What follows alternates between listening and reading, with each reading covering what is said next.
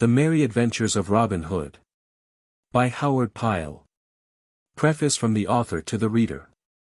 You who so plod amid serious things that you feel it shame to give yourself up even for a few short moments to mirth and joyousness in the land of fancy. You who think that life hath naught to do with innocent laughter that can harm no one, these pages are not for you. Clap to the leaves and go no farther than this, for I tell you plainly that if you go farther you will be scandalized by seeing good. Sober folks of real history so frisk and caper in gay colors and motley that you would not know them but for the names tagged to them. Here is a stout, lusty fellow with a quick temper, yet none so ill for all that, who goes by the name of Henry II. Here is a fair, gentle lady before whom all the others bow and call her Queen Eleanor. Here is a fat rogue of a fellow, dressed up in rich robes of a clerical kind, that all the good folk call my Lord Bishop of Hereford. Here is a certain fellow with a sour temper and a grim look, the worshipful, the Sheriff of Nottingham. And here, above all, is a great, tall, merry fellow that roams the greenwood and joins in homely sports, and sits beside the sheriff at merry feast, which same beareth the name of the proudest of the Plantagenets, Richard of the Lion's Heart. Beside these are a whole host of knights, priests, nobles, burghers, yeomen, pages, ladies, lasses, landlords, beggars, peddlers, and what not, all living the merriest of merry lives. And all bound by nothing but a few odd strands of certain old ballads, snipped and clipped and tied together again in a score of knots, which draw these jocund fellows here and there, singing as they go. Here you will find 100 dull, sober, jogging places, all tricked out with flowers and what not, till no one would know them in their fanciful dress.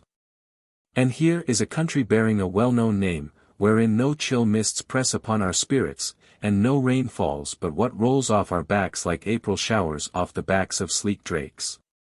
Where flowers bloom forever and birds are always singing, where every fellow hath a merry catch as he travels the roads, and ale and beer and wine, such as muddle no wits, flow like water in a brook. This country is not fairyland. What is it? 'Tis the land of fancy, and is of that pleasant kind that, when you tire of it, whisk, you clap the leaves of this book together and 'tis gone, and you are ready for everyday life, with no harm done. And now I lift the curtain that hangs between here and no man's land. Will you come with me, sweet reader? I thank you. Give me your hand. How Robin Hood came to be an outlaw. In merry England in the time of old, when good King Henry II ruled the land, there lived within the green glades of Sherwood Forest, near Nottingham town, a famous outlaw whose name was Robin Hood. No archer ever lived that could speed a grey goose shaft with such skill and cunning as his, nor were there ever such yeomen as the 70 merry men that roamed with him through the greenwood shades. Right merrily they dwelled within the depths of Sherwood Forest, suffering neither care nor want, but passing the time in merry games of archery or bouts of cudgel play, living upon the king's venison. Washed down with draughts of ale of October brewing. Not only Robin himself but all the band were outlaws and dwelled apart from other men, yet they were beloved by the country people round about, for no one ever came to jolly Robin for help in time of need and went away again with an empty fist. And now I will tell how it came about that Robin Hood fell afoul of the law. When Robin was a youth of 18, stout of sinew and bold of heart, the Sheriff of Nottingham proclaimed a shooting match and offered a prize of a butt of ale to whosoever should shoot the best shaft in Nottinghamshire. Now, quoth Robin, will I go too, for fain would I draw a string for the bright eyes of my lass and a butt of good October brewing. So up he got and took his good stout yew bow and a score or more of broad clothyard arrows, and started off from Locksley town through Sherwood Forest to Nottingham. It was at the dawn of day in the merry Maytime, when hedgerows are green and flowers bedeck the meadows, daisies pied and yellow cuckoo buds and fair primroses all along the briery hedges. When apple buds blossom and sweet birds sing, the lark at dawn of day, the throstle cock and cuckoo, when lads and lasses look upon each other with sweet thoughts, when busy housewives spread their linen to bleach upon the bright green grass. Sweet was the greenwood as he walked along its paths, and bright the green and rustling leaves, amid which the little birds sang with might and main, and blithely Robin whistled as he trudged along, thinking of Maid Marian and her bright eyes. For at such times a youth's thoughts are wont to turn pleasantly upon the lass that he loves the best. As thus he walked along with a brisk step and a merry whistle, he came suddenly upon some foresters seated beneath a great oak tree.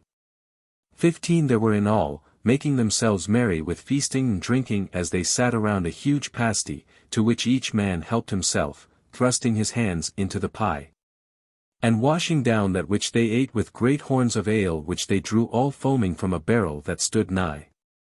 Each man was clad in Lincoln green, and a fine show they made, seated upon the sward beneath that fair, spreading tree. Then one of them, with his mouth full, called out to Robin, "Hullo, where goest thou, little lad, with thy 1 penny bow and thy farthing shafts?" Then Robin grew angry, for no stripling likes to be taunted with his green years. "Now," quoth he, "my bow and eke mine arrows are as good as shine, and moreover, I go to the shooting match at Nottingham town, which same has been proclaimed by our good Sheriff of Nottinghamshire. There I will shoot with other stout yeomen, for a prize has been offered of a fine butt of ale."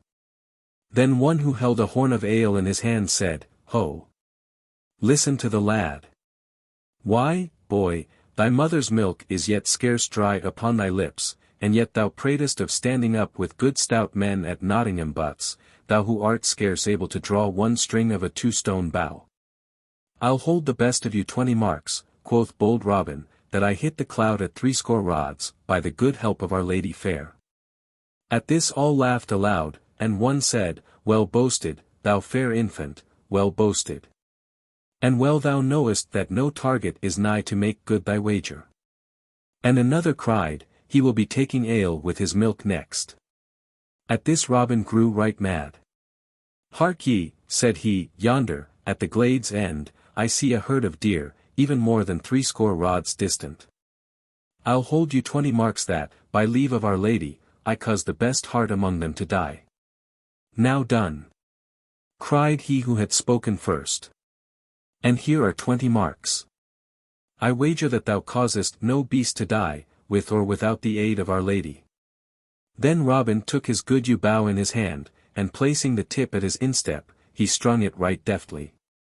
Then he knocked a broad cloth-yard arrow and, raising the bow, drew the grey goose feather to his ear. The next moment the bowstring rang and the arrow sped down the glade as a sparrowhawk schemes in a northern wind. High leaped the noblest heart of all the herd, only to fall dead, reddening the green path with his heart's blood. "Ha!" cried Robin, "how likest thou that shot, good fellow? I wot the wager were mine, and it were 300 pounds. Then all the foresters were filled with rage, and he who had spoken the first and had lost the wager was more angry than all. "Nay," cried he, "the wager is none of thine, and get thee gone, straightway, or, by all the saints of heaven, I'll baste thy sides until thou wilt ne'er be able to walk again." "Knowest thou not," said another, "that thou hast killed the king's deer, and, by the laws of our gracious Lord and Sovereign King Harry, thine ears should be shaven close to thy head?" "Catch him," cried a third. "Nay," said a fourth, "let him e'en go because of his tender years." Never a word said Robin Hood, but he looked at the foresters with a grim face, then, turning on his heel, strode away from them down the forest glade. But his heart was bitterly angry, for his blood was hot and youthful and prone to boil. Now, well would it have been for him who had first spoken had he left Robin Hood alone. But his anger was hot, both because the youth had gotten the better of him and because of the deep draughts of ale that he had been quaffing. So, of a sudden, without any warning, he sprang to his feet, and seized upon his bow and fitted it to a shaft. "Aye," cried he, "and I'll hurry thee anon." And he sent the arrow whistling after Robin. It was well for Robin Hood that that same forester's head was spinning with ale, or else he would never have taken another step. As it was, the arrow whistled within 3 inches of his head. Then he turned around and quickly drew his own bow, and sent an arrow back in return. "Ye said I was no archer," cried he aloud, "but say so now again." The shaft flew straight. The archer fell forward with a cry, and lay on his face upon the ground, his arrows rattling about him from out of his quiver, the grey goose shaft wet with his heart's blood. Then, before the others could gather their wits about them, Robin Hood was gone into the depths of the greenwood. Some started after him, but not with much heart, for each feared to suffer the death of his fellow. So presently they all came and lifted the dead man up and bore him away to Nottingham town.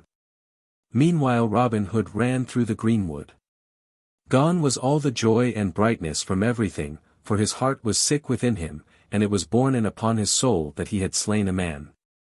Alas, cried he, thou hast found me an archer that will make thy wife to ring.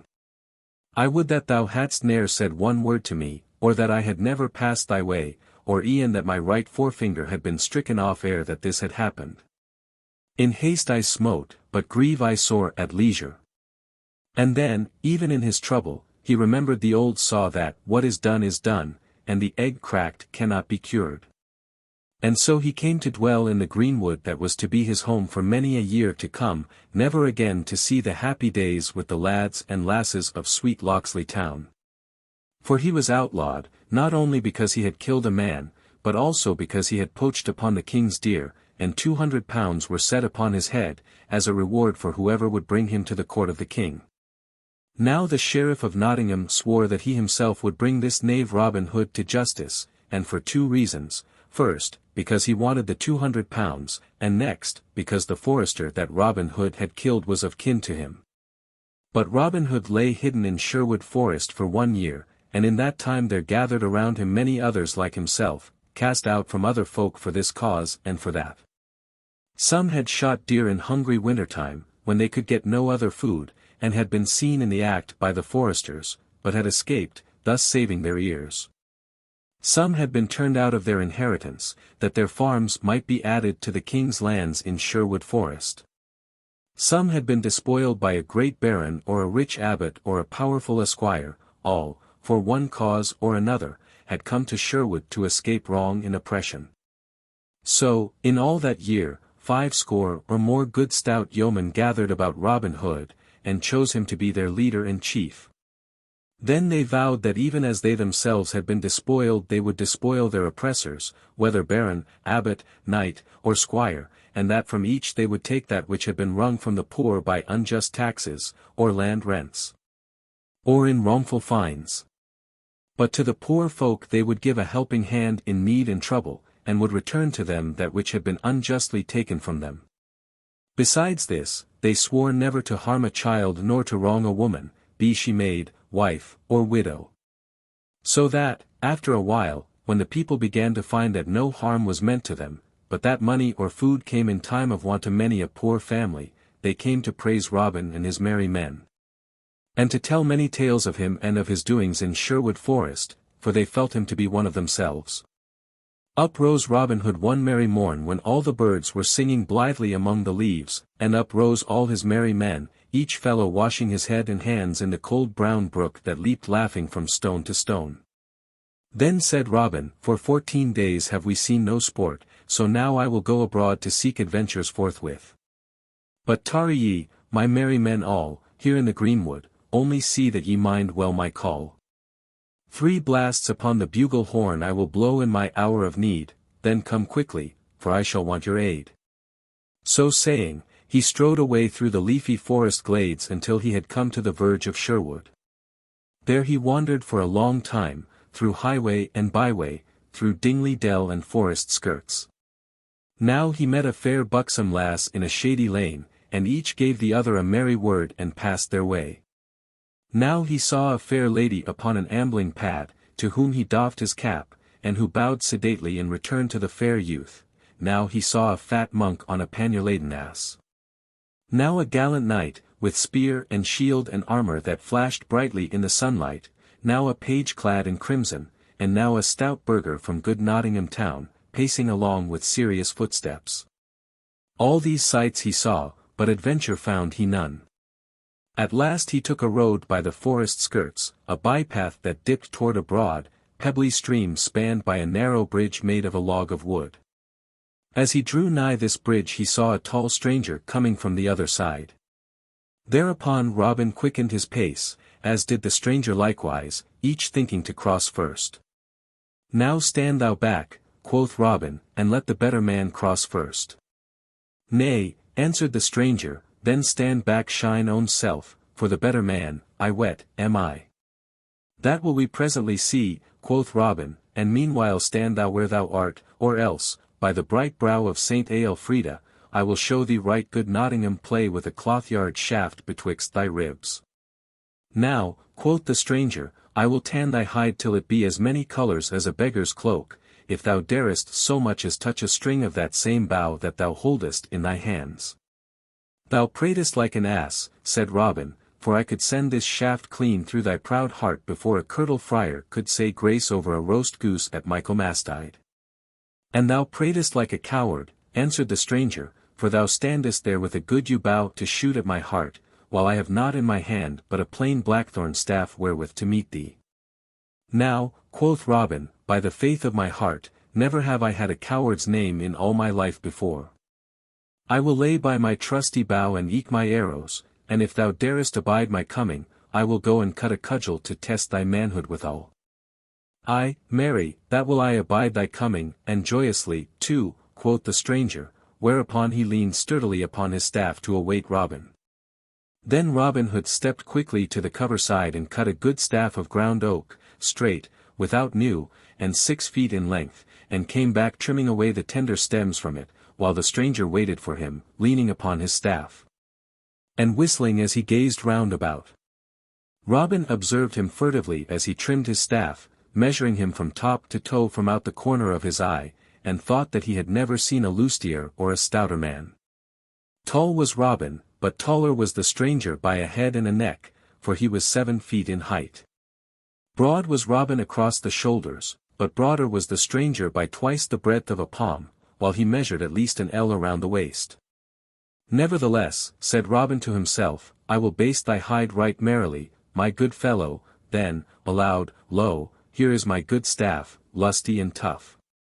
Now wait my coming, and thou darest, and meet me and thou fearest not.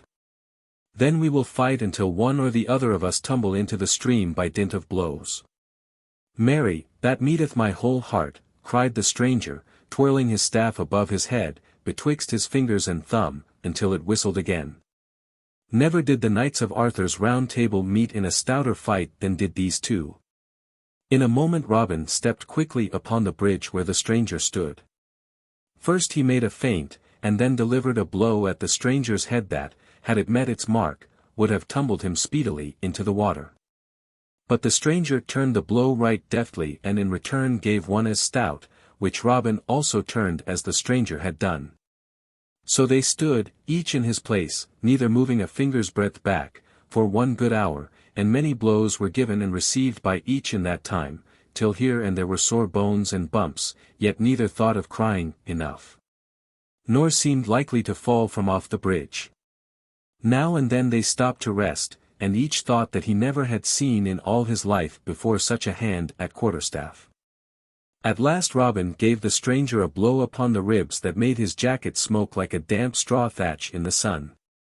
So shrewd was the stroke that the stranger came within a hair's breadth of falling off the bridge, but he regained himself right quickly and, by a dexterous blow, gave Robin a crack on the crown that caused the blood to flow. Then Robin grew mad with anger and smote with all his might at the other. But the stranger warded the blow and once again thwacked Robin, and this time so fairly that he fell heels over head into the water, as the queen pin falls in a game of bowls. And where art thou now, my good lad? Shouted the stranger, roaring with laughter. Oh, in the flood and floating adown with the tide, cried Robin, nor could he forbear laughing himself at his sorry plight. Then, gaining his feet, he waded to the bank, the little fish speeding hither and thither, all frightened at his splashing. Give me thy hand, cried he, when he had reached the bank. I must needs own thou art a brave and a sturdy soul and, withal, a good stout stroke with the cudgels. By this and by that, my head hummeth like to a hive of bees on a hot June day. Then he clapped his horn to his lips and winded a blast that went echoing sweetly down the forest paths. Ay, marry, quoth he again, thou art a tall lad, and eke a brave one, for ne'er, I bow, is there a man betwixt here and Canterbury town could do the like to me that thou hast done? And thou, quoth the stranger, laughing, takest thy cudgelling like a brave heart and a stout yeoman. But now the distant twigs and branches rustled with the coming of men, and suddenly a score or two of good stout yeomen, all clad in Lincoln green, burst from out the covert, with merry Will Stutely at their head. Good master, cried Will, how is this? Truly thou art all wet from head to foot, and that to the very skin. Why, marry, answered jolly Robin, yon stout fellow hath tumbled me neck and crop into the water and hath given me a drubbing beside. Then shall he not go without a ducking and eke a drubbing himself, cried Will Stutely. Have at him, lads. Then Will and a score of yeomen leaped upon the stranger, but though they sprang quickly they found him ready and felt him strike right and left with his stout staff, so that, though he went down with press of numbers, some of them rubbed cracked crowns before he was overcome. Nay, forbear, cried Robin, laughing until his sore sides ached again. He is a right good man and true, and no harm shall befall him. Now hark ye, good youth, wilt thou stay with me and be one of my band? 3 suits of Lincoln green shalt thou have each year, beside 40 marks in fee, and share with us whatsoever good shall befall us. Thou shalt eat sweet venison and quaff the stoutest ale, and mine own good right-hand man shalt thou be, for never did I see such a cudgel player in all my life before. Speak. Wilt thou be one of my good merry men? That know I not, quoth the stranger surlily, for he was angry at being so tumbled about. If ye handle you bow and apple shaft no better than ye do oaken cudgel, I wot ye are not fit to be called yeomen in my country. But if there be any man here that can shoot a better shaft than I, then will I bethink me of joining with you. Now by my faith, said Robin, thou art a right saucy varlet, sirrah, yet I will stoop to thee as I never stooped to man before. Good Stutely, cut thou a fair white piece of bark 4 fingers in breadth, and set it 80 yards distant on yonder oak. Now, stranger, hit that fairly with a grey goose shaft and call thyself an archer. Ay, marry, that will I, answered he. Give me a good stout bow and a fair broad arrow, and if I hit it not, strip me and beat me blue with bowstrings. Then he chose the stoutest bow among them all, next to Robin's own, and a straight grey goose shaft, well feathered and smooth, and stepping to the mark, while all the band, sitting or lying upon the greensward, watched to see him shoot, he drew the arrow to his cheek and loosed the shaft right deftly, sending it so straight down the path that it clove the mark in the very centre. Aha, cried he, mend thou that if thou canst, while even the yeomen clapped their hands at so fair a shot. That is a keen shot indeed, quoth Robin. Mend it I cannot, but mar it I may, perhaps. Then taking up his own good stout bow and knocking an arrow with care, he shot with his very greatest skill. Straight flew the arrow, and so true that it lit fairly upon the stranger's shaft and split it into splinters. Then all the yeomen leaped to their feet and shouted for joy that their master had shot so well. Now by the lusty yew bow of good Saint Withold, cried the stranger, that is a shot indeed, and never saw I the like in all my life before. Now truly will I be thy man henceforth and for aye. Good Adam Bell, one, was a fair shot, but never shot he so. One, Adam Bell, Clymo, the Clough, and William of Cloudesley were 3 noted north country bowmen whose names have been celebrated in many ballads of the olden time. Then have I gained a right good man this day, quoth jolly Robin. What name goest thou by, good fellow? Men call me John Little whence I came, answered the stranger. Then Will Stutely, who loved a good jest, spoke up. Nay, fair little stranger, said he, I like not thy name and fain would I have it otherwise. Little art thou indeed, and small of bone and sinew, therefore shalt thou be christened Little John, and I will be thy godfather. Then Robin Hood and all his band laughed aloud until the stranger began to grow angry. And thou make a jest of me, quoth he to Will Stutely, thou wilt have sore bones and little pay, and that in short season. Nay, good friend, said Robin Hood, bottle thine anger, for the name fitteth thee well. Little John shall thou be called henceforth, and Little John shall it be. So come, my merry men, we will prepare a christening feast for this fair infant. So turning their backs upon the stream, they plunged into the forest once more, through which they traced their steps till they reached the spot where they dwelled in the depths of the woodland. There had they built huts of bark and branches of trees, and made couches of sweet rushes spread over with skins of fallow deer. Here stood a great oak tree with branches spreading broadly around, beneath which was a seat of green moss where Robin Hood was wont to sit at feast and at merrymaking with his stout men about him. Here they found the rest of the band, some of whom had come in with a brace of fat does. Then they all built great fires and after a time roasted the does and broached a barrel of humming ale. Then when the feast was ready they all sat down, but Robin placed Little John at his right hand, for he was henceforth to be the second in the band. Then when the feast was done Will Stutely spoke up. "It is now time, I ween, to christen our bonny babe, is it not so, merry boys?" And "Aye, aye," cried all, laughing till the woods echoed with their mirth. "Then 7 sponsors shall we have," quoth Will Stutely, and hunting among all the band, he chose the 7 stoutest men of them all. "Now by St. Dunstan," cried Little John, springing to his feet, "more than one of you shall rue it and you lay finger upon me." But without a word they all ran upon him at once, seizing him by his legs and arms and holding him tightly in spite of his struggles, and they bore him forth while all stood around to see the sport. Then one came forward who had been chosen to play the priest because he had a bald crown, and in his hand he carried a brimming pot of ale. "Now, who bringeth this babe?" asked he right soberly. "That do I," answered Will Stutely. "And what name callest thou him?" "Little John call I him." "Now Little John," quoth the mock priest, "thou hast not lived heretofore, but only got thee along through the world, but henceforth thou wilt live indeed. When thou livedst not thou wast called John Little, but now that thou dost live indeed, Little John shalt thou be called, so christen I thee." And at these last words he emptied the pot of ale upon Little John's head.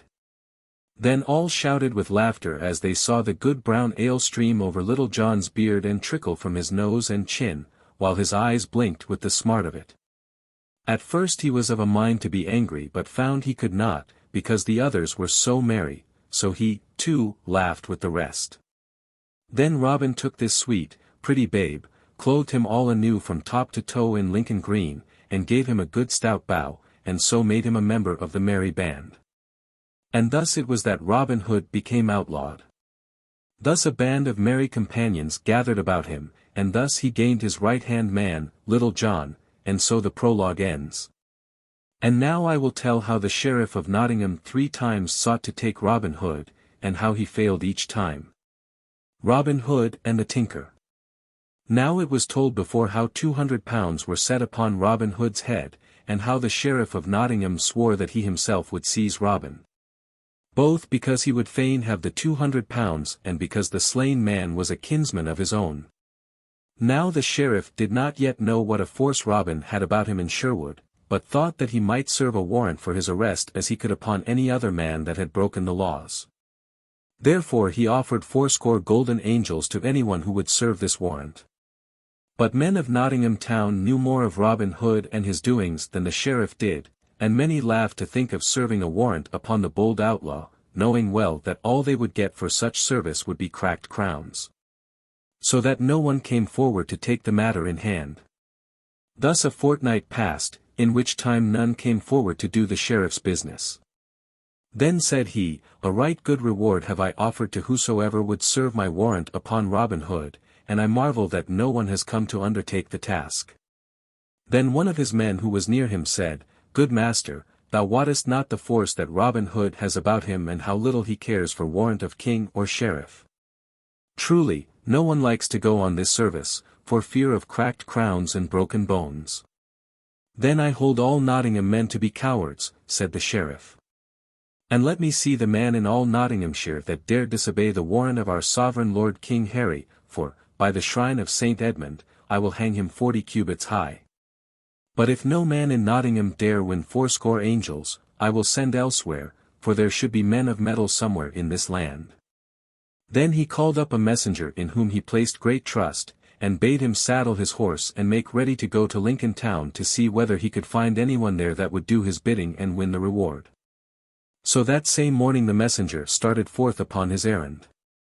Bright shone the sun upon the dusty highway that led from Nottingham to Lincoln, stretching away all white over hill and dale. Dusty was the highway and dusty the throat of the messenger, so that his heart was glad when he saw before him the sign of the Blue Boar Inn, when somewhat more than half his journey was done. The inn looked fair to his eyes, and the shade of the oak trees that stood around it seemed cool and pleasant, so he alighted from his horse to rest himself for a time, calling for a pot of ale to refresh his thirsty throat. There he saw a party of right jovial fellows seated beneath the spreading oak that shaded the greensward in front of the door. There was a tinker, 2 barefoot friars, and a party of 6 of the king's foresters all clad in Lincoln green, and all of them were quaffing humming ale and singing merry ballads of the good old times. Loud laughed the foresters, as jests were bandied about between the singing, and louder laughed the friars, for they were lusty men with beards that curled like the wool of black rams. But loudest of all laughed the tinker, and he sang more sweetly than any of the rest. His bag and his hammer hung upon a twig of the oak tree, and nearby leaned his good stout cudgel, as thick as his wrist and knotted at the end. "Come," cried one of the foresters to the tired messenger, "come join us for this shot. Ho, landlord! Bring a fresh pot of ale for each man." The messenger was glad enough to sit down along with the others who were there, for his limbs were weary and the ale was good. "Now what news bearest thou so fast?" quoth one, "and whither ridest thou today?" The messenger was a chatty soul and loved a bit of gossip dearly, besides, the pot of ale warmed his heart. So that, settling himself in an easy corner of the inn bench, while the host leaned upon the doorway and the hostess stood with her hands beneath her apron, he unfolded his budget of news with great comfort. He told all from the very first, how Robin Hood had slain the forester, and how he had hidden in the greenwood to escape the law. How that he lived therein, all against the law, God wot, slaying his majesty's deer and levying toll on fat abbot, knight, and esquire, so that none dare travel even on broad Watling Street or the Fosse Way for fear of him. How that the sheriff had a mind to serve the king's warrant upon this same rogue, though little would he mind warrant of either king or sheriff, for he was far from being a law-abiding man. Then he told how none could be found in all Nottingham town to serve this warrant, for fear of cracked pates and broken bones, and how that he, the messenger, was now upon his way to Lincoln town to find of what mettle the Lincoln men might be. "Now come I, forsooth, from good Banbury town," said the jolly tinker, "and no one nigh Nottingham, nor Sherwood either, and that be the mark, can hold cudgel with my grip. Why, lads, did I not meet that mad wag Simon of Ely, even at the famous fair at Hertford town, and beat him in the ring at that place before Sir Robert of Leslie and his lady? This same Robin Hood, of whom, I wot, I never heard before, is a right merry blade, but gin he be strong, am not I stronger? And gin he be sly, am not I slyer? Now by the bright eyes of Nan, oh, the mill, and by mine own name and that's what, oh, the crab staff, and by mine own mother's son, and that's myself, will I, even I, what, oh, the crab staff, meet this same sturdy rogue. And gin he mind not the seal of our glorious sovereign King Harry, and the warrant of the good Sheriff of Nottinghamshire, I will so bruise, beat, and bemaul his pate that he shall never move finger or toe again. Hear ye that, bully boys? Now art thou the man for my farthing, cried the messenger. And back thou goest with me to Nottingham town. Nay, quoth the tinker, shaking his head slowly from side to side. Go I with no man gin it be not with mine own free will.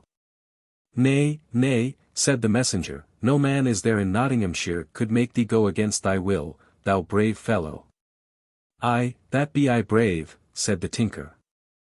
Ay, marry, said the messenger, thou art a brave lad, but our good sheriff hath offered 80 angels of bright gold to whosoever shall serve the warrant upon Robin Hood, though little good will it do. Then I will go with thee, lad. Do but wait till I get my bag and hammer, and my cudgel.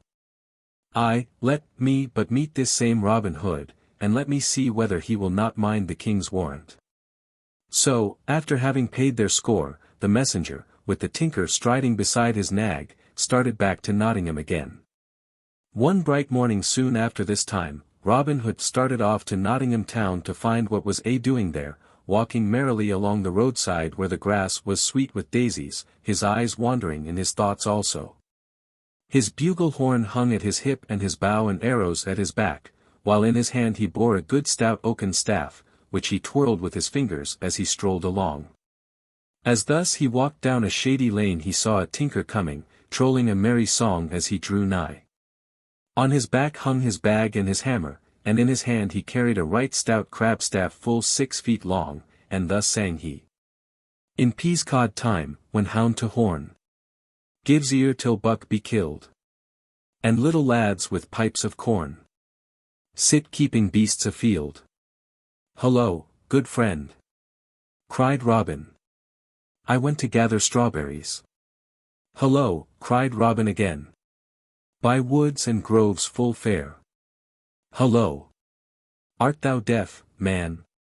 Good friend, say I. And who art thou dost so boldly check a fair song? Quoth the tinker, stopping in his singing. Hullo, shine own self, whether thou be good friend or no. But let me tell thee, thou stout fellow, gin thou be a good friend it were well for us both, but gin thou be no good friend it were ill for thee.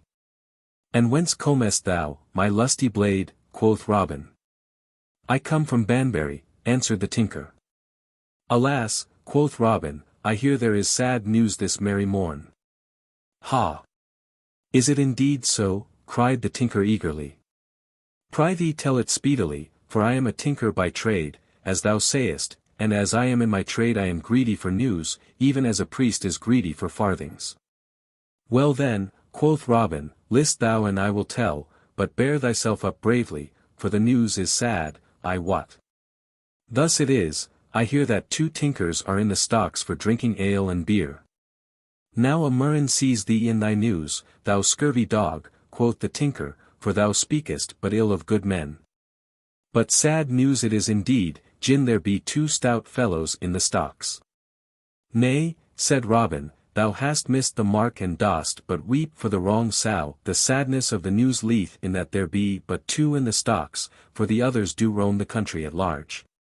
Now by the pewter platter of St. Dunstan, cried the tinker, I have a good part of a mind to baste thy hide for thine ill jest. But gin men be put in the stocks for drinking ale and beer, I trow thou wouldst not lose thy part. Loud laughed Robin and cried, now well taken, tinker, well taken. Why, thy wits are like beer, and do froth up most when they grow sour. But right art thou, man, for I love ale and beer right well. Therefore come straightway with me hard by to the sign of the Blue Boar. And if thou drinkest as thou appearest, and I wot thou wilt not belie thy looks, I will drench thy throat with as good homebrewed as ever was tapped in all broad Nottinghamshire. Now by my faith, said the tinker, thou art a right good fellow in spite of thy scurvy jests. I love thee, my sweet chuck, and gin I go not with thee to that same Blue Boar thou mayst call me a heathen. Tell me thy news, good friend, I pry thee, quoth Robin as they trudged along together, for tinkers, I ween, are all as full of news as an egg of meat. Now I love thee as my brother, my bully blade, said the tinker, else I would not tell thee my news. For sly am I, man, and I have in hand a grave undertaking that doth call for all my wits, for I come to seek a bold outlaw that men, hereabouts, call Robin Hood. Within my pouch I have a warrant, all fairly written out on parchment, forsooth, with a great red seal for to make it lawful. Could I but meet this same Robin Hood I would serve it upon his dainty body, and if he minded it not I would beat him till every one of his ribs would cry amen. But thou livest hereabouts, mayhap thou knowest Robin Hood thyself, good fellow. Ay, marry, that I do somewhat, quoth Robin, and I have seen him this very morn. But, tinker, men say that he is but a sad, sly thief. Thou hadst better watch thy warrant, man, or else he may steal it out of thy very pouch. Let him but try, cried the tinker. Sly may he be, but sly am I, too. I would I had him here now, man to man. And he made his heavy cudgel to spin again. But what manner of man is he, lad? Much like myself, said Robin, laughing, and in height and build and age nigh the same, and he hath blue eyes, too. Nay, quoth the tinker, thou art but a green youth. I thought him to be a great bearded man. Nottingham men feared him so. Truly, he is not so old nor so stout as thou art, said Robin. But men do call him a right deft hand at quarterstaff. That may be, said the tinker right sturdily, but I am more deft than he, for did I not overcome Simon of Ely in a fair bout in the ring at Hertford town? But if thou knowest him, my jolly blade, wilt thou go with me and bring me to him? 80 bright angels hath the sheriff promised me if I serve the warrant upon the knave's body, and 10 of them will I give to thee if thou showest me him. Ay, that will I, quoth Robin, but show me thy warrant, man, until I see whether it be good or no. That will I not do, even to mine own brother, answered the tinker. No man shall see my warrant till I serve it upon yon fellow's own body. So be it, quoth Robin. And thou show it not to me, I know not to whom thou wilt show it. But here we are at the sign of the Blue Boar, so let us in and taste his brown October. No sweeter inn could be found in all Nottinghamshire than that of the Blue Boar. None had such lovely trees standing around, or was so covered with trailing clematis and sweet woodbine, none had such good beer and such humming ale. Nor, in winter-time, when the north wind howled and snow drifted around the hedges, was there to be found, elsewhere, such a roaring fire as blazed upon the hearth of the Blue Boar. At such times might be found a goodly company of yeomen or country folk seated around the blazing hearth, bandying merry jests, while roasted crabs, too, bobbed in bowls of ale upon the hearthstone. Well known was the inn to Robin Hood and his band, for there had he and such merry companions as Little John or Will Stutely or young David of Doncaster often gathered when all the forest was filled with snow. As for mine host, he knew how to keep a still tongue in his head, and to swallow his words before they passed his teeth, for he knew very well which side of his bread was spread with butter. For Robin and his band were the best of customers and paid their scores without having them chalked up behind the door. So now, when Robin Hood and the tinker came thereto and called aloud for 2 great pots of ale, none would have known from look or speech that the host had ever set eyes upon the outlaw before. 2 small sour apples. Bide thou here, quoth Robin to the tinker, while I go and see that mine host draweth ale from the right but, for he hath good October, I know, and that brewed by Withold of Tamworth. So saying, he went within and whispered to the host to add a measure of Flemish strong waters to the good English ale, which the latter did and brought it to them. By Our Lady, said the tinker, after a long draught of the ale, yon same Withold of Tamworth, a right good Saxon name, too, I would have thee know, breweth the most humming ale that e'er passed the lips of the Crabstaff. Drink, man, drink, cried Robin, only wetting his own lips meanwhile. Ho, landlord! Bring my friend another pot of the same. And now for a song, my jolly blade. Ay, that will I give thee a song, my lovely fellow, quoth the tinker, for I never tasted such ale in all my days before. By Our Lady, it doth make my head hum even now. Hey, dame hostess, come listen, and thou wouldst hear a song, and thou too, thou bonny lass, for never sing I so well as when bright eyes do look upon me the while. Then he sang an ancient ballad of the time of good King Arthur, called The Marriage of Sir Gawain, which you may sometime read yourself, in stout English of early times. And as he sang, all listened to that noble tale of noble knight and his sacrifice to his king. But long before the tinker came to the last verse his tongue began to trip and his head to spin, because of the strong waters mixed with the ale. First his tongue tripped, then it grew thick of sound, then his head wagged from side to side, until at last he fell asleep as though he never would waken again. Then Robin Hood laughed aloud and quickly took the warrant from out the tinker's pouch with his deft fingers. Sly art thou, tinker, quoth he, but not yet, I bow, art thou as sly as that same sly thief Robin Hood. Then he called the host to him and said, Here, good man, are 10 broad shillings for the entertainment thou hast given us this day. See that thou takest good care of thy fair guest there, and when he wakes thou mayst again charge him 10 shillings also, and if he hath it not, thou mayst take his bag and hammer, and even his coat, in payment. Thus do I punish those that come into the greenwood to deal dole to me. As for thine own self, never knew I landlord yet that would not charge twice an he could. At this the host smiled slyly, as though saying to himself, the rustic saw, teach a magpie to suck eggs. The tinker slept until the afternoon drew to a close and the shadows grew long beside the woodland edge, then he awoke.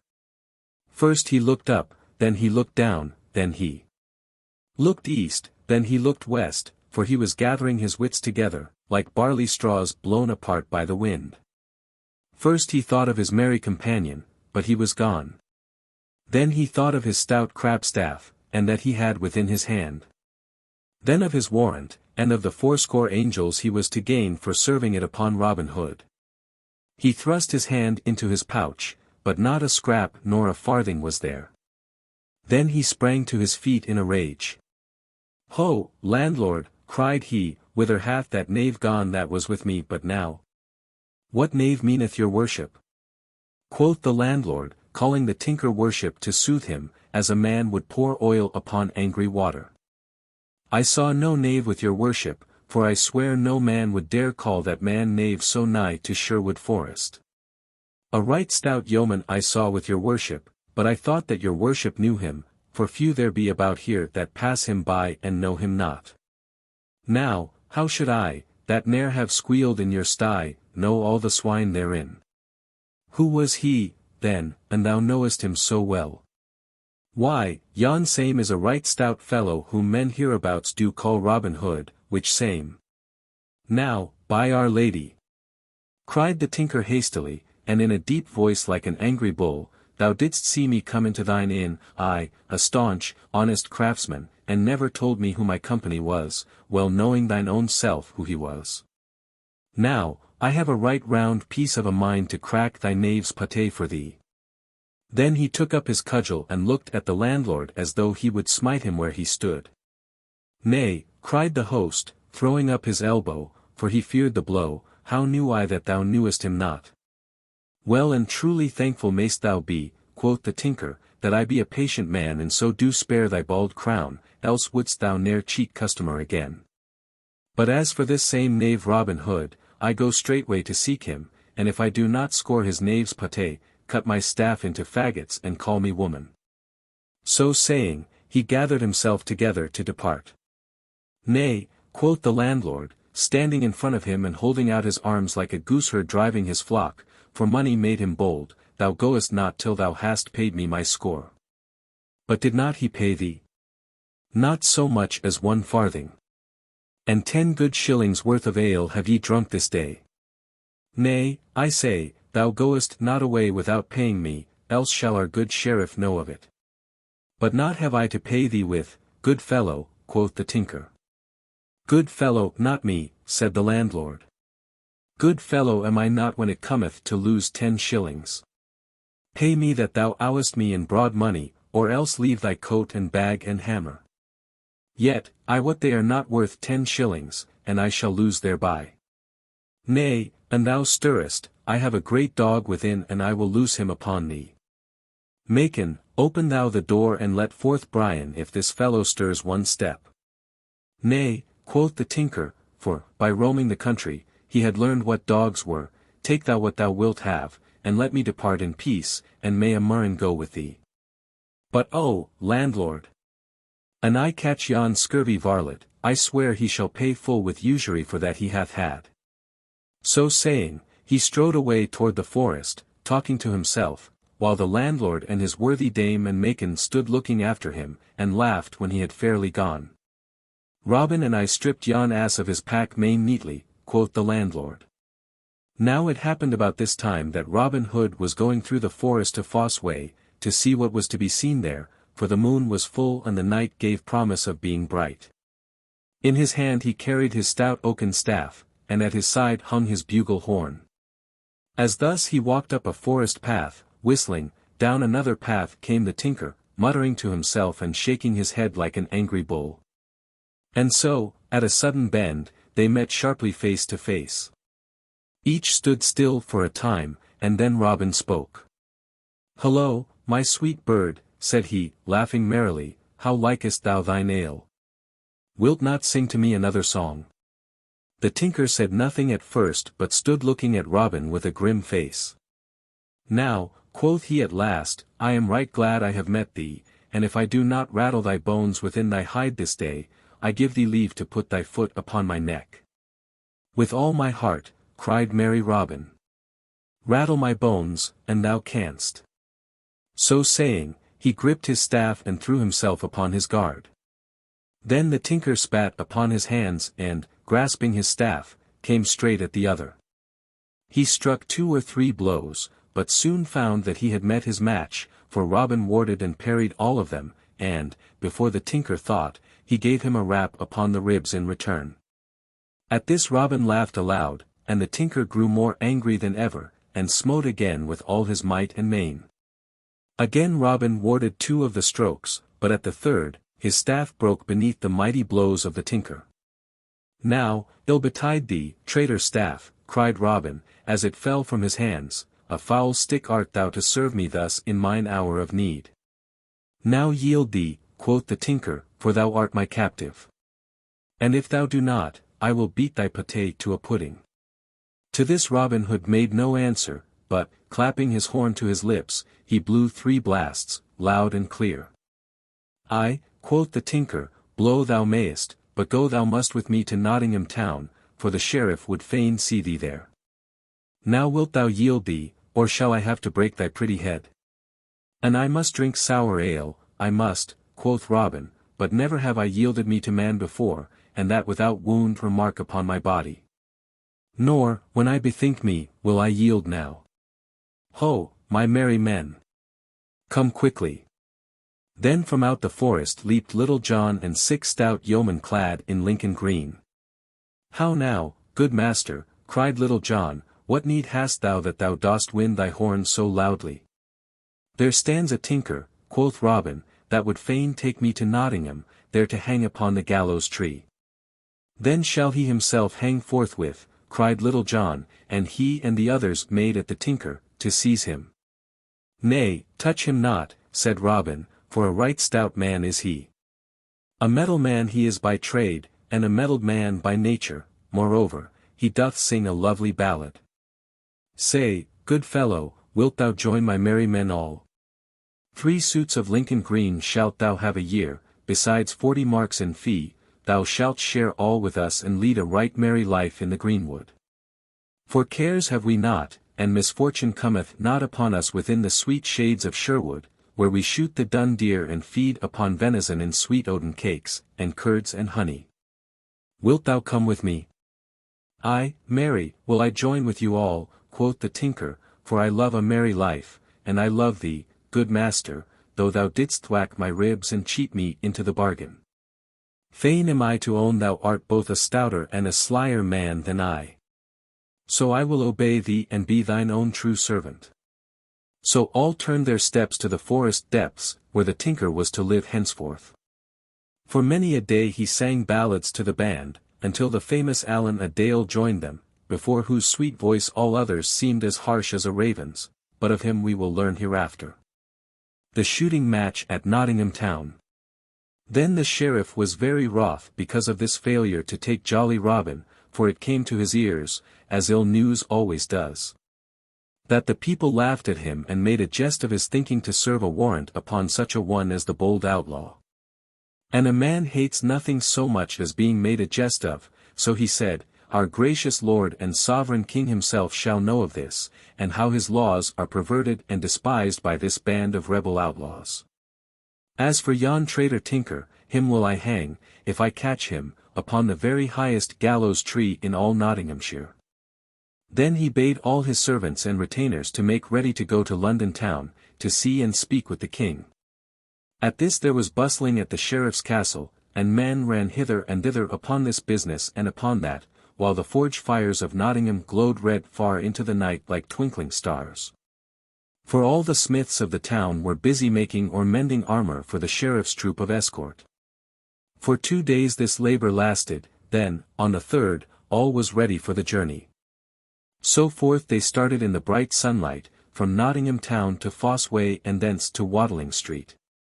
And so they journeyed for 2 days, until they saw at last the spires and towers of great London town. And many folk stopped, as they journeyed along, and gazed at the show they made riding along the highways with their flashing armour and gay plumes and trappings.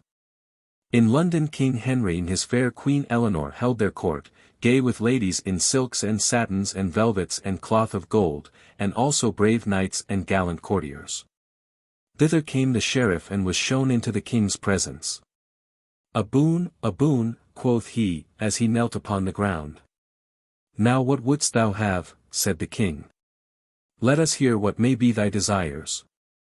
O good my lord and sovereign, spake the sheriff, in Sherwood Forest in our own good shire of Nottingham, liveth a bold outlaw whose name is Robin Hood. In good sooth, said the king, his doings have reached even our own royal ears. He is a saucy, rebellious varlet, yet, I am fain to own, a right merry soul withal. But hearken, O my most gracious sovereign, said the sheriff. I sent a warrant to him with thine own royal seal attached, by a right lusty knave, but he beat the messenger and stole the warrant. And he killeth thy deer and robbeth thine own liege subjects even upon the great highways. Why, how now, quoth the king wrathfully. What wouldst thou have me do? Comest thou not to me with a great array of men-at-arms and retainers, and yet art not able to take a single band of lusty knaves without armour on breast, in thine own county? What wouldst thou have me do? Art thou not my sheriff? Are not my laws in force in Nottinghamshire? Canst thou not take thine own course against those that break the laws or do any injury to thee or thine? Go, get thee gone, and think well. Devise some plan of thine own, but trouble me no further. But look well to it, Master Sheriff, for I will have my laws obeyed by all men within my kingdom, and if thou art not able to enforce them thou art no sheriff for me. So look well to thyself, I say, or ill may befall thee as well as all the thieving knaves in Nottinghamshire. When the flood cometh it sweepeth away grain as well as chaff. Then the sheriff turned away with a sore and troubled heart, and sadly he rued his fine show of retainers, for he saw that the king was angry because he had so many men about him and yet could not enforce the laws. So, as they all rode slowly back to Nottingham, the sheriff was thoughtful and full of care. Not a word did he speak to anyone, and no one of his men spoke to him, but all the time he was busy devising some plan to take Robin Hood. Aha! Cried he suddenly, smiting his hand upon his thigh, I have it now. Ride on, my merry men all, and let us get back to Nottingham town as speedily as we may. And mark well my words, before a fortnight is past, that evil knave Robin Hood will be safely clapped into Nottingham jail. But what was the sheriff's plan? As a usurer takes each one of a bag of silver angels, feeling each coin to find whether it be clipped or not, so the sheriff, as all rode slowly and sadly back toward Nottingham, took up thought after thought in turn. Feeling around the edges of each but finding in every one some flaw.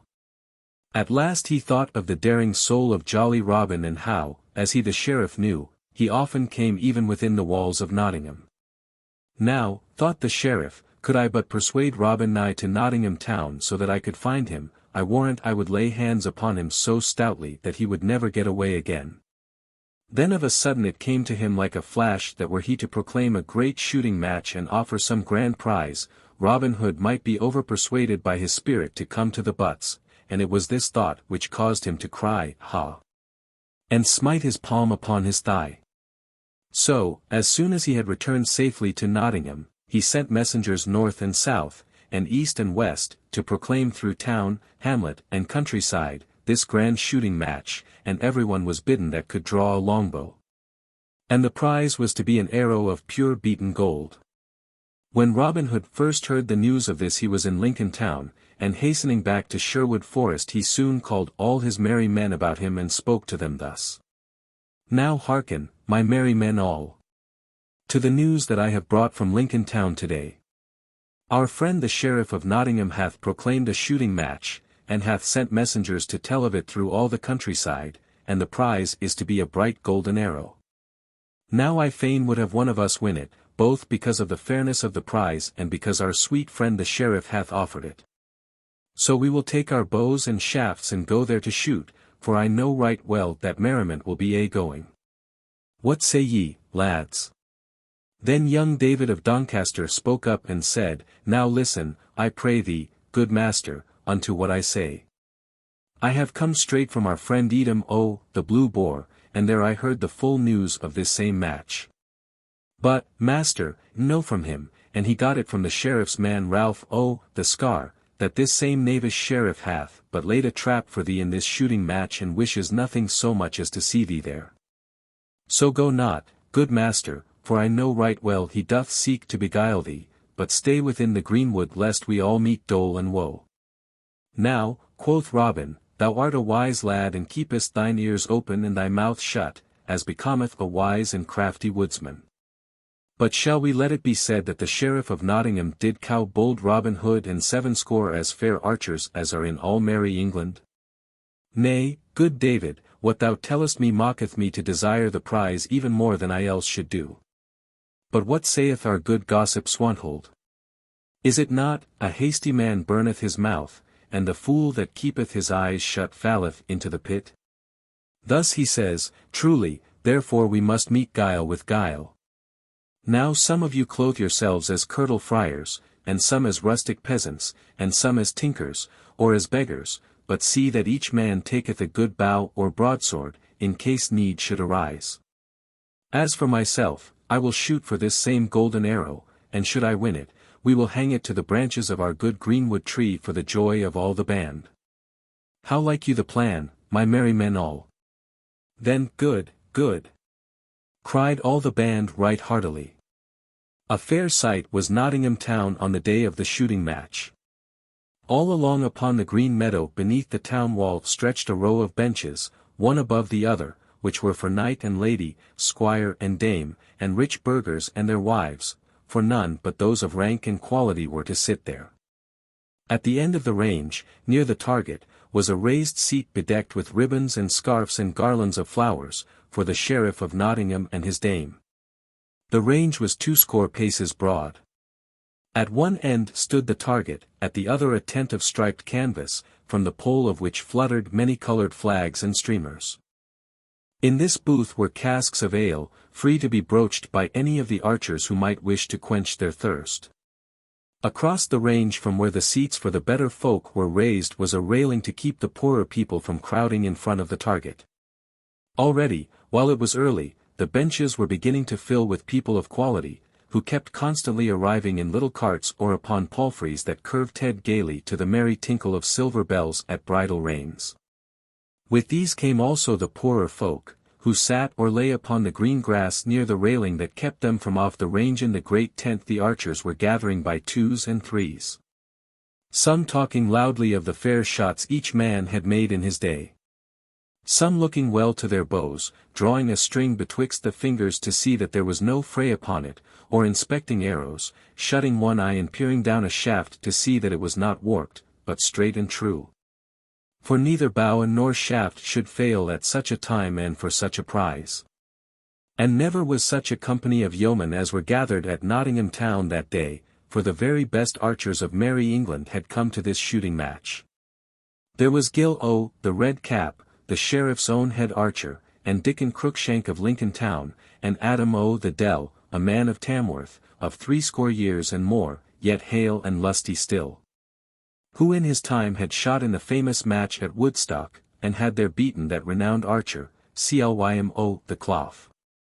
And many more famous men of the longbow were there, whose names have been handed down to us in goodly ballads of the olden time. But now all the benches were filled with guests, lord and lady, burgher and dame, when at last the sheriff himself came with his lady, he riding with stately mien upon his milk-white horse and she upon her brown filly. Upon his head he wore a purple velvet cap, and purple velvet was his robe, all trimmed about with rich ermine, his jerkin and hose were of sea-green silk, and his shoes of black velvet, the pointed toes fastened to his garters with golden chains. A golden chain hung about his neck, and at his collar was a great carbuncle set in red gold. His lady was dressed in blue velvet, all trimmed with swan's down. So they made a gallant sight as they rode along side by side, and all the people shouted from where they crowded across the space from the gentlefolk. So the sheriff and his lady came to their place, where men at arms, with hauberk and spear, stood about, waiting for them. Then when the sheriff and his dame had sat down, he bade his herald wind upon his silver horn, who thereupon sounded 3 blasts that came echoing cheerily back from the grey walls of Nottingham. Then the archers stepped forth to their places, while all the folks shouted with a mighty voice, each man calling upon his favourite yeoman. Red Cap, cried some, Crookshank, cried others, hey for William o' Leslie, shouted others yet again, while ladies waved silken scarfs to urge each yeoman to do his best. Then the herald stood forth and loudly proclaimed the rules of the game as follows. Shoot each man from yon mark, which is 70 yards and 10 from the target. 1 arrow shooteth each man first, and from all the archers shall the 10 that shooteth the fairest shafts be chosen for to shoot again. 2 arrows shooteth each man of these 10, then shall the 3 that shoot the fairest shafts be chosen for to shoot again.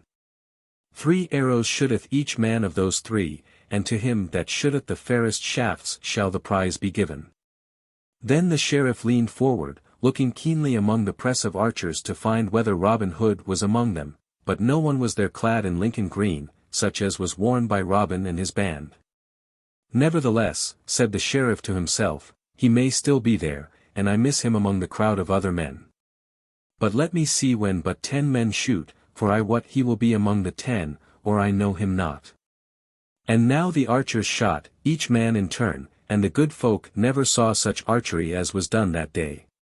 6 arrows were within the clout, for within the black, and only 2 smote the outer ring. So that when the last arrow sped and struck the target, all the people shouted aloud, for it was noble shooting. And now but 10 men were left of all those that had shot before, and of these 10, 6 were famous throughout the land, and most of the folk gathered there knew them. These 6 men were Gilbert o' the Red Cap, Adam o' the Dell, Dickon Crookshank, William o' Leslie, Hubert o' Cloud, and Swithin o' Hertford. 2 others were yeomen of merry Yorkshire, another was a tall stranger in blue, who said he came from London town, and the last was a tattered stranger in scarlet, who wore a patch over one eye. Now, quoth the sheriff to a man-at-arms who stood near him, sayest thou Robin Hood among those 10? Nay, that do I not, your worship, answered the man. 6 of them I know right well. Of those Yorkshire yeomen, one is too tall and the other too short for that bold knave. Robin's beard is as yellow as gold, while yon tattered beggar in scarlet hath a beard of brown, besides being blind of one eye. As for the stranger in blue, Robin's shoulders, I ween, are 3 inches broader than his. Then, quoth the sheriff, smiting his thigh angrily, yon knave is a coward as well as a rogue, and dares not show his face among good men and true. Then, after they had rested a short time, those 10 stout men stepped forth to shoot again.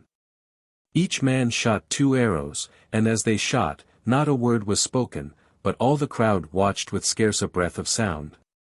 But when the last had shot his arrow another great shout arose, while many cast their caps aloft for joy of such marvellous shooting.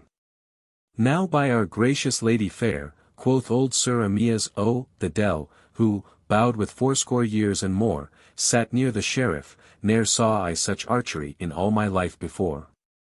Yet have I seen the best hands at the longbow for 80 years and more. And now but 3 men were left of all those that had shot before. One was Gil o' the Red Cap, one the tattered stranger in scarlet, and one Adam o' the Dell of Tamworth town. Then all the people called aloud, some crying, Ho for Gilbert o' the Red Cap, and some, Hey for stout Adam o' Tamworth. But not a single man in the crowd called upon the stranger in scarlet. Now, shoot thou well, Gilbert, cried the sheriff, and if thine be the best shaft, 50 broad silver pennies will I give to thee beside the prize. Truly I will do my best, quoth Gilbert right sturdily. A man cannot do aught but his best, but that will I strive to do this day. So saying, He drew forth a fair smooth arrow with a broad feather and fitted it deftly to the string, then drawing his bow with care he sped the shaft. Straight flew the arrow and lit fairly in the clout, a finger's breadth from the center. A Gilbert, shouted all the crowd, and, now, by my faith, cried the sheriff, smiting his hands together, that is a shrewd shot. Then the tattered stranger stepped forth, and all the people laughed as they saw a yellow patch that showed beneath his arm when he raised his elbow to shoot, and also to see him aim with but one eye. He drew the good yew bow quickly, and quickly loosed a shaft, so short was the time that no man could draw a breath betwixt the drawing and the shooting, yet his arrow lodged nearer the center than the other by twice the length of a barleycorn. Now by all the saints in paradise, cried the sheriff, that is a lovely shaft in very truth. Then Adam o' the Dell shot, carefully and cautiously, and his arrow lodged close beside the stranger's. Then after a short space they all three shot again, and once more each arrow lodged within the clout, but this time Adam o' the Dell's was farthest from the center, and again the tattered stranger's shot was the best. Then, after another time of rest, they all shot for the third time. This time Gilbert took great heed to his aim, keenly measuring the distance and shooting with shrewdest care. Straight flew the arrow, and all shouted till the very flags that waved in the breeze shook with the sound, and the rooks and daws flew clamoring about the roofs of the old grey tower. For the shaft had lodged close beside the spot that marked the very center. Well done, Gilbert, cried the sheriff right joyously. Fain am I to believe the prize is thine, and right fairly won. Now, thou ragged knave, let me see thee shoot a better shaft than that. Not spake the stranger but took his place, while all was hushed, and no one spoke or even seemed to breathe, so great was the silence for wonder what he would do. Meanwhile, also, quite still stood the stranger, holding his bow in his hand, while one could count 5, then he drew his trusty yew. Holding it drawn but a moment, then loosed the string. Straight flew the arrow, and so true that it smote a grey goose feather from off Gilbert's shaft, which fell fluttering through the sunlit air as the stranger's arrow lodged close beside his of the red cap, and in the very center. No one spoke a word for a while and no one shouted, but each man looked into his neighbor's face amazedly. Nay, quoth old Adam o' the Dell presently, drawing a long breath and shaking his head as he spoke, 20 years and more have I shot shaft, and maybe not all times bad, but I shoot no more this day, for no man can match with yon stranger. Whosoe'er he may be. Then he thrust his shaft into his quiver, rattling, and unstrung his bow without another word. Then the sheriff came down from his dais and drew near, in all his silks and velvets, to where the tattered stranger stood leaning upon his stout bow, while the good folk crowded around to see the man who shot so wondrously well. Here, good fellow, quoth the sheriff, take thou the prize, and well and fairly hast thou won it, I bow. What may be thy name, and whence comest thou? Men do call me Jock o' Teviotdale, and thence am I come, said the stranger. Then, by Our Lady, Jock, thou art the fairest archer that e'er mine eyes beheld, and if thou wilt join my service I will clothe thee with a better coat than that thou hast upon thy back. Thou shalt eat and drink of the best, and at every Christmastide 80 marks shall be thy wage. I trow thou drawest better bow than that same coward knave Robin Hood, that dared not show his face here this day. Say, good fellow, wilt thou join my service? Nay, that will I not, quoth the stranger roughly. I will be mine own, and no man in all merry England shall be my master. Then get thee gone, and a murrain seize thee, cried the sheriff, and his voice trembled with anger. And by my faith and troth, I have a good part of a mind to have thee beaten for thine insolence. Then he turned upon his heel and strode away. It was a right motley company that gathered about the noble greenwood tree in Sherwood's depths that same day.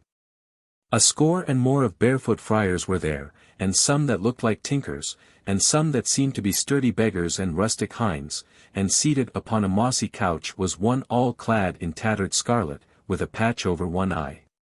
And in his hand he held the golden arrow that was the prize of the great shooting match.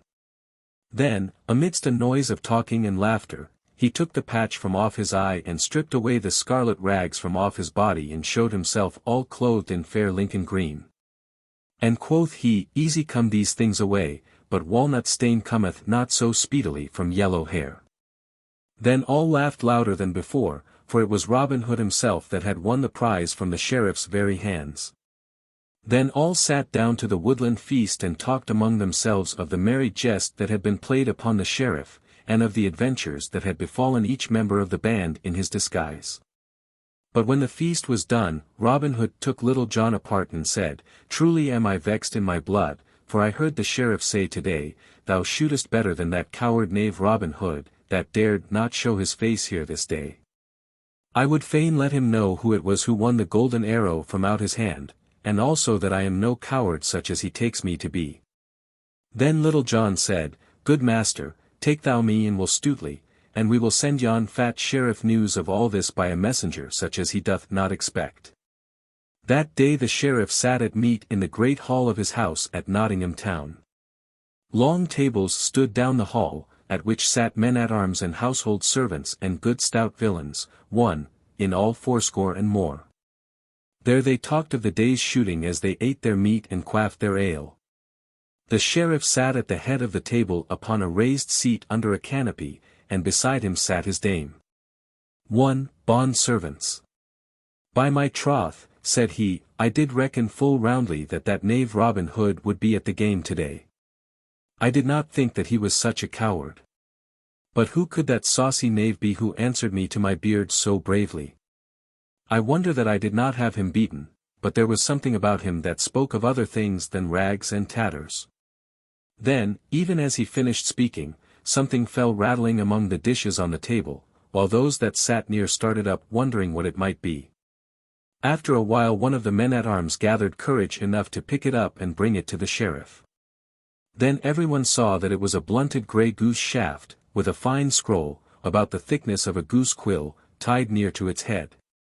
The sheriff opened the scroll and glanced at it, while the veins upon his forehead swelled and his cheeks grew ruddy with rage as he read. For this was what he saw. Now heaven bless thy grace this day. Say all in sweet Sherwood. For thou didst give the prize away. To merry Robin Hood. Whence came this? Cried the sheriff in a mighty voice. Even through the window, your worship, quoth the man who had handed the shaft to him. Will Stutely rescued by his companions. Now when the sheriff found that neither law nor guile could overcome Robin Hood, he was much perplexed, and said to himself, Fool that I am. Had I not told our king of Robin Hood, I would not have gotten myself into such a coil, but now I must either take him captive or have wrath visited upon my head from his most gracious majesty. I have tried law, and I have tried guile, and I have failed in both, so I will try what may be done with might. Thus communing within himself, he called his constables together and told them what was in his mind. Now take ye each 4 men, all armed and proof, said he, and get ye gone to the forest, at different points, and lie in wait for this same Robin Hood. But if any constable finds too many men against him, let him sound a horn, and then let each band within hearing come with all speed and join the party that calls them. Thus, I think, shall we take this green-clad knave. Furthermore, to him that first meeteth with Robin Hood shall 100 pounds of silver money be given, if he be brought to me dead or alive. And to him that meeteth with any of his band shall 20 pounds be given, if such be brought to me dead or alive. So, be ye bold and be ye crafty. So thus they went in 80 companies of 5 to Sherwood Forest, to take Robin Hood, each constable wishing that he might be the one to find the bold outlaw, or at least one of his band.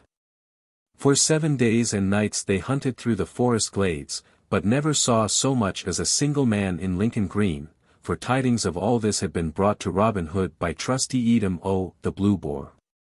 When he first heard the news, Robin said, If the sheriff dare send force to meet force, woe will it be for him and many a better man besides, for blood will flow and there will be great trouble for all.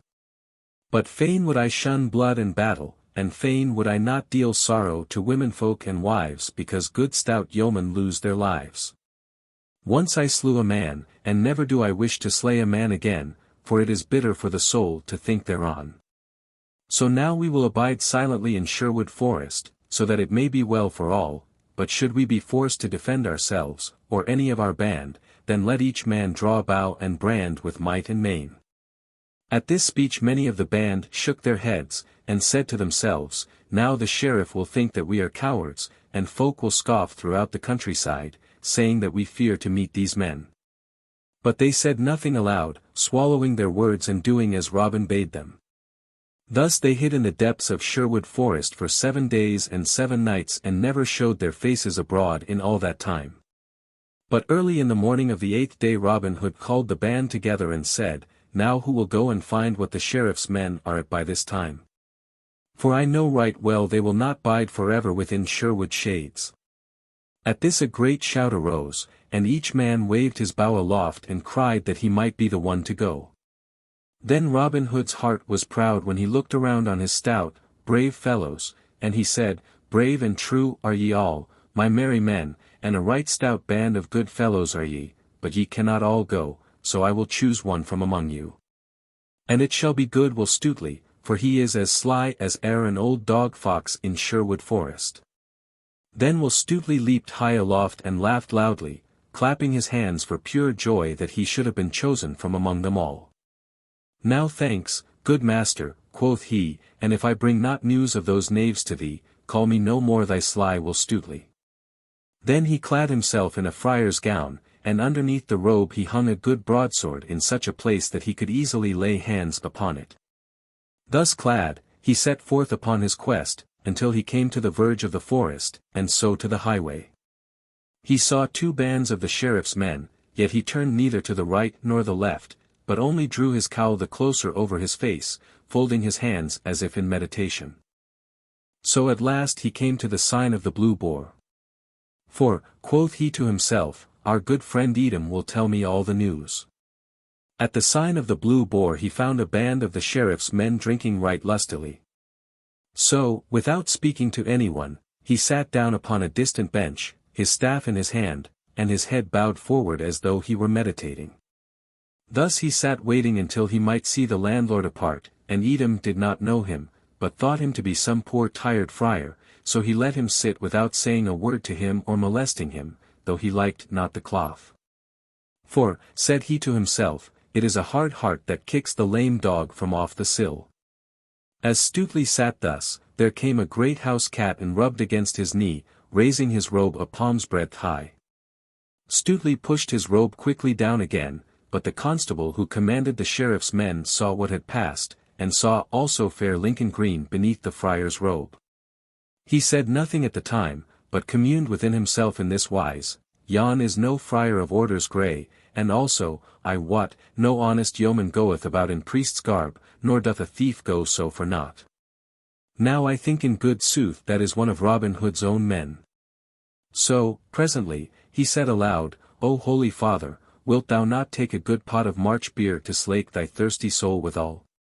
But Stutely shook his head silently, for he said to himself, Maybe there be those here who know my voice. Then the constable said again, Whither goest thou, holy friar, upon this hot summer's day? I go a pilgrim to Canterbury town, answered Will Stutely, speaking gruffly, so that none might know his voice. Then the constable said, for the 3rd time, Now tell me, holy father, do pilgrims to Canterbury wear good Lincoln green beneath their robes? Ha! By my faith, I take thee to be some lusty thief, and perhaps one of Robin Hood's own band. Now, by Our Lady's grace, if thou movest hand or foot, I will run thee through the body with my sword. Then he flashed forth his bright sword and leaped upon Will Stutely, thinking he would take him unaware. But Stutely had his own sword tightly held in his hand, beneath his robe, so he drew it forth before the constable came upon him. Then the stout constable struck a mighty blow. But he struck no more in all that fight, for Stutely, parrying the blow right deftly, smote the constable back again with all his might. Then he would have escaped, but could not, for the other, all dizzy with the wound and with the flowing blood, seized him by the knees with his arms even as he reeled and fell. Then the others rushed upon him, and Stutely struck again at another of the sheriff's men, but the steel cap glanced the blow, and though the blade bit deep, it did not kill. Meanwhile, the constable, fainting as he was, drew Stuteley downward, and the others, seeing the yeoman hampered so, rushed upon him again, and one smote him a blow upon the crown so that the blood ran down his face and blinded him. Then, staggering, he fell, and all sprang upon him, though he struggled so manfully that they could hardly hold him fast. Then they bound him with stout hempen cords so that he could not move either hand or foot, and thus they overcame him. Robin Hood stood under the greenwood tree, thinking of Will Stuteley and how he might be faring, when suddenly he saw two of his stout yeomen come running down the forest path, and betwixt them ran buxom Macon of the Blue Boar. Then Robin's heart fell, for he knew they were the bearers of ill tidings. Will Stuteley hath been taken, cried they, when they had come to where he stood. And is it thou that hast brought such doleful news? Said Robin to the lass. Ay, marry, for I saw it all, cried she, panting as the hare pants when it has escaped the hounds, and I fear he is wounded sore, for one smote him main shrewdly the crown. They have bound him and taken him to Nottingham town, and ere I left the Blue Boar I heard that he should be hanged tomorrow day. He shall not be hanged tomorrow day, cried Robin. Or, if he be, full many a one shall gnaw the sod, and many shall have cause to cry alackaday. Then he clapped his horn to his lips and blew 3 blasts right loudly, and presently his good yeoman came running through the greenwood until 70 bold blades were gathered around him. Now hark you all, cried Robin. Our dear companion Will Stuteley hath been taken by that vile sheriff's men, therefore doth it behoove us to take bow and brand in hand to bring him off again. For I wot that we ought to risk life and limb for him, as he hath risked life and limb for us. Is it not so, my merry men all? Then all cried, Aye, with a great voice. So the next day they all wended their way from Sherwood Forest, but by different paths, for it behooved them to be very crafty. So the band separated into parties of 2s and 3s, which were all to meet again in a tangled dell that lay near to Nottingham town.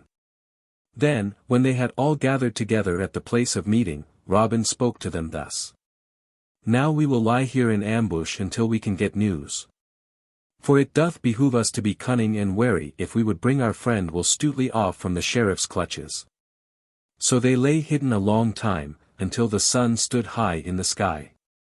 The day was warm and the dusty road was bare of travellers, except an aged palmer who walked slowly along the highroad that led close beside the grey castle wall of Nottingham town. When Robin saw that no other wayfarer was within sight, he called young David of Doncaster, who was a shrewd man for his years, and said to him, Now get thee forth, young David, and speak to yonder palmer that walks beside the town wall. For he hath come but now from Nottingham town, and may tell thee news of good Stuteley, perchance.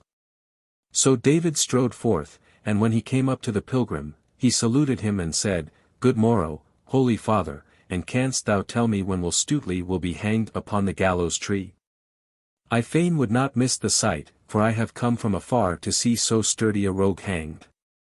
Now, out upon thee, young man, cried the palmer, that thou shouldst speak so when a good stout man is to be hanged for nothing but guarding his own life. And he struck his staff upon the ground in anger.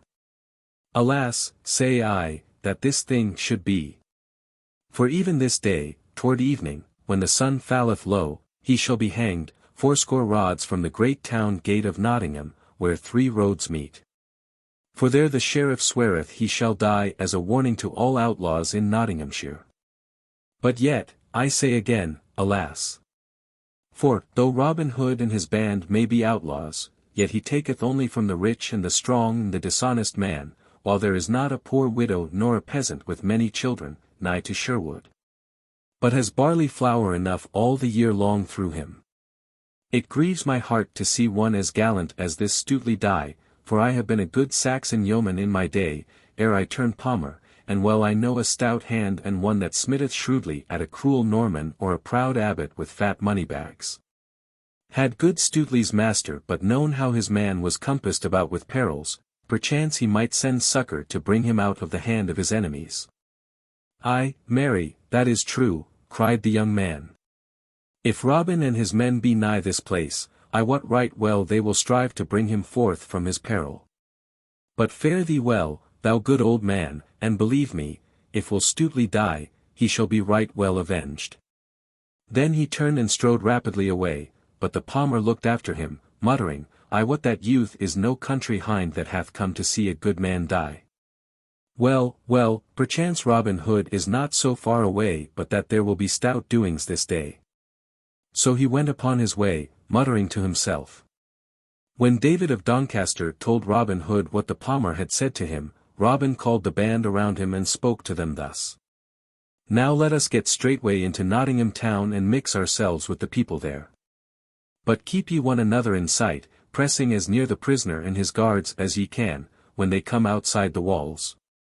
Strike no man without need, for I would fain avoid bloodshed, but if ye do strike, strike hard, and see that there be no need to strike again.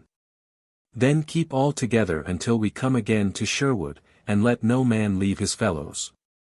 The sun was low in the western sky when a bugle note sounded from the castle wall. Then all was bustle in Nottingham town and crowds filled the streets, for all knew that the famous Will Stutely was to be hanged that day. Presently the castle gates opened wide and a great array of men-at-arms came forth with noise and clatter, the sheriff, all clad in shining mail of linked chain, riding at their head. In the midst of all the guard, in a cart, with a halter about his neck, rode Will Stutely. His face was pale with his wound and with loss of blood, like the moon in broad daylight, and his fair hair was clotted in points upon his forehead, where the blood had hardened. When he came forth from the castle he looked up and he looked down, but though he saw some faces that showed pity and some that showed friendliness, he saw none that he knew. Then his heart sank within him like a plummet of lead, but nevertheless he spoke up boldly. Give a sword into my hand, Sir Sheriff, said he, and wounded man though I be, I will fight thee and all thy men till life and strength be gone. Nay, thou naughty varlet, quoth the sheriff, turning his head and looking right grimly upon Will Stutely, thou shalt have no sword but shall die a mean death, as beseemeth a vile thief like thee. Then do but untie my hands and I will fight thee and thy men with no weapon but only my naked fists. I crave no weapon, but let me not be meanly hanged this day. Then the sheriff laughed aloud. Why, how now, quoth he, is thy proud stomach quailing? Shrive thyself, thou vile knave, for I mean that thou shalt hang this day, and that where 3 roads meet, so that all men shall see thee hang, for carrion crows and daws to peck at. O thou dastard heart, cried Will Stutely, gnashing his teeth at the sheriff. Thou coward hind! If ever my good master meet thee thou shalt pay dearly for this day's work. He doth scorn thee, and so do all brave hearts. Knowest thou not that thou and thy name are jests upon the lips of every brave yeoman? Such a one as thou art, thou wretched craven, will never be able to subdue bold Robin Hood. Ha, cried the sheriff in a rage, is it even so? Am I a jest with thy master, as thou callest him? Now I will make a jest of thee and a sorry jest withal, for I will quarter thee limb from limb, after thou art hanged. Then he spurred his horse forward and said no more to Stutely. At last they came to the great town gate, through which Stutely saw the fair country beyond, with hills and dales all clothed in verdure, and far away the dusky line of Sherwood skirts. Then when he saw the slanting sunlight lying on field and fallow, shining redly here and there on cot and farmhouse, and when he heard the sweet birds singing their vespers, and the sheep bleating upon the hillside, and beheld the swallows flying in the bright air, there came a great fullness to his heart so that all things blurred to his sight through salt tears, and he bowed his head lest the folk should think him unmanly when they saw the tears in his eyes. Thus he kept his head bowed till they had passed through the gate and were outside the walls of the town. But when he looked up again he felt his heart leap within him and then stand still for pure joy, for he saw the face of one of his own dear companions of merry Sherwood. Then glancing quickly around he saw well-known faces upon all sides of him, crowding closely upon the men-at-arms who were guarding him. Then of a sudden the blood sprang to his cheeks, for he saw for a moment his own good master in the press and, seeing him, knew that Robin Hood and all his band were there. Yet betwixt him and them was a line of men-at-arms. Now, stand back! Cried the sheriff in a mighty voice, for the crowd pressed around on all sides. What mean ye, varlets, that ye push upon us so? Stand back, I say. Then came a bustle and a noise, and one strove to push between the men-at-arms so as to reach the cart, and Stuteley saw that it was Little John that made all that stir. Now stand thou back, cried one of the men-at-arms whom Little John pushed with his elbows. Now stand thou back thine own self, quoth Little John, and straightway smote the man a buffet beside his head that felled him as a butcher fells an ox, and then he leaped to the cart where Stuteley sat. I pray thee take leave of thy friends ere thou deest, Will, quoth he, or maybe I will die with thee if thou must die, for I could never have better company. Then with one stroke he cut the bonds that bound the other's arms and legs, and Stuteley leaped straightway from the cart. Now as I live, cried the sheriff, yon varlet I know right well is a sturdy rebel. Take him, I bid you all, and let him not go. So saying, he spurred his horse upon Little John, and rising in his stirrups smote with might and main, but Little John ducked quickly underneath the horse's belly and the blow whistled harmlessly over his head. Nay, good Sir Sheriff, cried he, leaping up again when the blow had passed, I must e'en borrow thy most worshipful sword. Thereupon he twitched the weapon deftly from out the sheriff's hand. Here, Stuteley, he cried, the sheriff hath lent thee his sword. Back to back with me, man, and defend thyself, for help is nigh. Down with them, bellowed the sheriff in a voice like an angry bull, and he spurred his horse upon the two who now stood back to back, forgetting in his rage that he had no weapon with which to defend himself. Stand back, sheriff, cried Little John. And even as he spoke, a bugle horn sounded shrilly and a cloth-yard shaft whistled within an inch of the sheriff's head.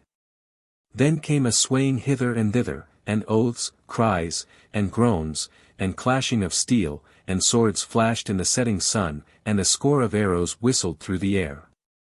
And some cried, help, help, and some, a rescue, a rescue. Treason, cried the sheriff in a loud voice. Bear back. Bear back. Else we be all dead men. Thereupon he reined his horse backward through the thickest of the crowd.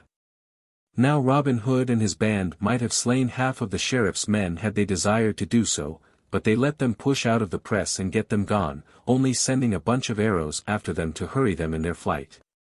Oh stay! Shouted Will Stuteley after the sheriff. Thou wilt never catch bold Robin Hood if thou dost not stand to meet him face to face. But the sheriff, bowing along his horse's back, made no answer but only spurred the faster. Then Will Stuteley turned to Little John and looked him in the face till the tears ran down from his eyes and he wept aloud, and kissing his friend's cheeks, O Little John, quoth he, mine own true friend, and he that I love better than man or woman in all the world beside. Little did I reckon to see thy face this day, or to meet thee this side paradise. Little John could make no answer, but wept also. Then Robin Hood gathered his band together in a close rank, with Will Stuteley in the midst, and thus they moved slowly away toward Sherwood, and were gone, as a storm cloud moves away from the spot where a tempest has swept the land. But they left 10 of the sheriff's men lying along the ground wounded, some more, some less, yet no one knew who smote them down. Thus the Sheriff of Nottingham tried thrice to take Robin Hood and failed each time. And the last time he was frightened, for he felt how near he had come to losing his life, so he said, These men fear neither God nor man, nor king's officers. I would sooner lose mine office than my life, so I will trouble them no more. So he kept close within his castle for many a day and dared not show his face outside of his own household, and all the time he was gloomy and would speak to no one, for he was ashamed of what had happened that day. Robin Hood turns butcher. Now after all these things had happened, and it became known to Robin Hood how the sheriff had tried 3 times to make him captive, he said to himself, If I have the chance, I will make our worshipful sheriff pay right well for that which he hath done to me. Maybe I may bring him some time into Sherwood Forest and have him to a right merry feast with us. For when Robin Hood caught a baron or a squire, or a fat abbot or bishop, he brought them to the greenwood tree and feasted them before he lightened their purses. But in the meantime Robin Hood and his band lived quietly in Sherwood Forest, without showing their faces abroad, for Robin knew that it would not be wise for him to be seen in the neighbourhood of Nottingham. Those in authority being very wroth with him. But though they did not go abroad, they lived a merry life within the woodlands, spending the days in shooting at garlands hung upon a willow wand at the end of the glade. The leafy aisles ringing with merry jests and laughter, for whoever missed the garland was given a sound buffet, which, if delivered by Little John, never failed to topple over the unfortunate yeoman. Then they had bouts of wrestling and of cudgel play, so that every day they gained in skill and strength. Thus they dwelled for nearly a year, and in that time Robin Hood often turned over in his mind many means of making an even score with the sheriff. At last he began to fret at his confinement. So one day he took up his stout cudgel and set forth to seek adventure, strolling blithely along until he came to the edge of Sherwood. There, as he rambled along the sunlit road, he met a lusty young butcher driving a fine mare and riding in a stout new cart, all hung about with meat. Merrily whistled the butcher as he jogged along, for he was going to the market, and the day was fresh and sweet, making his heart blithe within him. "Good morrow to thee, jolly fellow," quoth Robin, "thou seemest happy this merry morn." "Aye, that am I," quoth the jolly butcher, "and why should I not be so? Am I not hale in wind and limb? Have I not the bonniest lass in all Nottinghamshire? And lastly, am I not to be married to her on Thursday next in sweet Locksley town?" "Ha," said Robin, "comest thou from Locksley town? Well do I know that fair place for miles about, and well do I know each hedgerow and gentle pebbly stream, and even all the bright little fishes therein, for there I was born and bred. Now, where goest thou with thy meat, my fair friend?" "I go to the market at Nottingham town to sell my beef and my mutton," answered the butcher. "But who art thou that comest from Locksley town?" "A yeoman am I, and men do call me Robin Hood." "Now, by Our Lady's grace," cried the butcher, "well do I know thy name, and many a time have I heard thy deeds both sung and spoken of. But heaven forbid that thou shouldst take aught of me. An honest man am I, and have wronged neither man nor maid, so trouble me not, good master, as I have never troubled thee." "Nay, heaven forbid, indeed," quoth Robin, "that I should take from such as thee, jolly fellow. Not so much as 1 farthing would I take from thee, for I love a fair Saxon face like thine right well, more especially when it cometh from Locksley town, and most especially when the man that owneth it is to marry a bonny lass on Thursday next. But come, tell me for what price thou wilt sell me all of thy meat and thy horse and cart." "At 4 marks do I value meat, cart, and mare," quoth the butcher, "but if I do not sell all my meat I will not have 4 marks in value." Then Robin Hood plucked the purse from his girdle, and quoth he, "Here in this purse are 6 marks now, I would fain be a butcher for the day and sell my meat in Nottingham town. Wilt thou close a bargain with me and take 6 marks for thine outfit? Now may the blessings of all the saints fall on thine honest head," cried the butcher right joyfully, as he leaped down from his cart and took the purse that Robin held out to him. "Nay," quoth Robin, laughing loudly, "many do like me and wish me well, but few call me honest. Now get thee gone back to thy lass, and give her a sweet kiss from me." So saying, he donned the butcher's apron, and, climbing into the cart, he took the reins in his hand and drove off through the forest to Nottingham town. When he came to Nottingham, he entered that part of the market where butchers stood, and took up his inn, too, in the best place he could find. Next, he opened his stall and spread his meat upon the bench, then, taking his cleaver and steel and clattering them together, he trolled aloud in merry tones. "2. Stand for selling.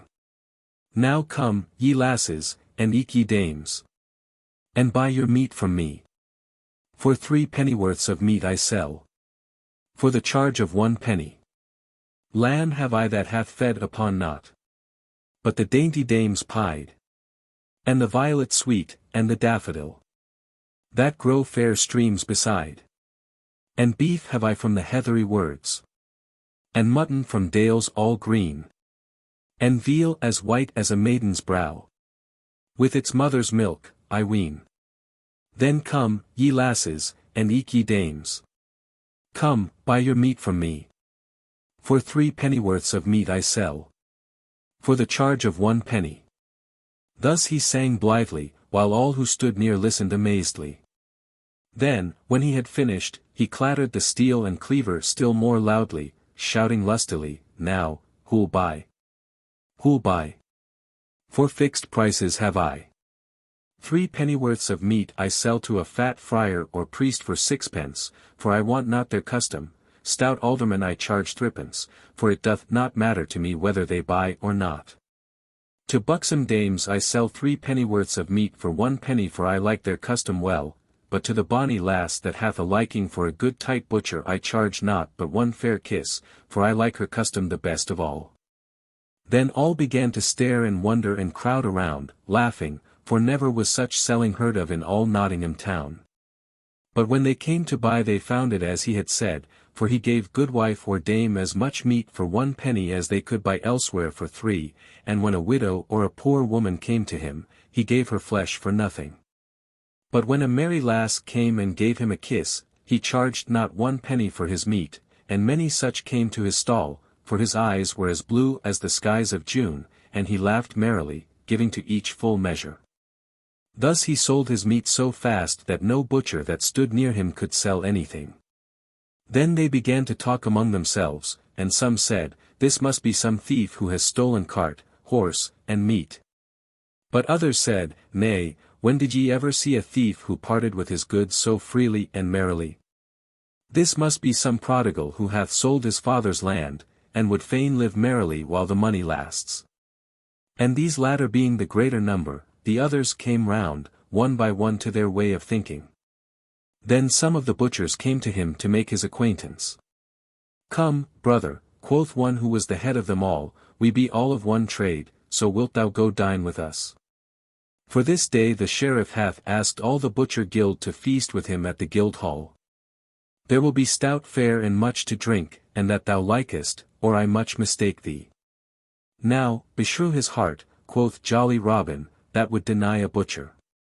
And, moreover, I will go dine with you all, my sweet lads, and that as fast as I can hie. Whereupon, having sold all his meat, he closed his stall and went with them to the great guild hall. There the sheriff had already come in state, and with him many butchers.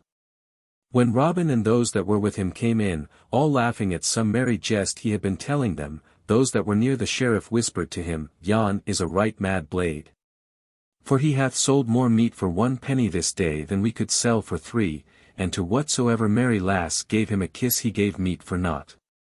And others said, He is some prodigal that hath sold his land for silver and gold, and meaneth to spend all right merrily. Then the sheriff called Robin to him, not knowing him in his butcher's dress, and made him sit close to him on his right hand. For he loved a rich young prodigal, especially when he thought that he might lighten that prodigal's pockets into his own most worshipful purse. So he made much of Robin, and laughed and talked with him more than with any of the others. At last the dinner was ready to be served, and the sheriff bade Robin say grace, so Robin stood up and said, Now heaven bless us all, and eat good meat and good sack within this house, and may all butchers be and remain as honest men as I am. At this all laughed, the sheriff loudest of all, for he said to himself, Surely this is indeed some prodigal, and perchance I may empty his purse of some of the money that the fool throweth about so freely. Then he spake aloud to Robin, saying, Thou art a jolly young blade, and I love thee mightily, and he smote Robin upon the shoulder. Then Robin laughed loudly too. Yea, quoth he, I know thou dost love a jolly blade, for didst thou not have jolly Robin Hood at thy shooting match, and didst thou not gladly give him a bright golden arrow for his own? At this the sheriff looked grave, and all the guild of butchers too, so that none laughed but Robin, only some winked slyly at each other. Come, fill us some sack, cried Robin. Let us e'er be merry while we may, for man is but dust, and he hath but a span to live here till the worm getteth him, as our good gossip Swanthold saith, so let life be merry while it lasts, say I, nay, never look down the mouth, Sir Sheriff. Who knowest but that thou mayest catch Robin Hood yet, if thou drinkest less good sack and malmsey, and bringest down the fat about thy paunch and the dust from out thy brain. Be merry, man. Then the sheriff laughed again, but not as though he liked the jest, while the butchers said, one to another, before heaven, never have we seen such a mad rollicking blade. Mayhap, though, he will make the sheriff mad. How now, brothers, cried Robin, be merry. Nay, never count over your farthings, for by this and by that I will pay this shot myself, e'en though it cost 200 pounds. So let no man draw up his lip, nor thrust his forefinger into his purse, for I swear that neither butcher nor sheriff shall pay 1 penny for this feast. Now thou art a right merry soul, quoth the sheriff, and I wot thou must have many a head of horned beasts and many an acre of land, that thou dost spend thy money so freely. Ay, that have I, quoth Robin, laughing loudly again, 500 and more horned beasts have I and my brothers, and none of them have we been able to sell, else I might not have turned butcher. As for my land, I have never asked my steward how many acres I have. At this the sheriff's eyes twinkled, and he chuckled to himself. Nay, good youth, quoth he, if thou canst not sell thy cattle, it may be I will find a man that will lift them from thy hands, perhaps that man may be myself, for I love a merry youth and would help such a one along the path of life. Now how much dost thou want for thy horned cattle? Well, quoth Robin, they are worth at least 500 pounds. Nay, answered the sheriff slowly, and as if he were thinking within himself, well do I love thee, and fain would I help thee along, but 500 pounds in money is a good round sum, besides I have it not by me. Yet I will give thee 300 pounds for them all, and that in good hard silver and gold. Now thou old miser. Quoth Robin, well thou knowest that so many horned cattle are worth 700 pounds and more, and even that is but small for them, and yet thou, with thy grey hairs and 1 foot in the grave, wouldst trade upon the folly of a wild youth. At this the sheriff looked grimly at Robin. Nay, quoth Robin, look not on me as though thou hadst sour beer in thy mouth, man. I will take thine offer, for I and my brothers do need the money. We lead a merry life, and no one leads a merry life for a farthing, so I will close the bargain with thee. But mind that thou bringest a good 300 pounds with thee, for I trust not one that driveth so shrewd a bargain. I will bring the money, said the sheriff. But what is thy name, good youth? Men call me Robert O. Locksley, quoth bold Robin. Then, good Robert O. Locksley, quoth the sheriff, I will come this day to see thy horned beasts. But first my clerk shall draw up a paper in which thou shalt be bound to the sale, for thou gettest not my money without I get thy beasts in return. Then Robin Hood laughed again. So be it, he said, smiting his palm upon the sheriff's hand. Truly my brothers will be thankful to thee for thy money. Thus the bargain was closed, but many of the butchers talked among themselves of the sheriff, saying that it was but a scurvy trick to beguile a poor spendthrift youth in this way. The afternoon had come when the sheriff mounted his horse and joined Robin Hood, who stood outside the gateway of the paved court waiting for him, for he had sold his horse and cart to a trader for 2 marks. Then they set forth upon their way, the sheriff riding upon his horse and Robin running beside him. Thus they left Nottingham town and travelled forward along the dusty highway, laughing and jesting together as though they had been old friends. But all the time the sheriff said within himself, thy jest to me of Robin Hood shall cost thee dear, good fellow, even 400 pounds, thou fool. For he thought he would make at least that much by his bargain. So they journeyed onward till they came within the verge of Sherwood Forest, when presently the sheriff looked up and down and to the right and to the left of him, and then grew quiet and ceased his laughter. Now, quoth he, may heaven and its saints preserve us this day from a rogue men call Robin Hood. Then Robin laughed aloud. Nay, said he, thou mayst set thy mind at rest, for well do I know Robin Hood and well do I know that thou art in no more danger from him this day than thou art from me. At this the sheriff looked askance at Robin, saying to himself, I like not that thou seemest so well acquainted with this bold outlaw, and I wish that I were well out of Sherwood Forest. But still they travelled deeper into the forest shades, and the deeper they went, the more quiet grew the sheriff. At last they came to where the road took a sudden bend, and before them a herd of dun deer went tripping across the path. Then Robin Hood came close to the sheriff and pointing his finger, he said, "These are my horned beasts, good master sheriff. How dost thou like them? Are they not fat and fair to see?" At this the sheriff drew rein quickly. "Now fellow," quoth he, "I would I were well out of this forest, for I like not thy company. Go thou thine own path, good friend, and let me but go mine." But Robin only laughed and caught the sheriff's bridle rein.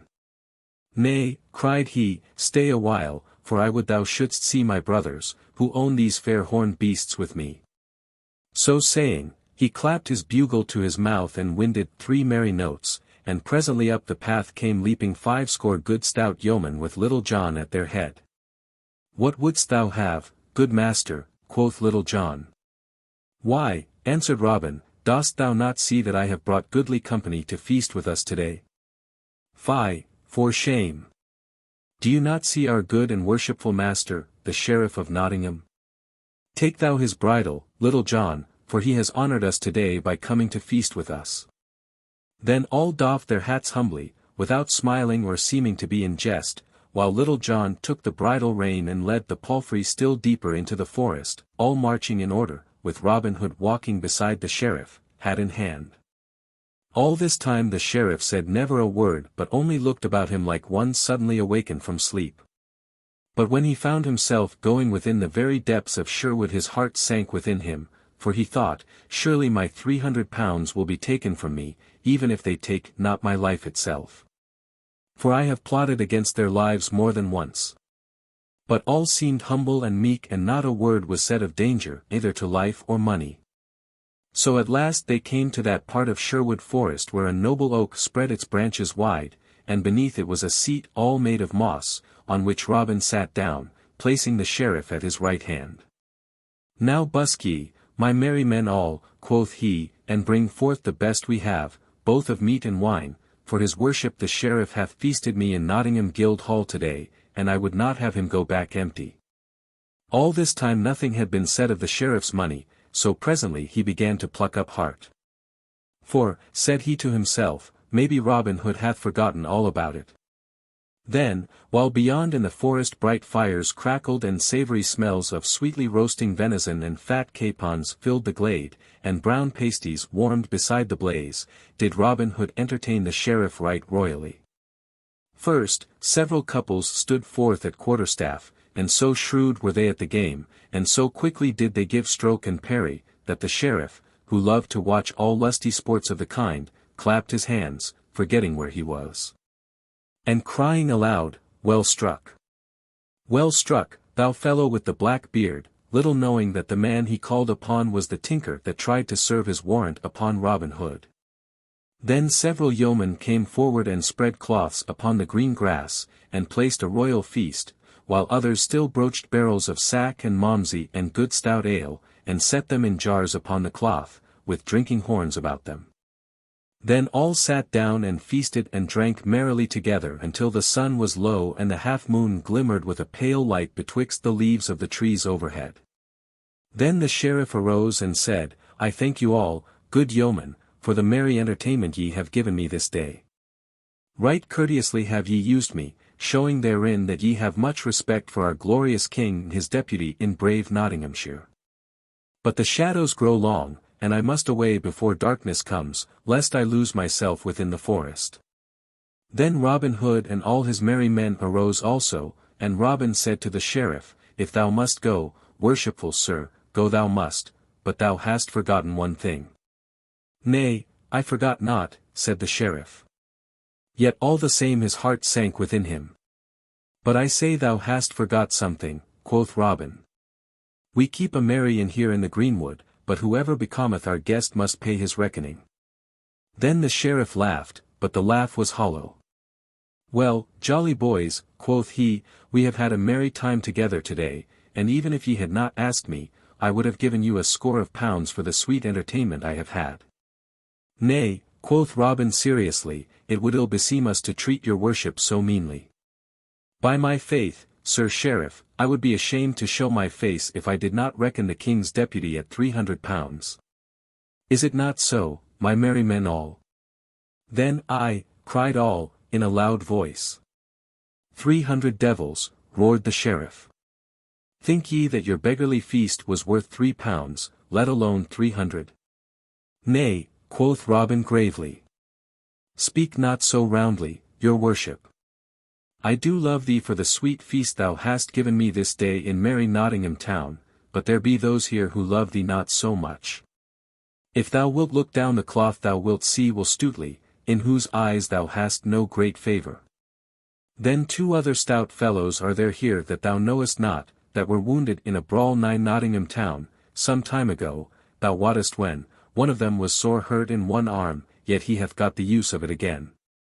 Good sheriff, be advised by me, pay thy score without more ado, or maybe it may fare ill with thee. As he spoke the sheriff's ruddy cheeks grew pale, and he said nothing more but looked upon the ground and gnawed his nether lip. Then slowly he drew forth his fat purse and threw it upon the cloth in front of him. Now take the purse, Little John, quoth Robin Hood, and see that the reckoning be right. We would not doubt our sheriff, but he might not like it if he should find he had not paid his full score. Then Little John counted the money and found that the bag held £300 in silver and gold. But to the sheriff it seemed as if every clink of the bright money was a drop of blood from his veins. And when he saw it all counted out in a heap of silver and gold, filling a wooden platter, he turned away and silently mounted his horse. Never have we had so worshipful a guest before, quoth Robin, and, as the day waxeth late, I will send one of my young men to guide thee out of the forest depths. Nay, heaven forbid, cried the sheriff hastily.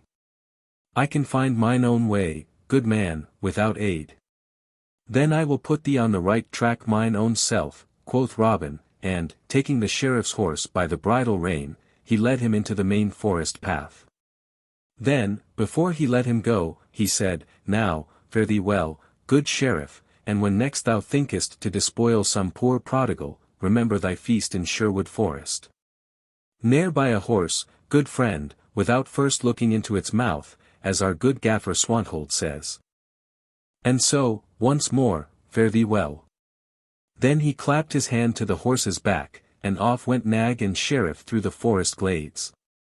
Then bitterly the sheriff rued the day that first he meddled with Robin Hood, for all men laughed at him and many ballads were sung by folk throughout the country, of how the sheriff went to shear and came home shorn to the very quick. For thus men sometimes overreach themselves through greed and guile.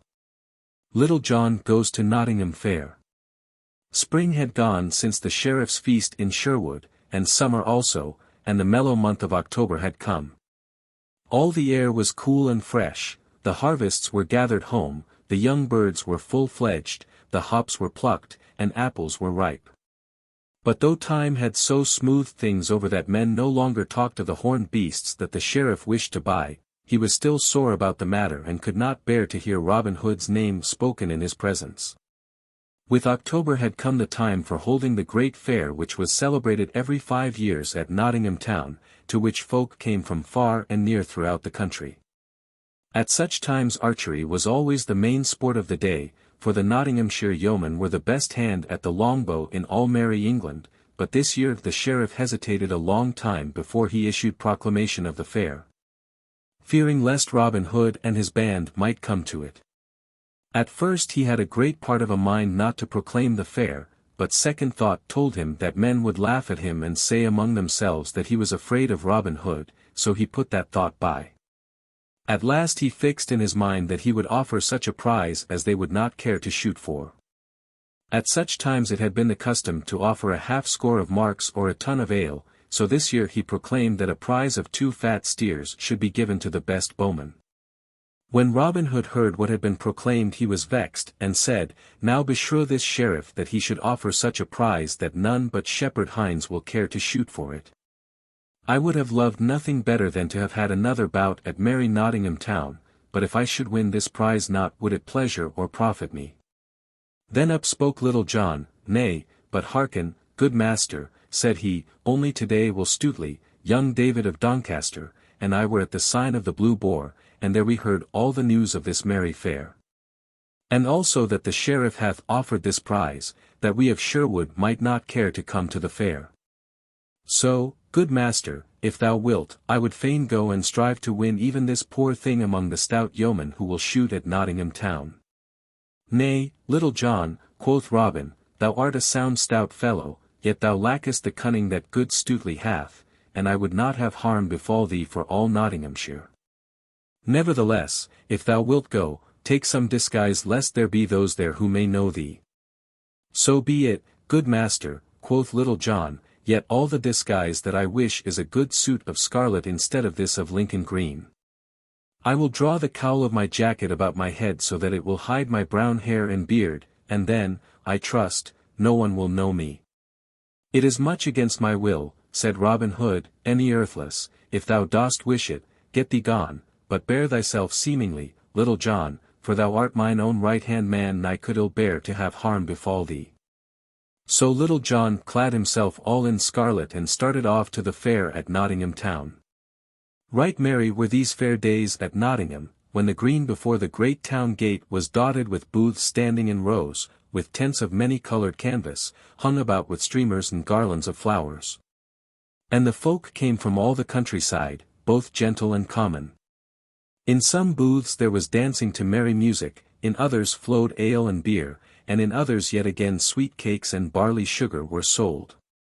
And sport was going outside the booths also, where some minstrels sang ballads of the olden time, playing a second upon the harp, or where the wrestlers struggled with one another within the sawdust ring. But the people gathered most of all around a raised platform where stout fellows played at quarterstaff. So Little John came to the fair. All scarlet were his hose and jerkin, and scarlet was his cowled cap, with a scarlet feather stuck in the side of it. Over his shoulders was slung a stout bow of yew, and across his back hung a quiver of good round arrows. Many turned to look after such a stout, tall fellow, for his shoulders were broader by a palm's breadth than any that were there, and he stood a head taller than all the other men. The lasses, also, looked at him askance, thinking they had never seen a lustia youth. First of all he went to the booth where stout ale was sold and, standing aloft on a bench, he called to all that were near to come and drink with him. Hey, sweet lads, cried he, who will drink ale with a stout yeoman? Come, all. Come, all. Let us be merry, for the day is sweet and the ale is tingling. Come hither, good yeoman, and thou, for not a farthing shall one of you pay. Nay, turn hither, thou lusty beggar, and thou jolly tinker, for all shall be merry with me. Thus he shouted, and all crowded around, laughing, while the brown ale flowed. And they called Little John a brave fellow, each swearing that he loved him as his own brother, for when one has entertainment with nothing to pay, one loves the man that gives it to one. Then he strolled to the platform where they were at cudgel play, for he loved about at quarterstaff as he loved meat and drink, and here befell an adventure that was sung in ballads throughout the mid-country for many a day. One fellow there was that cracked crowns of everyone who threw cap into the ring. This was Eric o' Lincoln, of great renown, whose name had been sung in ballads throughout the countryside. When Little John reached the stand he found none fighting, but only bold Eric walking up and down the platform, swinging his staff and shouting lustily, Now, who will come and strike a stroke for the lass he loves the best? With a good Lincolnshire yeoman? How now, lads? Step up. Step up. Or else the lass's eyes are not bright hereabouts, or the blood of Nottingham youth is sluggish and cold. Lincoln against Nottingham, say I. For no one hath put foot upon the boards this day such as we of Lincoln call a cudgel player. At this, one would nudge another with his elbow, saying, Go thou, Ned, or Go thou, Thomas, but no lad cared to gain a cracked crown for nothing. Presently Eric saw where Little John stood among the others, a head and shoulders above them all, and he called to him loudly, Hullo, thou long-legged fellow in scarlet. Broad are thy shoulders and thick thy head. Is not thy lass fair enough for thee to take cudgel in hand for her sake? In truth, I believe that Nottingham men do turn to bone and sinew, for neither heart nor courage have they. Now, thou great lout, wilt thou not twirl staff for Nottingham? Ay, quoth Little John, had I but mine own good staff here, it would pleasure me hugely to crack thy knave's pate, thou saucy braggart. I wot it would be well for thee and thy cock's comb were cut. Thus he spoke, slowly at first, for he was slow to move, but his wrath gathered headway like a great stone rolling down a hill, so that at the end he was full of anger. Then Eric O. Lincoln laughed aloud. Well spoken for one who fears to meet me fairly, man to man, said he. Saucy art thou thine own self, and if thou puttiest foot upon these boards, I will make thy saucy tongue rattle within thy teeth. Now, quoth Little John, is there never a man here that will lend me a good stout staff till I try the mettle of yon fellow? At this, half a score reached him their staves, and he took the stoutest and heaviest of them all. Then, looking up and down the cudgel, he said, Now, I have in my hand but a splint of wood, a barley straw, as it were, yet I trow it will have to serve me, so here goeth. Thereupon he cast the cudgel upon the stand and, leaping lightly after it, snatched it up in his hand again. Then each man stood in his place and measured the other with fell looks until he that directed the sport cried, Play. At this they stepped forth, each grasping his staff tightly in the middle. Then those that stood around saw the stoutest game of quarterstaff that e'er Nottingham town beheld.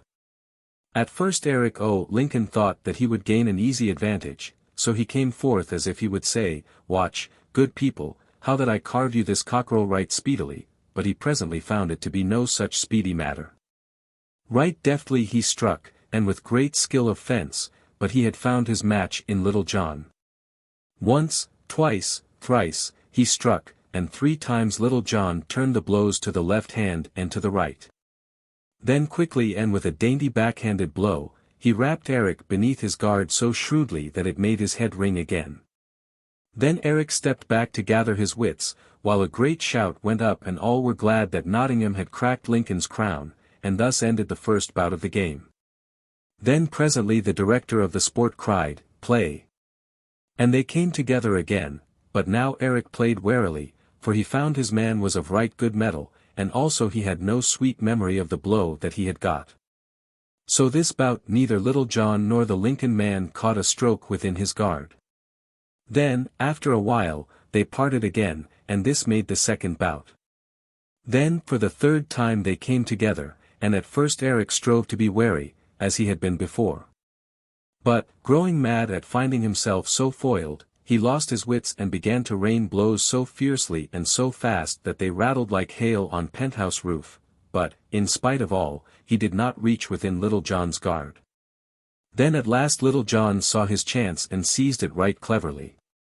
Once more, with a quick blow, he rapped Eric beside the head, and ere he could regain himself, Little John slipped his right hand down to his left and, with a swinging blow, smote the other so sorely upon the crown that down he fell as though he would never move again.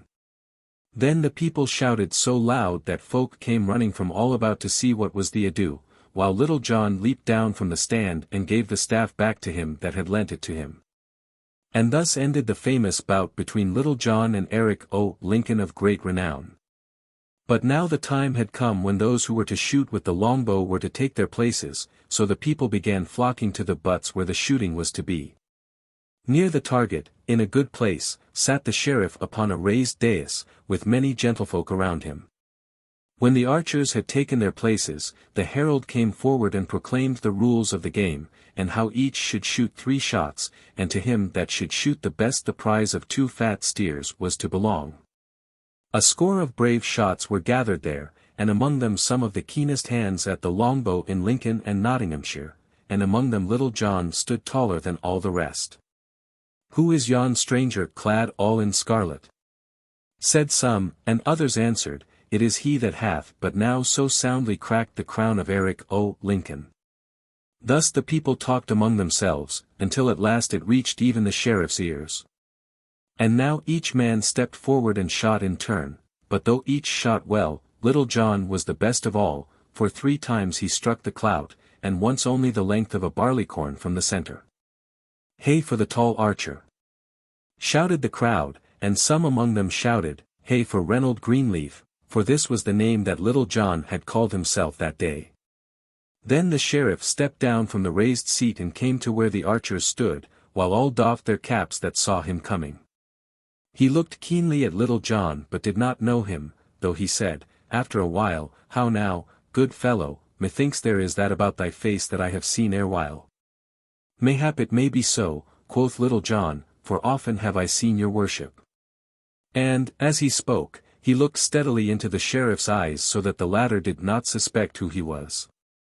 A brave blade art thou, good friend, said the sheriff, and I hear that thou hast well upheld the skill of Nottinghamshire against that of Lincoln this day. What may be thy name, good fellow? Men do call me Reynold Greenleaf, your worship, said Little John, and the old ballad that tells of this, adds, so, in truth, was he a green leaf, but of what manner of tree the sheriff wot not. Now, Reynold Greenleaf, quoth the sheriff, thou art the fairest hand at the longbow that mine eyes ever beheld, next to that false knave, Robin Hood, from whose wiles heaven forfend me. Wilt thou join my service, good fellow? Thou shalt be paid right well, for 3 suits of clothes shalt thou have a year, with good food and as much ale as thou canst drink, and, besides this, I will pay thee 40 marks each Michaelmastide. Then here stand I a free man, and right gladly will I enter thy household, said Little John, for he thought he might find some merry jest, should he enter the sheriff's service. Fairly hast thou won the fat steers, said the sheriff, and hereunto I will add a butt of good March beer, for joy of having gotten such a man, for, I wot, thou shootest as fair a shaft as Robin Hood himself. Then, said Little John, for joy of having gotten myself into thy service, I will give fat steers and brown ale to all these good folk, to make them merry withal. At this arose a great shout, many casting their caps aloft, for joy of the gift. Then some built great fires and roasted the steers, and others broached the butt of ale, with which all made themselves merry. Then, when they had eaten and drunk as much as they could, and when the day faded and the great moon arose, all red and round, over the spires and towers of Nottingham town, they joined hands and danced around the fires, to the music of bagpipes and harps. But long before this merrymaking had begun, the sheriff and his new servant Reynold Greenleaf were in the castle of Nottingham. How Little John lived at the sheriff's. Thus Little John entered into the sheriff's service and found the life he led there easy enough, for the sheriff made him his right-hand man and held him in great favor. He sat nigh the sheriff at meat, and he ran beside his horse when he went a-hunting. So that, what with hunting and hawking a little, and eating rich dishes and drinking good sack, and sleeping until late hours in the morning, he grew as fat as a stall-fed ox. Thus things floated easily along with the tide, until one day when the sheriff went a-hunting, there happened that which broke the smooth surface of things.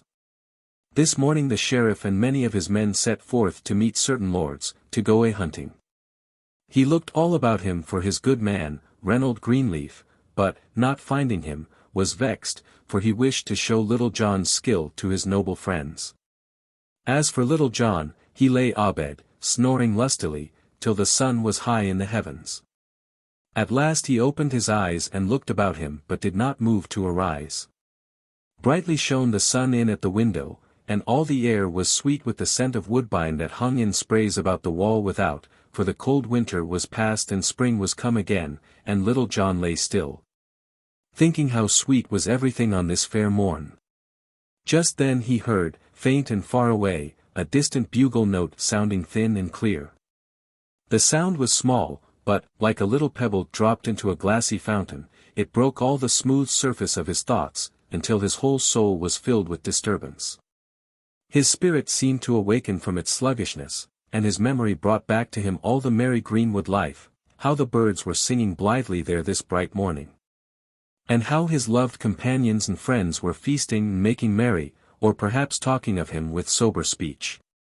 For when he first entered the sheriff's service he did so in jest, but the hearthstone was warm during the winter, and the fare was full, and so he had abided, putting off from day to day his going back to Sherwood, until 6 long months had passed. But now he thought of his good master Neville Stuteley, whom he loved better than anyone in all the world, and of young David of Doncaster, whom he had trained so well in all manly sports. Till there came over his heart a great and bitter longing for them all, so that his eyes filled with tears. Then he said aloud, Here I grow fat like a stall-fed ox and all my manliness departeth from me while I become a sluggard and dolt. But I will arouse me and go back to mine own dear friends once more, and never will I leave them again till life doth leave my lips. So saying, he leaped from bed, for he hated his sluggishness now. When he came downstairs he saw the steward standing near the pantry door, a great, fat man, with a huge bundle of keys hanging to his girdle. Then Little John said, "Ho, Master Steward, a hungry man am I, for naught have I had for all this blessed morn. Therefore, give me to eat." Then the steward looked grimly at him and rattled the keys in his girdle, for he hated Little John because he had found favor with the sheriff. "So, Master Reynold Greenleaf, thou art an hungered, art thou?" quoth he. "But, fair youth, if thou livest long enough, thou wilt find that he who getteth over much sleep for an idle head goeth with an empty stomach. For what saith the old saw, Master Greenleaf? Is it not, the late fowl findeth but ill faring? Now, thou great purse of fat, cried Little John, I ask thee not for fool's wisdom, but for bread and meat. Who art thou, that thou shouldst deny me to eat? By St. Dunstan, thou hadst best tell me where my breakfast is, if thou wouldst save broken bones. Thy breakfast, Master Fireblaze, is in the pantry, answered the steward. Then fetch it hither, cried Little John, who waxed angry by this time. Go thou and fetch it thine own self, quoth the steward. Am I thy slave, to fetch and carry for thee? I say, go thou, bring it me. I say, go thou, fetch it for thyself. Ay, marry, that will I, right quickly, quoth Little John in a rage. And, so saying, he strode to the pantry and tried to open the door but found it locked, whereat the steward laughed and rattled his keys. Then the wrath of Little John boiled over, and, lifting his clenched fist, he smote the pantry door, bursting out 3 panels and making so large an opening that he could easily stoop and walk through it. When the steward saw what was done, he waxed mad with rage. And, as Little John stooped to look within the pantry, he seized him from behind by the nape of the neck, pinching him sorely and smiting him over the head with his keys till the yeoman's ears rang again. At this Little John turned upon the steward and smote him such a buffet that the fat man fell to the floor and lay there as though he would never move again. There, quoth Little John, think well of that stroke and never keep a good breakfast from a hungry man again. So saying, he crept into the pantry and looked about him to see if he could find something to appease his hunger. He saw a great venison pasty and 2 roasted capons, beside which was a platter of plover's eggs. Moreover, there was a flask of sack and 1 of canary, a sweet sight to a hungry man. These he took down from the shelves and placed upon a sideboard, and prepared to make himself merry. Now the cook, in the kitchen across the courtyard, heard the loud talking between Little John and the steward, and also the blow that Little John struck the other. So he came running across the court and up the stairway to where the steward's pantry was, bearing in his hands the spit with the roast still upon it. Meanwhile the steward had gathered his wits about him and risen to his feet, so that when the cook came to the steward's pantry he saw him glowering through the broken door at Little John, who was making ready for a good repast. As one dog glowers at another that has a bone. When the steward saw the cook, he came to him, and, putting one arm over his shoulder, Alas, sweet friend, quoth he, for the cook was a tall, stout man, sayest thou what that vile knave Reynold Greenleaf hath done? He hath broken in upon our master's goods, and hath smitten me a buffet upon the ear, so that I thought I was dead. Good cook, I love thee well, and thou shalt have a good pottle of our master's best wine every day, for thou art an old and faithful servant also. Good cook, I have 10 shillings that I mean to give as a gift to thee. But hatest thou not to see a vile upstart like this Reynold Greenleaf taking it upon him so bravely? Ay, marry, that do I, quoth the cook boldly, for he liked the steward because of his talk of the wine and of the 10 shillings. Get thee gone straightway to thy room, and I will bring out this knave by his ears. So saying, he laid aside his spit and drew the sword that hung by his side. Whereupon the steward left as quickly as he could, for he hated the sight of naked steel. Then the cook walked straightway to the broken pantry door, through which he saw Little John tucking a napkin beneath his chin and preparing to make himself merry. Why, how now, Reynold Greenleaf? Said the cook, thou art no better than a thief, I wot. Come thou straight forth, man, or I will carve thee as I would carve a sucking pig. Nay, good cook, bear thou thyself more seemingly, or else I will come forth to thy dole. At most times I am as a yearling lamb, but when one cometh between me and my meat, I am a raging lion, as it were. Lion or no lion, quoth the valorous cook, come thou straight forth, else thou art a coward heart as well as a knavish thief.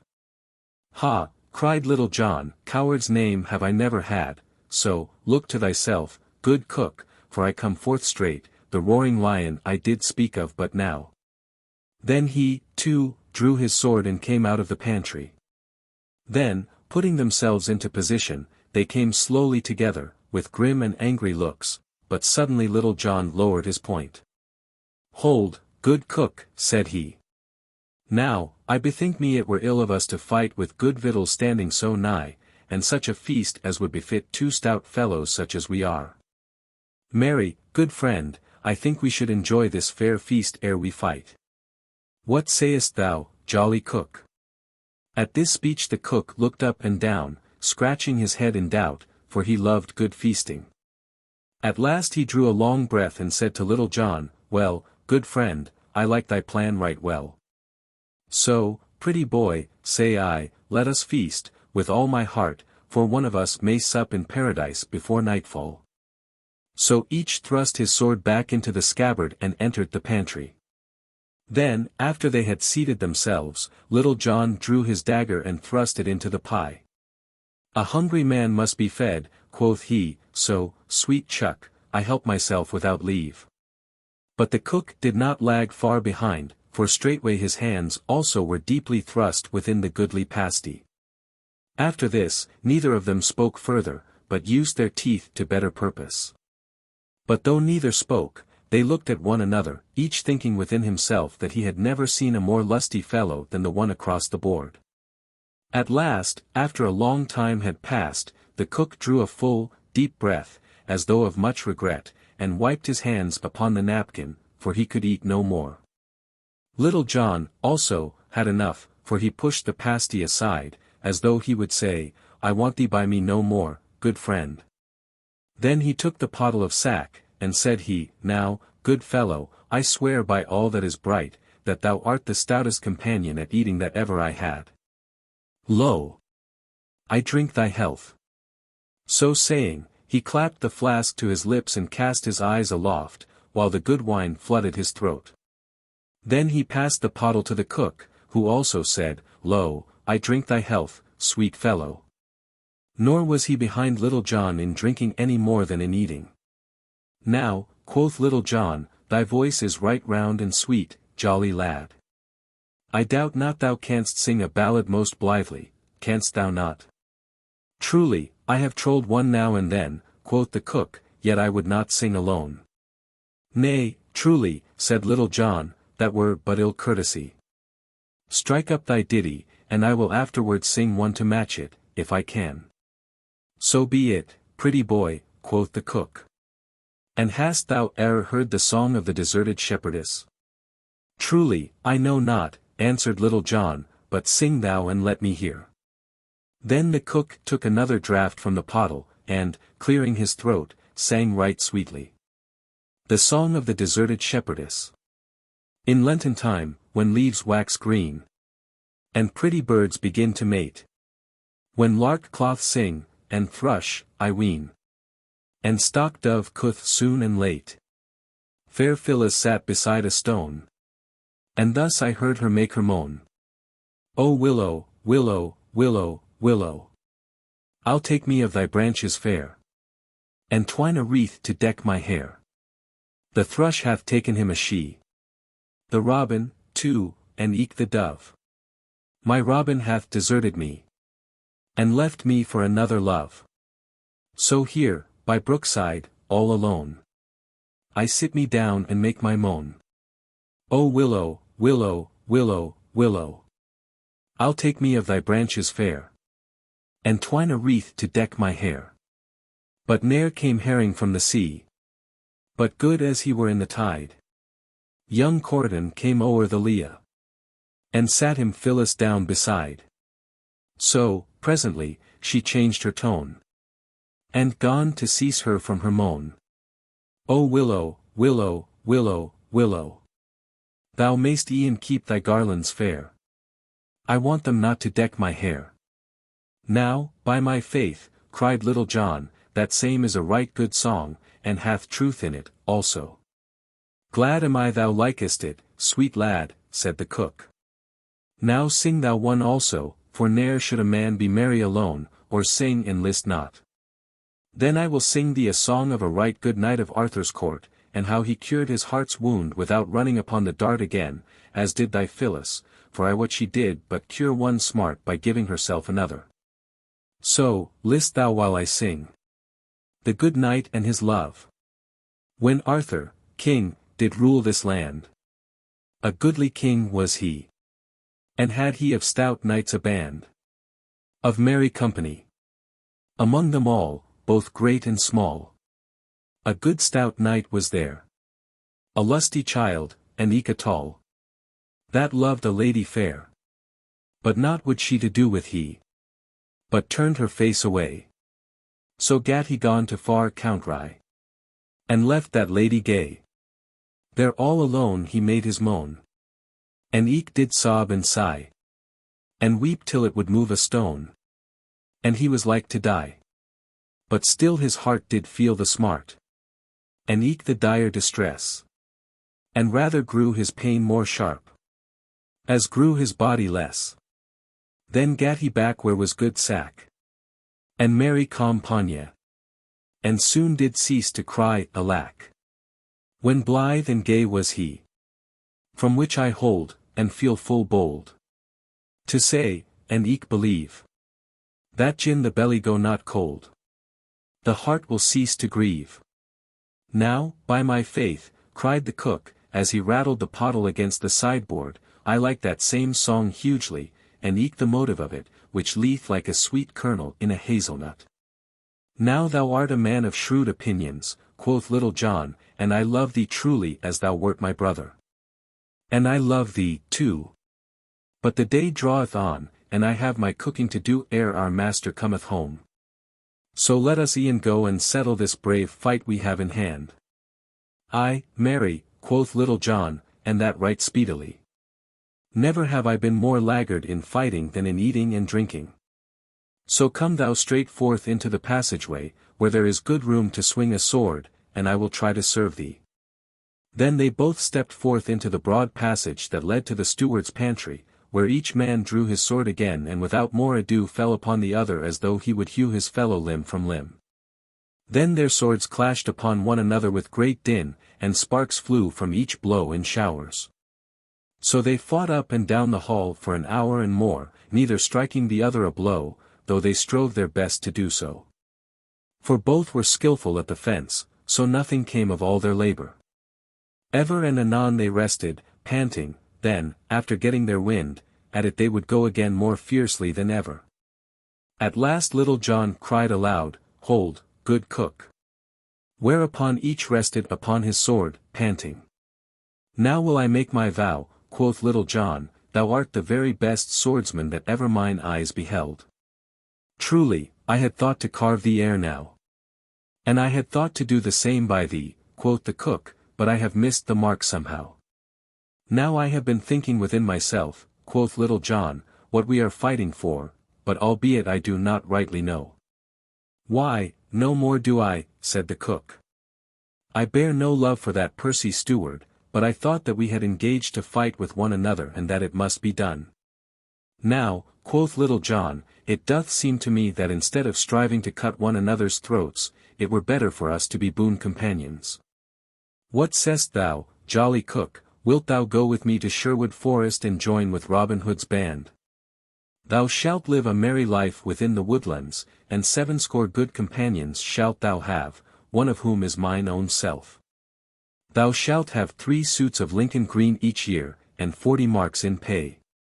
Now, thou art a man after mine own heart, cried the cook right heartily, and, as thou speakest of it, that is the very service for me.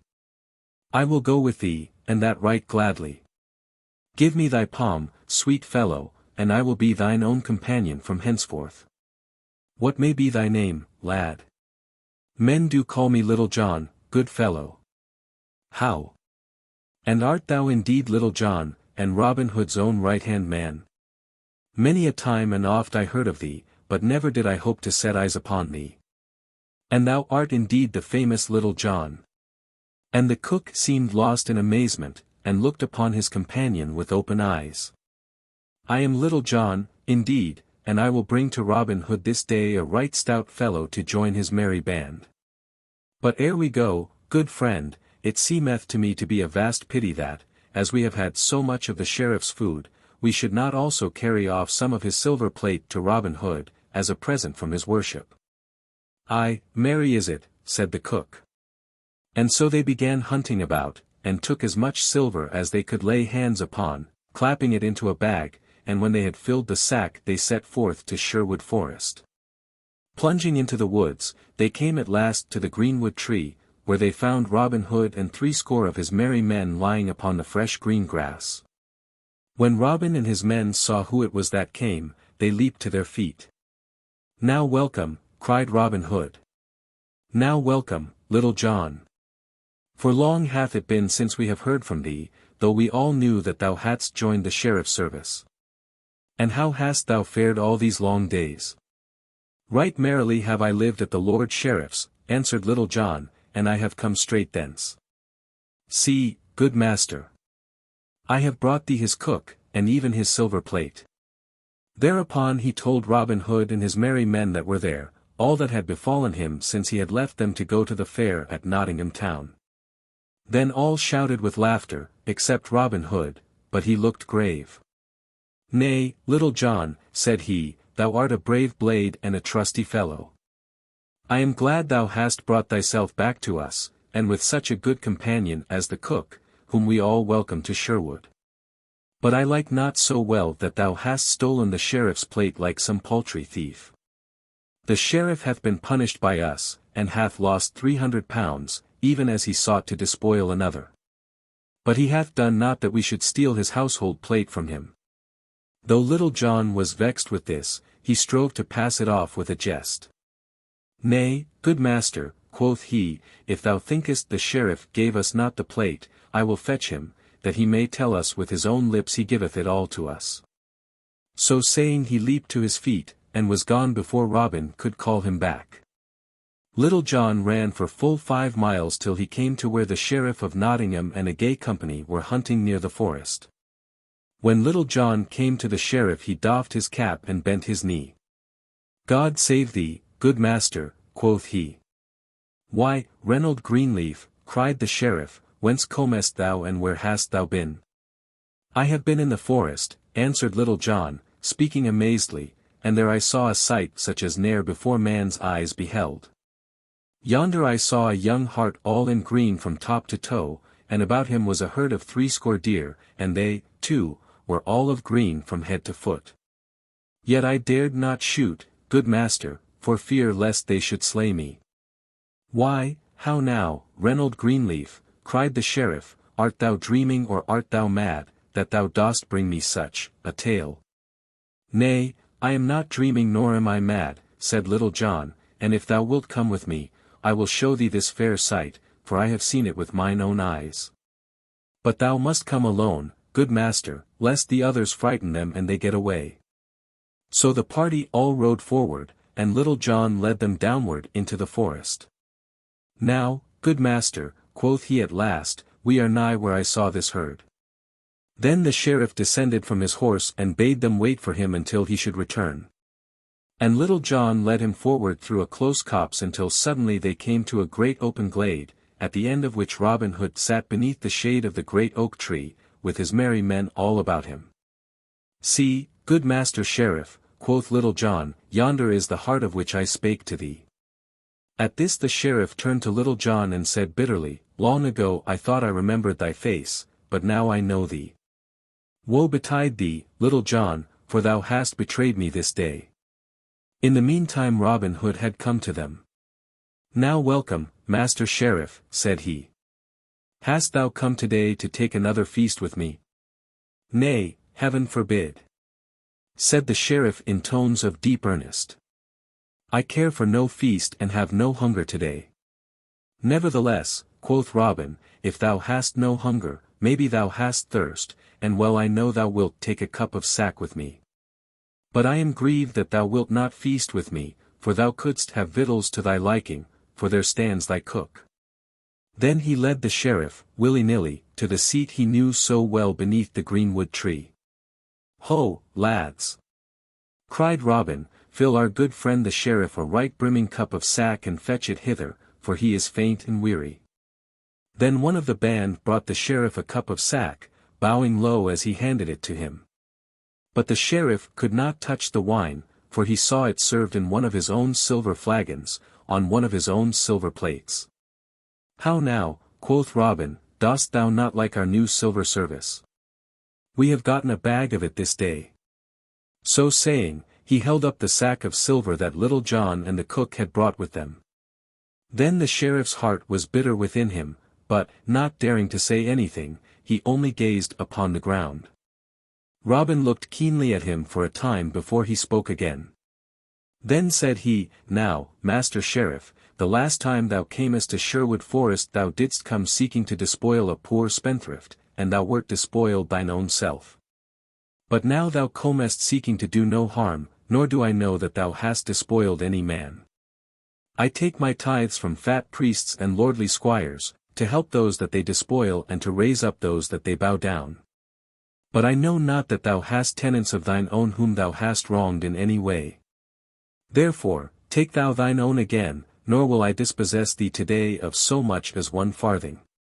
Come with me, and I will lead thee from the forest back to thine own party again." Then, slinging the bag upon his shoulder, he turned away, the sheriff following him, all too perplexed in mind to speak. So they went forward until they came to within a furlong of the spot where the sheriff's companions were waiting for him. Then Robin Hood gave the sack of silver back to the sheriff. "Take thou thine own again," he said, "and hearken to me, good sheriff, take thou a piece of advice with it. Try thy servants well ere thou dost engage them again so readily." Then, turning, he left the other standing bewildered, with the sack in his hands. The company that waited for the sheriff were all amazed to see him come out of the forest bearing a heavy sack upon his shoulders. But though they questioned him, he answered never a word, acting like one who walks in a dream. Without a word, he placed the bag across his nag's back and then, mounting, rode away, all following him. But all the time there was a great turmoil of thoughts within his head, tumbling one over the other. And thus ends the merry tale of Little John and how he entered the sheriff's service. Little John and the Tanner of Blythe.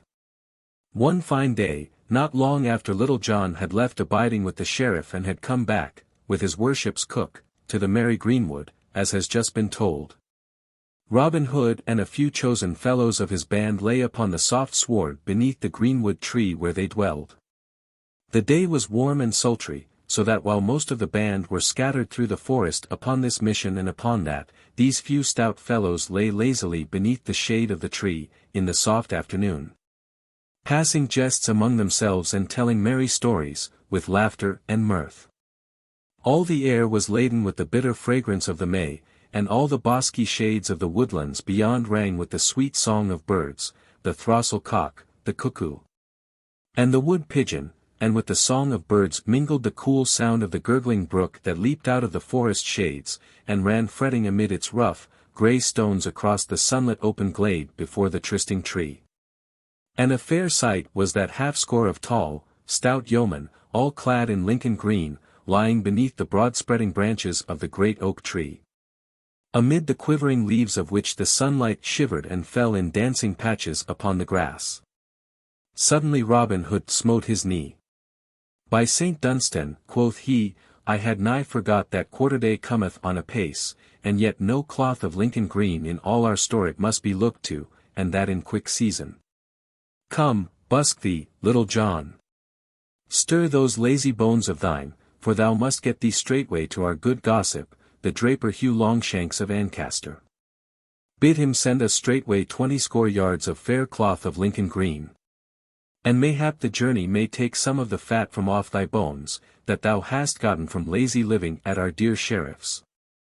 Nay, muttered Little John, for he had heard so much upon this score that he was sore upon the point, nay, truly, mayhap I have more flesh upon my joints than I once had, yet, flesh or no flesh, I doubt not that I could still hold my place and footing upon a narrow bridge against e'er a yeoman in Sherwood, or Nottinghamshire, for the matter of that, even though he had no more fat about his bones than thou hast, good master. At this reply a great shout of laughter went up, and all looked at Robin Hood, for each man knew that Little John spake of a certain fight that happened between their master and himself, through which they first became acquainted. Nay, quoth Robin Hood, laughing louder than all. Heaven forbid that I should doubt thee, for I care for no taste of thy staff myself, Little John. I must needs own that there are those of my band can handle a 7-foot staff more deftly than I. Yet no man in all Nottinghamshire can draw a grey goose shaft with my fingers. Nevertheless, a journey to Ancaster may not be ill for thee. So go thou, as I bid, and thou hadst best go this very evening, for since thou hast abided at the sheriff's many know thy face, and if thou goest in broad daylight, thou mayst get thyself into a coil with some of his worship's men-at-arms. Bide thou here till I bring thee money to pay our good Hugh. I warrant he hath no better customers in all Nottinghamshire than we. So saying, Robin left them and entered the forest.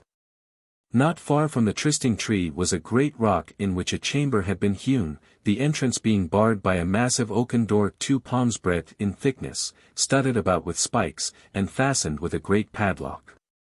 This was the treasure house of the band, and thither Robin Hood went and, unlocking the door, entered the chamber, from which he brought forth a bag of gold which he gave to Little John, to pay Hugh Longshanks withal, for the cloth of Lincoln green.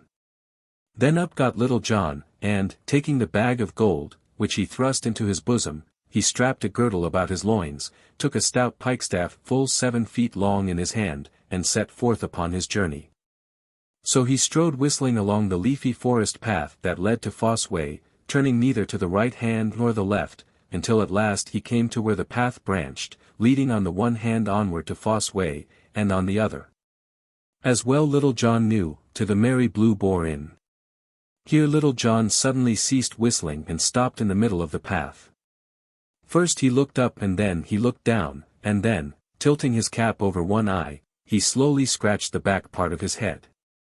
For thus it was, at the sight of these 2 roads, 2 voices began to alarum within him, the one crying, There lies the road to the Blue Boar Inn, a can of brown October, and a merry night with sweet companions such as thou mayst find there.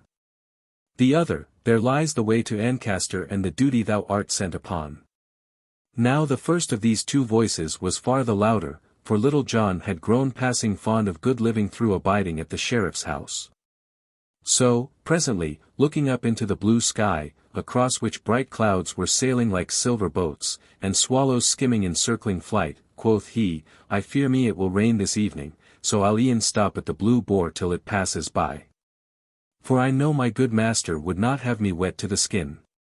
So, without more ado, off he strode down the path that lay the way of his likings. Now there was no sign of any foul weather, but when one wishes to do a thing, as Little John did, one finds no lack of reasons for the doing. For merry wags were at the Blue Boar Inn, a butcher, a beggar, and 2 barefoot friars. Little John heard them singing from afar, as he walked through the hush of the mellow twilight that was now falling over hill and dale. Right glad were they to welcome such a merry blade as Little John. Fresh cans of ale were brought, and with jest and song and merry tales the hours slipped away on fleeting wings. None thought of time or tide till the night was so far gone that Little John put by the thought of setting forth upon his journey again that night, and so bided at the Blue Boar Inn until the morrow. Now it was an ill piece of luck for Little John that he left his duty for his pleasure, and he paid a great score for it, as we are all apt to do in the same case, as you shall see. Up he rose at the dawn of the next day, and, taking his stout pikestaff in his hand, he set forth upon his journey once more, as though he would make up for lost time. In the good town of Blythe there lived a stout tanner, celebrated far and near for feats of strength and many tough bouts at wrestling in the quarterstaff. For 5 years he had held the mid-country champion belt for wrestling, till the great Adam O. Lincoln cast him in the ring and broke one of his ribs, but at quarterstaff he had never yet met his match in all the country about. Besides all this, he dearly loved the longbow, and a sly jaunt in the forest when the moon was full and the dun deer in season. So that the king's rangers kept a shrewd eye upon him and his doings, for Arthur à Bland's house was apt to have a plenty of meat in it that was more like venison than the law allowed.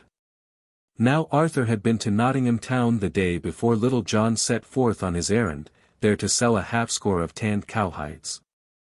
At the dawn of the same day that Little John left the inn, he started from Nottingham, homeward for Blyth. His way led, all in the dewy morn, past the verge of Sherwood Forest, where the birds were welcoming the lovely day with a great and merry jubilee. Across the tanner's shoulders was slung his stout quarterstaff, ever near enough to him to be gripped quickly, and on his head was a cap of doubled cowhide, so tough that it could hardly be cloven even by a broadsword. Now, quoth Arthur à Bland to himself, when he had come to that part of the road that cut through a corner of the forest, no doubt at this time of year the dun deer are coming from the forest depths nigher to the open meadow lands. Mayhap I may chance to catch a sight of the dainty brown darlings thus early in the morn. For there was nothing he loved better than to look upon a tripping herd of deer, even when he could not tickle their ribs with a cloth-yard shaft. Accordingly, quitting the path, he went peeping this way and that through the underbrush, spying now here and now there, with all the wiles of a master of woodcraft, and of one who had more than once donned a doublet of Lincoln green.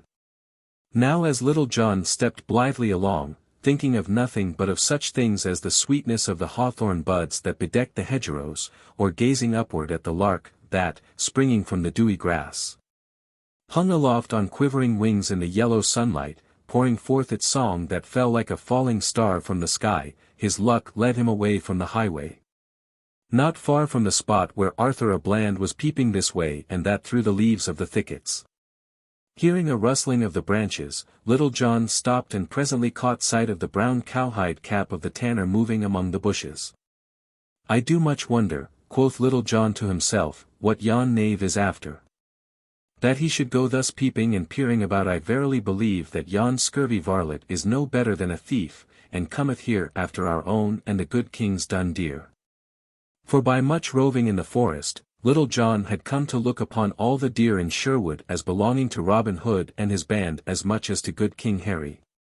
Nay, quoth he again, after a time, this matter must e'en be looked into. So, quitting the highroad, he also entered the thickets, and began spying around after stout Arthur à Bland. So for a long time they both of them went hunting about, Little John after the tanner, and the tanner after the deer. At last Little John trod upon a stick, which snapped under his foot, whereupon, hearing the noise, the tanner turned quickly and caught sight of the yeoman. Seeing that the tanner had spied him out, Little John put a bold face upon the matter. "Hillo," quoth he, "what art thou doing here, thou naughty fellow? Who art thou that comest ranging Sherwood's paths? In very sooth thou hast an evil cast of countenance, and I do think, truly, that thou art no better than a thief, and comest after our good king's deer." "Nay," quoth the tanner boldly, for, though taken by surprise, he was not a man to be frightened by big words, "thou least in thy teeth. I am no thief, but an honest craftsman. As for my countenance, it is what it is. And, for the matter of that, thine own is none too pretty, thou saucy fellow." "Ha," quoth Little John in a great loud voice, "wouldst thou give me back talk? Now I have a great part of a mind to crack thy pate for thee. I would have thee know, fellow, that I am, as it were, one of the king's foresters. Leastwise," muttered he to himself, "I and my friends do take good care of our good sovereign's deer." "I care not who thou art," answered the bold tanner, "and unless thou hast many more of thy kind by thee, thou canst never make Arthur à Bland cry, a mercy." "Is it so?" cried Little John in a rage. "Now, by my faith, thou saucy rogue, thy tongue hath led thee into a pit thou wilt have a sorry time getting out of, for I will give thee such a drubbing as ne'er hast thou had in all thy life before." Take thy staff in thy hand, fellow, for I will not smite an unarmed man. Marry come up with a murrain, cried the tanner, for he, too, had talked himself into a fume. Big words ne'er killed so much as a mouse. Who art thou that talkest so freely of cracking the head of Arthur a Bland? If I do not tan thy hide this day as ne'er I tanned a calf's hide in all my life before, split my staff into skewers for lamb's flesh and call me no more brave man. Now look to thyself, fellow. Stay, said Little John. Let us first measure our cudgels. I do reckon my staff longer than thine, and I would not take vantage of thee by even so much as an inch. Nay, I pass not for length, answered the tanner. My staff is long enough to knock down a calf, so look to thyself, fellow, I say again. So, without more ado, each gripped his staff in the middle, and, with fell and angry looks, they came slowly together. Now news had been brought to Robin Hood how that Little John, instead of doing his bidding, had passed by duty for pleasure, and so had stopped overnight with merry company at the Blue Boar Inn, instead of going straight to Ancaster. So, being vexed to his heart by this, he set forth at dawn of day to seek Little John at the Blue Boar, or at least to meet the yeoman on the way, and ease his heart of what he thought of the matter. As thus he strode along in anger, putting together the words he would use to chide Little John, he heard, of a sudden, loud and angry voices, as of men in a rage, passing fell words back and forth from one to the other. At this, Robin Hood stopped and listened. Surely, quoth he to himself, that is Little John's voice, and he is talking in anger also. Methinks the other is strange to my ears. Now heaven forfend that my good trusty Little John should have fallen into the hands of the king's rangers. I must see to this matter, and that quickly. Thus spoke Robin Hood to himself, all his anger passing away like a breath from the window-pane, at the thought that perhaps his trusty right-hand man was in some danger of his life. So cautiously he made his way through the thickets whence the voices came, and, pushing aside the leaves, peeped into the little open space where the two men, staff in hand, were coming slowly together. Ha! Quoth Robin to himself, here is merry sport afoot. Now I would give 3 golden angels from my own pocket if yon stout fellow would give Little John a right sound drubbing. It would please me to see him well thumped for having failed in my bidding. I fear me, though, there is but poor chance of my seeing such a pleasant sight. So saying, he stretched himself at length upon the ground, that he might not only see the sport the better, but that he might enjoy the merry sight at his ease.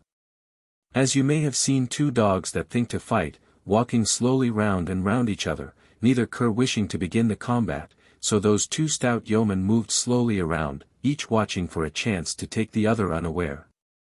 And so get in the first blow. At last Little John struck like a flash, and, rap. The tanner met the blow and turned it aside, and then smote back at Little John, who also turned the blow, and so this mighty battle began. Then up and down and back and forth they trod, the blows falling so thick and fast that, at a distance, one would have thought that half a score of men were fighting. Thus they fought for nigh a half an hour, until the ground was all ploughed up with the digging of their heels, and their breathing grew labored like the ox in the furrow. But Little John suffered the most, for he had become unused to such stiff labor, and his joints were not as supple as they had been before he went to dwell with the sheriff. All this time Robin Hood lay beneath the bush, rejoicing at such a comely bout of quarterstaff. By my faith, quoth he to himself, never had I thought to see Little John so evenly matched in all my life. Belike, though, he would have overcome yon fellow before this had he been in his former trim. At last Little John saw his chance, and, throwing all the strength he felt going from him into one blow that might have felled an ox, he struck at the tanner with might and main. And now did the tanner's cowhide cap stand him in good stead, and but for it he might never have held staff in hand again. As it was, the blow he caught beside the head was so shrewd that it sent him staggering across the little glade, so that, if Little John had had the strength to follow up his vantage, it would have been ill for stout Arthur. But he regained himself quickly and, at arm's length, struck back a blow at Little John, and this time the stroke reached its mark, and down went Little John at full length, his cudgel flying from his hand as he fell. Then, raising his staff, stout Arthur dealt him another blow upon the ribs. "Hold," roared Little John. "Wouldst thou strike a man when he is down?" "Aye, marry would I," quoth the tanner, giving him another thwack with his staff. "Stop!" roared Little John. "Help! Hold, I say! I yield me! I yield me, I say, good fellow!" "Hast thou had enough?" asked the tanner grimly, holding his staff aloft. "Aye, marry, and more than enough." "And thou dost own that I am the better man of the two?" "Yea, truly, and a murrain seize thee," said Little John, the first aloud and the last to his beard. "Then thou mayst go thy ways." "And thank thy patron saint that I am a merciful man," said the tanner. "A plague such mercy as thine," said Little John, sitting up and feeling his ribs where the tanner had cudgelled him. "I make my vow, my ribs feel as though every one of them were broken in twain. I tell thee, good fellow, I did think there was never a man in all Nottinghamshire could do to me what thou hast done this day." "And so thought I, also," cried Robin Hood, bursting out of the thicket and shouting with laughter till the tears ran down his cheeks. "Oh man, man," said he, as well as he could for his mirth, "a didst go over like a bottle knocked from a wall. I did see the whole merry bout, and never did I think to see thee yield thyself so, hand and foot, to any man in all merry England. I was seeking thee, to chide thee for leaving my bidding undone. But thou hast been paid all I owed thee, full measure, pressed down and overflowing, by this good fellow.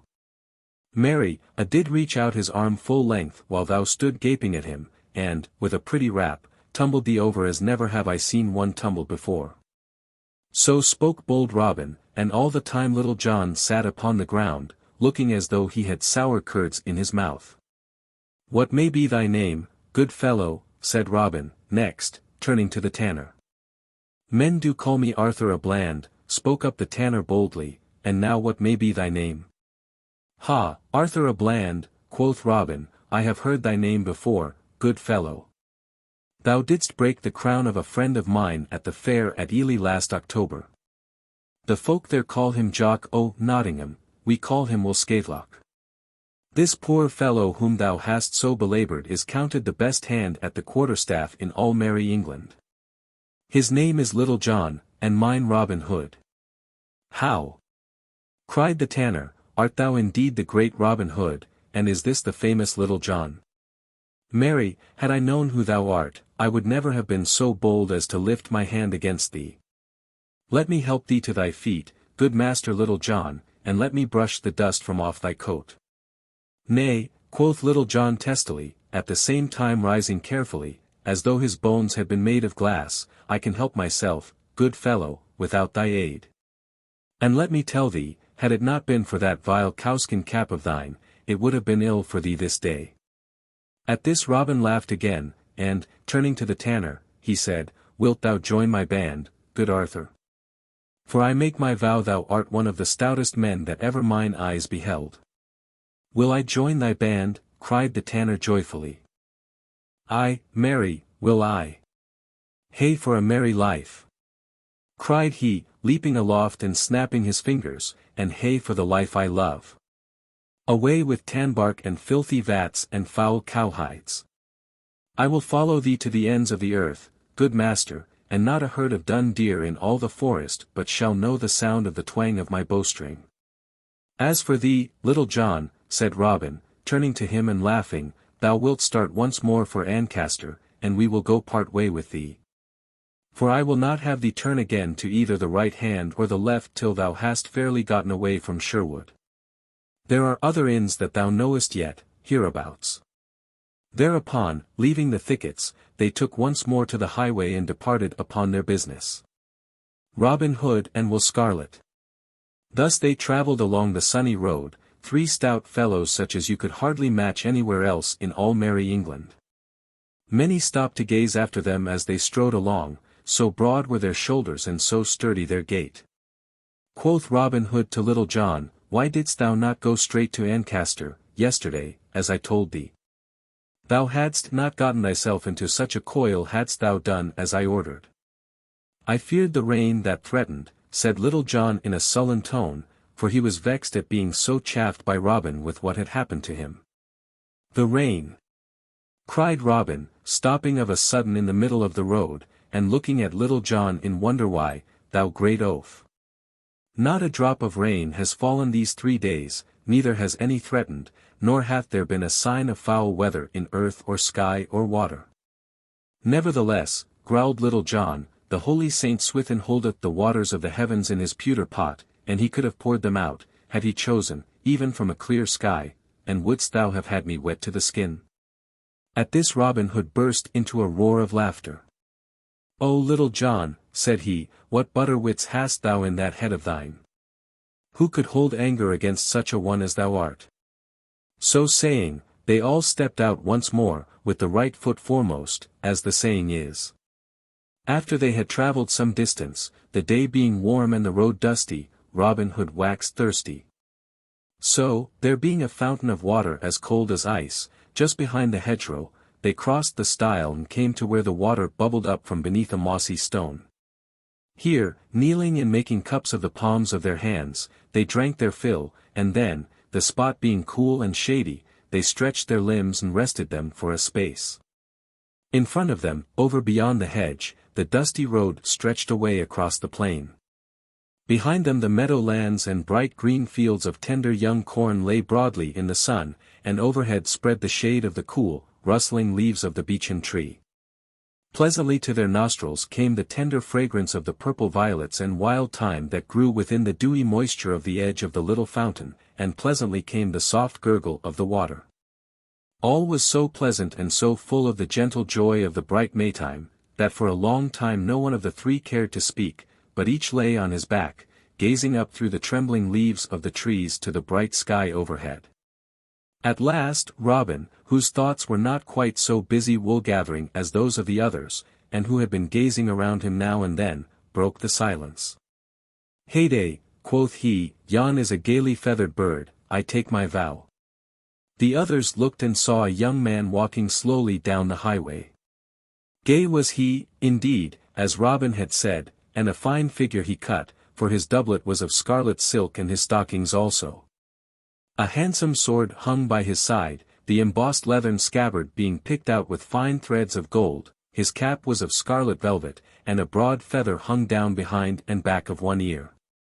His hair was long and yellow and curled upon his shoulders, and in his hand he bore an early rose, which he smelled at daintily now and then. "By my life," quoth Robin Hood, laughing, "saw ye e'er such a pretty, mincing fellow?" "Truly, his clothes have overmuch prettiness for my taste," quoth Arthur a Bland, "but, any earthless, his shoulders are broad and his loins are narrow, and sayest thou, good master, how that his arms hang from his body? They dangle not down like spindles, but hang stiff and bend at the elbow. I take my vow, there be no bread and milk limbs in those fine clothes, but stiff joints and tough thews." "Methinks thou art right, friend Arthur," said Little John.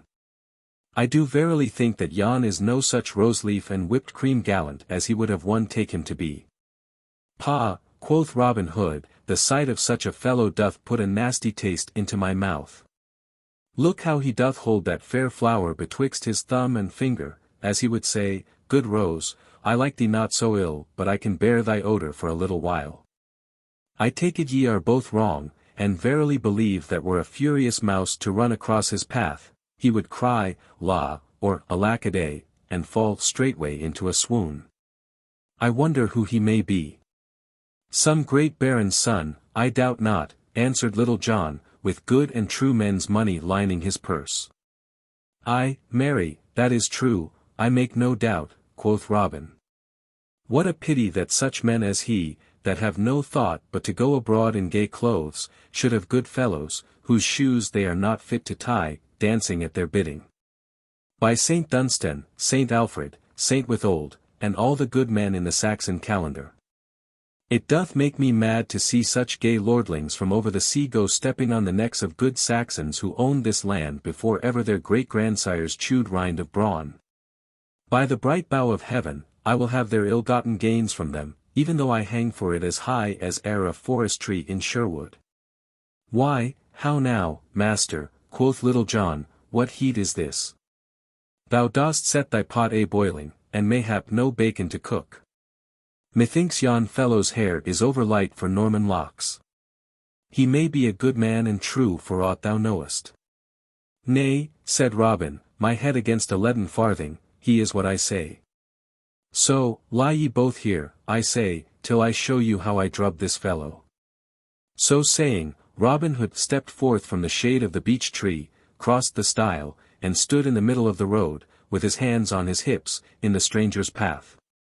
Meantime the stranger, who had been walking so slowly that all this talk was held before he came opposite the place where they were, neither quickened his pace nor seemed to see that such a man as Robin Hood was in the world.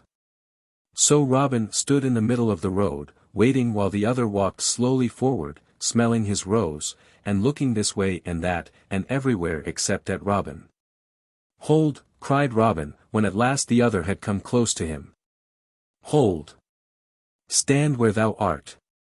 Wherefore should I hold, good fellow, said the stranger in soft and gentle voice. And wherefore should I stand where I am? Nerthless, as thou dost desire that I should stay, I will abide for a short time, that I may hear what thou mayst have to say to me.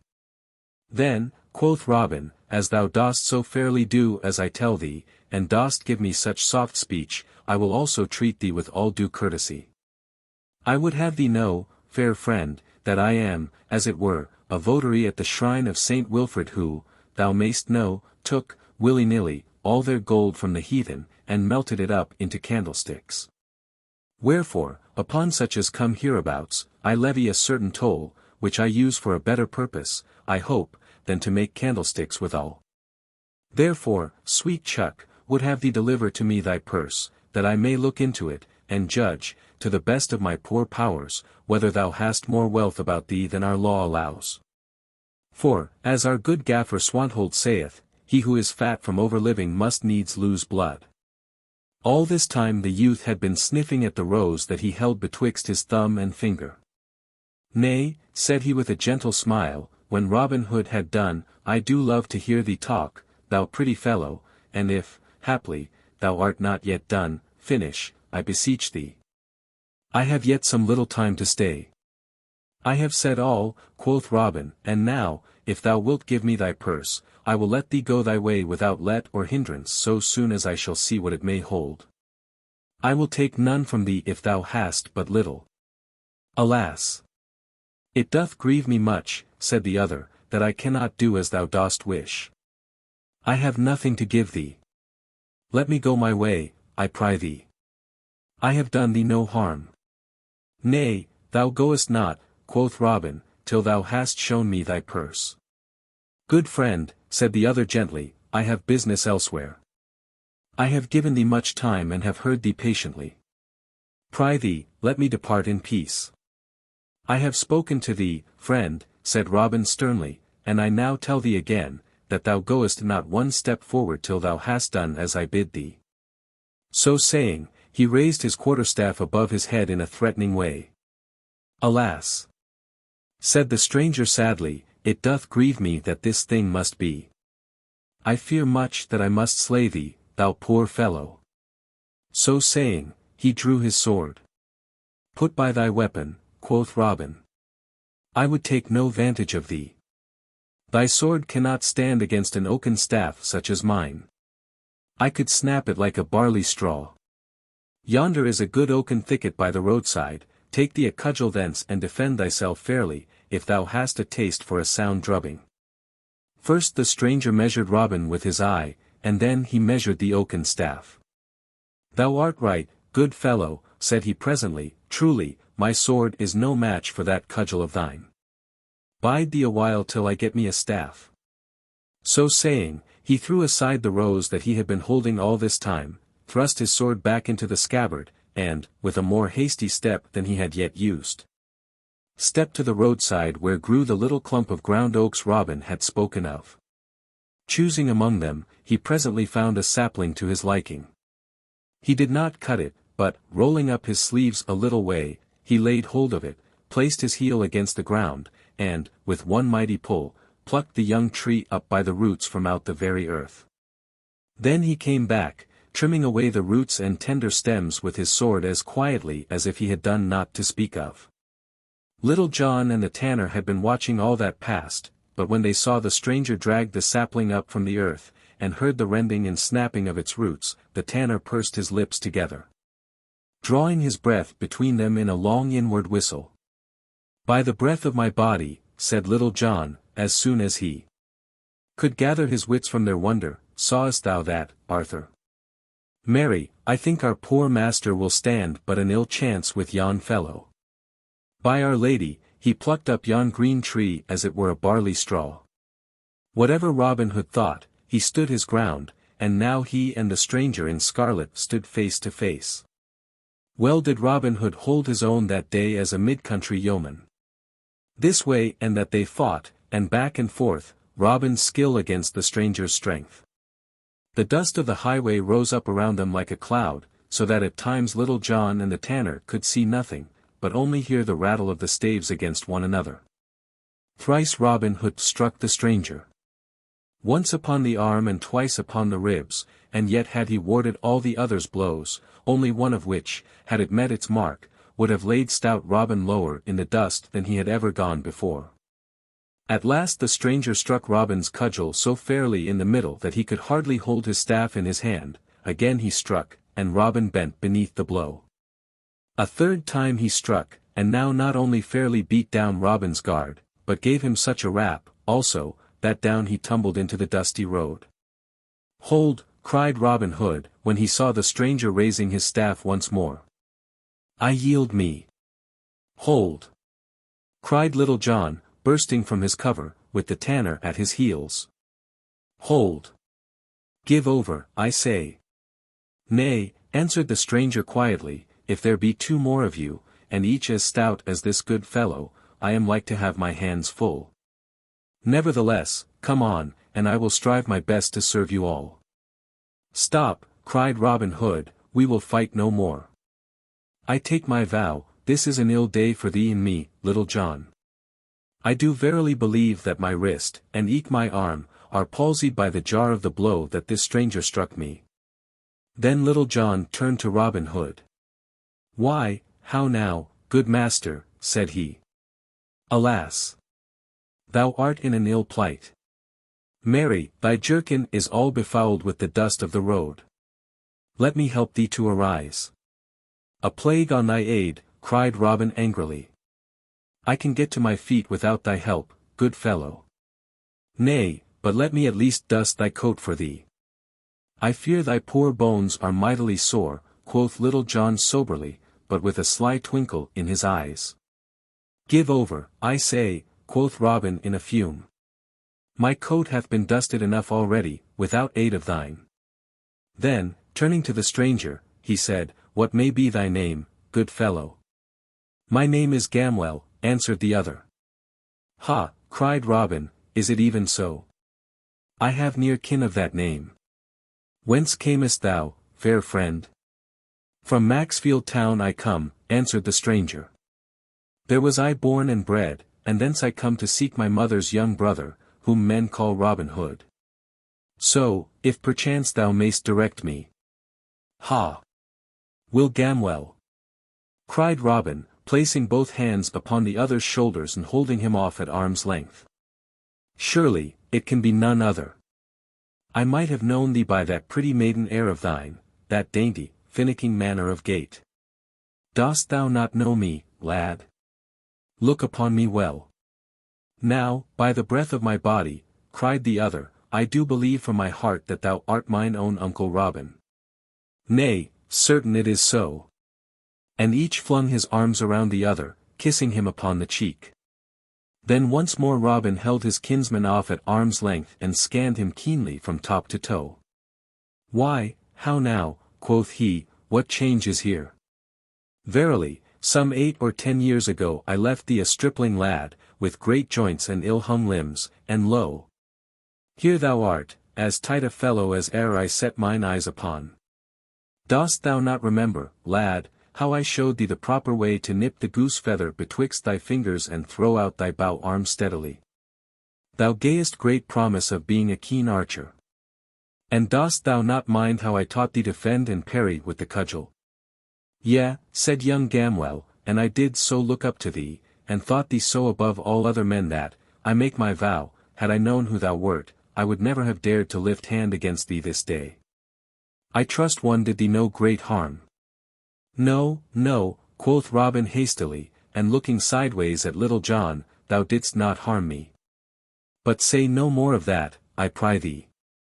Yet I will say, lad, that I hope I may never feel again such a blow as thou didst give me. By Our Lady, my arm doth tingle yet from fingernail to elbow. Truly, I thought that I was palsied for life. I tell thee, coz, that thou art the strongest man that ever I laid mine eyes upon. I take my vow, I felt my stomach quake when I beheld thee pluck up yon green tree as thou didst. But tell me, how camest thou to leave Sir Edward and thy mother? Alas, answered young Gamwell, it is an ill story, uncle, that I have to tell thee. My father's steward, who came to us after old Giles Crookleg died, was ever a saucy varlet, and I know not why my father kept him, saving that he did oversee with great judgment. It used to gall me to hear him speak up so boldly to my father, who, thou knowest, was ever a patient man to those about him, and slow to anger and harsh words. Well, one day, and an ill day it was for that saucy fellow, he sought to berate my father, I standing by. I could stand it no longer, good uncle, so, stepping forth, I gave him a box o' the ear, and, wouldst thou believe it? The fellow straightway died o't. I think they said I broke his neck, or something o' the like. So off they packed me to seek thee and escape the law. I was on my way when thou sawest me, and here I am. Well, by the faith of my heart, quoth Robin Hood, for anyone escaping the law, thou wast taking it the most easily that ever I beheld in all my life. Whenever did anyone in all the world see one who had slain a man, and was escaping because of it, tripping along the highway like a dainty court damsel, sniffing at a rose the while? Nay, uncle, answered Will Gamwell, over haste never churned good butter, as the old saying hath it. Moreover, I do verily believe that this overstrength of my body hath taken the nimbleness out of my heels. Why, thou didst but just now rap me thrice, and I thee never a once, save by overbearing thee by my strength. Nay, quoth Robin, let us say no more on that score. I am right glad to see thee, Will, and thou wilt add great honour and credit to my band of merry fellows. But thou must change thy name, for warrants will be out presently against thee. So, because of thy gay clothes, thou shalt henceforth and for I be called Will Scarlet. Will Scarlet, quoth Little John, stepping forward and reaching out his great palm, which the other took, Will Scarlet, the name fitteth thee well. Right glad am I to welcome thee among us. I am called Little John, and this is a new member who has just joined us, a stout tanner named Arthur à Bland. Thou art like to achieve fame, Will, let me tell thee, for there will be many a merry ballad sung about the country.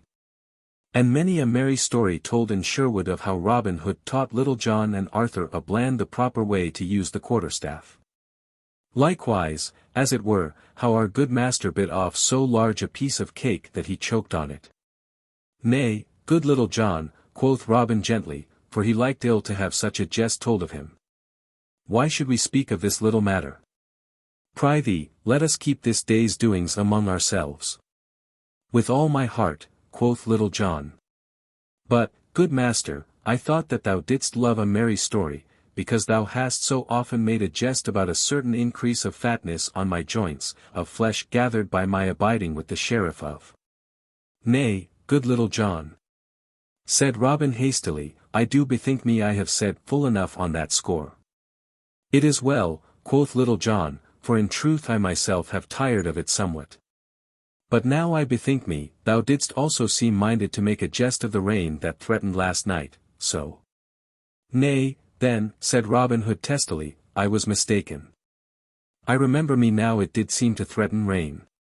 Truly, I did think so myself, quoth Little John, therefore, no doubt, thou dost think it was wise of me to abide all night at the Blue Boar Inn, instead of venturing forth in such stormy weather.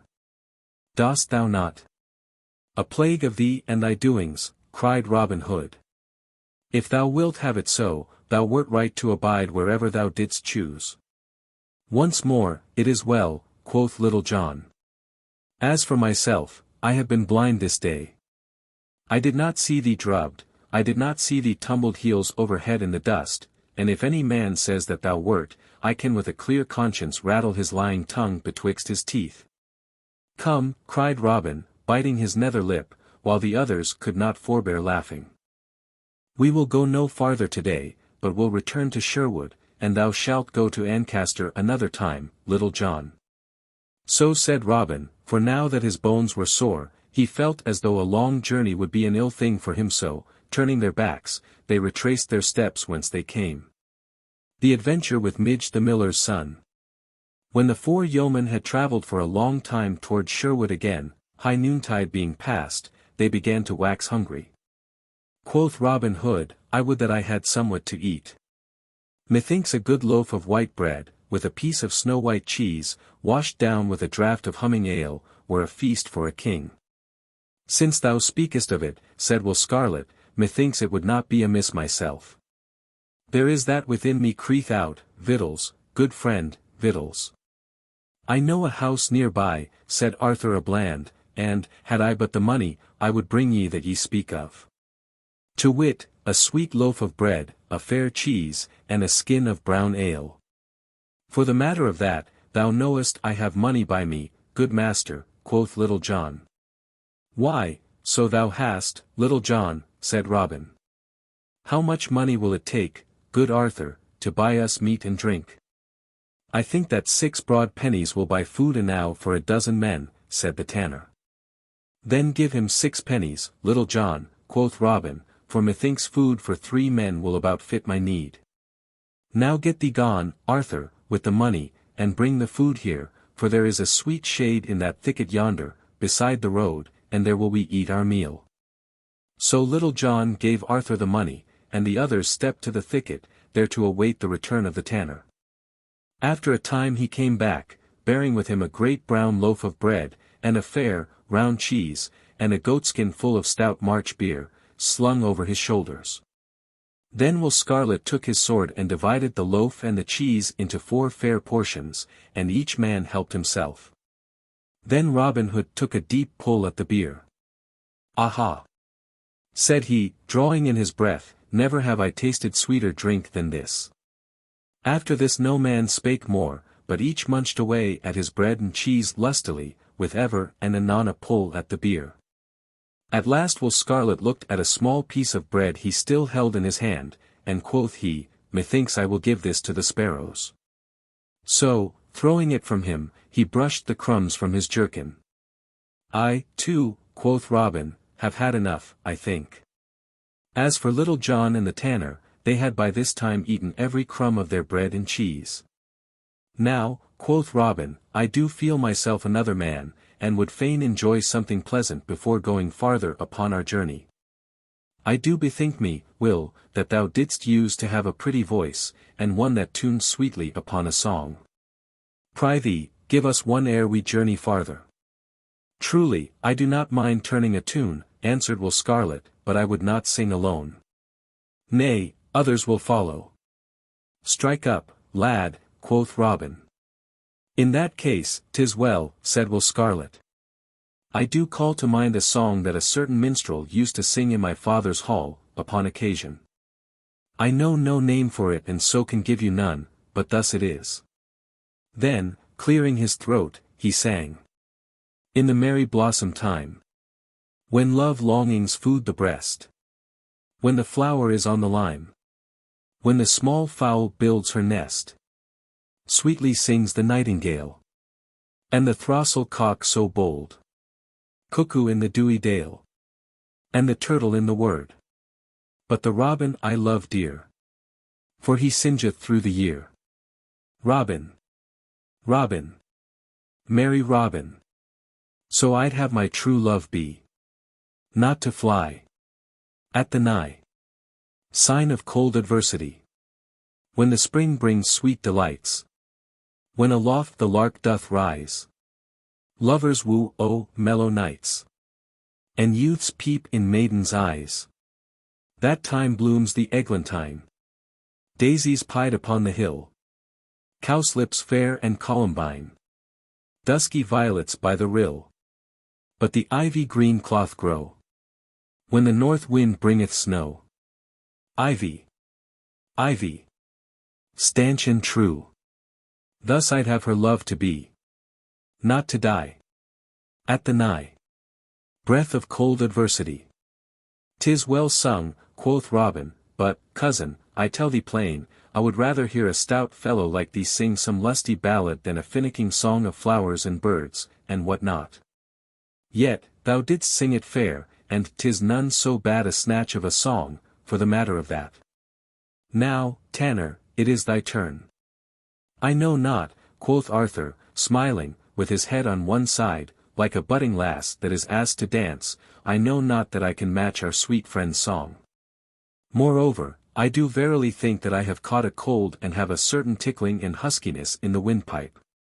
Nay, sing up, friend, quoth Little John, who sat next to him, patting him upon the shoulder. Thou hast a fair, round, mellow voice.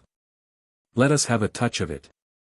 Nay, and ye will a poor thing, said Arthur, I will do my best. Have ye ever heard of the wooing of Sir Keith, the stout young Cornish knight, in good King Arthur's time? Methinks I have heard somewhat of it, said Robin, but any earthless strike up thy ditty and let us hear it, for, as I do remember me, it is a gallant song, so out with it, good fellow. Thereupon, clearing his throat, the tanner, without more ado, began to sing. The Wooing of Sir Keith. King Arthur sat in his royal hall. And about on either hand was many a noble lordling tall, the greatest in the land. Sat Lancelot with raven locks, Gawain with golden hair, Sir Tristram, Kay who kept the locks, and many another there. And through the stained windows bright, from o'er the red-tiled eaves, the sunlight blazed with colored light, on golden helms and greaves. But suddenly a silence came about the table round, for up the hall there walked a dame, bent nigh unto the ground. Her nose was hooked, her eyes were bleared, her locks were lank and white, upon her chin there grew a beard. She was a gruesome sight. And so with crawling step she came, and kneeled at Arthur's feet. Quoth Kay, she is the foulest dame that e'er my sight did greet. O mighty king, of thee I crave a boon on bended knee. 'Twas thus she spoke. What wouldst thou have? Quoth Arthur, King, of me. Quoth she, I have a foul disease, doth gnaw my very heart. And but one thing can bring me ease, or cure my bitter smart. There is no rest, no ease for me, north, east, or west, or south, till Christian knight will willingly thrice kiss me on the mouth.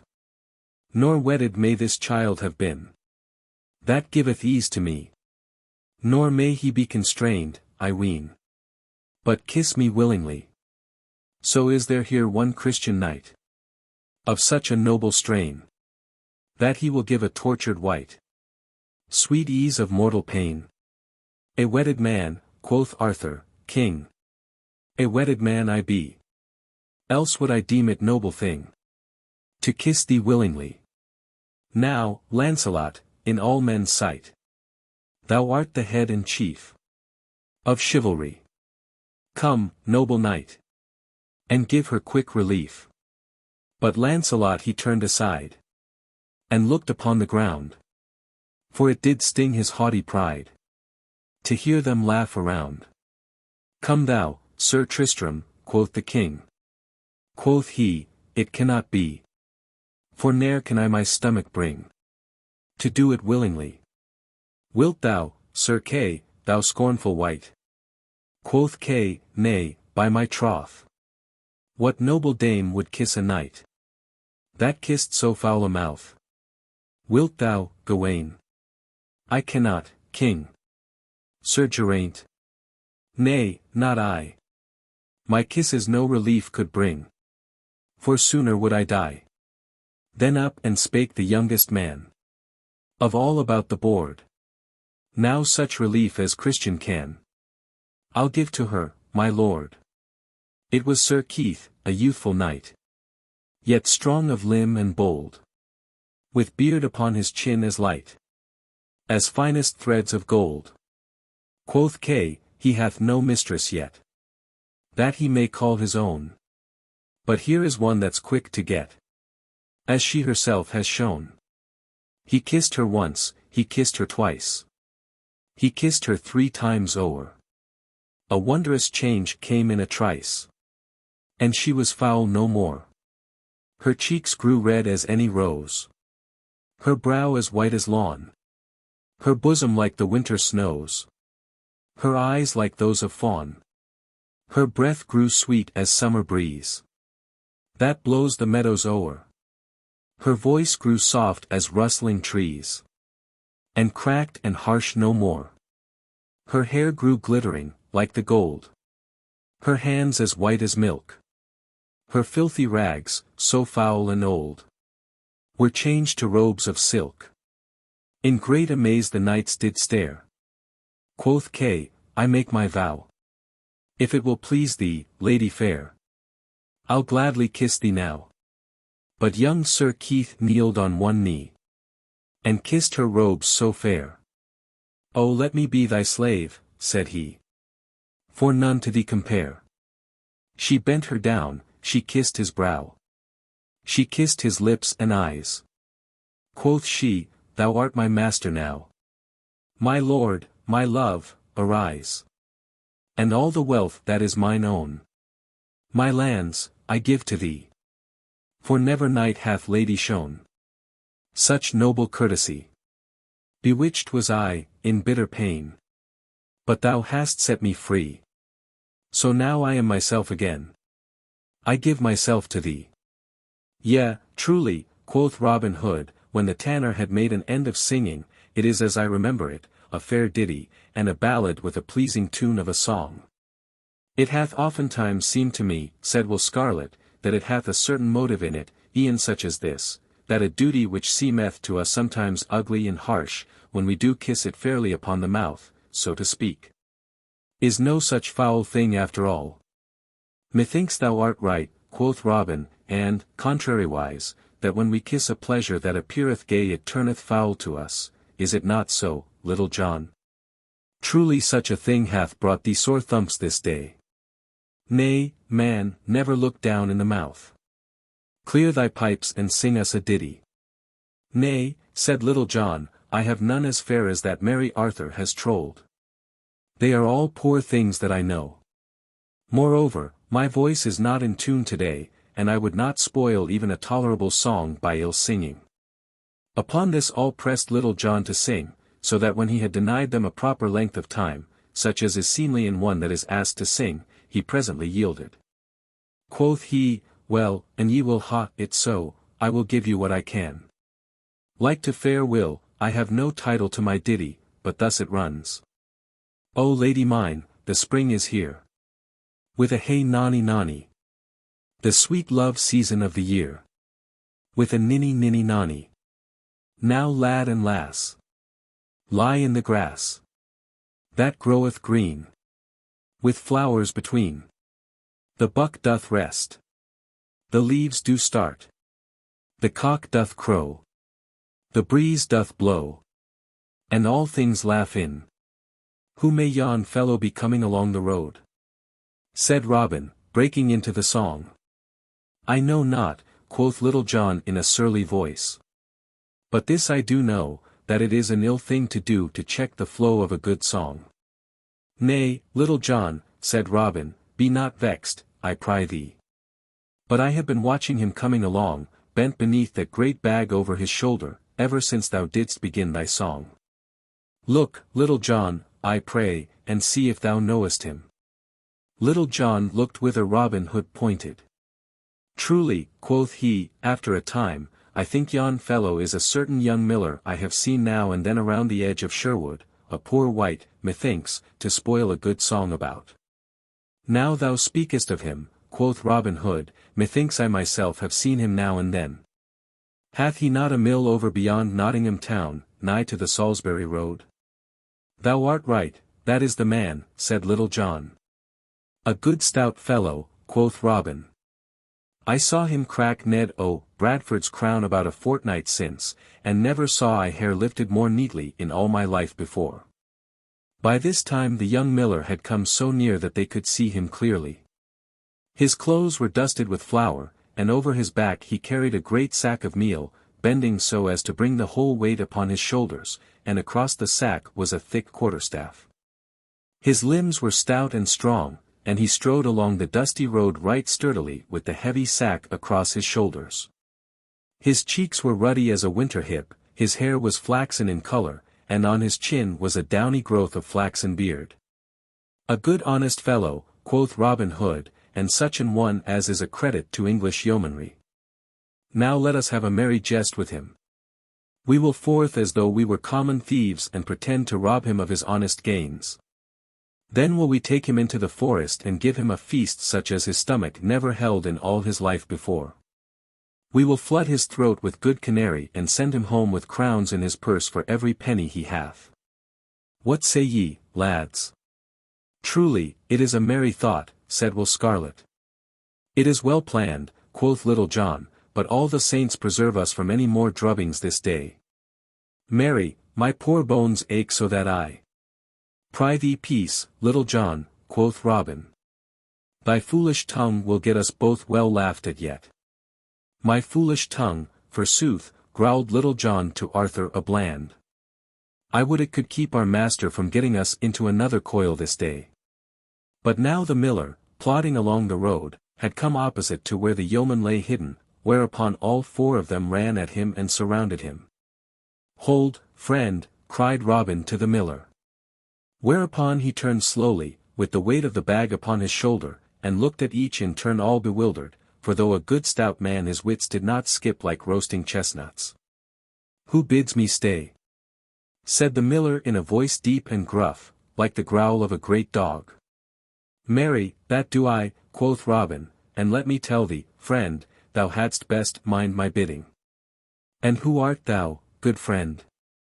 Said the miller, throwing the great sack of meal from his shoulder to the ground, and who are those with thee? We be four good Christian men, quoth Robin, and would fain help thee by carrying part of thy heavy load. I give you all thanks, said the miller, but my bag is none that heavy that I cannot carry it e'en by myself. Nay, thou dost mistake, quoth Robin, I meant that thou mightest perhaps have some heavy farthings or pence about thee, not to speak of silver and gold. Our good gaffer Swanthold saith that gold is an over-heavy burden for a two-legged ass to carry, so we would e'en lift some of this load from thee. Alas, cried the miller, what would ye do to me? I have not about me so much as a clipped groat. Do me no harm, I pray you, but let me depart in peace. Moreover, let me tell you that ye are upon Robin Hood's ground, and should he find you seeking to rob an honest craftsman, he will clip your ears to your heads and scourge you even to the walls of Nottingham. In truth I fear Robin Hood no more than I do myself, quoth jolly Robin. Thou must this day give up to me every penny thou hast about thee. Nay, if thou dost budge an inch I will rattle this staff about thine ears. Nay, smite me not, cried the miller, throwing up his elbow as though he feared the blow. Thou mayst search me if thou wilt, but thou wilt find nothing upon me, pouch, pocket, or skin. Is it so? Quoth Robin Hood, looking keenly upon him. Now I believe that what thou tellest is no true tale. If I am not much mistook thou hast somewhat in the bottom of that fat sack of meal. Good Arthur, empty the bag upon the ground, I warrant thou wilt find a shilling or two in the flour. Alas! cried the miller, falling upon his knees, spoil not all my good meal. It can better you not, and will ruin me. Spare it, and I will give up the money in the bag. Ha, quoth Robin, nudging Will Scarlet. Is it so? And have I found where thy money lies? Marry, I have a wondrous nose for the blessed image of good King Harry. I thought that I smelled gold and silver beneath the barley meal. Bring it straight forth, miller. Then slowly the miller arose to his feet, and slowly and unwillingly he untied the mouth of the bag, and slowly thrust his hands into the meal and began fumbling about with his arms buried to the elbows in the barley flour. The others gathered round him, their heads together, looking and wondering what he would bring forth. So they stood, all with their heads close together gazing down into the sack. But while he pretended to be searching for the money, the miller gathered 2 great handfuls of meal. Ha, quoth he, here they are, the beauties. Then, as the others leaned still more forward to see what he had, he suddenly cast the meal into their faces, filling their eyes and noses and mouths with the flour, blinding and half choking them. Arthur a Bland was worse off than any, for his mouth was open, agape with wonder of what was to come, so that a great cloud of flour flew down his throat, setting him a-coughing till he could scarcely stand.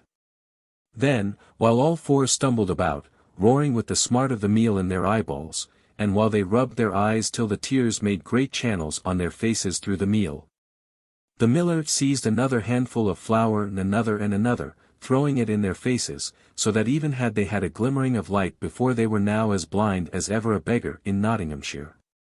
While their hair and beards and clothes were as white as snow. Then catching up his great crab staff, the miller began laying about him as though he were clean gone mad. This way and that skipped the 4, like peas on a drumhead, but they could see neither to defend themselves nor to run away. Thwack! Thwack!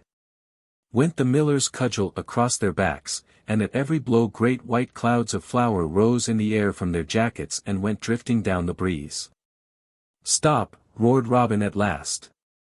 Give over, good friend, I am Robin Hood.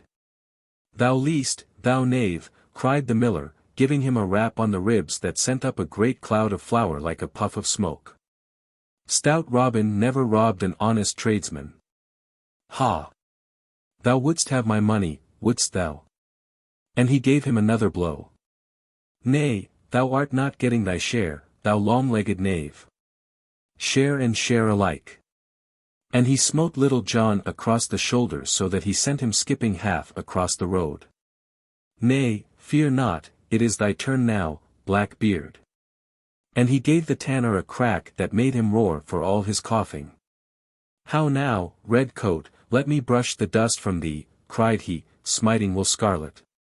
And so he gave them merry words and blows until they could scarcely stand, and whenever he saw one like to clear his eyes he threw more flour in his face. At last Robin Hood found his horn and clapping it to his lips, blew 3 loud blasts upon it. Now it chanced that Will Stutely and a party of Robin's men were in the glade not far from where this merry sport was going forward. Hearing the hubbub of voices, and blows that sounded like the noise of a flail in the barn in winter-time, they stopped, listening and wondering what was toward. Quoth Will Stutely, now if I mistake not there is some stout battle with cudgels going forward not far hence. I would fain see this pretty sight. So saying, he and the whole party turned their steps whence the noise came. When they had come near where all the tumult sounded they heard the 3 blasts of Robin's bugle horn. Quick, cried young David of Doncaster. Our master is in sore need. So, without stopping a moment, they dashed forward with might and main and burst forth from the covert into the highroad. But what a sight was that which they saw! The road was all white with meal, and 5 men stood there also white with meal from top to toe, for much of the barley flour had fallen back upon the miller. What is thy need, master? Cried Will Stutely. And what doth all this mean? Why, quoth Robin in a mighty passion, yon traitor felt low hath come as nigh slaying me as e'er a man in all the world hadst thou not come quickly, good Stutely, thy master had been dead. Hereupon, while he and the 3 others rubbed the meal from their eyes, and Will Stutely and his men brushed their clothes clean, he told them all, how that he had meant to pass a jest upon the miller, which same had turned so grievously upon them. Quick, men, seize the vile miller, cried Stutely, who was nigh choking with laughter as were the rest, whereupon several ran upon the stout fellow and seizing him, bound his arms behind his back with bowstrings. "Ha!" cried Robin, when they brought the trembling miller to him. "Thou wouldst murder me, wouldst thou?" By my faith, here he stopped and stood glaring upon the miller grimly. But Robin's anger could not hold, so first his eyes twinkled, and then in spite of all he broke into a laugh. Now when they saw their master laugh, the yeomen who stood around could contain themselves no longer, and a mighty shout of laughter went up from all. Many could not stand, but rolled upon the ground from pure merriment. "What is thy name, good fellow?" said Robin at last to the miller, who stood gaping and as though he were in a maze. "Alas, sir, I am Midge, the miller's son," said he in a frightened voice. "I make my vow," quoth merry Robin, smiting him upon the shoulder, "thou art the mightiest Midge that e'er mine eyes beheld. Now wilt thou leave thy dusty mill and come and join my band? By my faith, thou art too stout a man to spend thy days betwixt the hopper and the till. Then truly, if thou dost forgive me for the blows I struck, not knowing who thou wast, I will join with thee right merrily," said the miller. "Then have I gained this day," quoth Robin, "the 3 stoutest yeomen in all Nottinghamshire. We will get us away to the greenwood tree, and there hold a merry feast in honour of our new friends, and mayhap a cup or 2 of good sack and canary may mellow the soreness of my poor joints and bones. Though I warrant it will be many a day before I am again the man I was." So saying, he turned and led the way, the rest following, and so they entered the forest once more and were lost to sight. So that night all was ablaze with crackling fires in the woodlands, for though Robin and those others spoken of, only excepting Midge, the miller's son, had many a sore bump and bruise here and there on their bodies, they were still not so sore in the joints that they could not enjoy a jolly feast given all in welcome to the new members of the band. Thus with songs and jesting and laughter that echoed through the deeper and more silent nooks of the forest, the night passed quickly along, as such merry times are wont to do. Until at last each man sought his couch and silence fell on all things and all things seemed to sleep. But Little John's tongue was ever one that was not easy of guidance, so that, inch by inch, the whole story of his fight with the tanner and Robin's fight with Will Scarlet leaked out. And so I have told it that you may laugh at the merry tale along with me. Robin Hood and Allan a Dale. It has just been told how 3 unlucky adventures fell upon Robin Hood and Little John all in one day, bringing them sore ribs and aching bones. So next we will tell how they made up for those ill happenings by a good action that came about not without some small pain to Robin. 2 days had passed by, and somewhat of the soreness had passed away from Robin Hood's joints, yet still, when he moved of a sudden and without thinking, pain here and there would, as it were, jog him, crying, "Thou hast had a drubbing, good fellow." The day was bright and jocund, and the morning dew still lay upon the grass. Under the greenwood tree sat Robin Hood, on one side was Will Scarlet, lying at full length upon his back, gazing up into the clear sky, with hands clasped behind his head. Upon the other side sat Little John, fashioning a cudgel out of a stout crabtree limb. Elsewhere upon the grass sat or lay many others of the band. "By the faith of my heart," quoth merry Robin, "I do bethink me that we have had no one to dine with us for this long time. Our money groweth low in the purse, for no one hath come to pay a reckoning for many a day. Now busk thee, good Stutely, and choose thee 6 men, and get thee gone to Fosse Way or thereabouts, and see that thou bringest someone to eat with us this evening. Meantime we will prepare a grand feast to do whosoever may come the greater honour. And stay, good Stutely. I would have thee take Will Scarlet with thee, for it is meet that he should become acquaint with the ways of the forest. Now do I thank thee, good master," quoth Stutely, springing to his feet, "that thou hast chosen me for this adventure. Truly, my limbs do grow slack through abiding idly here. As for 2 of my 6, I will choose Midge the miller and Arthur a Bland, for, as well thou knowest, good master, they are stout fists at the quarterstaff. Is it not so, Little John?" At this all laughed but Little John and Robin, who twisted up his face. "I can speak for Midge," said he, "and likewise for my cousin Scarlet. This very blessed morn I looked at my ribs and found them as many colours as a beggar's cloak. So, having chosen 4 more stout fellows, Will Stutely and his band set forth to Fosse Way, to find whether they might not come across some rich guest to feast that day in Sherwood with Robin and his band. For all the livelong day they abided near this highway. Each man had brought with him a good store of cold meat and a bottle of stout March beer to stay his stomach till the homecoming.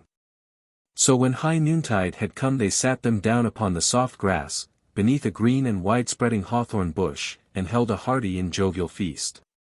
After this, one kept watch while the others napped, for it was a still and sultry day. Thus they passed the time pleasantly enow, but no guest such as they desired showed his face in all the time that they lay hidden there. Many passed along the dusty road in the glare of the sun, now it was a bevy of chattering damsels merrily tripping along, now it was a plodding tinker, now a merry shepherd lad, now a sturdy farmer. All gazing ahead along the road, unconscious of the 7 stout fellows that lay hidden so near them. Such were the travellers along the way, but fat abbot, rich esquire, or money-laden usurer came there none. At last the sun began to sink low in the heavens, the light grew red and the shadows long. The air grew full of silence, the birds twittered sleepily, and from afar came, faint and clear, the musical song of the milkmaid calling the kine home to the milking. Then Stutely arose from where he was lying. "A plague of such ill luck!" quoth he. "Here have we abided all day, and no bird worth the shooting, so to speak, hath come within reach of our bolt.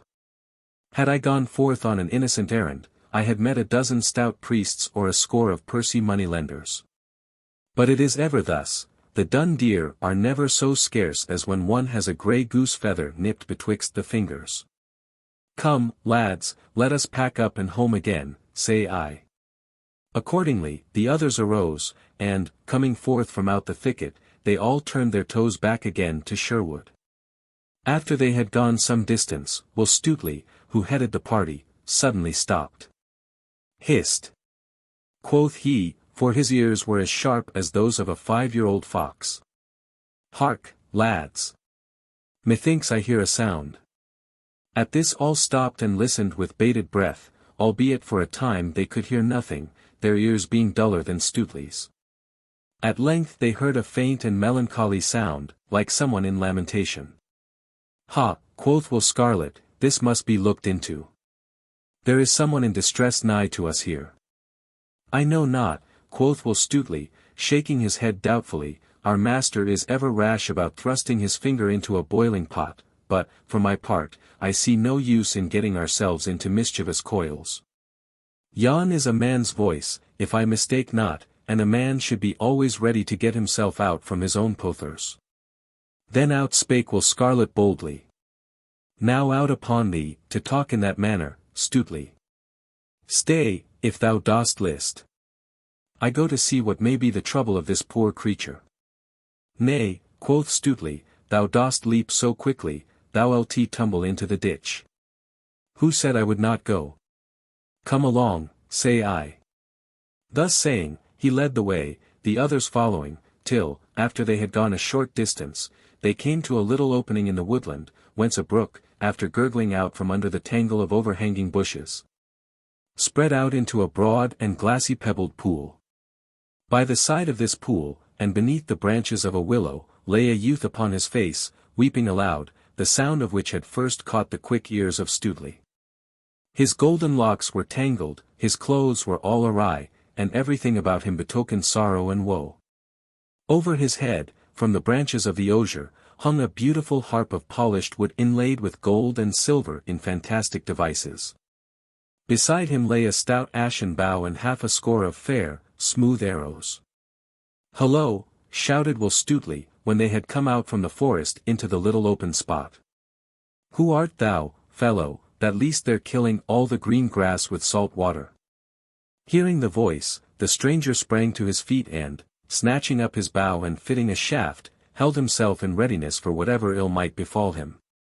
"Truly," said one of the yeomen, when they had seen the young stranger's face, "I do know that lad right well. He is a certain minstrel that I have seen hereabouts more than once. It was only a week ago I saw him skipping across the hill like a yearling doe." A fine sight he was then, with a flower at his ear and a cock's plume stuck in his cap, but now, methinks, our cockerel is shorn of his gay feathers. Pah! Cried Will Stutely, coming up to the stranger, wipe thine eyes, man. I do hate to see a tall, stout fellow so snivelling like a girl of 14 over a dead tomtit. Put down thy bow, man. We mean thee no harm. But Will Scarlet, seeing how the stranger, who had a young and boyish look, was stung by the words that Stutely had spoken, came to him and put his hand upon the youth's shoulder. Nay, thou art in trouble, poor boy, said he kindly.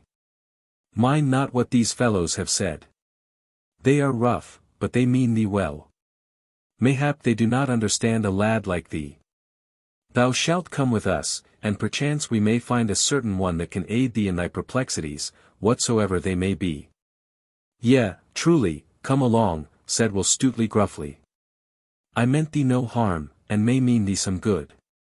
Take down thy singing tool from off this fair tree, and away with us. The youth did as he was bidden and, with bowed head and sorrowful step, accompanied the others, walking beside Will Scarlet. So they wended their way through the forest. The bright light faded from the sky and a glimmering grey fell over all things. From the deeper recesses of the forest the strange whispering sounds of nighttime came to the ear. All else was silent, saving only for the rattling of their footsteps amid the crisp, dry leaves of the last winter. At last a ruddy glow shone before them here and there through the trees. A little farther and they came to the open glade, now bathed in the pale moonlight. In the center of the open crackled a great fire, throwing a red glow on all around. At the fire were roasting juicy steaks of venison, pheasants, capons, and fresh fish from the river. All the air was filled with the sweet smell of good things cooking. The little band made its way across the glade, many yeomen turning with curious looks and gazing after them, but none speaking or questioning them. So, with Will Scarlet upon one side and Will Stutely upon the other, the stranger came to where Robin Hood sat on a seat of moss under the greenwood tree, with Little John standing beside him. Good even, fair friend, said Robin Hood, rising as the other drew near. And hast thou come to feast with me this day? Alas! I know not, said the lad, looking around him with dazed eyes, for he was bewildered with all that he saw. Truly, I know not whether I be in a dream, said he to himself in a low voice. Nay, marry, quoth Robin, laughing, thou art awake, as thou wilt presently find, for a fine feast is a-cooking for thee. Thou art our honored guest this day. Still the young stranger looked about him, as though in a dream. Presently he turned to Robin. Methinks, said he, I know now where I am and what hath befallen me. Art not thou the great Robin Hood? Thou hast hit the bull's-eye, quoth Robin, clapping him upon the shoulder. Men hereabouts do call me by that name. Sin, thou knowest me, thou knowest also that he who feasteth with me must pay his reckoning. I trust thou hast a full purse with thee, fair stranger. Alas! Said the stranger, I have no purse nor no money either, saving only the half of a sixpence, the other half of which mine own dear love doth carry in her bosom, hung about her neck by a strand of silken thread. At this speech a great shout of laughter went up from those around, whereat the poor boy looked as he would die of shame, but Robin Hood turned sharply to Will Stutely. Why, how now, quoth he, is this the guest that thou hast brought us to fill our purse? Methinks thou hast brought but a lean cock to the market. Nay, good master, answered Will Stutely, grinning, he is no guest of mine. It was Will Scarlet that brought him thither. Then up spoke Will Scarlet, and told how they had found the lad in sorrow, and how he had brought him to Robin, thinking that he might perchance aid him in his trouble. Then Robin Hood turned to the youth, and, placing his hand upon the other's shoulder, held him off at arm's length, scanning his face closely. A young face, quoth he in a low voice, half to himself, a kind face, a good face. 'Tis like a maiden's for purity, and, withal, the fairest that e'er mine eyes did see, but, if I may judge fairly by thy looks, grief cometh to young as well as to old. At these words, spoken so kindly, the poor lad's eyes brimmed up with tears. "Nay, nay," said Robin hastily, "cheer up, lad, I warrant thy case is not so bad that it cannot be mended. What may be thy name?" "Allan a Dale is my name, good master." "Allan a Dale," repeated Robin, musing. "Allan a Dale. It doth seem to me that the name is not altogether strange to mine ears. Yea, surely thou art the minstrel of whom we have been hearing lately, whose voice so charmeth all men. Dost thou not come from the Dale of Rotherstream, over beyond Staveley?" "Yea, truly," answered Allan, "I do come thence." "How old art thou, Allan?" said Robin. "I am but 20 years of age." "Methinks thou art overyoung to be perplexed with trouble," quoth Robin kindly. Then, turning to the others, he cried, "Come, lads, busk ye and get our feast ready, only thou, Will Scarlet, and thou, Little John, stay here with me." Then, when the others had gone, each man about his business, Robin turned once more to the youth. "Now, lad," said he, "tell us thy troubles, and speak freely. A flow of words doth ever ease the heart of sorrows. It is like opening the waste weir when the mill dam is over full. Come, sit thou here beside me, and speak at thine ease." Then straightway the youth told the 3 yeomen all that was in his heart. At first in broken words and phrases, then freely and with greater ease when he saw that all listened closely to what he said. So he told them how he had come from York to the sweet Vale of Rother, travelling the country through as a minstrel, stopping now at castle, now at hall, and now at farmhouse. How he had spent one sweet evening in a certain broad, low farmhouse, where he sang before a stout franklin and a maiden as pure and lovely as the first snowdrop of spring. How he had played and sung to her, and how sweet Ellen o' the Dale had listened to him and had loved him. Then, in a low, sweet voice, scarcely louder than a whisper, he told how he had watched for her and met her now and then when she went abroad, but was all too afraid in her sweet presence to speak to her, until at last, beside the banks of Rother, he had spoken of his love, and she had whispered that which had made his heartstrings quiver for joy. Then they broke a 6pence between them, and vowed to be true to one another forever. Next he told how her father had discovered what was doing, and had taken her away from him so that he never saw her again, and his heart was sometimes like to break. How this morn, only 1 short month and a half from the time that he had seen her last, he had heard and knew it to be so, that she was to marry old Sir Stephen of Trent, 2 days hence. For Ellen's father thought it would be a grand thing to have his daughter marry so high, albeit she wished it not. Nor was it wonder that a knight should wish to marry his own sweet love, who was the most beautiful maiden in all the world. To all this the yeomen listened in silence, the clatter of many voices, jesting and laughing, sounding around them, and the red light of the fire shining on their faces and in their eyes. So simple were the poor boy's words, and so deep his sorrow, that even Little John felt a certain knotty lump rise in his throat.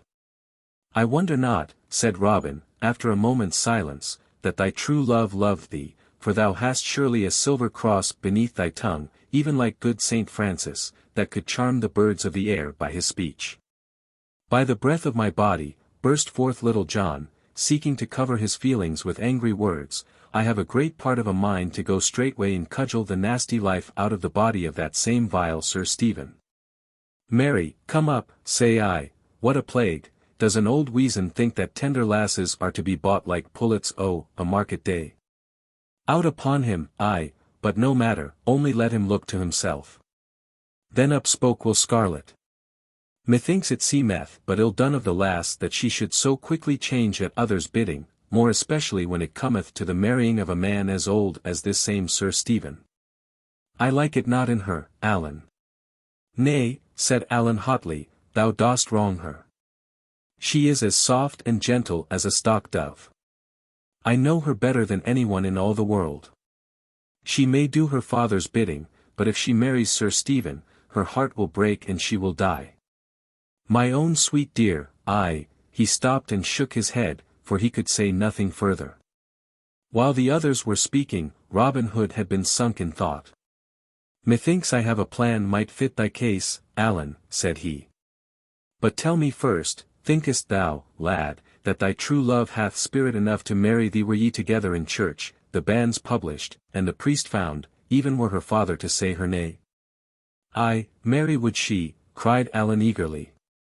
Then, if her father be the man that I take him to be, I will undertake that he shall give you both his blessing as wedded man and wife, in the place of old Sir Stephen, and upon his wedding morn. But stay, now I bethink me, there is one thing reckoned not upon, the priest. Truly, those of the cloth do not love me overmuch, and when it comes to doing as I desire in such a matter, they are as like as not to prove stiff-necked. As to the lesser clergy, they fear to do me a favour because of abbot or bishop. Nay, quoth Will Scarlet, laughing, so far as that goeth, I know of a certain friar that, couldst thou but get on the soft side of him, would do thy business even though Pope Joan herself stood forth to ban him. He is known as the Curtal Friar of Fountain Abbey, and dwelleth in Fountain Dale. But, quoth Robin, Fountain Abbey is a good 100 miles from here. And we would help this lad, we have no time to go thither and back before his true love will be married, naught is to be gained there, cuz. Yea, quoth Will Scarlet, laughing again, but this Fountain Abbey is not so far away as the one of which thou speakest, uncle. The Fountain Abbey of which I speak is no such rich and proud place as the other, but a simple little cell. Yet, withal, as cosy a spot as ever stout anchorite dwelled within. I know the place well, and can guide thee thither, for, though it is a goodly distance, yet methinks a stout pair of legs could carry a man there and back in one day. Then give me thy hand, Allen, cried Robin, and let me tell thee, I swear by the bright hair of Saint Aelfrida that this time 2 days hence Elena Dale shall be thy wife. I will seek this same Friar of Fountain Abbey tomorrow day, and I warrant I will get upon the soft side of him, even if I have to drub one soft. At this Will Scarlet laughed again. Be not too sure of that, good uncle, quoth he, nevertheless, from what I know of him, I think this Curtal Friar will gladly join 2 such fair lovers, more especially if there be good eating and drinking afoot thereafter. But now one of the band came to say that the feast was spread upon the grass, so, Robin leading the way, the others followed to where the goodly feast was spread. Merry was the meal. Jest and story passed freely, and all laughed till the forest rang again. Allen laughed with the rest, for his cheeks were flushed with the hope that Robin Hood had given him. At last the feast was done, and Robin Hood turned to Allen, who sat beside him. Now, Allen, quoth he, so much has been said of thy singing that we would fain have a taste of thy skill ourselves. Canst thou not give us something? Surely, answered Allen readily, for he was no third-rate songster that must be asked again and again, but said, yes, or no, at the first bidding. So, taking up his harp, he ran his fingers lightly over the sweetly sounding strings, and all was hushed about the cloth. Then, backing his voice with sweet music on his harp, he sang. May Ellen's Wedding. Giving an account of how she was beloved by a fairy prince, who took her to his own home. May Ellen sat beneath a thorn. And in a shower around. The blossoms fell at every breeze. Like snow upon the ground. And in a lime tree near was heard the sweet song of a strange, wild bird. Oh sweet, sweet, sweet, oh piercing sweet. Oh lingering sweet the strain. May Ellen's heart within her breast stood still with blissful pain. And so, with listening, upturned face, she sat as dead in that fair place. Come down from out the blossoms, bird. Come down from out the tree. And on my heart I'll let thee lie. And love thee tenderly. Thus cried May Ellen, soft and low. From where the hawthorn shed its snow. Down dropped the bird on quivering wing.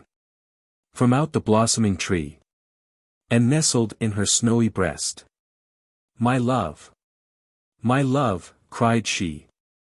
Then straightway home, mid sun and flower. She bare him to her own sweet bower. The day hath passed to mellow night. The moon floats o'er the lea. And in its solemn, pallid light, a youth stands silently. A youth of beauty strange and rare. Within May Ellen's bower there. He stood where o'er the pavement cold the glimmering moonbeams lay. May Ellen gazed with wide, scared eyes. Nor could she turn away. For, as in mystic dreams we see a spirit, stood he silently. All in a low and breathless voice. Whence comest thou, said she. Art thou the creature of a dream? Or a vision that I see? Then soft spake he, as night winds shiver through straining reeds beside the river. I came, a bird on feathered wing, from distant fair island, where murmuring waters softly sing, upon the golden strand, where sweet trees are forever green, and there my mother is the queen. No more May Ellen leaves her bower, to grace the blossoms fair, but in the hushed and midnight hour, they hear her talking there. Or, when the moon is shining white, they hear her singing through the night. Oh, don thy silks and jewels fine, May Ellen's mother said. For hither comes the Lord of Lyne, and thou this Lord must Wednesday. May Ellen said, it may not be. He ne'er shall find his wife in me. Up spoke her brother, dark and grim. Now by the bright blue sky, ere yet a day hath gone for him, thy wicked bird shall die. For he hath wrought thee bitter harm, by some strange art or cunning charm. Then, with a sad and mournful song, away the bird did fly, and o'er the castle eaves, and through the grey and windy sky. Come forth, then cried the brother grim. Why dost thou gaze so after him? It is May Ellen's wedding day. The sky is blue and fair, and many a lord and lady gay in church are gathered there. The bridegroom was Sir Hugh the Bold, all clad in silk and cloth of gold. In came the bride in samite white, with a white wreath on her head. Her eyes were fixed with a glassy look. Her face was as the dead. And when she stood among the throng, she sang a wild and wondrous song. Then came a strange and rushing sound, like the coming wind doth bring. And in the open windows shot 9 swans on whistling wing, and high above the heads they flew, in gleaming fight the darkness through. Around May Ellen's head they flew, in wide and windy fight, and 3 times round the circle drew. The guests shrank in affright, and the priest beside the altar there did cross himself with muttered prayer. But the 3rd time they flew around, fair Ellen straight was gone, and in her place, upon the ground, there stood a snow-white swan. Then, with a wild and lovely song, it joined the swift and winged throng. There's ancient men at weddings been, for 60 years and more, but such a wondrous wedding day they never saw before. But none could check and none could stay the swans that bore the bride away. Not a sound broke the stillness when Allen a Dale had done, but all sat gazing at the handsome singer, for so sweet was his voice and the music that each man sat with bated breath, lest one drop more should come and he should lose it.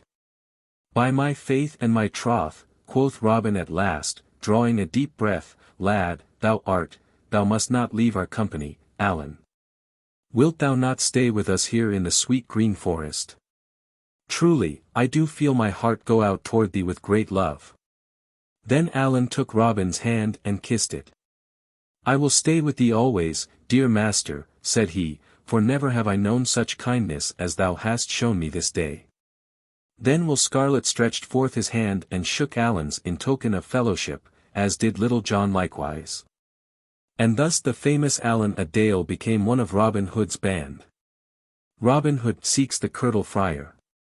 The stout yeomen of Sherwood Forest were ever early risers of a morn, more especially when the summertime had come, for then in the freshness of the dawn the dew was always the brightest, and the song of the small birds the sweetest. Quoth Robin, now will I go to seek this same Friar of Fountain Abbey of whom we spake yesternight, and I will take with me 4 of my good men, and these 4 shall be Little John, Will Scarlet, David of Doncaster, and Arthur a Bland. Bide the rest of you here, and will Stuteley shall be your chief while I am gone. Then straightway Robin Hood donned a fine steel coat of chain mail, over which he put on a light jacket of Lincoln green. Upon his head he clapped a steel cap, and this he covered by one of soft white leather, in which stood a nodding cock's plume. By his side he hung a good broadsword of tempered steel, the bluish blade marked all over with strange figures of dragons, winged women, and what not. A gallant sight was Robin so arrayed, I wot, the glint of steel showing here and there as the sunlight caught brightly the links of polished mail that showed beneath his green coat. So, having arrayed himself, he and the 4 yeomen set forth upon their way, Will Scarlet taking the lead, for he knew better than the others whither to go. Thus, mile after mile, they strode along, now across a brawling stream, now along a sunlit road, now adown some sweet forest path, over which the trees met in green and rustling canopy, and at the end of which a herd of startled deer dashed away. With rattle of leaves and crackle of branches. Onward they walked with song and jest and laughter till noontide was past, when at last they came to the banks of a wide, glassy, and lily-padded stream. Here a broad, beaten path stretched along beside the banks, on which path labored the horses that tugged at the slow-moving barges, laden with barley meal or what not, from the countryside to the many-towered town. But now, in the hot silence of the midday, no horse was seen nor any man besides themselves. Behind them and before them stretched the river, its placid bosom ruffled here and there by the purple dusk of a small breeze.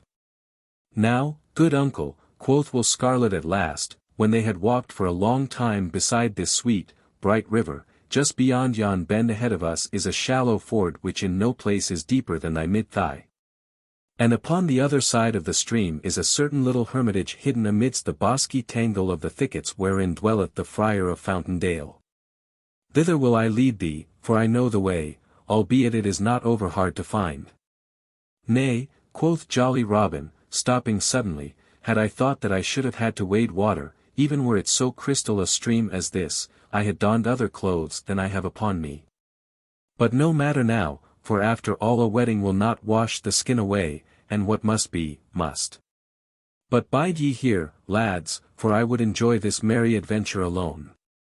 Nevertheless, listen well, and if ye hear me sound upon my bugle horn, come quickly. So saying, he turned and left them, striding onward alone. Robin had walked no farther than where the bend of the road hid his good men from his view, when he stopped suddenly, for he thought that he heard voices. He stood still and listened, and presently heard words passed back and forth betwixt what seemed to be 2 men, and yet the 2 voices were wondrously alike. The sound came from over behind the bank, that here was steep and high, dropping from the edge of the road a half a score of feet to the sedgy verge of the river. "'Tis strange," muttered Robin to himself after a space, when the voices had ceased their talking, "surely there be 2 people that spoke the one to the other, and yet methinks their voices are mightily alike. I make my vow that never have I heard the like in all my life before. Truly, if this twain are to be judged by their voices, no 2 peas were ever more alike. I will look into this matter."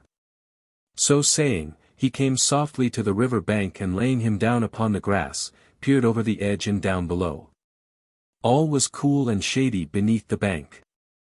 A stout osier grew, not straight upward, but leaning across the water, shadowing the spot with its soft foliage. All around grew a mass of feathery ferns such as hide and nestle in cool places, and up to Robin's nostrils came the tender odor of the wild thyme, that loves the moist verges of running streams. Here, with his broad back against the rugged trunk of the willow tree, and half hidden by the soft ferns around him, sat a stout, brawny fellow, but no other man was there. His head was as round as a ball, and covered with a mat of close-clipped, curly black hair that grew low down on his forehead. But his crown was shorn as smooth as the palm of one's hand, which, together with his loose robe, cowl, and string of beads, showed that which his looks never would have done, that he was a friar. His cheeks were as red and shining as a winter crab, albeit they were nearly covered over with a close curly black beard, as were his chin and upper lip likewise. His neck was thick like that of a north country bull, and his round head closely set upon shoulders e'en a match for those of Little John himself. Beneath his bushy black brows danced a pair of little grey eyes that could not stand still for very drollery of humour. No man could look into his face and not feel his heartstrings tickled by the merriment of their look. By his side lay a steel cap, which he had laid off for the sake of the coolness to his crown. His legs were stretched wide apart, and betwixt his knees he held a great pasty compounded of juicy meats of divers kinds made savoury with tender young onions, both meat and onions being mingled with a good rich gravy. In his right fist he held a great piece of brown crust at which he munched sturdily, and every now and then he thrust his left hand into the pie and drew it forth full of meat. Anon he would take a mighty pull at a great bottle of Malmsey that lay beside him. By my faith, quoth Robin to himself, I do verily believe that this is the merriest feast, the merriest wight, the merriest place, and the merriest sight in all merry England. Methought there was another here, but it must have been this holy man talking to himself. So Robin lay watching the friar, and the friar, all unknowing that he was so overlooked, ate his meal placidly. At last he was done, and, having first wiped his greasy hands upon the ferns and wild thyme, and sweeter napkin ne'er had king in all the world, he took up his flask and began talking to himself as though he were another man. And answering himself as though he were somebody else. Dear lad, thou art the sweetest fellow in all the world, I do love thee as a lover loveth his lass. La, thou dost make me shamed to speak so to me in this solitary place, no one being by, and yet if thou wilt have me say so, I do love thee as thou lovest me. Nay then, wilt thou not take a drink of good Malmsey? After thee, lad, after thee. Nay, I beseech thee, sweeten the draught with thy lips. Here he passed the flask from his right hand to his left. And thou wilt force it on me so, I must needs do thy bidding, yet with the more pleasure do I so as I drink thy very great health. Here he took a long, deep draught. And now, sweet lad, 'tis thy turn next. Here he passed the bottle from his left hand back again to his right. I take it, sweet chuck, and here's wishing thee as much good as thou wishest me. Saying this, he took another draught, and truly he drank enough for two. All this time merry Robin lay upon the bank and listened, while his stomach so quaked with laughter that he was forced to press his palm across his mouth to keep it from bursting forth. For, truly, he would not have spoiled such a goodly jest for the half of Nottinghamshire. Having gotten his breath from his last draught, the friar began talking again in this wise, Now, sweet lad, canst thou not sing me a song? La, I know not, I am but in an ill voice this day, prithee ask me not, dost thou not hear how I croak like a frog? Nay, nay, thy voice is as sweet as any bullfinch, come, sing, I prythee, I would rather hear thee sing than eat a fair feast. Alas, I would fain not sing before one that can pipe so well and hath heard so many goodly songs and ballads, any earthless, and thou wilt have it so, I will do my best. But now methinks that thou and I might sing some fair song together. Dost thou not know a certain dainty little catch called the Loving Youth and the Scornful Maid? Why, truly, methinks I have heard it ere now. Then dost thou not think that thou couldst take the lass's part if I take the lad's? I know not but I will try, begin thou with the lad and I will follow with the lass. Then, singing first with a voice deep and gruff, and anon in one high and squeaking, he blithely trolled the merry catch of the loving youth and the scornful maid he. Ah, it's wilt thou come with me, my love? And it's wilt thou, love, he mine? For I will give unto thee, my love, gay knots and ribbons so fine. I'll woo thee, love, on my bended knee. And I'll pipe sweet songs to none but thee. Then it's hark. Hark. Hark. To the winged lark. And it's hark to the cooing dove. And the bright daffodil groweth down by the rill. So come thou and be my love. Now get thee away, young man so fine. Now get thee away, I say. For my true love shall never be thine. And so thou hadst better not stay. Thou art not a fine enough lad for me. So I'll wait till a better young man I see. For it's hark, hark, hark, to the winged lark. And it's hark to the cooing dove. And the bright daffodil groweth down by the rill. Yet never I'll be thy love. Then straight will I seek for another fair she. For many a maid can be found. And as thou wilt never have aught of me, by thee will I never be bound. For never is a blossom in the field so rare. But others are found that are just as fair. So it's hark, hark, hark, to the joyous lark. And it's hark to the cooing dove. And the bright daffodil groweth down by the rill. And I'll seek me another dear love. Young man, turn not so very quick away. Another fair lass to find. Methinks I have spoken in haste today. Nor have I made up my mind. And if thou only wilt stay with me, I'll love no other, sweet lad, but thee. Here Robin could contain himself no longer but burst forth into a mighty roar of laughter. Then, the holy friar keeping on with the song, he joined in the chorus, and together they sang, or, as one might say, bellowed. So it's hark, hark, hark, to the joyous lark. And it's hark to the cooing dove. For the bright daffodil groweth down by the rill. And I'll be thine own true love. So they sang together, for the stout friar did not seem to have heard Robin's laughter, neither did he seem to know that the yeoman had joined in with the song, but, with eyes half closed, looking straight before him and wagging his round head from side to side in time to the music, he kept on bravely to the end, he and Robin finishing up with a mighty roar that might have been heard a mile. But no sooner had the last word been sung than the holy man seized his steel cap, clapped it on his head, and springing to his feet, cried in a great voice, "What spy have we here? Come forth, thou limb of evil, and I will carve thee into as fine pudding meat as e'er a wife in Yorkshire cooked of a Sunday." Hereupon he drew from beneath his robes a great broadsword full as stout as was Robin's. "Nay, put up thy pinking iron, friend," quoth Robin, standing up with the tears of laughter still on his cheeks.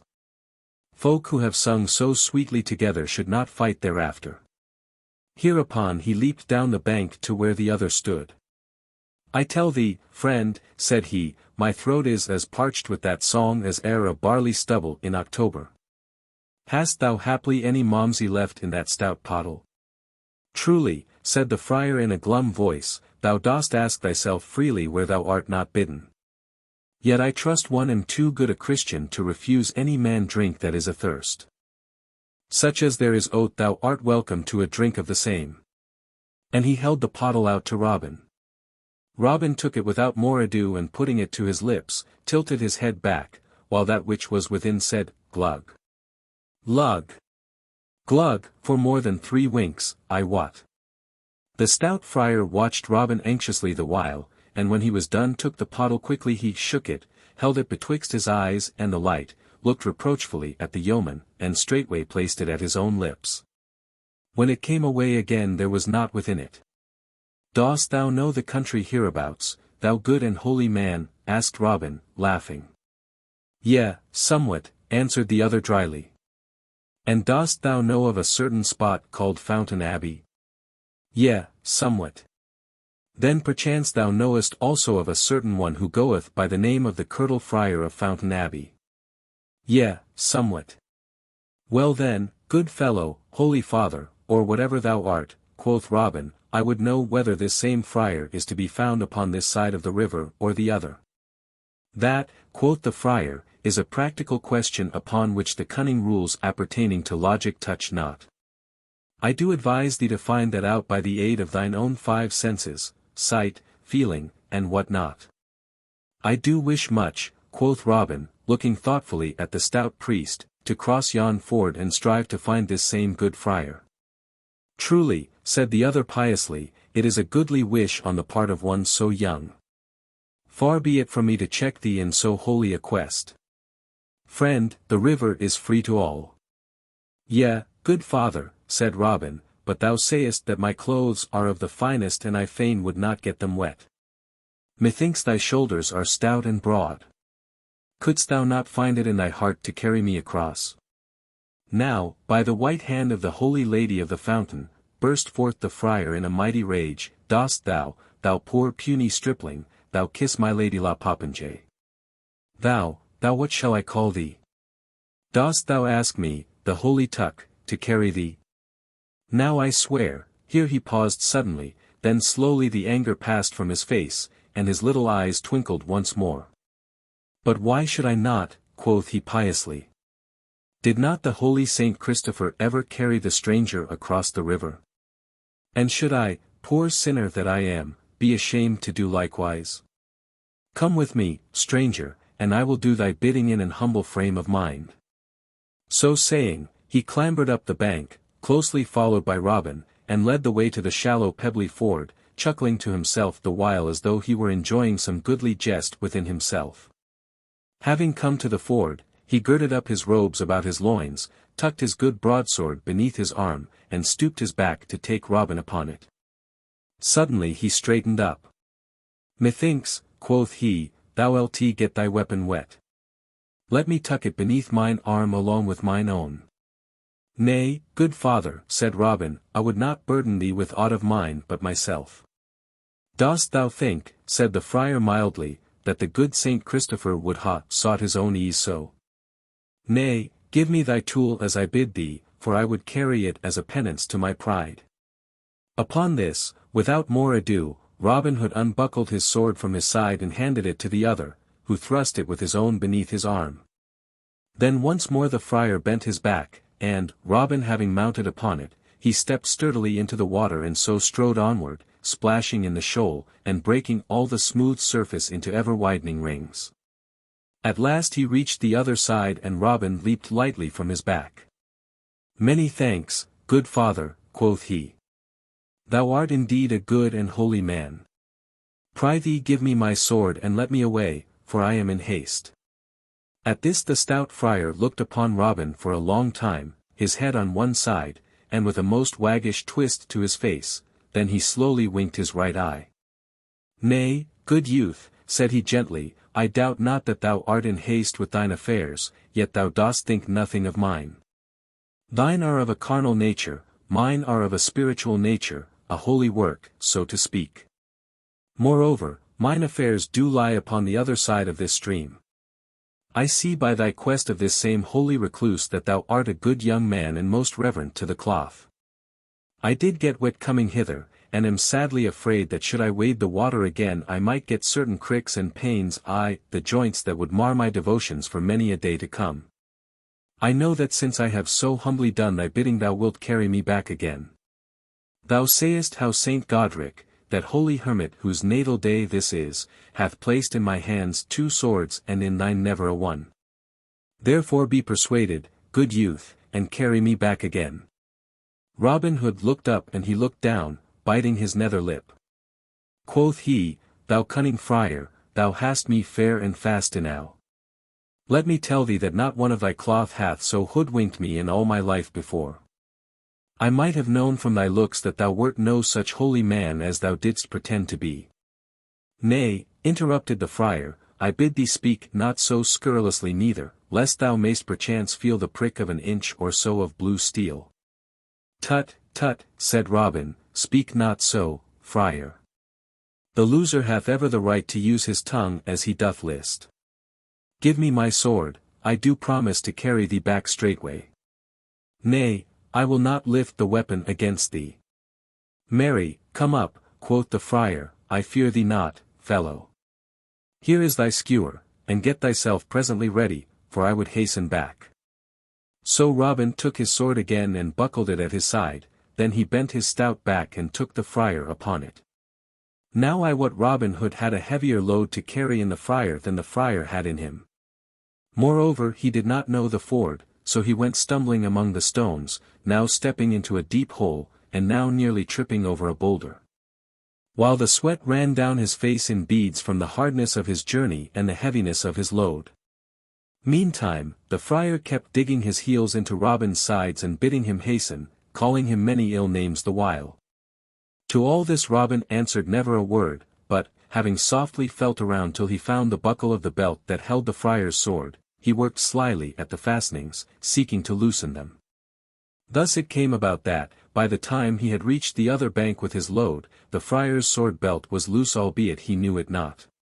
So when Robin stood on dry land and the friar leaped from his back, the yeoman gripped hold of the sword so that blade, sheath, and strap came away from the holy man, leaving him without a weapon. Now then, quoth merry Robin, panting as he spake and wiping the sweat from his brow, I have thee, fellow. This time that same saint of whom thou didst speak but now hath delivered 2 swords into my hand and hath stripped thine away from thee. Now if thou dost not carry me back, and that speedily, I swear I will prick thy skin till it is as full of holes as a slashed doublet. The good friar said not a word for a while, but he looked at Robin with a grim look. Now, said he at last, I did think that thy wits were of the heavy sort and knew not that thou wert so cunning. Truly, thou hast me upon the hip. Give me my sword, and I promise not to draw it against thee save in self-defense. Also, I promise to do thy bidding and take thee upon my back and carry thee. So jolly Robin gave him his sword again, which the friar buckled to his side, and this time looked to it that it was more secure in its fastenings. Then tucking up his robes once more, he took Robin Hood upon his back and without a word stepped into the water, and so waded on in silence while Robin sat laughing upon his back. At last he reached the middle of the ford where the water was deepest.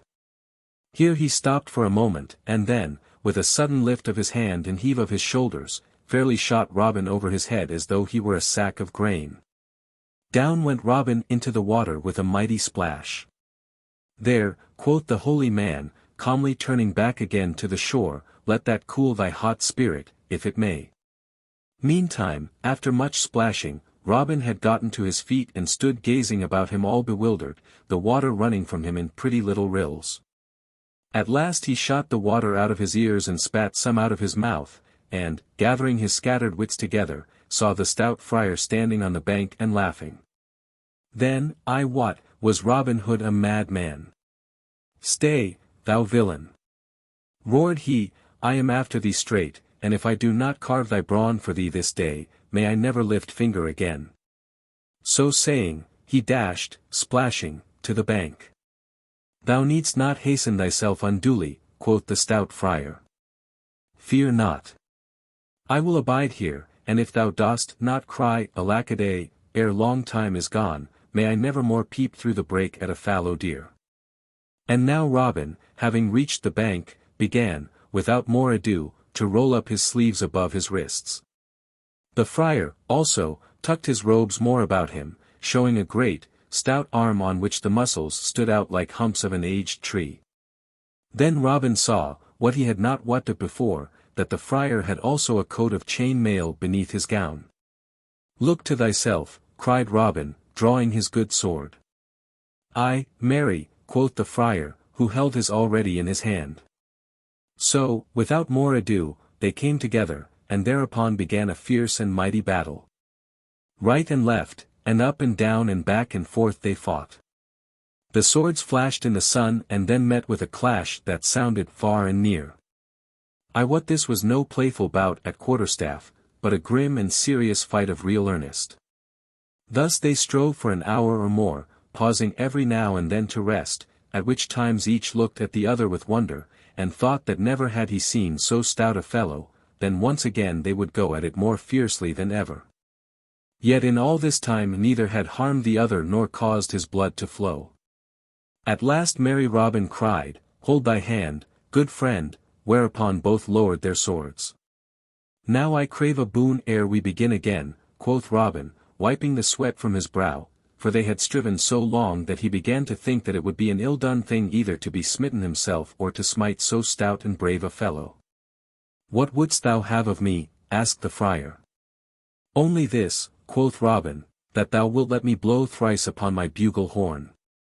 The friar bent his brows and looked shrewdly at Robin Hood. Now I do verily think that thou hast some cunning trick in this, quoth he. Nerthless, I fear thee not, and will let thee have thy wish, providing thou wilt also let me blow thrice upon this little whistle. With all my heart, quoth Robin, so, here goes for one. So saying, he raised his silver horn to his lips and blew thrice upon it, clear and high. Meantime, the friar stood watching keenly for what might come to pass, holding in his fingers the while a pretty silver whistle, such as knights use for calling their hawks back to their wrists. Which whistle always hung at his girdle along with his rosary. Scarcely had the echo of the last note of Robin's bugle come winding back from across the river, when 4 tall men in Lincoln green came running around the bend of the road, each with a bow in his hand and an arrow ready knocked upon the string. Ha! Is it thus, thou traitor knave? Cried the friar. Then, marry, look to thyself. So saying, he straightway clapped the hawk's whistle to his lips and blew a blast that was both loud and shrill. And now there came a crackling of the bushes that lined the other side of the road, and presently forth from the covert burst 4 great, shaggy hounds. At M, sweet lips. At M, bell throat. At M, beauty. At M, fangs. Cried the friar, pointing at Robin. And now it was well for that yeoman that a tree stood nigh him beside the road, else had he had an ill chance of it. Ere one could say, Gaffer Downthedale, the hounds were upon him, and he had only time to drop his sword and leap lightly into the tree, around which the hounds gathered, looking up at him as though he were a cat on the eaves. But the friar quickly called off his dogs. At M, cried he, pointing down the road to where the yeomen were standing stock still with wonder of what they saw.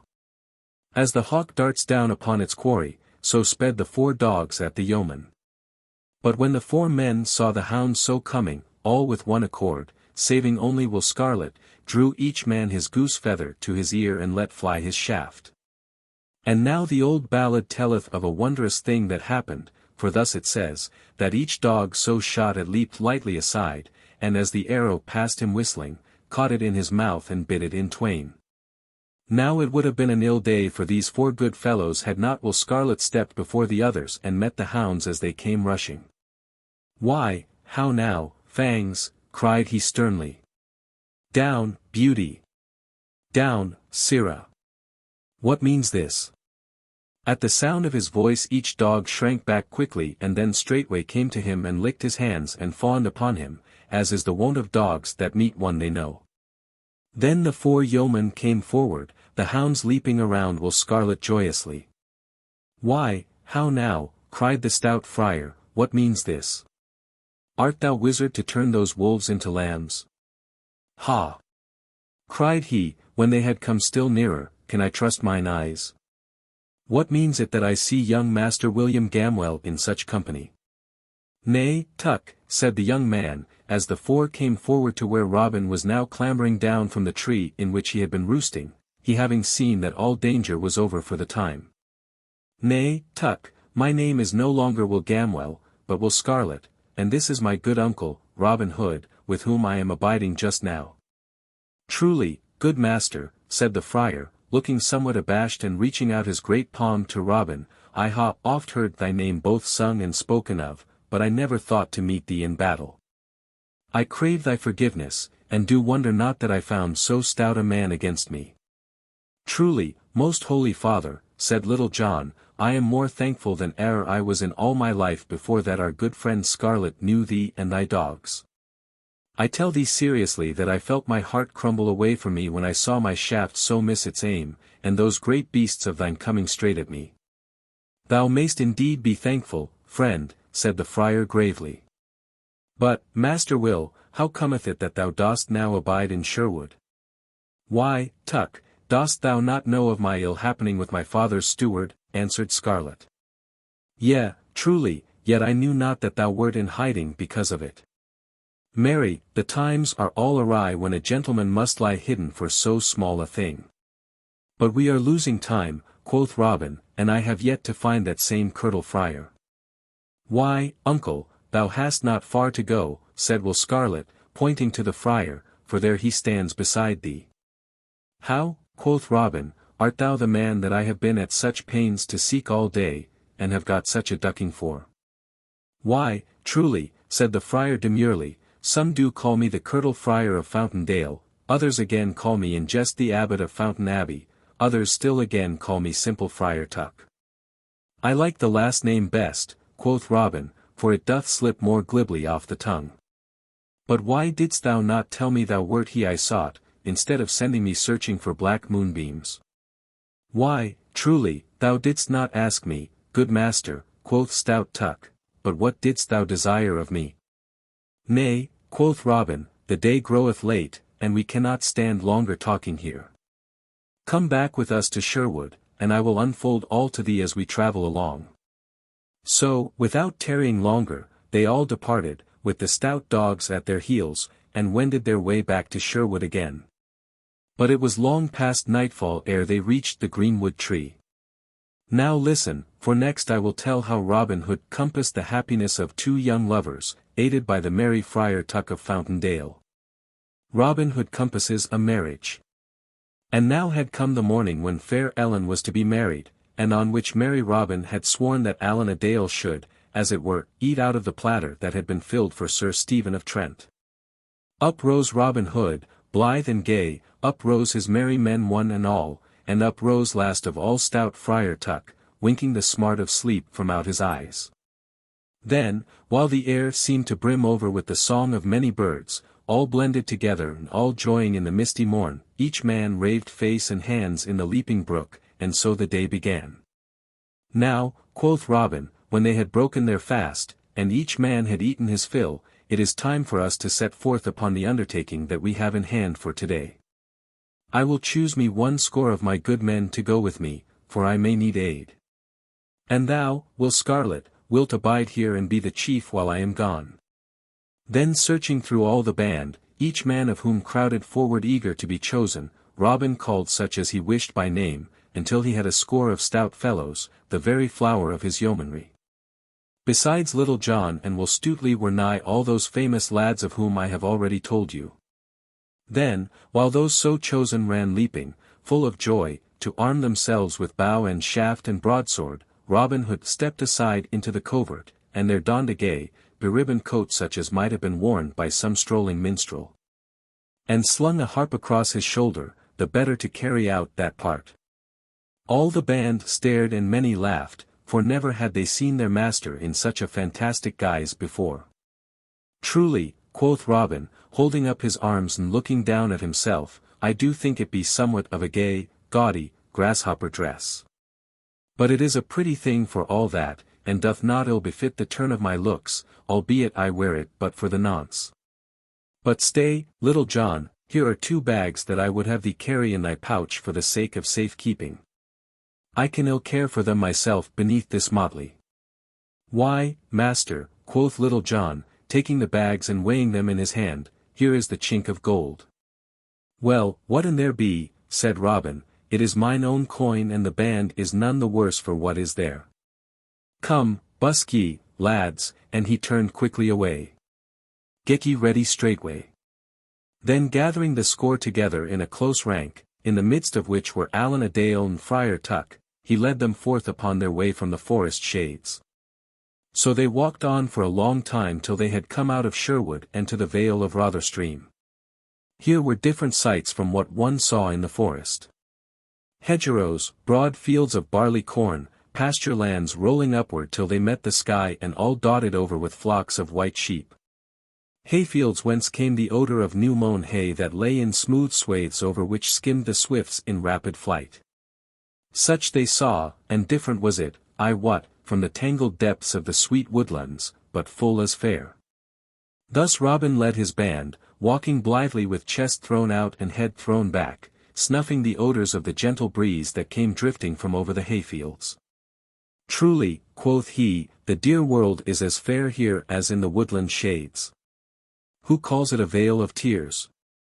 Methinks it is but the darkness in our minds that bringeth gloom to the world. For what saith that merry song thou singest, Little John? Is it not thus? For when my love's eyes do thine, and when her lips smile so rare, the day it is jocund and fine, so fine, though let it be wet or be fair. And when the stout ale is all flowing so fast, Our sorrows and troubles are things of the past. Nay, said Friar Tuck piously, ye do think of profane things and of naught else, yet, truly, there be better safeguards against care and woe than ale drinking and bright eyes, to wit, fasting and meditation. Look upon me, have I the likeness of a sorrowful man? At this a great shout of laughter went up from all around, for the night before the stout friar had emptied twice as many cannikins of ale as any one of all the merry men. Truly, quoth Robin, when he could speak for laughter, I should say that thy sorrows were about equal to thy goodliness. So they stepped along, talking, singing, jesting, and laughing, until they had come to a certain little church that belonged to the great estates owned by the rich priory of Emmet. Here it was that fair Ellen was to be married on that morn, and here was the spot toward which the yeomen had pointed their toes. On the other side of the road from where the church stood with waving fields of barley around, ran a stone wall along the roadside. Over the wall from the highway was a fringe of young trees and bushes, and here and there the wall itself was covered by a mass of blossoming woodbine that filled all the warm air far and near with its sweet summer odor. Then straightway the yeoman leaped over the wall, alighting on the tall soft grass upon the other side, frightening a flock of sheep that lay there in the shade so that they scampered away in all directions. Here was a sweet cool shadow both from the wall and from the fair young trees and bushes, and here sat the yeomen down, and glad enough they were to rest after their long tramp of the morning. Now, quoth Robin, I would have one of you watch and tell me when he sees anyone coming to the church, and the one I choose shall be young David of Doncaster. So get thee upon the wall, David, and hide beneath the woodbine so as to keep watch. Accordingly young David did as he was bidden, the others stretching themselves at length upon the grass, some talking together and others sleeping. Then all was quiet save only for the low voices of those that talked together, and for Alan's restless footsteps pacing up and down, for his soul was so full of disturbance that he could not stand still, and saving, also, for the mellow snoring of Friar Tuck, who enjoyed his sleep with a noise as of one sawing soft wood very slowly. Robin lay upon his back and gazed aloft into the leaves of the trees, his thought leagues away, and so a long time passed. Then up spoke Robin, Now tell us, young David of Doncaster, what dost thou see? Then David answered, I see the white clouds floating and I feel the wind blowing and 3 black crows are flying over the wold, but naught else do I see, good master. So silence fell again and another time passed, broken only as I have said, till Robin, growing impatient, spake again.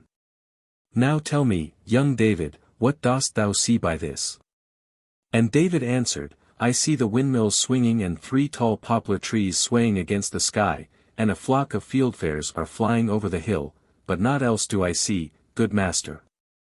So another time passed, till at last Robin asked young David once more what he saw, and David said, I hear the cuckoos singing, and I see how the wind makes waves in the barley field. And now over the hill to the church cometh an old friar, and in his hands he carries a great bunch of keys, and lo! Now he cometh to the church door.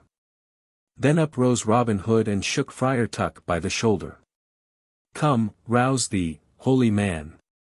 Cried he, whereupon, with much grunting, the stout Tuck got to his feet.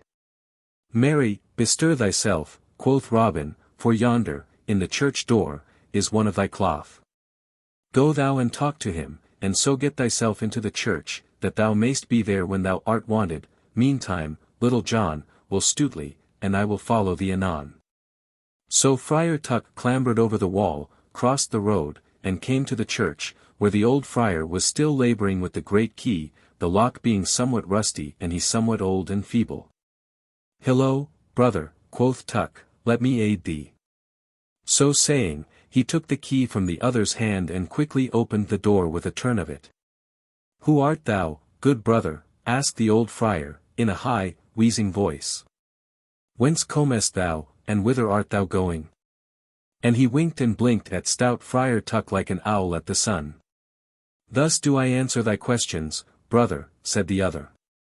My name is Tuck, and I go no farther than this spot, if thou wilt haply but let me stay while this same wedding is going forward.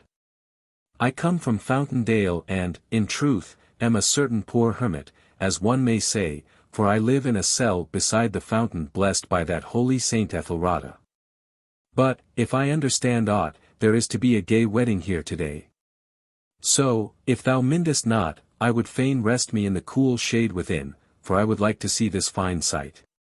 Truly, thou art welcome, brother, said the old man, leading the way within. Meantime, Robin Hood, in his guise of harper, together with Little John and Will Stutely, had come to the church. Robin sat him down on a bench beside the door, but Little John, carrying the 2 bags of gold, went within, as did Will Stutely.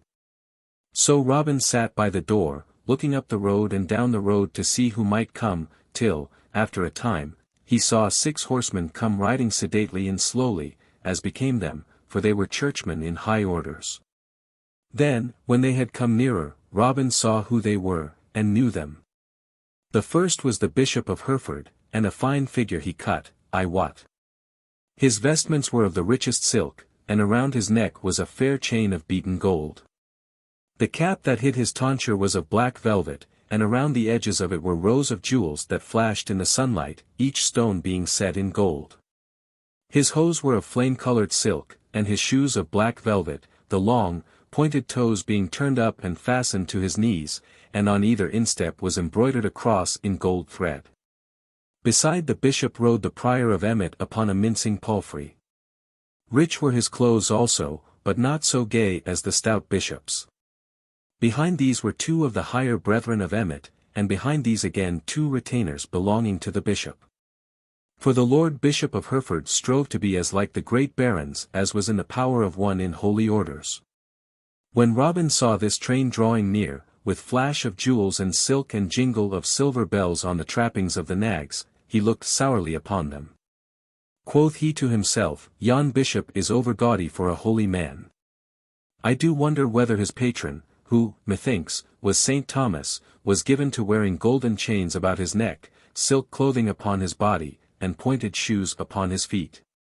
The money for all of which, God wot, hath been wrung from the sweat of poor tenants. Bishop, bishop, thy pride may have a fall ere thou wottest of it. So the holy men came to the church. The bishop and the prior jesting and laughing between themselves about certain fair dames, their words more befitting the lips of laymen, methinks, than holy clerks. Then they dismounted, and the bishop, looking around, presently caught sight of Robin standing in the doorway. Hello, good fellow, quoth he in a jovial voice, who art thou that struttest in such gay feathers? A harper am I from the north country, quoth Robin, and I can touch the strings, I wot, as never another man in all merry England can do. Truly, good Lord Bishop, many a knight and burgher, clerk and layman, have danced to my music, willy-nilly, and most times greatly against their will, such is the magic of my harping. Now this day, my Lord Bishop, if I may play at this wedding, I do promise that I will cause the fair bride to love the man she marries with a love that shall last as long as that twain shall live together. Ha! Is it so? Cried the bishop. Meanest thou this in sooth? And he looked keenly at Robin, who gazed boldly back again into his eyes. Now, if thou wilt cause this maiden, who hath verily bewitched my poor cousin Stephen, thus to love the man she is to marry, as thou sayest thou canst, I will give thee whatsoever thou wilt ask me in due measure. Let me have a taste of thy skill, fellow. Nay, quoth Robin, my music cometh not without I choose, even at a lord bishop's bidding. In sooth, I will not play until the bride and bridegroom come. Now, thou art a saucy varlet to speak so to my crest, quoth the bishop, frowning on Robin. Yet, I must needs bear with thee. Look, prior, hither cometh our cousin Sir Stephen, and his lady-love. And now, around the bend of the highroad, came others, riding upon horses. The first of all was a tall, thin man, of knightly bearing, dressed all in black silk, with a black velvet cap upon his head, turned up with scarlet. Robin looked, and had no doubt that this was Sir Stephen, both because of his knightly carriage and of his grey hairs. Beside him rode a stout Saxon franklin, Ellen's father, Edward of Deerwold. Behind those two came a litter borne by 2 horses, and therein was a maiden whom Robin knew must be Ellen. Behind this litter rode 6 men-at-arms, the sunlight flashing on their steel caps as they came jingling up the dusty road. So these also came to the church, and their Sir Stephen leaped from his horse and, coming to the litter, handed fair Ellen out therefrom. Then Robin Hood looked at her, and could wonder no longer how it came about that so proud a knight as Sir Stephen of Trent wished to marry a common franklin's daughter.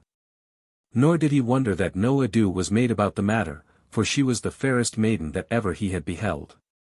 Now, however, she was all pale and drooping, like a fair white lily snapped at the stem. And so, with bent head and sorrowful look, she went within the church, Sir Stephen leading her by the hand.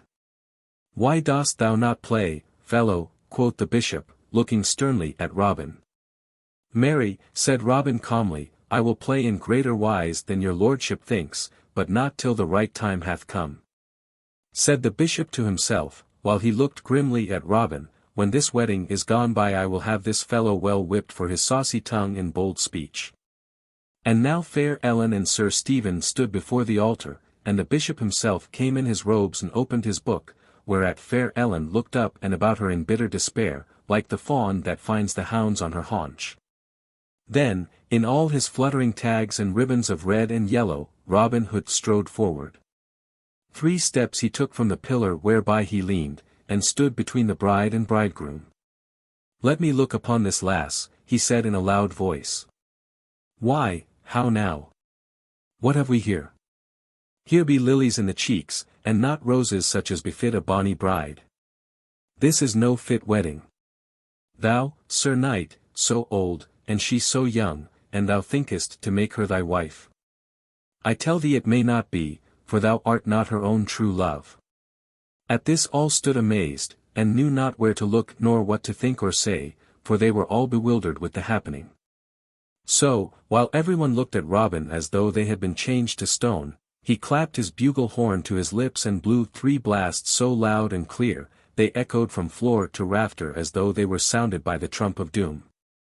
Then straightway Little John and Will Stutely came leaping and stood upon either side of Robin Hood, and quickly drew their broadswords, the while a mighty voice rolled over the heads of all, "Here be I, good master, when thou wantest me."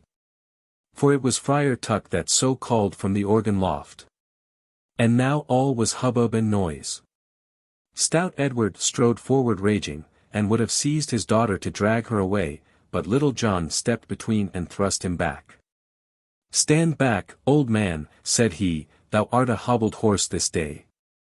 "Down with the villains," cried Sir Stephen, and felt for his sword, but it hung not beside him on his wedding day. Then the men-at-arms drew their swords, and it seemed like that blood would wet the stones, but suddenly came a bustle at the door and loud voices, steel flashed in the light, and the crash of blows sounded.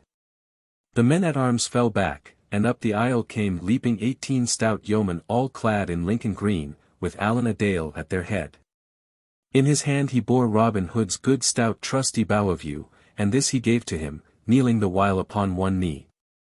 Then up spake Edward of Deerwold in a deep voice of anger, "Is it thou, Allan a Dale, that hath bred all this coil in a church?"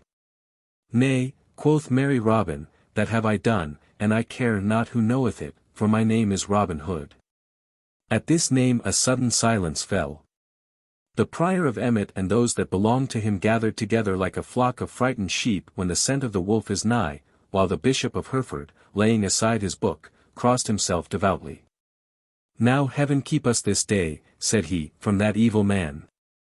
"Nay," quoth Robin, "I mean you no harm, but here is fair Ellen's betrothed husband, and she shall marry him or pain will be bred to some of you." Then up spake stout Edward in a loud and angry voice, "Now I say nay. I am her father, and she shall marry Sir Stephen and none other." Now all this time, while everything was in turmoil about him, Sir Stephen had been standing in proud and scornful silence. "Nay, fellow," said he coldly, "thou mayst take thy daughter back again. I would not marry her after this day's doings could I gain all merry England thereby. I tell thee plainly, I loved thy daughter, old as I am, and would have taken her up like a jewel from the sty, yet, truly, I knew not that she did love this fellow, and was beloved by him. Maiden, if thou dost rather choose a beggarly minstrel than a high-born knight, take thy choice. I do feel it shame that I should thus stand talking amid this herd, and so I will leave you. Thus saying, he turned and, gathering his men about him, walked proudly down the aisle. Then all the yeomen were silenced by the scorn of his words. Only Friar Tuck leaned over the edge of the choir loft and called out to him ere he had gone, "Good den, Sir Knight. Thou wottest old bones must alway make room for young blood." Sir Stephen neither answered nor looked up, but passed out from the church as though he had heard not, his men following him.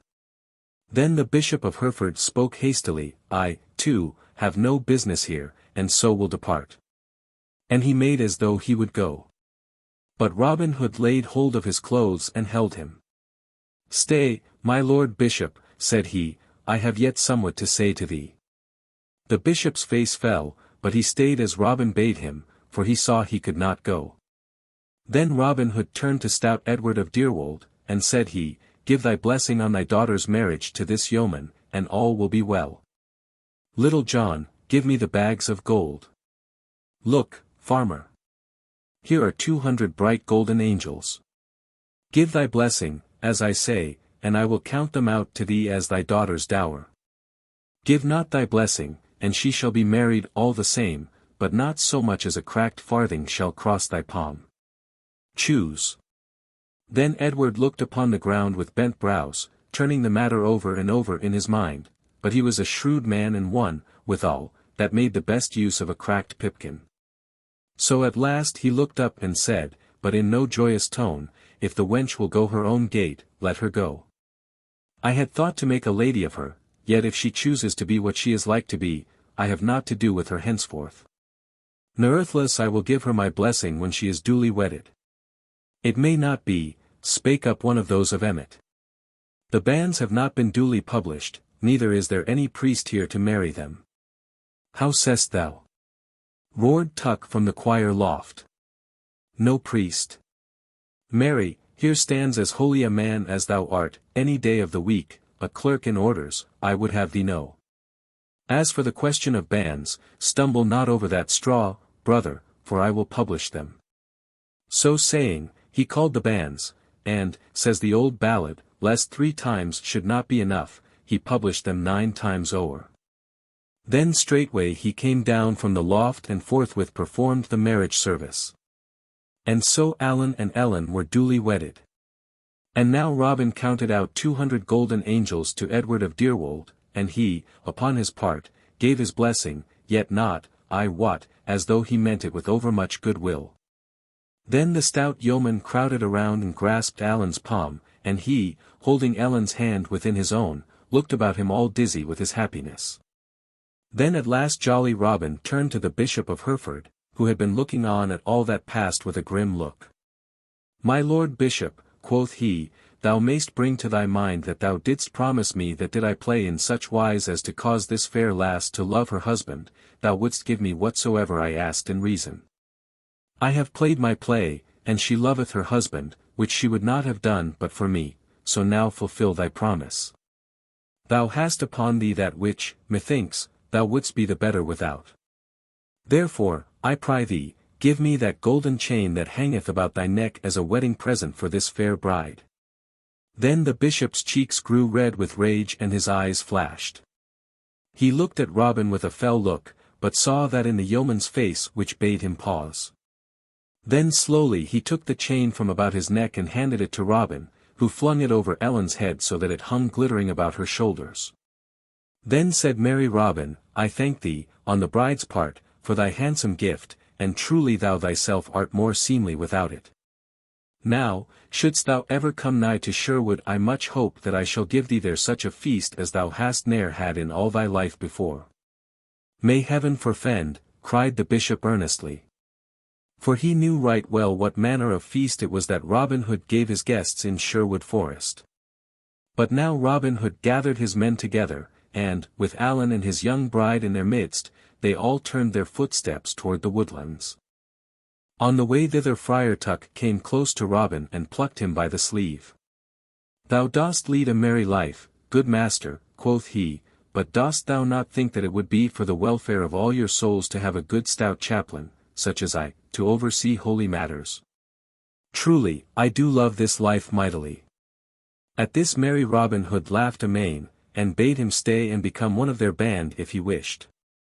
That night there was such a feast held in the greenwood as Nottinghamshire never saw before.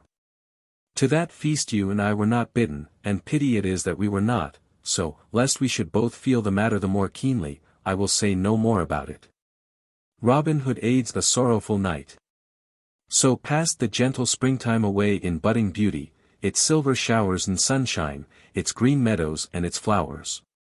So, likewise, passed the summer with its yellow sunlight, its quivering heat and deep, bosky foliage, its long twilights and its mellow nights, through which the frogs croaked and fairy folk were said to be out on the hillsides. All this had passed and the time of fall had come, bringing with it its own pleasures and joyousness. For now, when the harvest was gathered home, merry bands of gleaners roamed the country about, singing along the roads in the daytime, and sleeping beneath the hedgerows and the hayricks at night. Now the hips burned red in the tangled thickets and the hues waxed black in the hedgerows, the stubble lay all crisp and naked to the sky, and the green leaves were fast turning russet and brown. Also, at this merry season, good things of the year are gathered in great store. Brown ale lies ripening in the cellar, hams and bacon hang in the smoke shed, and crabs are stowed away in the straw for roasting in the wintertime. When the north wind piles the snow in drifts around the gables and the fire crackles warm upon the hearth. So passed the seasons then, so they pass now, and so they will pass in time to come, while we come and go like leaves of the tree that fall and are soon forgotten. Quoth Robin Hood, snuffing the air, here is a fair day, Little John, and one that we can ill waste in idleness. Choose such men as thou dost need, and go thou east while I will wend to the west, and see that each of us bringeth back some goodly guest to dine this day beneath the greenwood tree. Marry, cried Little John, clapping his palms together for joy, thy bidding fitteth my liking like heft to blade. I'll bring thee back a guest this day, or come not back mine own self. Then they each chose such of the band as they wished, and so went forth by different paths from the forest. Now, you and I cannot go two ways at the same time while we join in these merry doings. So we will e'en let Little John follow his own path while we tuck up our skirts and trudge after Robin Hood. And here is good company, too, Robin Hood, Will Scarlet, Allan a Dale, Will Scathelock, Midge, the miller's son, and others. A score or more of stout fellows had abided in the forest, with Friar Tuck, to make ready for the homecoming, but all the rest were gone either with Robin Hood or Little John. They travelled onward, Robin following his fancy and the others following Robin. Now they wended their way through an open dale with cottage and farm lying therein, and now again they entered woodlands once more. Passing by fair Mansfield town, with its towers and battlements and spires all smiling in the sun, they came at last out of the forest lands. Onward they journeyed, through highway and byway, through villages where goodwives and merry lasses peeped through the casements at the fine show of young men, until at last they came over beyond Alverton in Derbyshire. By this time high noontide had come, yet they had met no guest such as was worth their while to take back to Sherwood. So, coming at last to a certain spot where a shrine stood at the crossing of two roads, Robin called upon them to stop, for here on either side was shelter of high hedgerows, behind which was good hiding, whence they could watch the roads at their ease, while they ate their midday meal. Quoth merry Robin, here, methinks, is good lodging, where peaceful folk, such as we be, can eat in quietness, therefore we will rest here, and see what may, perchance, fall into our luck-pot. So they crossed a stile and came behind a hedgerow where the mellow sunlight was bright and warm, and where the grass was soft, and there sat them down. Then each man drew from the pouch that hung beside him that which he had brought to eat, for a merry walk such as this sharpens the appetite till it is as keen as a March wind. So no more words were spoken, but each man saved his teeth for better use, munching at brown crust and cold meat right lustily. In front of them, one of the highroads crawled up the steep hill and then dipped suddenly over its crest, sharp cut with hedgerow and shaggy grass against the sky. Over the top of the windy hill peeped the eaves of a few houses of the village that fell back into the valley behind. There, also, showed the top of a windmill, the sails slowly rising and dipping from behind the hill against the clear blue sky, as the light wind moved them with creaking and labored swing. So the yeomen lay behind the hedge and finished their midday meal, but still the time slipped along and no one came.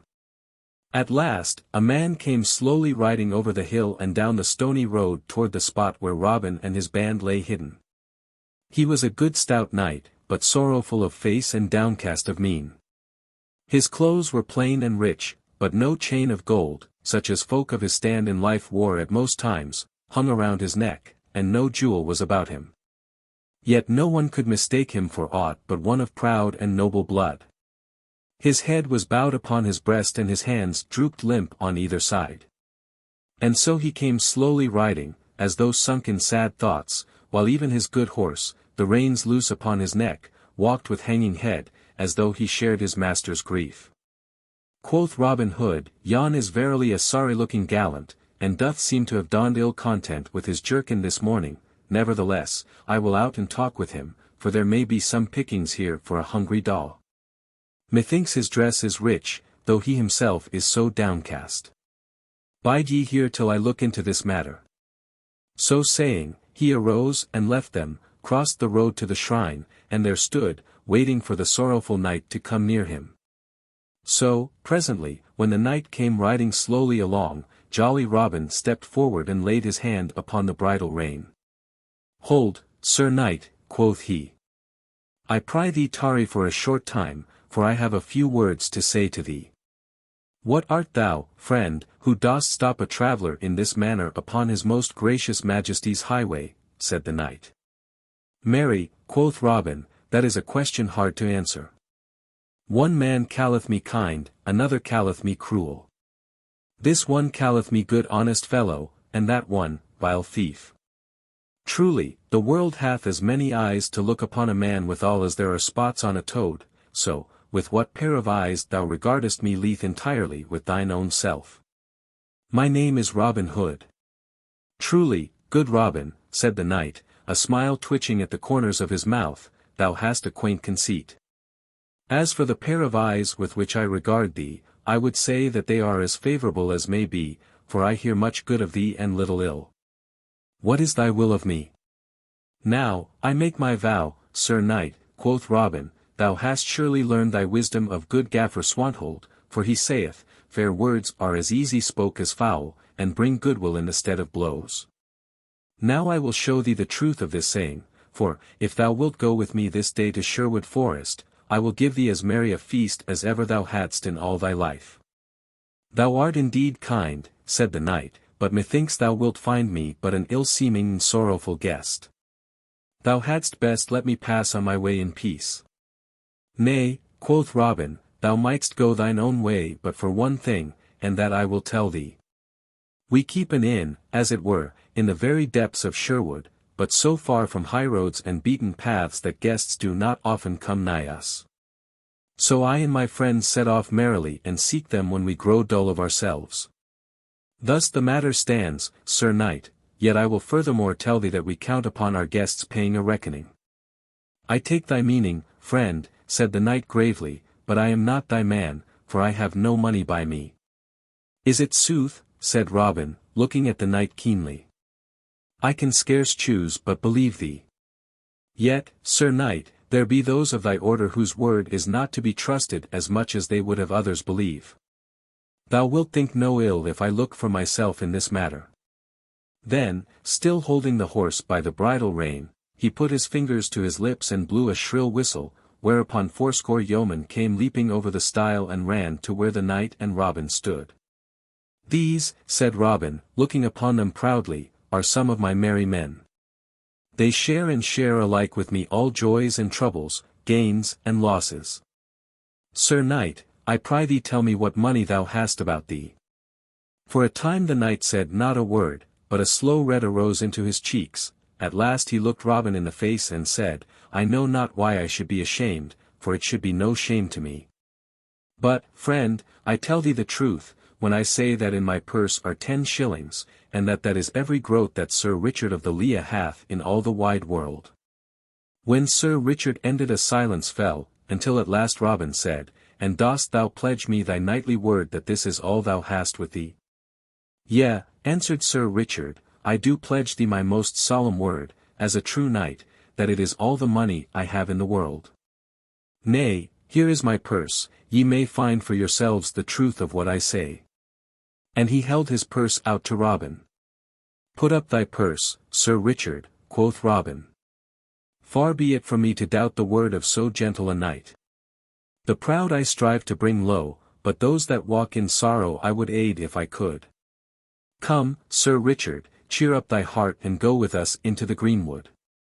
Even I may perchance aid thee, for thou surely knowest how the good Athelstane was saved by the little blind mole that digged a trench over which he that sought the king's life stumbled." "Truly, friend," said Sir Richard, "methinks thou meanest kindness in thine own way, nevertheless my troubles are such that it is not likely that thou canst cure them. But I will go with thee this day into Sherwood." Hereupon he turned his horse's head, and they all wended their way to the woodlands, Robin walking on one side of the knight and Will Scarlet on the other, while the rest of the band trudged behind. After they had travelled thus for a time Robin Hood spake. "Sir Knight," said he, "I would not trouble thee with idle questions, but dost thou find it in thy heart to tell me thy sorrows?" "Truly, Robin," quoth the knight, "I see no reason why I should not do so. Thus it is, my castle and my lands are in pawn for a debt that I owe. 3 days hence the money must be paid or else all mine estate is lost forever, for then it falls into the hands of the Priory of Emmet, and what they swallow they never give forth again." Quoth Robin, "I understand not why those of thy kind live in such a manner that all their wealth passeth from them like snow beneath the springtide Sunday." "Thou wrongest me, Robin," said the knight, "for listen, I have a son but 20 winters old, nevertheless he has won his spurs as knight. Last year, on a certain evil day, the justs were held at Chester, and thither my son went, as did I and my lady wife. I wot it was a proud time for us, for he unhorsed each knight that he tilted against. At last he ran a course with a certain great knight, Sir Walter of Lancaster, yet, though my son was so youthful, he kept his seat, albeit both spears were shivered to the heft. But it happened that a splinter of my boy's lance ran through the visor of Sir Walter's helmet and pierced through his eye into his brain, so that he died ere his esquire could unlace his helm. Now, Robin, Sir Walter had great friends at court, therefore his kinsmen stirred up things against my son so that, to save him from prison, I had to pay a ransom of 600 pounds in gold. All might have gone well even yet, only that, by ins and outs and crookedness of laws, I was shorn like a sheep that is clipped to the quick. So it came that I had to pawn my lands to the Priory of Emmet for more money, and a hard bargain they drove with me in my hour of need. Yet I would have thee understand I grieve so for my lands only because of my dear lady wife." "But where is thy son now?" asked Robin, who had listened closely to all the knight had said.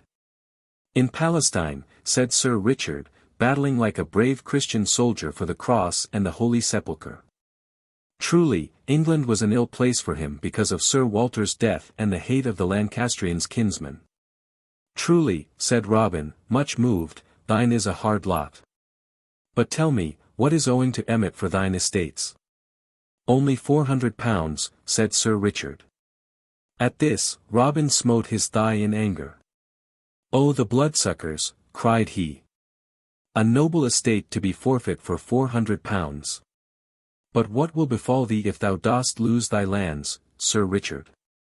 "It is not mine own lot that doth trouble me in that case," said the knight, "but my dear lady's, for should I lose my land she will have to betake herself to some kinsman and there abide in charity, which, methinks, would break her proud heart.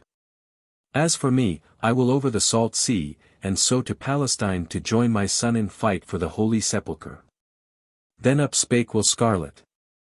"But hast thou no friend that will help thee in thy dire need?" "Never a man," said Sir Richard. "While I was rich enow at home, and had friends, they blew great boasts of how they loved me. But when the oak falls in the forest the swine run from beneath it lest they should be smitten down also. So my friends have left me. For not only am I poor but I have great enemies." Then Robin said, "Thou sayst thou hast no friends, Sir Richard. I make no boast, but many have found Robin Hood a friend in their troubles. Cheer up, Sir Knight, I may help thee yet. The knight shook his head with a faint smile, but for all that, Robin's words made him more blithe of heart, for in truth hope, be it never so faint, bringeth a gleam into darkness, like a little rushlight that costeth but a groat. The day was well nigh gone when they came near to the greenwood tree. Even at a distance they saw by the number of men that Little John had come back with some guest, but when they came near enough, whom should they find but the Lord Bishop of Hereford? The good bishop was in a fine stew, I wot. Up and down he walked beneath the tree like a fox caught in a hencoop. Behind him were 3 black friars standing close together in a frightened group, like 3 black sheep in a tempest. Hitched to the branches of the trees close at hand were 6 horses, one of them a barb with gay trappings upon which the bishop was wont to ride, and the others laden with packs of divers shapes and kinds, one of which made Robin's eyes glisten. For it was a box not over large, but heavily bound with bands and ribs of iron. When the bishop saw Robin and those with him come into the open he made as though he would have run toward the yeoman, but the fellow that guarded the bishop and the 3 friars thrust his quarterstaff in front. So that his lordship was fain to stand back, though with frowning brow and angry speech. "Stay, my lord bishop," cried jolly Robin in a loud voice, when he saw what had passed, "I will come to thee with all speed, for I would rather see thee than any man in merry England." So saying, he quickened his steps and soon came to where the bishop stood fuming.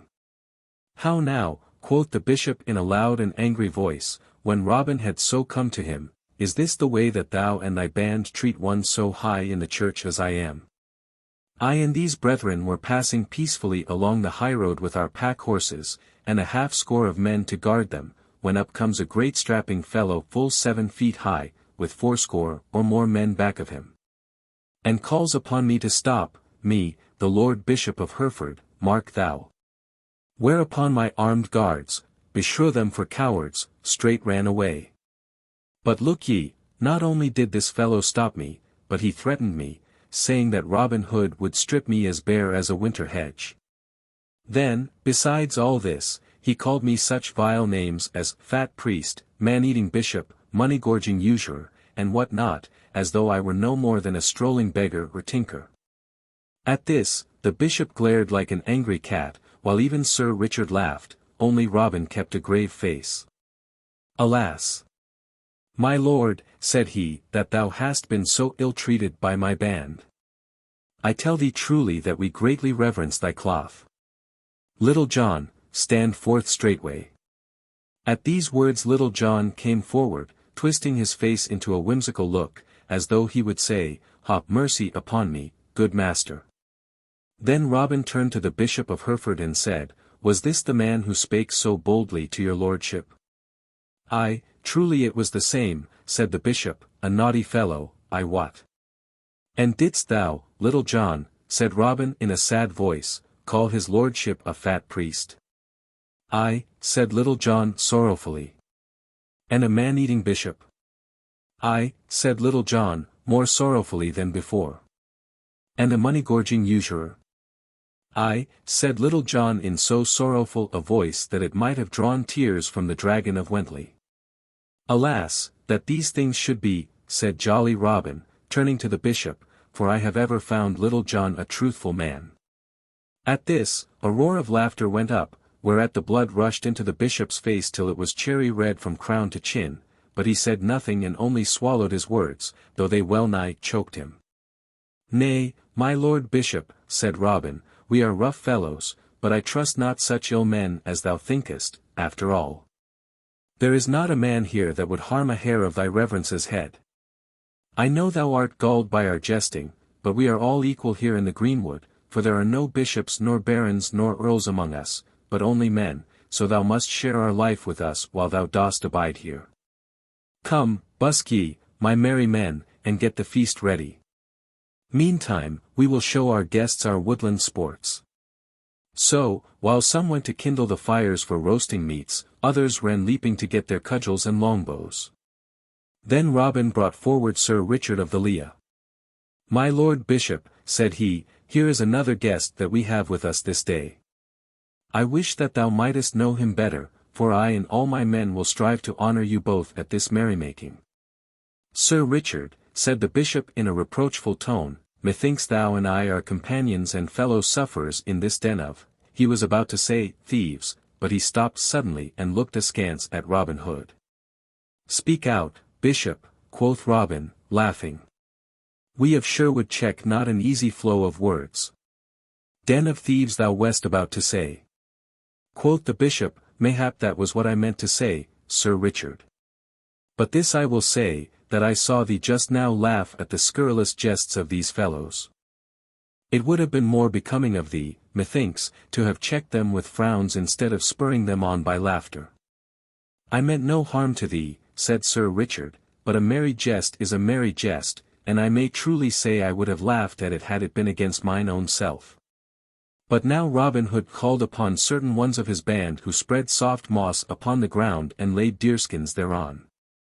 Then Robin bade his guests be seated, and so they all three sat down, some of the chief men, such as Little John, Will Scarlet, Allan a Dale, and others, stretching themselves upon the ground near by. Then a garland was set up at the far end of the glade, and thereat the bowmen shot, and such shooting was done that day as it would have made one's heart leap to see. And all the while Robin talked so quaintly to the bishop and the knight that, the one forgetting his vexation and the other his troubles, they both laughed aloud again and again. Then Allan a Dale came forth and tuned his harp, and all was hushed around, and he sang in his wondrous voice songs of love, of war, of glory, and of sadness, and all listened without a movement or a sound. So Allan sang till the great round silver moon gleamed with its clear white light amid the upper tangle of the mazy branches of the trees.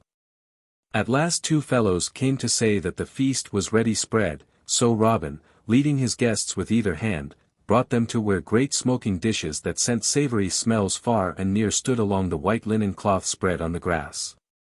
All around was a glare of torches that lit everything up with a red light. Then, straightway sitting down, all fell to with noise and hubbub, the rattling of platters blending with the sound of loud talking and laughter. A long time the feast lasted, but at last all was over, and the bright wine and humming ale passed briskly. Then Robin Hood called aloud for silence, and all was hushed till he spoke. I have a story to tell you all, so listen to what I have to say, quoth he, whereupon, without more ado, he told them all about Sir Richard, and how his lands were in pawn. But, as he went on, the bishop's face, that had erst been smiling and ruddy with merriment, waxed serious, and he put aside the horn of wine he held in his hand, for he knew the story of Sir Richard. And his heart sank within him with grim forebodings. Then, when Robin Hood had done, he turned to the Bishop of Hereford. Now, my lord bishop, said he, dost thou not think this is ill done of anyone, much more of a churchman, who should live in humbleness and charity? To this the bishop answered not a word but looked upon the ground with moody eyes. Quoth Robin, now, thou art the richest bishop in all England, canst thou not help this needy brother? But still the bishop answered not a word. Then Robin turned to Little John, and quoth he, Go thou and will Stutely and bring forth those 5 pack horses yonder. Whereupon the 2 yeomen did as they were bidden, those about the cloth-making room on the green, where the light was brightest, for the 5 horses which Little John and Will Stutely presently led forward. Who hath the score of the goods? Asked Robin Hood, looking at the black friars. Then up spake the smallest of all, in a trembling voice, an old man he was, with a gentle, wrinkled face. That have I, but, I pray thee, harm me not. Nay, quoth Robin, I have never harmed harmless man yet, but give it to me, good father. So the old man did as he was bidden, and handed Robin the tablet on which was marked down the account of the various packages upon the horses. This Robin handed to Will Scarlet, bidding him to read the same. So Will Scarlet, lifting his voice that all might hear, began. 3 bales of silk to Quinton, the mercer at Ancaster. That we touch not, quoth Robin, for this Quinton is an honest fellow, who hath risen by his own thrift. So the bales of silk were laid aside unopened. 1 bale of silk velvet for the Abbey of Beaumont. What do these priests want of silk velvet, quoth Robin. Nevertheless, though they need it not, I will not take all from them. Measure it off into 3 lots, one to be sold for charity, one for us, and one for the abbey. So this, too, was done as Robin Hood bade. 20 of great wax candles for the chapel of St. Thomas. That belongeth fairly to the chapel, quoth Robin, so lay it to one side. Far be it from us to take from the blessed St. Thomas that which belongeth to him. So this, also, was done according to Robin's bidding, and the candles were laid to one side, along with honest Quinton's unopened bales of silk. So the list was gone through with, and the goods adjudged according to what Robin thought most fit. Some things were laid aside untouched, and many were opened and divided into 3 equal parts, for charity, for themselves, and for the owners. And now all the ground in the torchlight was covered over with silks and velvets and cloths of gold and cases of rich wines, and so they came to the last line upon the tablet, a box belonging to the Lord Bishop of Hereford. At these words the bishop shook as with a chill, and the box was set upon the ground. My Lord Bishop, hast thou the key of this box? Asked Robin. The bishop shook his head.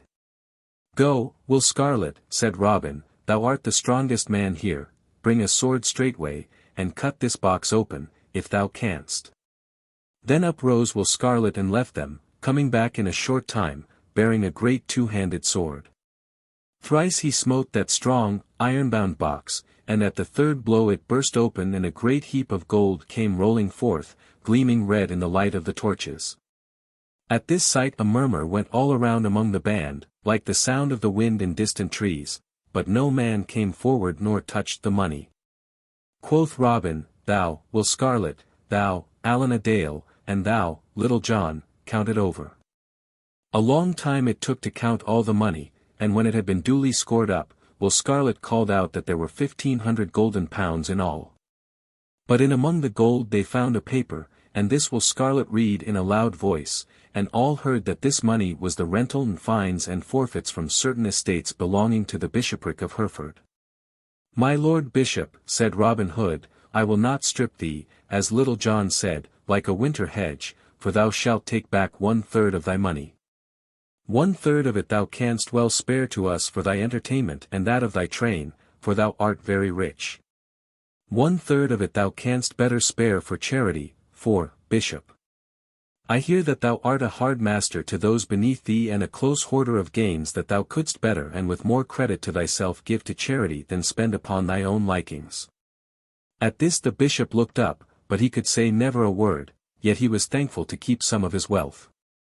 Then Robin turned to Sir Richard of the Lea, and quoth he, Now, Sir Richard, the church seemed like to despoil thee, therefore some of the overplus of church gains may well be used in aiding thee. Thou shalt take that 500 pounds laid aside for people more in need than the bishop is, and shalt pay thy debts to Emmet therewith. Sir Richard looked at Robin until something arose in his eyes that made all the lights and the faces blur together. At last he said, I thank thee, friend, from my heart, for what thou doest for me. Yet, think not ill if I cannot take thy gift freely. But this I will do, I will take the money and pay my debts, and in a year and a day hence will return it safe either to thee or to the Lord Bishop of Hereford. For this I pledge my most solemn knightly word. I feel free to borrow, for I know no man that should be more bound to aid me than one so high in that church that hath driven such a hard bargain. Truly, Sir Knight, quoth Robin, I do not understand those fine scruples that weigh with those of thy kind, but, nevertheless, it shall all be as thou dost wish. But thou hadst best bring the money to me at the end of the year, for mayhap I may make better use of it than the bishop. Thereupon, turning to those near him, he gave his orders, and 500 pounds were counted out and tied up in a leathern bag for Sir Richard. The rest of the treasure was divided, and part taken to the treasure house of the band, and part put by with the other things for the bishop. Then Sir Richard arose. I cannot stay later, good friends, said he, for my lady will wax anxious if I come not home, so I crave leave to depart. Then Robin Hood and all his merry men arose, and Robin said, We cannot let thee go hence unattended, Sir Richard.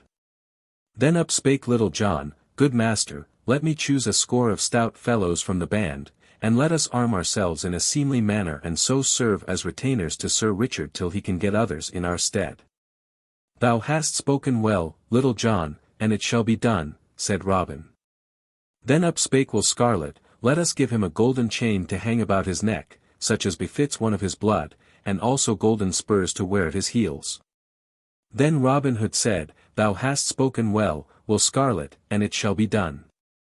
Then up spake Will Stutely, let us give him yon bale of rich velvet and yon roll of cloth of gold to take home to his noble lady wife as a present from Robin Hood and his merry men all. At this all clapped their hands for joy, and Robin said, Thou hast well spoken, Will Stutely, and it shall be done. Then Sir Richard of the Lea looked all around and strove to speak, but could scarcely do so for the feelings that choked him. At last he said in a husky, trembling voice, Ye shall all see, good friends, that Sir Richard o' the Lea will ever remember your kindness this day. And if ye be at any time in dire need or trouble, come to me and my lady, and the walls of Castle Lea shall be battered down ere harm shall befall you. He could say nothing further, but turned hastily away. But now Little John and 19 stout fellows whom he had chosen for his band, came forth all ready for the journey. Each man wore upon his breast a coat of linked mail, and on his head a cap of steel, and at his side a good stout sword. A gallant show they made as they stood all in a row. Then Robin came and threw a chain of gold about Sir Richard's neck, and Will Scarlet knelt and buckled the golden spurs upon his heel. And now Little John led forward Sir Richard's horse, and the knight mounted. He looked down at Robin for a little time, then of a sudden stooped and kissed his cheek. All the forest glades rang with the shout that went up as the knight and the yeoman marched off through the woodland with glare of torches and gleam of steel, and so were gone. Then up spake the Bishop of Hereford in a mournful voice, I, too, must be jogging, good fellow, for the night waxes late. But Robin laid his hand upon the bishop's arm and stayed him. Be not so hasty, Lord Bishop, said he. 3 days hence Sir Richard must pay his debts to Emmet, until that time thou must be content to abide with me lest thou breed trouble for the night. I promise thee that thou shalt have great sport, for I know that thou art fond of hunting the dun deer. Lay by thy mantle of melancholy, and strive to lead a joyous yeoman life for 3 stout days. I promise thee thou shalt be sorry to go when the time has come. So the bishop and his train abided with Robin for 3 days, and much sport his lordship had in that time, so that, as Robin had said, when the time had come for him to go he was sorry to leave the greenwood. At the end of 3 days Robin set him free, and sent him forth from the forest with a guard of yeomen to keep freebooters from taking what was left of the packs and bundles. But, as the bishop rode away, he vowed within himself that he would sometime make Robin rue the day that he stopped him in Sherwood. But now we shall follow Sir Richard. So listen, and you shall hear what befell him, and how he paid his debts at Emmet Priory, and likewise in due season to Robin Hood. How Sir Richard of the Lea paid his debts. The long highway stretched straight on, grey and dusty in the sun. On either side were dikes full of water bordered by osiers, and far away in the distance stood the towers of Emmet Priory with tall poplar trees around. Along the causeway rode a knight with a score of stout men-at-arms behind him.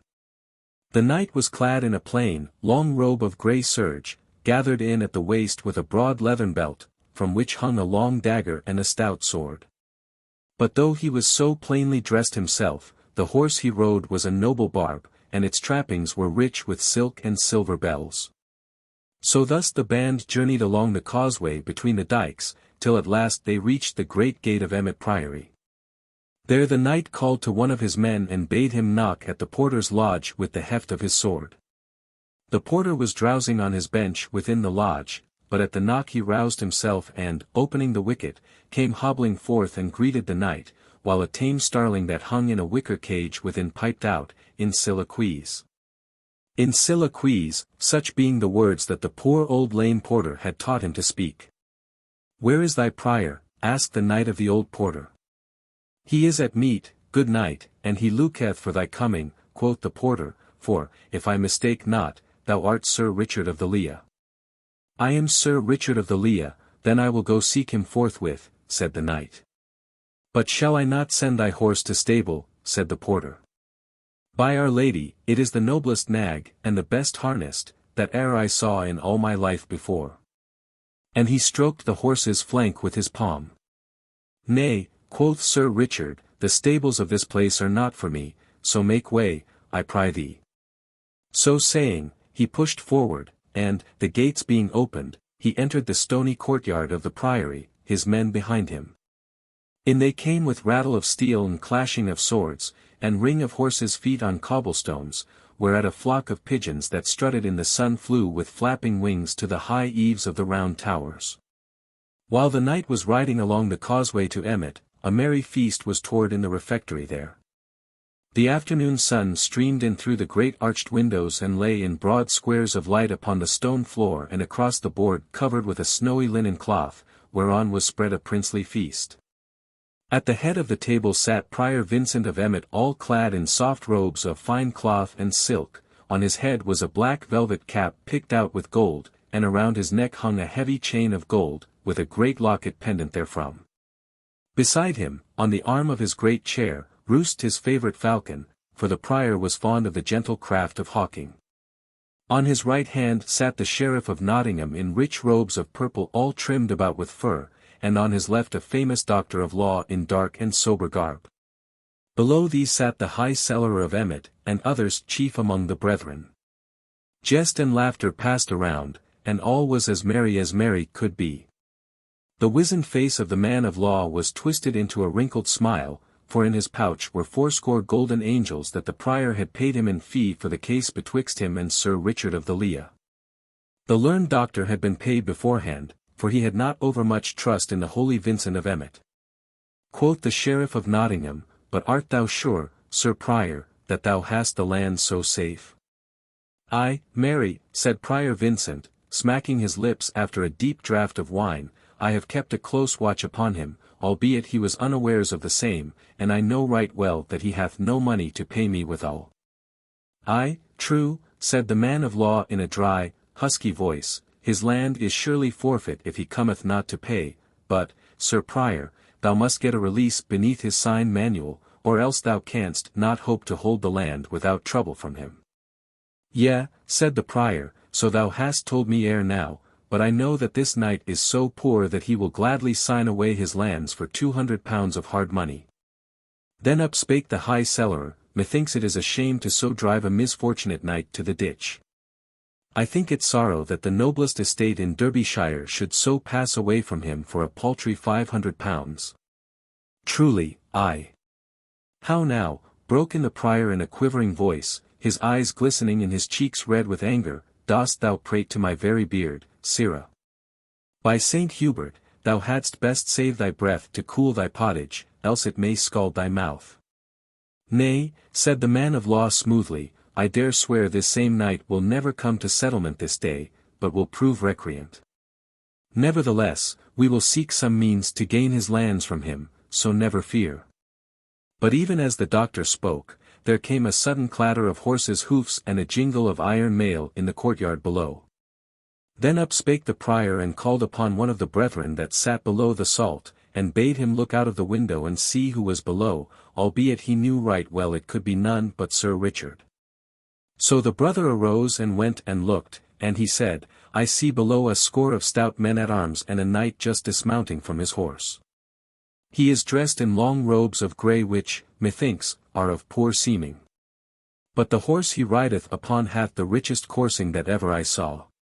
The knight dismounts and they come this way, and are even now below in the great hall.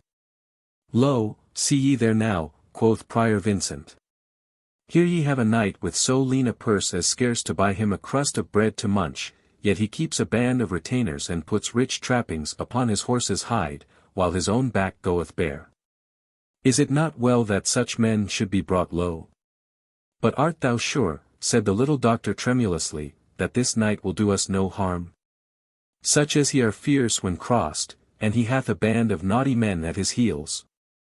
Mayhap thou hadst better give an extension of his debt. Thus he spake, for he was afraid Sir Richard might do him a harm. Thou needst not fear, said the prior, looking down at the little man beside him. "This knight is gentle and would as soon think of harming an old woman as thee." As the prior finished, a door at the lower end of the refectory swung open, and in came Sir Richard, with folded hands and head bowed upon his breast. Thus humbly he walked slowly up the hall, while his men-at-arms stood about the door. When he had come to where the prior sat, he knelt upon one knee. "Save and keep thee, Sir Prior," said he, "I am come to keep my day." Then the first word that the prior said to him was, "Hast thou brought my money?" "Alas! I have not so much as 1 penny upon my body," said the knight, whereat the prior's eyes sparkled. "Now, thou art a shrewd debtor, I wot," said he. "Then, Sir Sheriff, I drink to thee." But still the knight kneeled upon the hard stones, so the prior turned to him again. "What wouldst thou have?" quoth he sharply. At these words, a slow red mounted into the knight's cheeks, but still he knelt. "I would crave thy mercy," said he. "As thou hopest for heaven's mercy, show mercy to me. Strip me not of my lands and so reduce a true knight to poverty." "Thy day is broken and thy lands forfeit," said the man of law, plucking up his spirits at the knight's humble speech. Quoth Sir Richard, "Thou man of law, wilt thou not befriend me in mine hour of need?" "Nay," said the other, "I hold with this holy prior, who hath paid me my fees in hard gold, so that I am bounder to him." "Wilt thou not be my friend, Sir Sheriff?" said Sir Richard. "Nay, for heaven," quoth the Sheriff of Nottingham, "this is no business of mine, yet I will do what I may," and he nudged the prior beneath the cloth with his knee. "Wilt thou not ease him of some of his debts, Sir Prior?" At this the prior smiled grimly. "Pay me 300 pounds, Sir Richard," said he, "and I will give thee quittance of thy debt." "Thou knowest, Sir Prior, that it is as easy for me to pay 400 pounds as 300, said Sir Richard. "But wilt thou not give me another 12-month to pay my debt?" "Not another day," said the prior sternly. "And is this all thou wilt do for me?" asked the knight. "Now, out upon thee, false knight," cried the prior, bursting forth in anger. "Either pay thy debt as I have said, or release thy land and get thee gone from out my hall." Then Sir Richard arose to his feet. "Thou false, lying priest," said he in so stern a voice that the man of law shrunk affrighted, "I am no false knight, as thou knowest full well, but have even held my place in the press and the tourney. Hast thou so little courtesy that thou wouldst see a true knight kneel for all this time, or see him come into thy hall and never offer him meat or drink?" Then quoth the man of law in a trembling voice, "This is surely an ill way to talk of matters appertaining to business, let us be mild in speech. What wilt thou pay this knight, Sir Prior, to give thee release of his land?" "I would have given him 200 pounds, quoth the prior, "but since he hath spoken so vilely to my teeth, not one groat over 100 pounds will he get." "Hadst thou offered me 1,000 pounds, false prior," said the knight, "thou wouldst not have got an inch of my land." Then turning to where his men-at-arms stood near the door, he called, "Come hither," and beckoned with his finger. Whereupon the tallest of them all came forward and handed him a long leathern bag. Sir Richard took the bag and shot from it upon the table a glittering stream of golden money. "Bear in mind, Sir Prior," said he, "that thou hast promised me quittance for 300 pounds. Not 1 farthing above that shalt thou get." So saying, he counted out 300 pounds and pushed it toward the prior. But now the prior's hands dropped at his sides and the prior's head hung upon his shoulder, for not only had he lost all hopes of the land, but he had forgiven the knight 100 pounds of his debt and had needlessly paid the man of law 80 angels. To him he turned, and quoth he, "Give me back my money that thou hast." "Nay," cried the other shrilly, "it is but my fee that thou didst pay me, and thou gettest it not back again." And he hugged his gown about him. "Now, Sir Prior," quoth Sir Richard, "I have held my day and paid all the dues demanded of me, so, as there is no more betwixt us, I leave this vile place straightway." So saying, he turned upon his heel and strode away. All this time the sheriff had been staring with wide-open eyes and mouth agape at the tall man-at-arms, who stood as though carved out of stone. At last he gasped out, "Reynold Greenleaf." At this, the tall man-at-arms, who was no other than Little John, turned, grinning, to the sheriff. "I give thee good den, fair gossip," quoth he. "I would say, sweet sheriff, that I have heard all thy pretty talk this day, and it shall be duly told unto Robin Hood. So, farewell for the nonce, till we meet again in Sherwood Forest." Then he, also, turned and followed Sir Richard down the hall, leaving the sheriff, all pale and amazed, shrunk together upon his chair.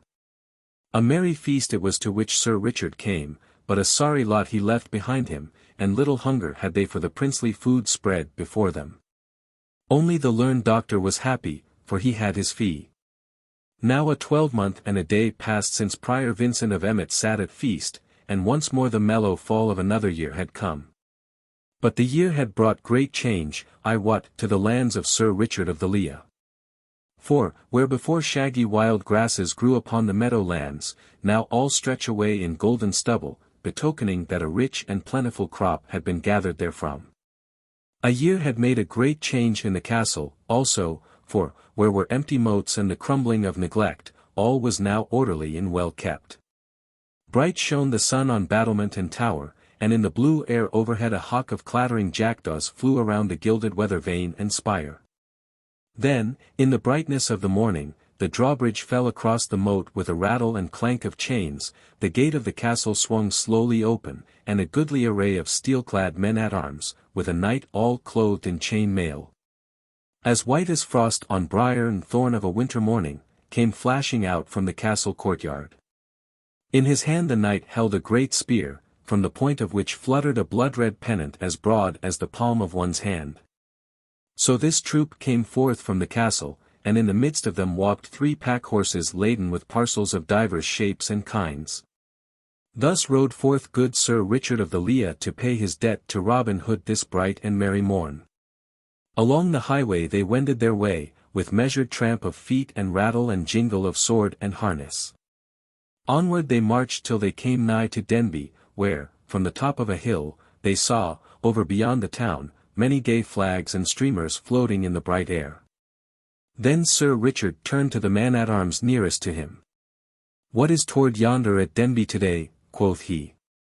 "Please your worship," answered the man-at-arms, "a merry fair is held there today, and a great wrestling match, to which many folk have come, for a prize hath been offered of a pipe of red wine, a fair golden ring, and a pair of gloves.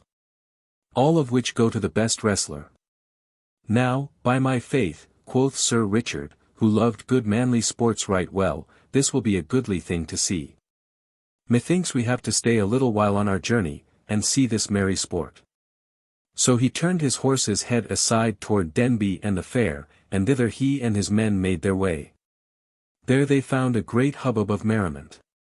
Flags and streamers were floating, tumblers were tumbling on the green, bagpipes were playing, and lads and lasses were dancing to the music.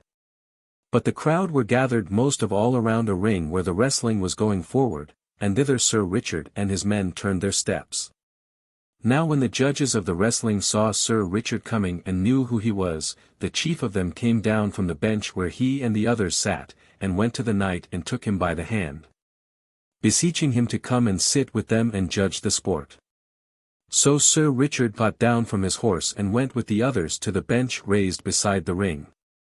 Now there had been great doings that morning, for a certain yeoman named Egbert, who came from Stoke over in Staffordshire, had thrown with ease all those that came against him. But a man of Denby, well known through all the countryside as William of the Scar, had been biding his time with the Stoke man, so, when Egbert had thrown everyone else, stout William leaped into the ring. Then a tough bout followed, and at last he threw Egbert heavily, whereat there was a great shouting and shaking of hands, for all the Denby men were proud of their wrestler. When Sir Richard came, he found stout William, puffed up by the shouts of his friends, walking up and down the ring, daring anyone to come and try a throw with him. "Come one, come all," quoth he. "Here stand I, William of the Scar, against any man.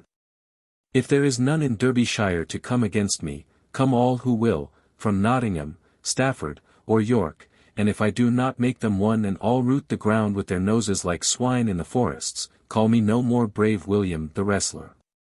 At this all laughed, but above all the laughter a loud voice was heard to cry out, "Sin, thou talkest so big, here cometh one from Nottinghamshire to try a fall with thee, fellow." And straightway a tall youth with a tough quarterstaff in his hand came pushing his way through the crowd and at last leaped lightly over the rope into the ring. He was not as heavy as stout William, but he was taller and broader in the shoulders, and all his joints were well knit. Sir Richard looked upon him keenly, then, turning to one of the judges, he said, "Knowest thou who this youth is? Methinks I have seen him before."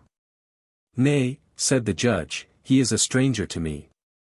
Meantime, without a word, the young man, laying aside his quarterstaff, began to take off his jerkin and body clothing until he presently stood with naked arms and body. And a comely sight he was when so bared to the view, for his muscles were cut round and smooth and sharp like swift running water. And now each man spat upon his hands and, clapping them upon his knees, squatted down, watching the other keenly, so as to take the vantage of him in the grip. Then like a flash they leaped together, and a great shout went up, for William had gotten the better hold of the two. For a short time they strained and struggled and writhed, and then stout William gave his most cunning trip and throw, but the stranger met it with greater skill than his, and so the trip came to naught. Then, of a sudden, with a twist and a wrench, the stranger loosed himself, and he of the scar found himself locked in a pair of arms that fairly made his ribs crack. So, with heavy, hot breathing, they stood for a while straining, their bodies all glistening with sweat, and great drops of sweat trickling down their faces. But the stranger's hug was so close that at last stout William's muscles softened under his grip, and he gave a sob. Then the youth put forth all his strength and gave a sudden trip with his heel and a cast over his right hip, and down stout William went, with a sickening thud, and lay as though he would never move hand nor foot again. But now no shout went up for the stranger, but an angry murmur was heard among the crowd, so easily had he won the match. Then one of the judges, a kinsman to William of the Scar, rose with trembling lip and baleful look.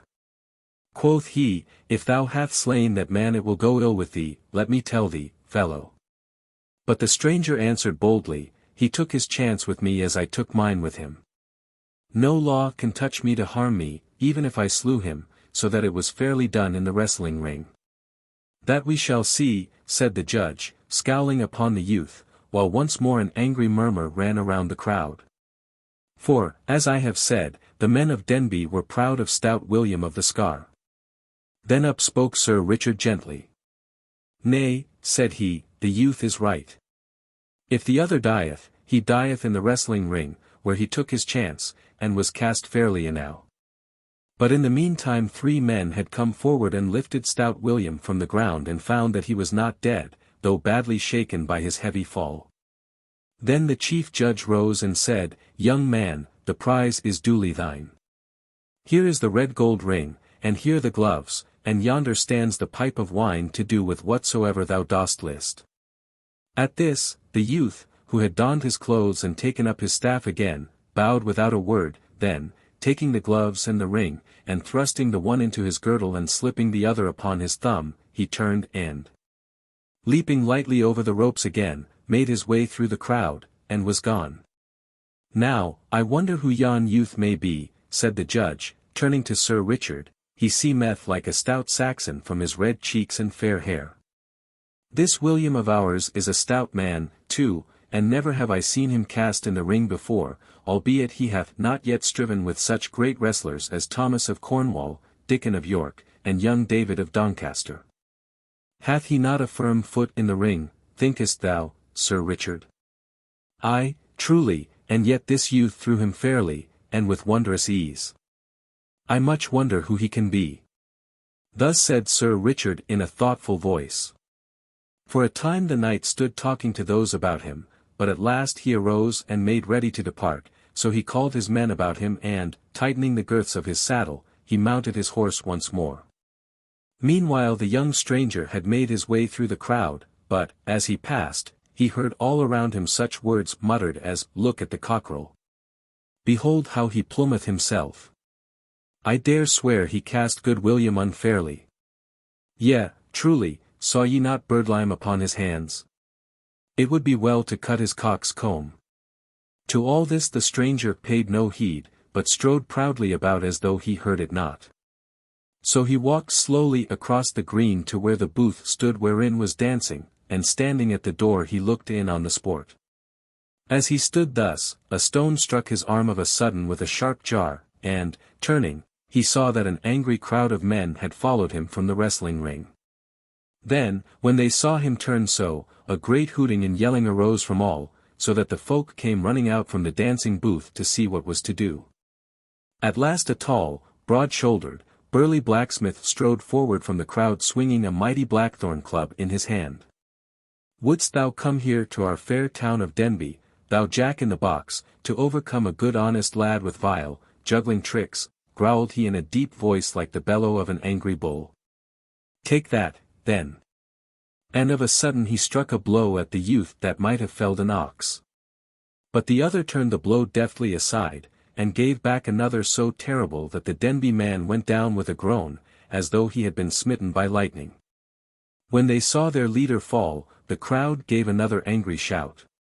But the stranger placed his back against the tent near which he stood, swinging his terrible staff, and so fell had been the blow that he struck the stout smith that none dared to come within the measure of his cudgel, so the press crowded back, like a pack of dogs from a bear at bay. But now some coward hand from behind threw a sharp jagged stone that smote the stranger on the crown, so that he staggered back, and the red blood gushed from the cut and ran down his face and over his jerkin. Then, seeing him dazed with this vile blow, the crowd rushed upon him, so that they overbore him and he fell beneath their feet. Now it might have gone ill with the youth, even to the losing of his young life, had not Sir Richard come to this fair. For of a sudden, shouts were heard, and steel flashed in the air, and blows were given with the flat of swords, while through the midst of the crowd Sir Richard of the Lea came spurring on his white horse. Then the crowd, seeing the steel-clad knight and the armed men, melted away like snow on the warm hearth, leaving the young man all bloody and dusty upon the ground. Finding himself free, the youth arose and, wiping the blood from his face, looked up. Quoth he, "Sir Richard of the Lea, mayhap thou hast saved my life this day." "Who art thou that knowest Sir Richard of the Lea so well?" quoth the knight. "Methinks I have seen thy face before, young man." "Yea, thou hast," said the youth, "for men call me David of Doncaster." "Ha," said Sir Richard, "I wonder that I knew thee not, David. But thy beard hath grown longer, and thou thyself art more set in manhood since this day 12-month. Come hither into the tent, David, and wash the blood from thy face. And thou, Ralph, bring him straightway a clean jerkin. Now I am sorry for thee, yet I am right glad that I have had a chance to pay a part of my debt of kindness to thy good master Robin Hood, for it might have gone ill with thee had I not come, young man." So saying, the knight led David into the tent, and there the youth washed the blood from his face and put on the clean jerkin. In the meantime a whisper had gone around from those that stood nearest that this was none other than the great David of Doncaster, the best wrestler in all the mid-country, who only last spring had cast stout Adam o' Lincoln in the ring at Selby, in Yorkshire, and now held the mid-country champion belt. Thus it happened that when young David came forth from the tent along with Sir Richard, the blood all washed from his face, and his soiled jerkin changed for a clean one. No sounds of anger were heard, but all pressed forward to see the young man, feeling proud that one of the great wrestlers of England should have entered the ring at Denby Fair. For thus fickle is a mass of men. Then Sir Richard called aloud, "Friends, this is David of Doncaster, so think it no shame that your Denby man was cast by such a wrestler. He beareth you no ill will for what hath passed, but let it be a warning to you how ye treat strangers henceforth. Had ye slain him it would have been an ill day for you, for Robin Hood would have harried your town as the kestrel harries the dovecot. I have bought the pipe of wine from him, and now I give it freely to you to drink as ye list. But never hereafterward fall upon a man for being a stout yeoman." At this all shouted amain, but in truth they thought more of the wine than of the knight's words. Then Sir Richard, with David beside him and his men-at-arms around, turned about and left the fair. But in after days, when the men that saw that wrestling bout were bent with age, they would shake their heads when they heard of any stalwart game, and say, Aye, aye. But thou shouldst have seen the great David of Doncaster cast stout William of the Scar at Denby Fair. Robin Hood stood in the merry greenwood with Little John and most of his stout yeomen around him, awaiting Sir Richard's coming. At last a glint of steel was seen through the brown forest leaves, and forth from the covert into the open rode Sir Richard at the head of his men. He came straight forward to Robin Hood and leaping from off his horse, clasped the yeoman in his arms. "Why, how now," said Robin, after a time, holding Sir Richard off and looking at him from top to toe, "methinks thou art a gayer bird than when I saw thee last." "Yes, thanks to thee, Robin," said the knight, laying his hand upon the yeoman's shoulder. "But for thee I would have been wandering in misery in a far country by this time. But I have kept my word, Robin, and have brought back the money that thou didst lend me, and which I have doubled 4 times over again, and so become rich once more. Along with this money I have brought a little gift to thee and thy brave men from my dear lady and myself." Then, turning to his men, he called aloud, "Bring forth the pack horses." But Robin stopped him. "Nay, Sir Richard," said he, "think it not bold of me to cross thy bidding, but we of Sherwood do no business till after we have eaten and drunk." Whereupon, taking Sir Richard by the hand, he led him to the seat beneath the greenwood tree, while others of the chief men of the band came and seated themselves around. Then quoth Robin, "How cometh it that I saw young David of Doncaster with thee and thy men, Sir Knight?" Then straightway the knight told all about his stay at Denby and of the happening at the fair, and how it was like to go hard with young David. So he told his tale, and quoth he, "It was this, good Robin, that kept me so late on the way, otherwise I would have been here an hour agone." Then, when he had done speaking, Robin stretched out his hand and grasped the knight's palm. Quoth he in a trembling voice, "I owe thee a debt I can never hope to repay, Sir Richard, for let me tell thee, I would rather lose my right hand than have such ill befall young David of Doncaster as seemed like to come upon him at Denby." So they talked until after a while one came forward to say that the feast was spread, whereupon all arose and went thereto. When at last it was done, the knight called upon his men to bring the pack horses forward, which they did according to his bidding.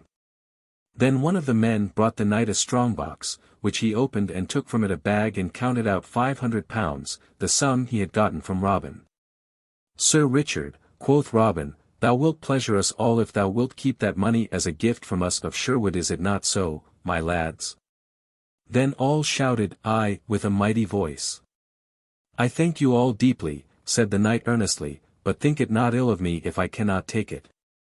Gladly have I borrowed it from you, but it may not be that I can take it as a gift." Then Robin Hood said no more but gave the money to Little John to put away in the treasury, for he had shrewdness enough to know that naught breeds ill will and heart bitterness like gifts forced upon one that cannot choose but take them. Then Sir Richard had the packs laid upon the ground and opened, whereupon a great shout went up that made the forest ring again, for lo, there were 10 bows of finest Spanish yew, all burnished till they shone again. And each bow inlaid with fanciful figures in silver, yet not inlaid so as to mar their strength. Beside these were 10 quivers of leather embroidered with golden thread, and in each quiver were a score of shafts with burnished heads that shone like silver, each shaft was feathered with peacock's plumes, innocked with silver. Sir Richard gave to each yeoman a bow and a quiver of arrows, but to Robin he gave a stout bow inlaid with the cunningest workmanship in gold, while each arrow in his quiver was innocked with gold. Then all shouted again for joy of the fair gift, and all swore among themselves that they would die if need be for Sir Richard and his lady. At last the time came when Sir Richard must go, whereupon Robin Hood called his band around him, and each man of the yeomen took a torch in his hand to light the way through the woodlands. So they came to the edge of Sherwood, and there the knight kissed Robin upon the cheeks and left him and was gone. Thus Robin Hood helped a noble knight out of his dire misfortunes, that else would have smothered the happiness from his life. Little John turns barefoot friar. Cold winter had passed and spring had come. No leafy thickness had yet clad the woodlands, but the budding leaves hung like a tender mist about the trees. In the open country the meadow lands lay a sheeny green, the cornfields a dark velvety color, for they were thick and soft with the growing blades. The ploughboy shouted in the sun, and in the purple new-turned furrows flocks of birds hunted for fat worms. All the broad moist earth smiled in the warm light, and each little green hill clapped its hand for joy. On a deer's hide, stretched on the ground in the open in front of the greenwood tree, sat Robin Hood basking in the sun like an old dog-fox. Leaning back with his hands clasped about his knees, he lazily watched Little John rolling a stout bowstring from long strands of hempen thread, wetting the palms of his hands ever and anon, and rolling the cord upon his thigh. Near by sat Allan a Dale fitting a new string to his harp. Quoth Robin at last, "Methinks I would rather roam this forest in the gentle springtime than be king of all merry England. What palace in the broad world is as fair as this sweet woodland just now, and what king in all the world hath such appetite for plovers' eggs and lampreys as I for juicy venison and sparkling ale? Gaffer Swanthold speaks truly when he saith, better a crust with content than honey with a sour heart." "Yea," quoth Little John, as he rubbed his new-made bowstring with yellow beeswax, "the life we lead is the life for me. Thou speakest of the springtime, but methinks even the winter hath its own joys. Thou and I, good master, have had more than one merry day, this winter past, at the Blue Boar. Dost thou not remember that night thou and Will Stutely and Friar Tuck and I passed at that same hostelry with the two beggars and the strolling friar?"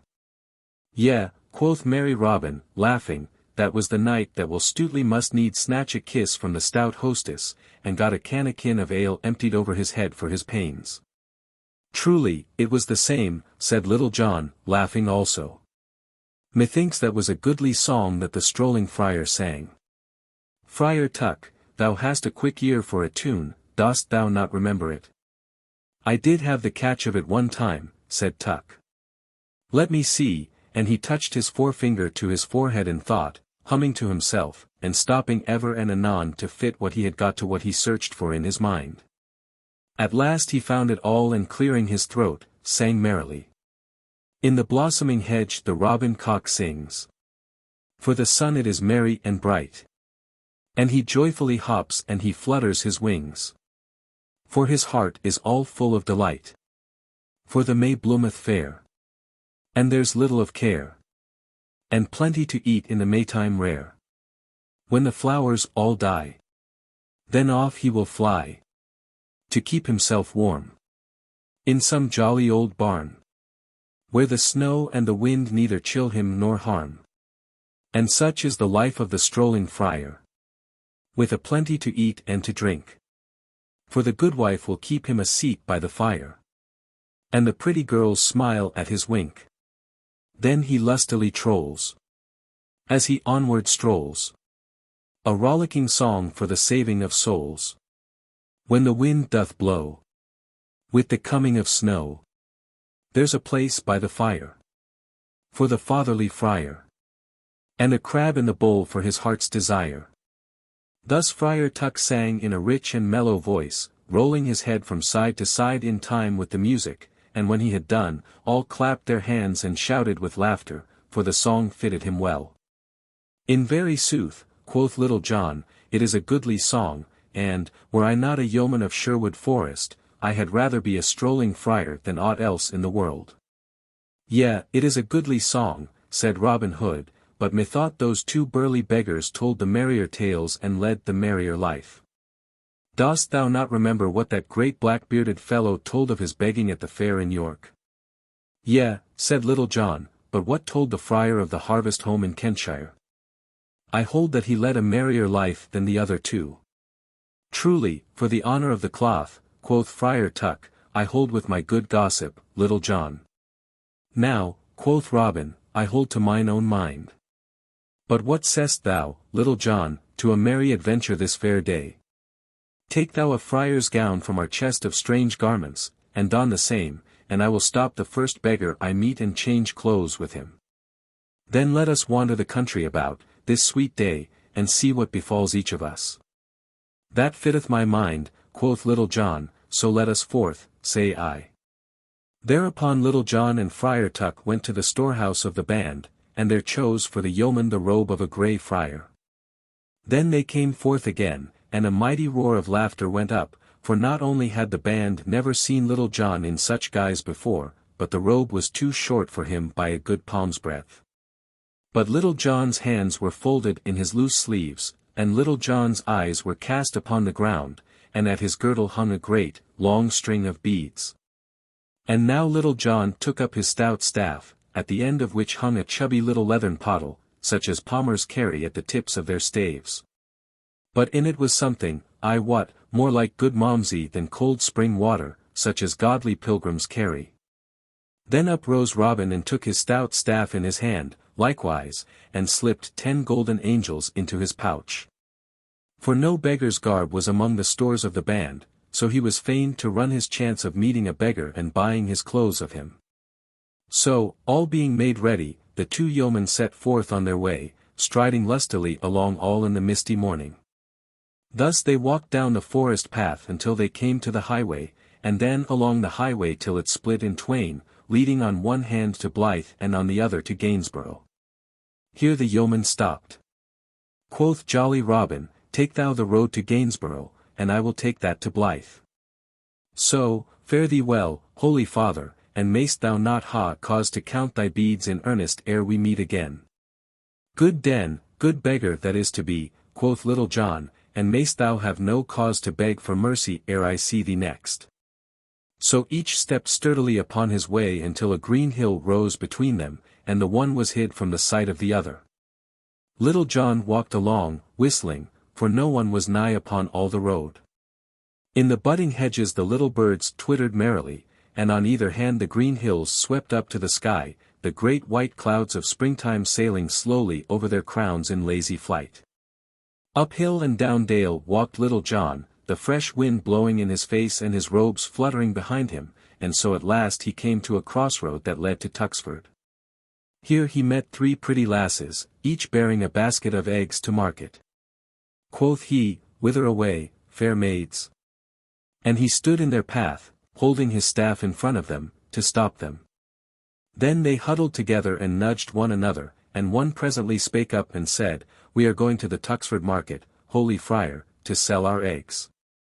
Now out upon it, quoth Little John, looking upon them with his head on one side. Surely, it is a pity that such fair lasses should be forced to carry eggs to market.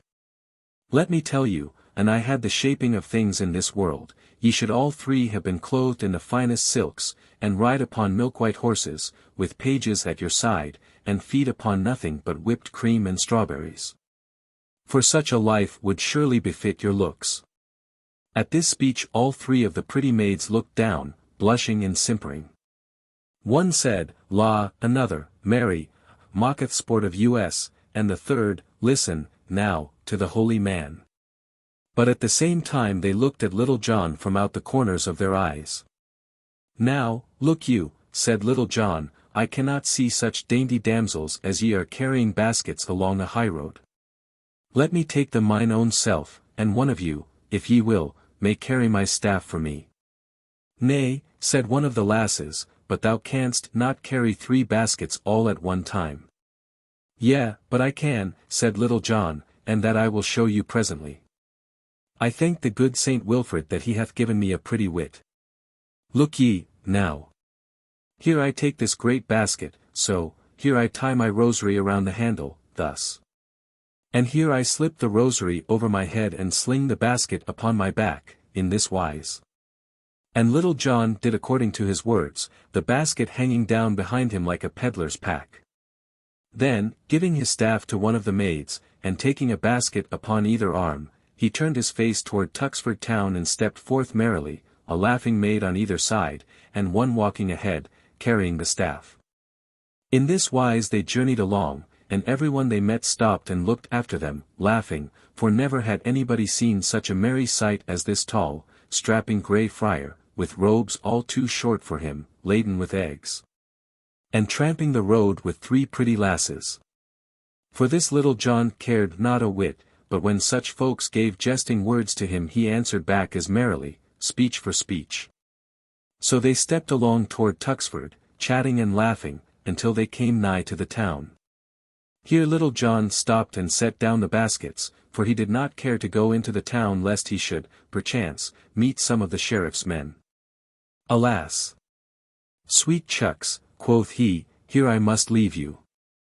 I had not thought to come this way, but I am glad that I did so. Now, ere we part, we must drink sweet friendship. So saying, he unslung the leathern pottle from the end of his staff, and, drawing the stopper therefrom, he handed it to the lass who had carried his staff, first wiping the mouth of the pottle upon his sleeve. Then each lass took a fair drink of what was within, and when it had passed all around, Little John finished what was left, so that not another drop could be squeezed from it. Then, kissing each lass sweetly, he wished them all good den, and left them. But the maid stood looking after him as he walked away whistling. What a pity, quoth one, that such a stout, lusty lad should be in holy orders.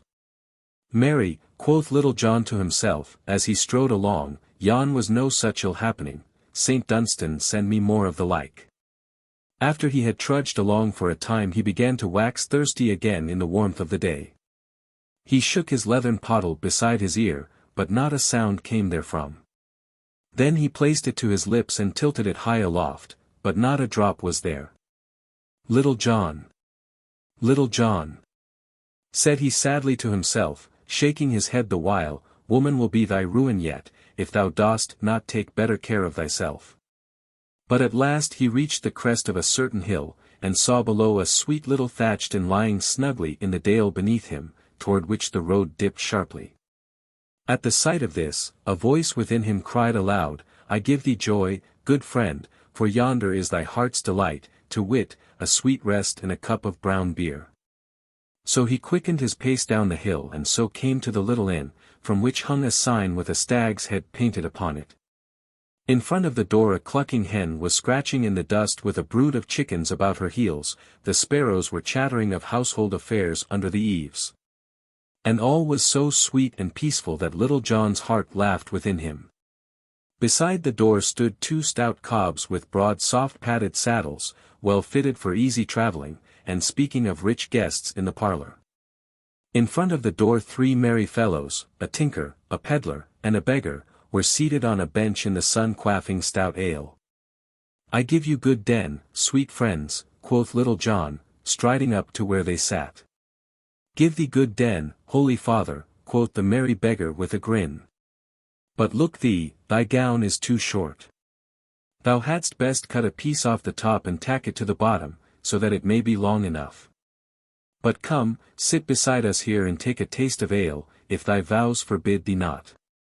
Nay, quoth Little John, also grinning, the blessed St. Dunstan hath given me a free dispensation for all indulgence in that line. And he thrust his hand into his pouch for money to pay his score. Truly, quoth the tinker, without thy looks belie thee, holy friar, the good St. Dunstan was wise, for without such dispensation his votary is like to ha many a penance to make. Nay, take thy hand from out thy pouch, brother, for thou shalt not pay this shot. Ho, landlord, a pot of ale. So the ale was brought and given to Little John. Then, blowing the froth a little way to make room for his lips, he tilted the bottom of the pot higher and higher, till it pointed to the sky, and he had to shut his eyes to keep the dazzle of the sunshine out of them. Then he took the pot away, for there was nothing in it, and heaved a full deep sigh, looking at the others with moist eyes and shaking his head solemnly. Ho, landlord! Cried the peddler, bring this good fellow another pot of ale, for truly it is a credit to us all to have one among us who can empty a cannikin so lustily. So they talked among themselves merrily, until after a while quoth Little John, who rideth those 2 nags yonder? 2 holy men like thee, brother, quoth the beggar. They are now having a goodly feast within, for I smelled the steam of a boiled pullet just now. The landlady saith they come from Fountain Abbey, in Yorkshire, and go to Lincoln on matters of business. They are a merry couple, said the tinker, for one is as lean as an old wife's spindle, and the other as fat as a suet pudding. Talking of fatness, said the peddler, thou thyself lookest none too ill-fed, holy friar. Nay, truly, said Little John, thou sayest in me what the holy Saint Dunstan can do for them that serve him upon a handful of parched peas and a trickle of cold water." At this a great shout of laughter went up. "Truly, it is a wondrous thing," quoth the beggar, "I would have made my vow, to see the masterly manner in which thou didst tuck away yon pot of ale, that thou hadst not tasted clear water for a brace of months. Has not this same holy Saint Dunstan taught thee a goodly song or two?" "Why, as for that," quoth Little John, grinning, "mayhap he hath lent me aid to learn a ditty or so." "Then, prithee, let us hear how he hath taught thee," quoth the tinker. At this Little John cleared his throat and, after a word or two about a certain hoarseness that troubled him, sang thus. "Ah, pretty, pretty maid, whither dost thou go? I prithee, wait for thy lover also. And will gather the rose, as it sweetly blows. For the merry, merry winds are blowing." Now it seemed as though Little John's songs were never to get sung, for he had got no farther than this when the door of the inn opened and out came the two brothers of Fountain Abbey, the landlord following them, and, as the saying is, washing his hands with humble soap. But when the brothers of Fountain Abbey saw who it was that sang, and how he was clad in the robes of a grey friar, they stopped suddenly, the fat little brother drawing his heavy eyebrows together in a mighty frown, and the thin brother twisting up his face as though he had sour beer in his mouth. Then, as Little John gathered his breath for a new verse, "How, now," roared forth the fat brother, his voice coming from him like loud thunder from a little cloud, "thou naughty fellow! Is this a fit place for one in thy garb to tipple and sing profane songs?" "Nay," quoth Little John, "sin, I cannot tipple and sing, like your worship's reverence, in such a goodly place as Fountain Abbey. I must e'en tipple and sing where I can." "Now, out upon thee," cried the tall lean brother in a harsh voice, "now, out upon thee, that thou shouldst so disgrace thy cloth by this talk and bearing." "Marry, come up," quoth Little John. "Disgrace, sayest thou? Methinks it is more disgrace for one of our garb to wring hard-earned farthings out of the gripe of poor lean peasants. It is not so, brother." At this the tinker and the peddler and the beggar nudged one another, and all grinned, and the friars scowled blackly at Little John, but they could think of nothing further to say, so they turned to their horses. Then Little John arose of a sudden from the bench where he sat, and ran to where the brothers of Fountain Abbey were mounting. Quoth he, "Let me hold your horses' bridles for you. Truly, your words have smitten my sinful heart, so that I will abide no longer in this den of evil, but will go forward with you. No vile temptation, I wot, will fall upon me in such holy company." "Nay, fellow," said the lean brother harshly, for he saw that Little John made sport of them, "we want none of thy company, so get thee gone." "Alas," quoth Little John, "I am truly sorry that ye like me not nor my company, but as for leaving you, it may not be, for my heart is so moved, that, willy-nilly, I must go with you for the sake of your holy company." Now, at this talk all the good fellows on the bench grinned till their teeth glistened, and even the landlord could not forbear to smile. As for the friars, they looked at one another with a puzzled look, and knew not what to do in the matter. They were so proud that it made them feel sick with shame to think of riding along the highroad with a strolling friar, in robes all too short for him, running beside them, but yet they could not make Little John stay against his will. For they knew he could crack the bones of both of them in a twinkling were he so minded. Then up spake the fat brother more mildly than he had done before. "Nay, good brother," said he, "we will ride fast, and thou wilt tire to death at the pace."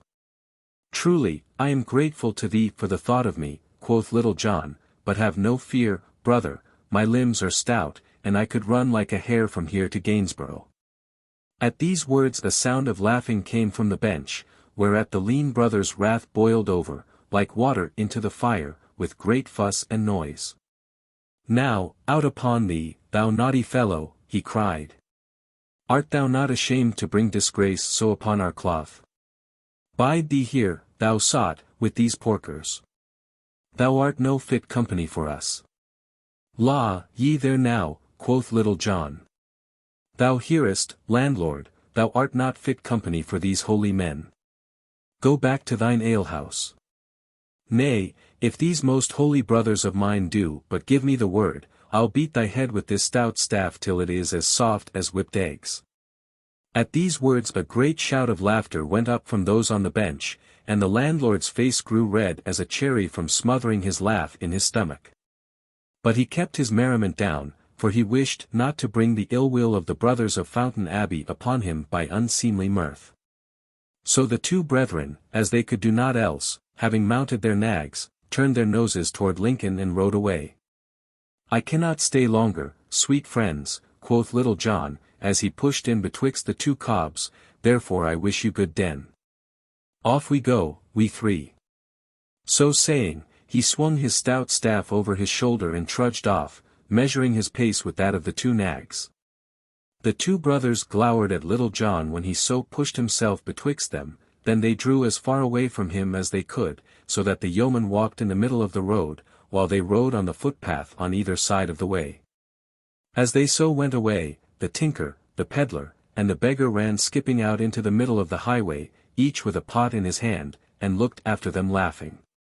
While they were in sight of those at the inn, the brothers walked their horses soberly, not caring to make ill matters worse by seeming to run away from Little John.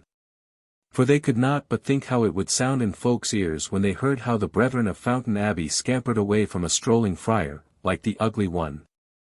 When the blessed St. Dunstan loosed his nose from the red-hot tongs where he had held it fast.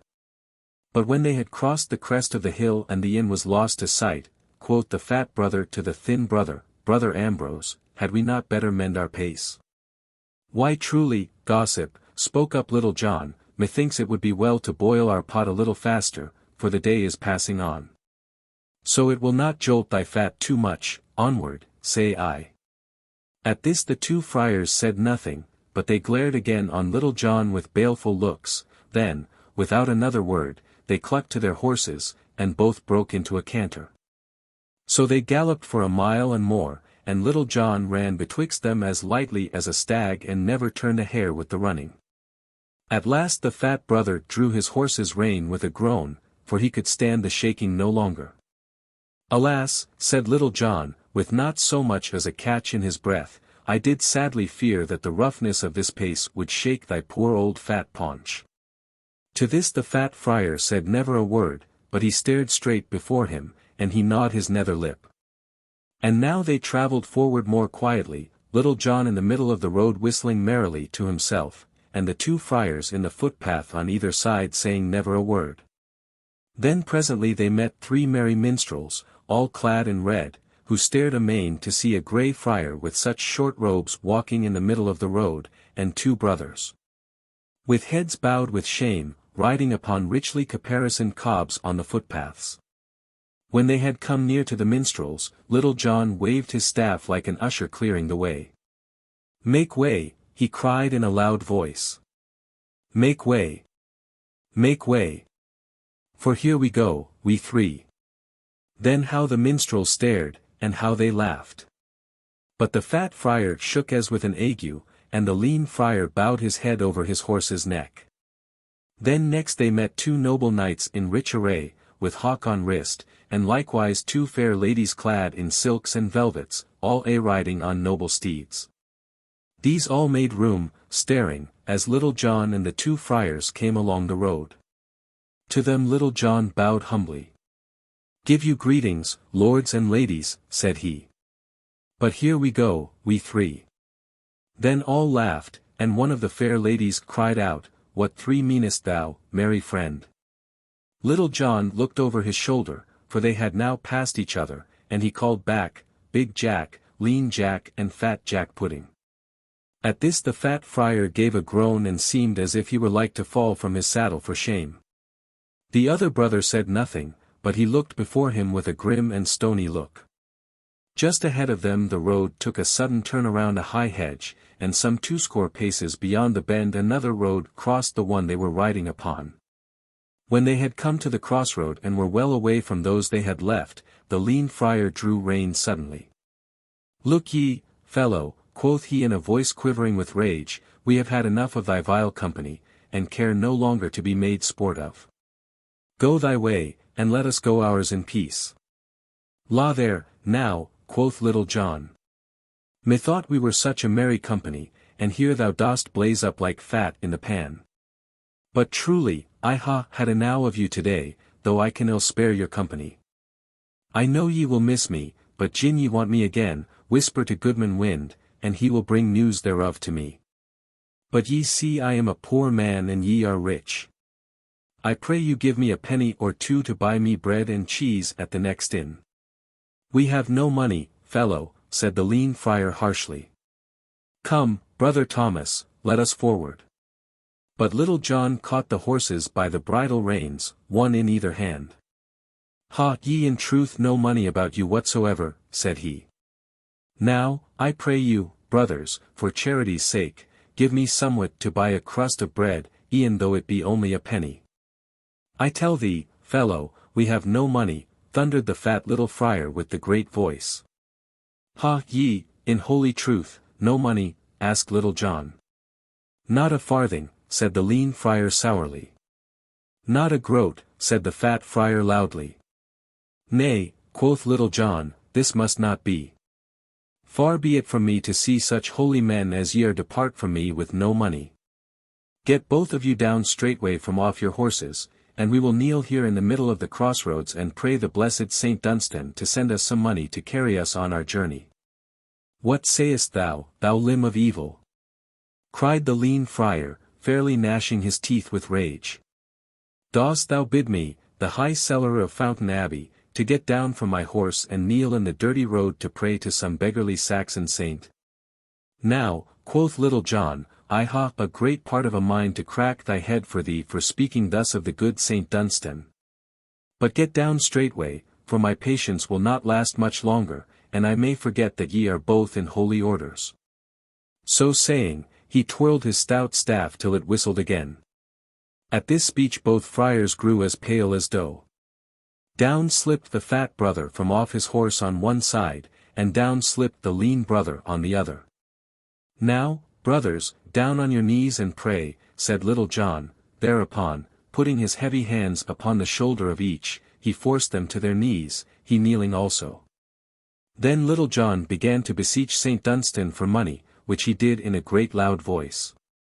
After he had so besought the saint for a time, he bade the friars feel in their pouches and see if the saint had sent them anything. So each put his hand slowly in the pouch that hung beside him, but brought nothing thence. Quoth Little John, have your prayers so little virtue? Then let us at it again.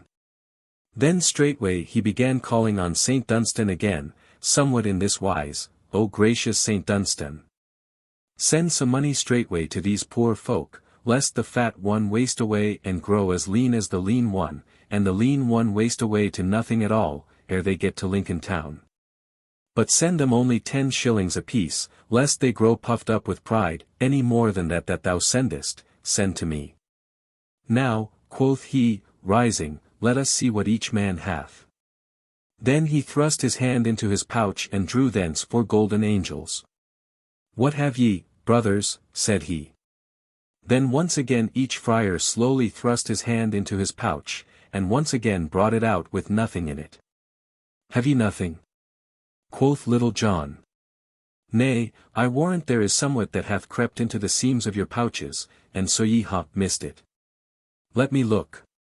So he went first to the lean friar, and, thrusting his hand into the pouch, he drew forth a leathern bag and counted therefrom 110 pounds of golden money. I thought, quoth Little John, that thou hadst missed, in some odd corner of thy pouch, the money that the blessed saint had sent thee. And now let me see whether thou hast not some, also, brother. Thereupon he thrust his hand into the pouch of the fat friar and drew thence a bag like the other and counted out from it 70 pounds. Look ye now, quoth he, I knew the good saint had sent thee some pittance that thou, also, hadst missed. Then, giving them 1 pound between them, he slipped the rest of the money into his own pouch, saying, Ye pledged me your holy word that ye had no money. Being holy men, I trust that ye would not belie your word so pledged, therefore I know the good Saint Dunstan hath sent this in answer to my prayers. But as I only prayed for 10 shillings to be sent to each of you, all over and above that belongeth by rights to me, and so I take it. I give you good den, brothers, and may ye have a pleasant journey henceforth." So saying, he turned and left them, striding away.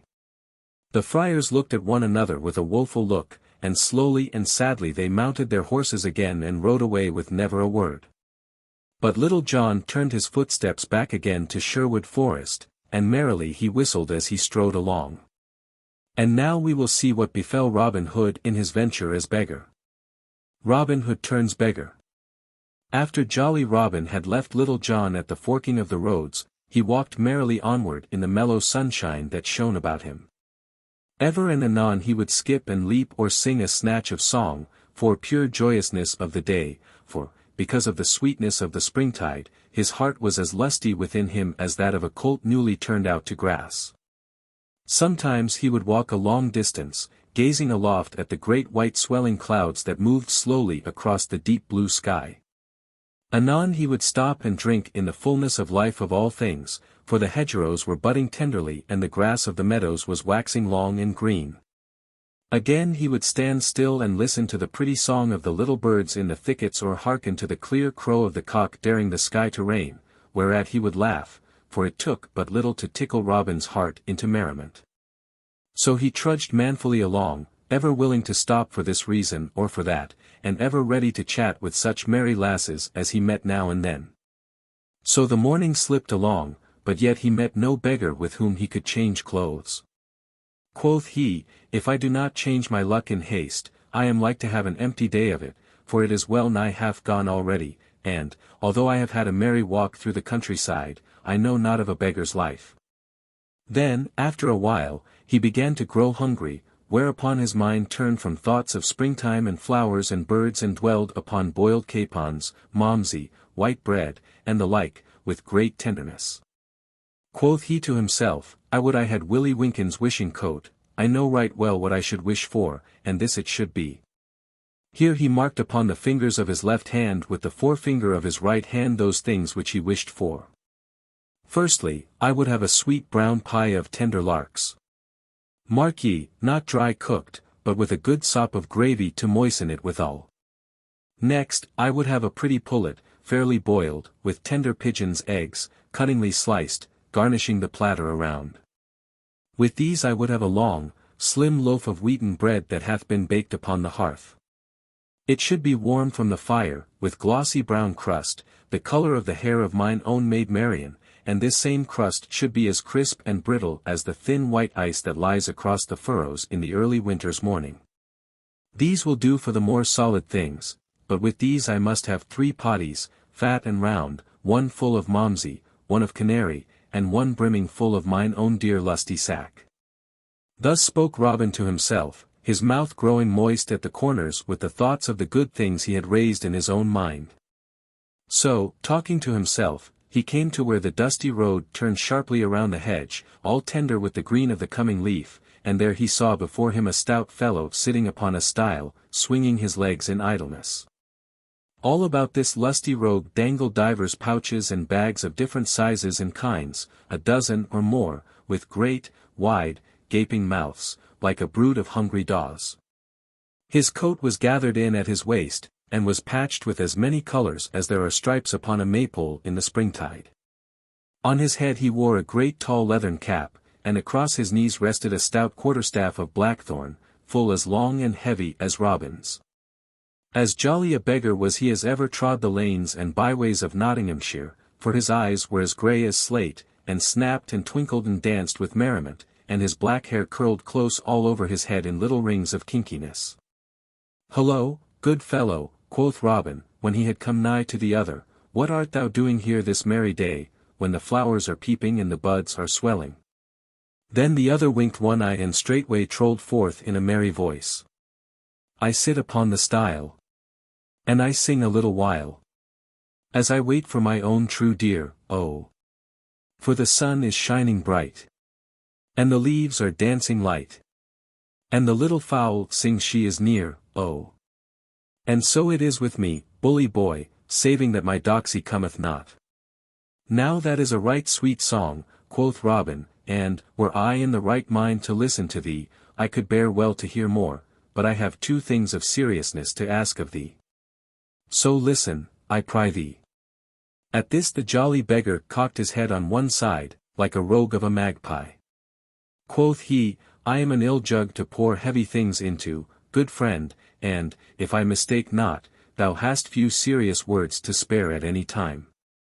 Nay, quoth jolly Robin, what I would say first is the most serious of all thoughts to me, to wit, where shall I get somewhat to eat and drink?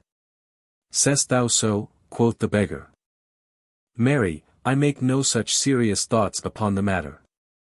I eat when I can get it, and munch my crust when I can get no crumb, likewise, when there is no ale to be had I wash the dust from out my throat with a trickle of cold water. I was sitting here, as thou camest upon me, bethinking myself whether I should break my fast or no. I do love to let my hunger grow mightily keen ere I eat, for then a dry crust is as good to me as a venison pasty with suet and raisins is to stout King Harry. I have a sharp hunger upon me now, but methinks in a short while it will ripen to a right mellow appetite. Now, in good sooth, quoth merry Robin, laughing, thou hast a quaint tongue betwixt thy teeth. But hast thou truly not but a dry crust about thee? Methinks thy bags and pouches are fat and lusty for such thin fare. Why, mayhap there is some other cold fare therein, said the beggar slyly. And hast thou not to drink but cold water? Said Robin.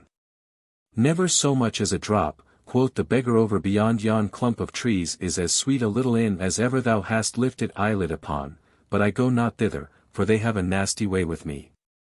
Once, when the good Prior of Emmet was dining there, the landlady set a dear little tart of stewed crabs and barley sugar upon the window-sill to cool, and, seeing it there, and fearing it might be lost, I took it with me till that I could find the owner thereof. Ever since then they have acted very ill toward me, yet truth bids me say that they have the best ale there that ever rolled over my tongue. At this Robin laughed aloud. Marry, quoth he, they did ill toward thee for thy kindness. But tell me truly, what hast thou in thy pouches? Why, quoth the beggar, peeping into the mouths of his bags, I find here a goodly piece of pigeon pie, wrapped in a cabbage leaf to hold the gravy. Here I behold a dainty streaked piece of brawn, and here a fair lump of white bread. Here I find 4 oaten cakes and a cold knuckle of ham. Ha! In sooth, 'tis strange. But here I behold 6 eggs that must have come by accident from some poultry yard hereabouts. They are raw, but roasted upon the coals and spread with a piece of butter that I see. Peace, good friend, cried Robin, holding up his hand. Thou makest my poor stomach quake with joy for what thou tellest me so sweetly. If thou wilt give me to eat, I will straightway hie me to that little inn thou didst tell of but now, and will bring a skin of ale for thy drinking and mine. Friend, thou hast said enough, said the beggar, getting down from the stile. I will feast thee with the best that I have and bless Saint Cedric for thy company. But, sweet chuck, I pry thee bring 3 quarts of ale at least, 1 for thy drinking and 2 for mine, for my thirst is such that methinks I can drink ale as the sands of the river Dee drink salt water. So Robin straightway left the beggar, who, upon his part, went to a budding lime bush back of the hedge, and there spread his feast upon the grass and roasted his eggs upon a little faggot fire, with a deftness gained by long labor in that line. After a while back came Robin bearing a goodly skin of ale upon his shoulder, which he laid upon the grass. Then, looking upon the feast spread upon the ground, and a fair sight it was to look upon, he slowly rubbed his hand over his stomach, for to his hungry eyes it seemed the fairest sight that he had beheld in all his life. Friend, said the beggar, let me feel the weight of that skin. Yea, truly, quoth Robin, help thyself, sweet chuck, and meantime let me see whether thy pigeon pie is fresh or no. So the one seized upon the ale and the other upon the pigeon pie, and nothing was heard for a while but the munching of food and the gurgle of ale as it left the skin. At last, after a long time had passed thus, Robin pushed the food from him and heaved a great sigh of deep content, for he felt as though he had been made all over anew. And now, good friend, quoth he, leaning upon one elbow, I would have it thee about that other matter of seriousness of which I spoke not long since. How? Said the beggar reproachfully, thou wouldst surely not talk of things appertaining to serious affairs upon such ale as this. Nay, quoth Robin, laughing. I would not check thy thirst, sweet friend, drink while I talk to thee. Thus it is, would have thee know that I have taken a liking to thy craft and would fain have a taste of a beggar's life mine own self. Said the beggar, I marvel not that thou hast taken a liking to my manner of life, good fellow, but, to like and to do, are two matters of different sorts. I tell thee, friend, one must serve a long apprenticeship ere one can learn to be even so much as a clapper-dudgeon, much less a crank or an Abraham man. 3. I tell thee, lad, thou art too old to enter upon that which it may take thee years to catch the hang of. 3. Classes of travelling mendicants that infested England as late as the middle of the 17th century. Vide Dacre's English Villainies, etc. Mayhap that may be so, quoth Robin, for I bring to mind that Gaffer Swanthold saith Jack Shoemaker mocketh ill bread, Tom Baker mocketh ill shoon. Nevertheless, I have a mind to taste a beggar's life, and need but the clothing to be as good as any. I tell thee, fellow, said the beggar, if thou wert clad as sweetly as good Saint Winton, the patron of our craft, thou wouldst never make a beggar. Marry, the first jolly traveller that thou wouldst meet would beat thee to a pudding for thrusting thy nose into a craft that belongeth not to thee. Nevertheless, quoth Robin, I would have a try at it. And methinks I shall change clothes with thee, for thy garb seemeth to be pretty, not to say gay. So not only will I change clothes, but I will give thee 2 golden angels to boot. I have brought my stout staff with me, thinking that I might have to rap some one of the brethren of thy cloth over the head by way of argument in this matter. But I love thee so much for the feast thou hast given me that I would not lift even my little finger against thee, so thou needst not have a crumb of fear. To this the beggar listened with his knuckles resting against his hips, and when Robin had ended he cocked his head on one side and thrust his tongue into his cheek. Marry, come up, quoth he at last. Lift thy finger against me, forsooth. Art thou out of thy wits, man? My name is Rickon Hazel, and I come from Holywell, in Flintshire, over by the river Dee. I tell thee, knave, I have cracked the head of many a better man than thou art, and even now I would scald thy crown for thee but for the ale thou hast given me. Now thou shalt not have so much as one tag rag of my coat, even could it save thee from hanging. Now, fellow, said Robin, it would ill suit me to spoil thy pretty head for thee, but I tell thee plainly, that but for this feast I would do that to thee would stop thy travelling the country for many a day to come. Keep thy lips shut, lad, or thy luck will tumble out of thy mouth with thy speech. Now out, and alas for thee, man, for thou hast bred thyself ill this day, cried the beggar, rising and taking up his staff. Take up thy club and defend thyself, fellow, for I will not only beat thee but I will take from thee thy money and leave thee not so much as a clipped groat to buy thyself a lump of goose grease to rub thy cracked crown withal. So defend thyself, I say. Then up leaped merry Robin and snatched up his staff also. Take my money, if thou canst, quoth he. I promise freely to give thee every farthing if thou dost touch me. And he twirled his staff in his fingers till it whistled again. Then the beggar swung his staff also, and struck a mighty blow at Robin, which the yeoman turned. 3 blows the beggar struck, yet never one touched so much as a hair of Robin's head. Then stout Robin saw his chance, and, ere you could count 3, Rickon's staff was over the hedge, and Rickon himself lay upon the green grass with no more motion than you could find in an empty pudding bag. How now, quoth merry Robin, laughing. Wilt thou have my hide or my money, sweet chuck? But to this the other answered never a word. Then Robin, seeing his plight, and that he was stunned with the blow, ran, still laughing, and brought the skin of ale and poured some of it on the beggar's head and some down his throat. So that presently he opened his eyes and looked around as though wondering why he lay upon his back. Then Robin, seeing that he had somewhat gathered the wits that had just been rapped out of his head, said, Now, good fellow, wilt thou change clothes with me, or shall I have to tap thee again? Here are 2 golden angels if thou wilt give me freely all thy rags and bags and thy cap and things. If thou givest them not freely, I much fear me I shall have to, and he looked up and down his staff. Then Rickon sat up and rubbed the bump on his crown. "Now, out upon it," quoth he. "I did think to drub thee sweetly, fellow. I know not how it is, but I seem, as it were, to have bought more beer than I can drink. If I must give up my clothes, I must, but first promise me, by thy word as a true yeoman, that thou wilt take naught from me but my clothes." "I promise on the word of a true yeoman," quoth Robin, thinking that the fellow had a few pennies that he would save. Thereupon the beggar drew a little knife that hung at his side and, ripping up the lining of his coat, drew thence 10 bright golden pounds, which he laid upon the ground beside him with a cunning wink at Robin.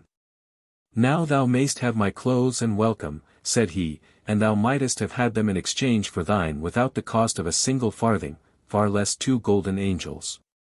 "Marry," quoth Robin, laughing, "thou art a sly fellow, and I tell thee truly, had I known thou hadst so much money by thee maybe thou mightst not have carried it away, for I warrant thou didst not come honestly by it."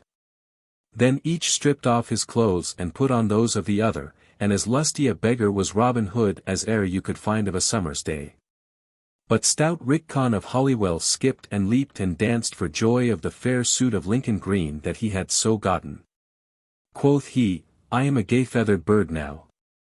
Truly, my dear Moll Peascod would never know me in this dress. Thou mayst keep the cold pieces of the feast, friend, for I mean to live well and lustily while my money lasts and my clothes are gay." So he turned and left Robin and, crossing the stile, was gone, but Robin heard him singing from beyond the hedge as he strode away. "For Polly is smiling and Molly is glad, when the beggar comes in at the door. And Jack and Dick call him a fine lusty lad. And the hostess runs up a great score. Then hey, Willie Waddiekin. Stay, Billy Waddiekin. And let the brown ale flow free, flow free. The beggar's the man for me." Robin listened till the song ended in the distance, then he also crossed the stile into the road, but turned his toes away from where the beggar had gone. The road led up a gentle hill, and up the hill Robin walked, a half-score or more of bags dangling about his legs. Onward he strolled for a long time, but other adventure he found not. The road was bare of all else but himself, as he went kicking up little clouds of dust at each footstep, for it was noontide, the most peaceful time of all the day, next to twilight. All the earth was silent in the restfulness of eating time. The plough horses stood in the furrow munching, with great bags over their noses holding sweet food. The ploughman sat under the hedge and the ploughboy also, and they, too, were munching. Each one holding a great piece of bread in one fist and a great piece of cheese in the other. So Robin, with all the empty road to himself, strode along whistling merrily, his bags and pouches bobbing and dangling at his thighs. At last he came to where a little grass-grown path left the road and, passing through a stile and down a hill, led into a little dell and on across a rill in the valley and up the hill on the other side, till it reached a windmill that stood on the cap of the rise where the wind bent the trees in swaying motion. Robin looked at the spot and liked it, and, for no reason but that his fancy led him, he took the little path and walked down the grassy sunny slope of the open meadow, and so came to the little dingle and, ere he knew it, upon 4 lusty fellows that sat with legs outstretched around a goodly feast spread upon the ground. For merry beggars were they, and each had slung about his neck a little board that rested upon his breast. One board had written upon it, "I am blind," another, "I am deaf," another, "I am dumb," and the fourth, "Pity the lame one." But although all these troubles written upon the board seemed so grievous, the 4 stout fellows sat around feasting as merrily as though Cain's wife had never opened the pottle that held misfortunes and let them forth like a cloud of flies to pester us. The deaf man was the first to hear Robin, for he said, "Hark, brothers, I hear someone coming."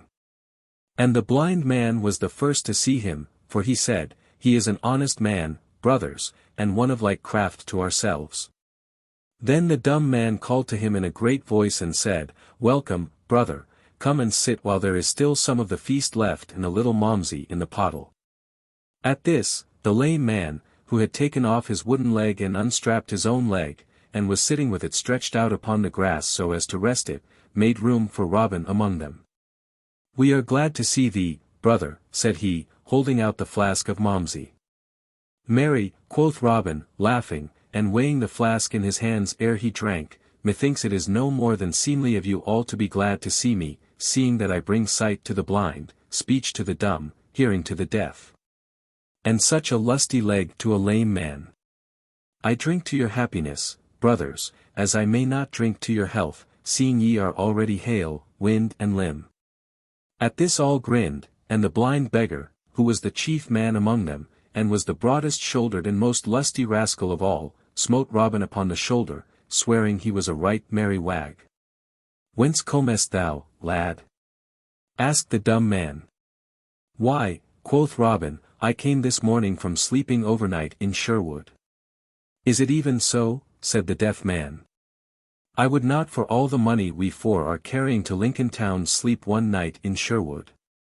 If Robin Hood caught one of our trade in his woodlands he would, methinks, clip his ears." "Methinks he would, too," quoth Robin, laughing. "But what money is this that ye speak of?" Then up spake the lame man. "Our king, Peter of York," said he, "hath sent us to Lincoln with those moneys that—" "Stay, brother Hodge," quoth the blind man, breaking into the talk, "I would not doubt our brother here, but bear in mind we know him not. What art thou, brother? Upright man, jerkman, clapper-dudgeon, dommerer, or Abraham man?" At these words Robin looked from one man to the other with mouth agape. "Truly," quoth he, "I trust one am an upright man, at least, I strive to be. But I know not what thou meanest by such jargon, brother. It were much more seemly, methinks, if yon dumb man, who hath a sweet voice, would give us a song." At these words a silence fell on all, and after a while the blind man spoke again. Quoth he, "Thou dost surely jest when thou sayest that thou dost not understand such words. Answer me this, hast thou ever fibbed a chouse quarrons in the Rome pad for the lure in his bung? 4. I.e. in old beggar's cant, beaten a man regalant upon the highway for the money in his purse. Dacre's English villainies. Now out upon it, quoth Robin Hood testily, and ye make sport of me by pattering such gibberish, it will be ill for you all, I tell you. I have the best part of a mind to crack the heads of all four of you, and would do so, too, but for the sweet Malmsey ye have given me. Brother, pass the pottle lest it grow cold." But all the four beggars leaped to their feet when Robin had done speaking, and the blind man snatched up a heavy knotted cudgel that lay beside him on the grass, as did the others likewise. Then Robin, seeing that things were like to go ill with him, albeit he knew not what all the coil was about, leaped to his feet also and, catching up his trusty staff, clapped his back against the tree and stood upon his guard against them. "How, now," cried he, twirling his staff betwixt his fingers, "would you four stout fellows set upon one man? Stand back, ye rascals, or I will score your pates till they have as many marks upon them as a pothouse door. Are ye mad? I have done you no harm." "Thou least," quoth the one who pretended to be blind and who, being the lustiest villain, was the leader of the others, "thou least. For thou hast come among us as a vile spy. But thine ears have heard too much for thy body's good, and thou goest not forth from this place unless thou goest feet foremost, for this day thou shalt die. Come, brothers, all together. Down with him." Then, whirling up his cudgel, he rushed upon Robin as an angry bull rushes upon a red rag.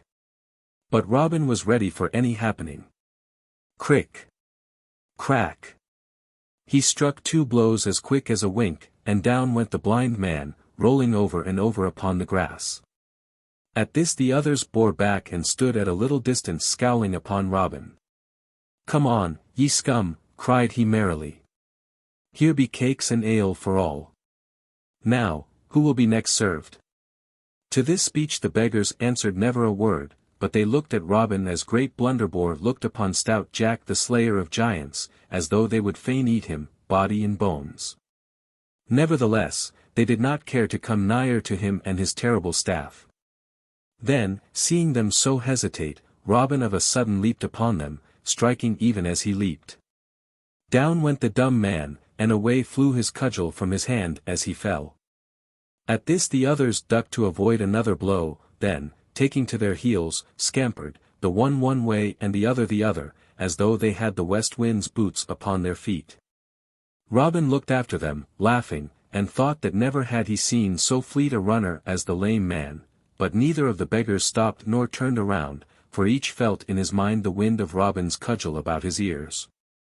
Then Robin turned to the two stout knaves lying upon the ground. Quoth he, "These fellows spake somewhat about certain moneys they were taking to Lincoln. Methinks I may find it upon this stout blind fellow, who hath as keen sight as e'er a trained woodsman in Nottingham or Yorkshire. It were a pity to let sound money stay in the pockets of such thieving knaves." So saying, he stooped over the burly rascal and searched among his rags and tatters, till presently his fingers felt a leathern pouch slung around his body beneath his patched and tattered coat. This he stripped away and, weighing it in his hands, bethought himself that it was mighty heavy. "It were a sweet thing," said he to himself, "if this were filled with gold instead of copper pence." Then, sitting down upon the grass, he opened the pocket and looked into it. There he found 4 round rolls wrapped up in dressed sheepskin. One of these rolls he opened. Then his mouth gaped and his eyes stared, I wot, as though they would never close again, for what did he see but 50 pounds of bright golden money? He opened the other pockets and found in each one the same, 50 bright new stamped golden pounds. Quoth Robin, "I have oft heard that the Beggars' Guild was over-rich, but never did I think that they sent such sums as this to their treasury. I shall take it with me, for it will be better used for charity and the good of my merry band than in the enriching of such knaves as these." So saying, he rolled up the money in the sheepskin again, and putting it back in the purse, he thrust the pouch into his own bosom. Then taking up the flask of Malmsey, he held it toward the 2 fellows lying on the grass, and quoth he, "Sweet friends, I drink your health and thank you dearly for what ye have so kindly given me this day, and so I wish you good den." Then, taking up his staff, he left the spot and went merrily on his way. But when the 2 stout beggars that had been rapped upon the head roused themselves and sat up, and when the others had gotten over their fright and come back, they were as sad and woebegone as 4 frogs in dry weather. For 2 of them had cracked crowns, their Malmsey was all gone, and they had not so much as a farthing to cross their palms withal. But after Robin left the little dell he strode along merrily, singing as he went. And so blithe was he and such a stout beggar, and, withal, so fresh and clean, that every merry lass he met had a sweet word for him and felt no fear, while the very dogs, that most times hate the sight of a beggar, snuffed at his legs in friendly wise and wagged their tails pleasantly. For dogs know an honest man by his smell, and an honest man Robin was, in his own way. Thus he went along till at last he had come to the wayside cross nigh Ollerton, and, being somewhat tired, he sat him down to rest upon the grassy bank in front of it. "It groweth nigh time," quoth he to himself, "that I were getting back again to Sherwood, yet it would please me well to have one more merry adventure ere I go back again to my jolly band." So he looked up the road and down the road to see who might come, until at last he saw someone drawing near, riding upon a horse. When the traveller came nigh enough for him to see him well, Robin laughed, for a strange enough figure he cut. He was a thin, wizen man, and, to look upon him, you could not tell whether he was 30 years old or 60, so dried up was he even to skin and bone. As for the nag, it was as thin as the rider, and both looked as though they had been baked in Mother Huddle's oven, where folk are dried up so that they live forever. But although Robin laughed at the droll sight, he knew the wayfarer to be a certain rich corn engrosser of Worksop, who more than once had bought all the grain in the countryside and held it till it reached even famine prices, thus making much money from the needs of poor people, and for this he was hated far and near by everyone that knew aught of him. So, after a while, the corn engrosser came riding up to where Robin sat. Whereupon merry Robin stepped straightway forth, in all his rags and tatters, his bags and pouches dangling about him, and laid his hand upon the horse's bridle rein, calling upon the other to stop. "Who art thou, fellow, that doth dare to stop me thus upon the king's highway?" said the lean man, in a dry, sour voice. Pity a poor beggar, quoth Robin. Give me but a farthing to buy me a piece of bread. Now, out upon thee, snarled the other. Such sturdy rogues as thou art are better safe in the prisons or dancing upon nothing, with a hempen collar about the neck, than strolling the highways so freely. Tut, quoth Robin, how thou talkest. Thou and I are brothers, man. Do we not both take from the poor people that which they can ill spare? Do we not make our livings by doing naught of any good? Do we not both live without touching palm to honest work? Have we either of us ever rubbed thumbs over honestly gained farthings? Go to. We are brothers, I say, only thou art rich and I am poor, wherefore, I pry thee once more, give me a penny. Dost thou prate so to me, sirrah? Cried the corn engrosser in a rage. Now I will have thee soundly whipped if ever I catch thee in any town where the law can lay hold of thee. As for giving thee a penny, I swear to thee that I have not so much as a single groat in my purse. Were Robin Hood himself to take me, he might search me from crown to heel without finding the smallest piece of money upon me. I trust one am too sly to travel so nigh to Sherwood with money in my pouch, and that thief at large in the woods. Then merry Robin looked up and down, as if to see that there was no one nigh, and then, coming close to the corn engrosser, he stood on tiptoe and spake in his ear, Thinkest thou in sooth that I am a beggar, as I seem to be? Look upon me. There is not a grain of dirt upon my hands or my face or my body. Didst thou ever see a beggar so? I tell thee I am as honest a man as thou art. Look, friend. Here he took the purse of money from his breast and showed to the dazzled eyes of the corn engrosser the bright golden pieces. Friend, these rags serve but to hide an honest rich man from the eyes of Robin Hood. Put up thy money, lad, cried the other quickly. Art thou a fool, to trust to beggars' rags to shield thee from Robin Hood? If he caught thee, he would strip thee to the skin, for he hates a lusty beggar as he doth a fat priest or those of my kind. Is it indeed so, quoth Robin? Had I known this, mayhap I had not come hereabouts in this garb. But I must go forward now, as much depends upon my journeying. Where goest thou, friend? I go to Grantham, said the corn engrosser, but I shall lodge tonight at Newark, if I can get so far upon my way. Why, I myself am on the way to Newark, quoth merry Robin, so that, as two honest men are better than one in roads beset by such a fellow as this Robin Hood, I will jog along with thee, if thou hast no dislike to my company. Why, as thou art an honest fellow and a rich fellow, said the corn engrosser, I mind not thy company, but, in sooth, I have no great fondness for beggars. Then forward, quoth Robin, for the day wanes and it will be dark ere we reach Newark.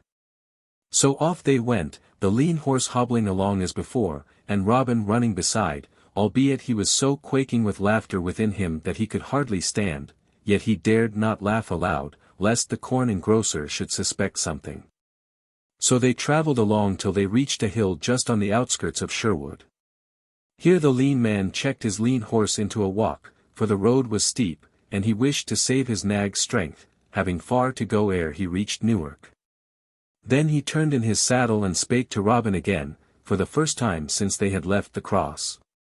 Here is thy greatest danger, friend, said he, for here we are nighest to that vile thief Robin Hood, and the place where he dwells.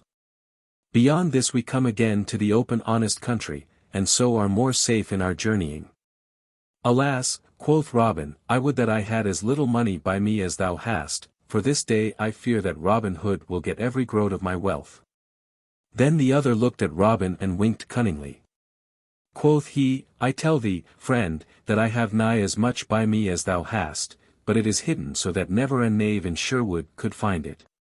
Thou dost surely jest, quoth Robin.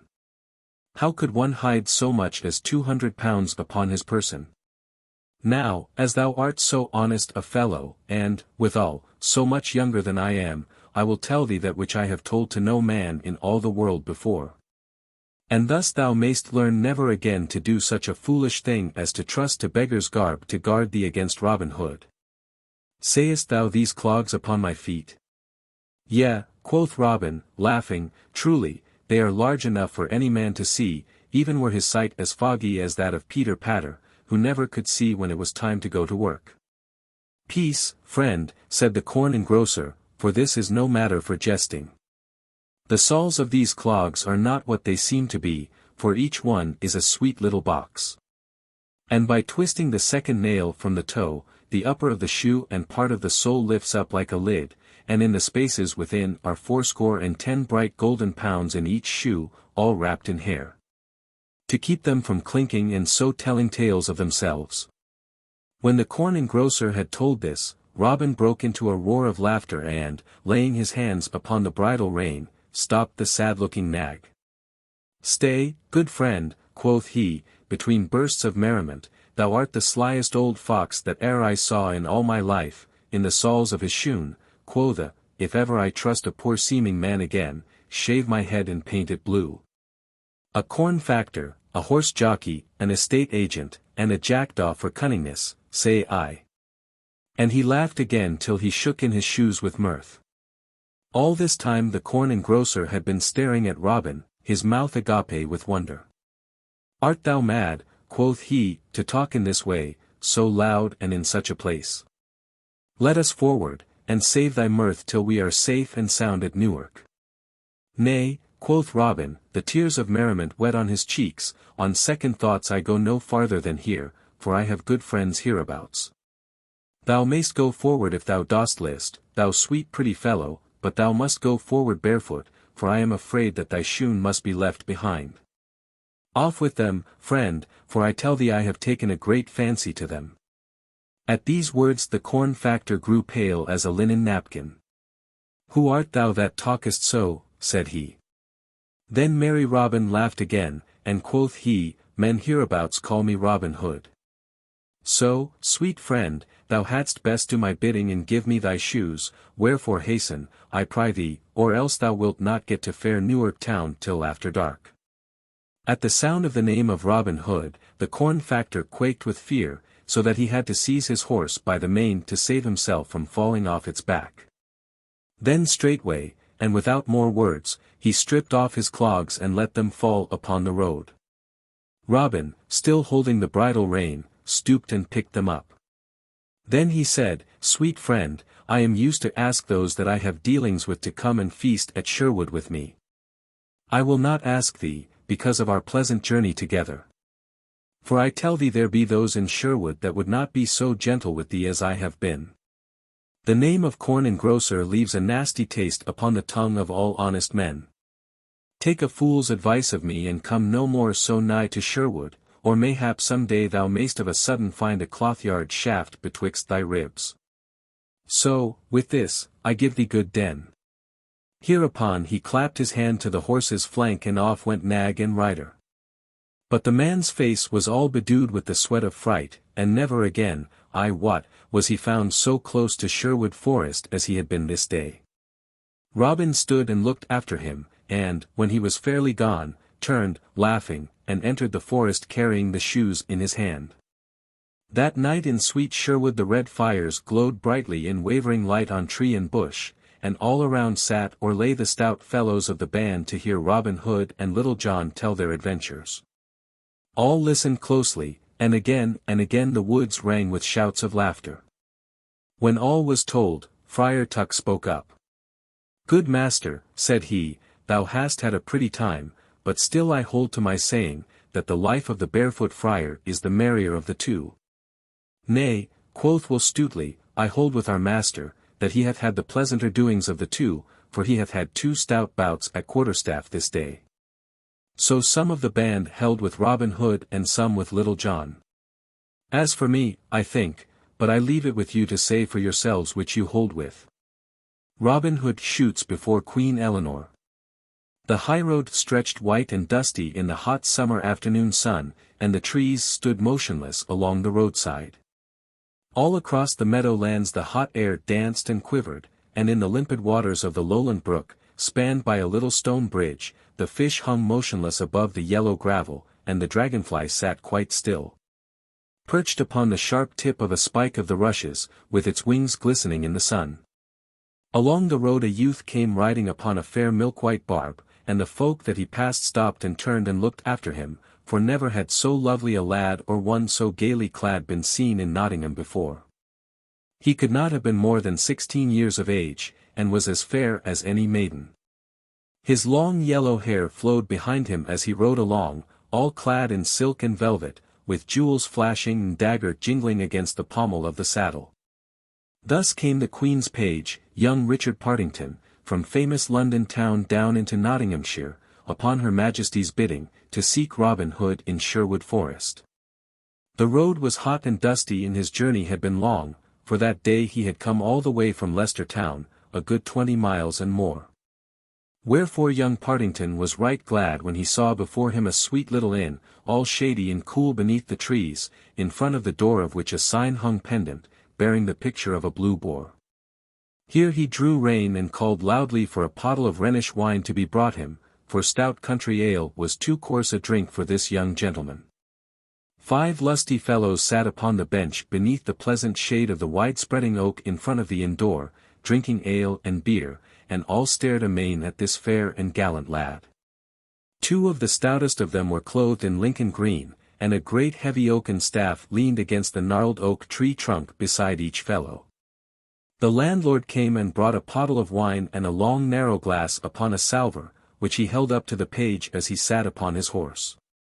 Young Partington poured forth the bright yellow wine and holding the glass aloft, cried, "Here is to the health and long happiness of my royal mistress, the noble Queen Eleanor. And may my journey and her desiring soon have end, and I find a certain stout yeoman men call Robin Hood." At these words all stared, but presently the 2 stout yeomen in Lincoln green began whispering together.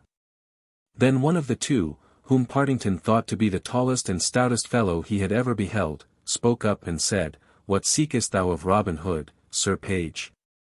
And what does our good Queen Eleanor wish of him? I ask this of thee, not foolishly, but with reason, for I know somewhat of this stout yeoman." "And thou knowest aught of him, good fellow," said young Partington, "thou wilt do great service to him and great pleasure to our royal queen by aiding me to find him." Then up spake the other yeoman, who was a handsome fellow with sunburned face and nut-brown, curling hair, "Thou hast an honest look, Sir Page, and our queen is kind and true to all stout yeomen. Methinks I and my friend here might safely guide thee to Robin Hood, for we know where he may be found. Yet I tell thee plainly, we would not for all merry England have aught of harm befall him. Set thy mind at ease. I bring naught of ill with me," quoth Richard Partington.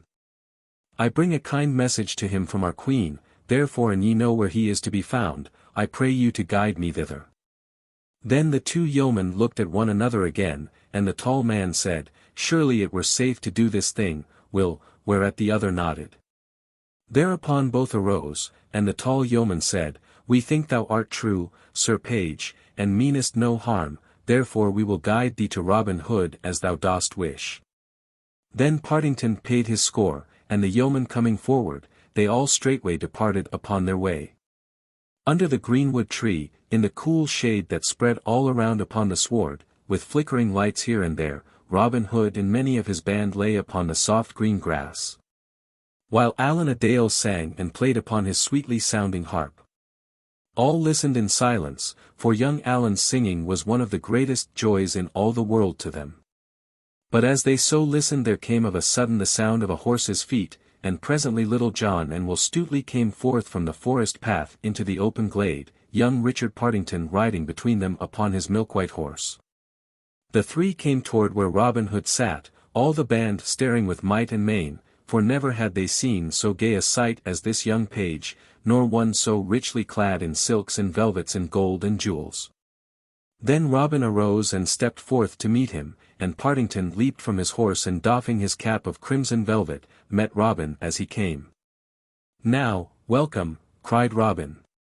"Now, welcome, fair youth, and tell me, I pry thee, what bringeth one of so fair a presence and clad in such noble garb to our poor forest of Sherwood?" Then young Partington said, "If I err not, thou art the famous Robin Hood, and these thy stout band of outlawed yeomen." To thee I bring greetings from our noble Queen Eleanor.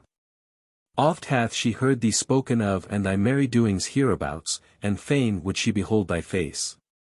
Therefore she bids me tell thee that if thou wilt presently come to London town, she will do all in her power to guard thee against harm, and will send thee back safe to Sherwood Forest again. For days hence, in Finsbury Fields, our good King Henry, of great renown, holdeth a grand shooting match, and all the most famous archers of merry England will be thereat.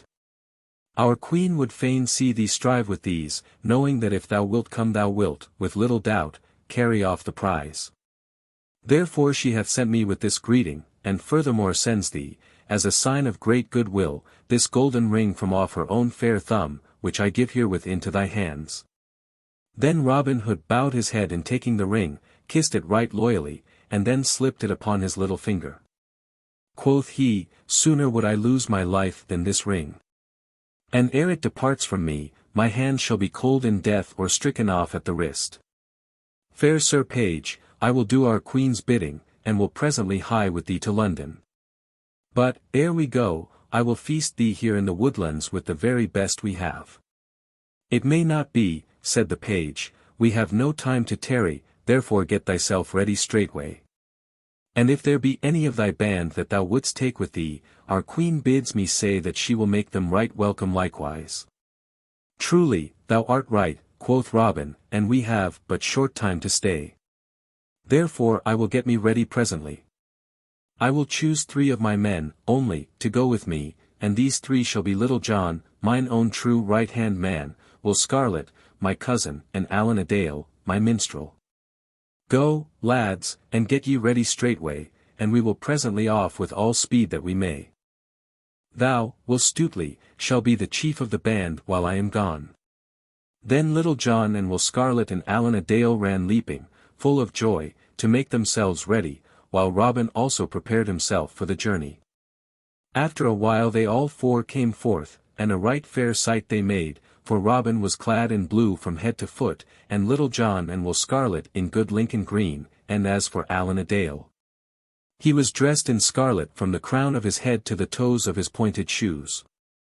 Each man wore beneath his cap a little head covering of burnished steel set with rivets of gold, and underneath his jerkin a coat of linked mail, as fine as carded wool, yet so tough that no arrow could pierce it.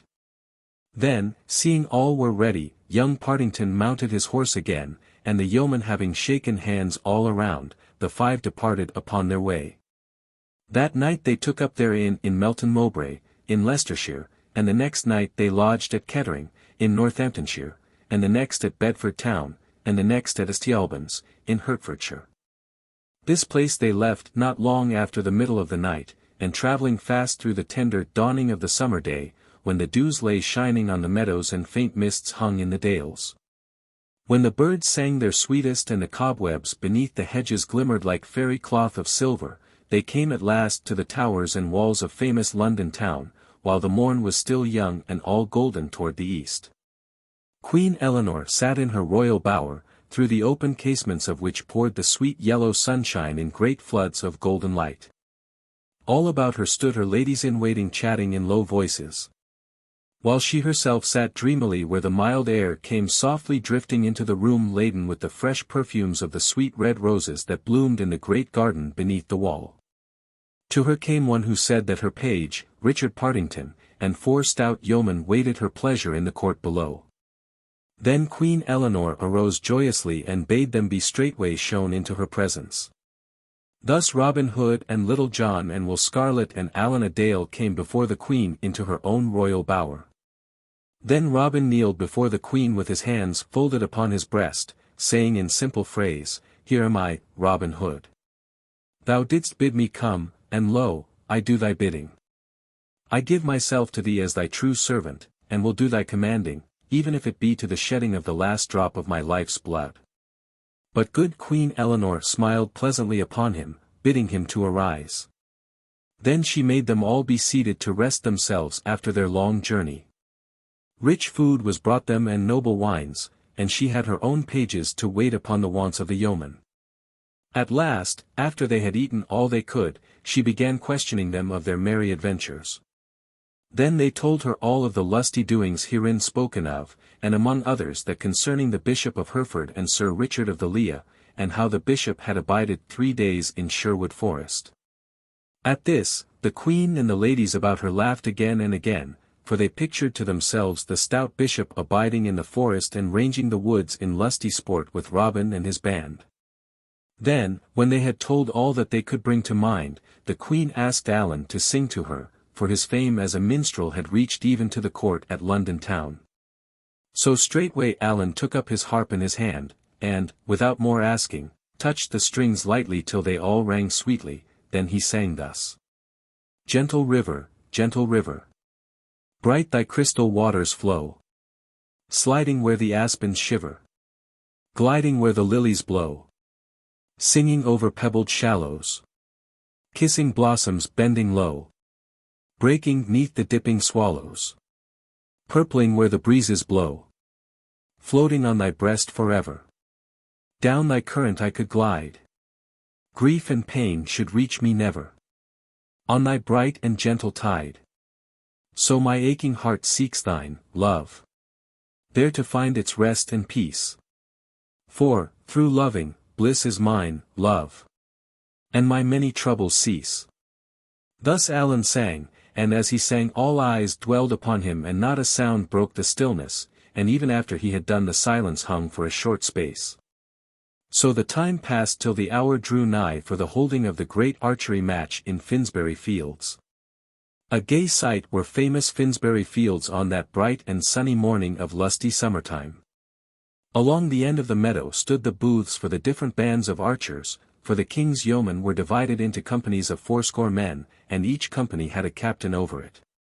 So on the bright greensward stood 10 booths of striped canvas, a booth for each band of the royal archers, and at the peak of each fluttered a flag in the mellow air, and the flag was the color that belonged to the captain of each band. From the center booth hung the yellow flag of Tepus, the famous bow-bearer of the king. Next to it, on one hand, was the blue flag of Gilbert of the White Hand, and on the other the blood-red pennant of stout young Clifton of Buckinghamshire. The 7 other archer captains were also men of great renown, among them were Egbert of Kent and William of Southampton, but those first named were most famous of all. The noise of many voices in talk and laughter came from within the booths, and in and out ran the attendants like ants about an ant-hill. Some bore ale and beer, and some bundles of bowstrings or sheaves of arrows. On each side of the archery range were rows upon rows of seats reaching high aloft, and in the center of the north side was a raised dais for the king and queen, shaded by canvas of gay colors, and hung about with streaming silken pennants of red and blue and green and white. As yet the king and queen had not come, but all the other benches were full of people, rising head above head high aloft till it made the eye dizzy to look upon them. 80 yards distant from the mark from which the archers were to shoot stood 10 fair targets, each target marked by a flag of the color belonging to the band that was to shoot thereat. So all was ready for the coming of the king and queen. At last a great blast of bugles sounded, and into the meadow came riding 6 trumpeters with silver trumpets, from which hung velvet banners heavy with rich workings of silver and gold thread. Behind these came stout King Henry upon a dapple-grey stallion, with his queen beside him upon a milk-white palfrey. On either side of them walked the yeomen of the guard, the bright sunlight flashing from the polished blades of the steel halberds they carried.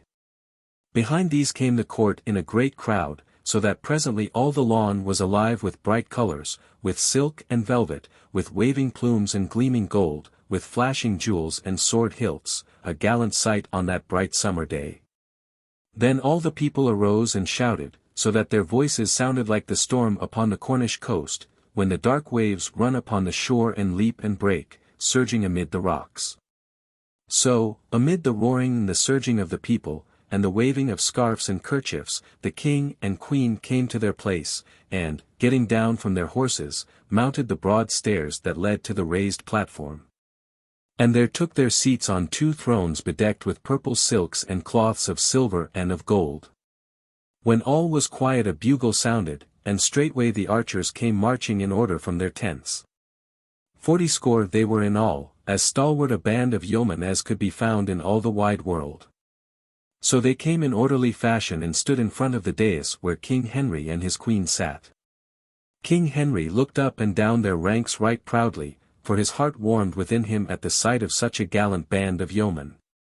Then he bade his herald Sir Hugh de Mowbray stand forth and proclaim the rules governing the game.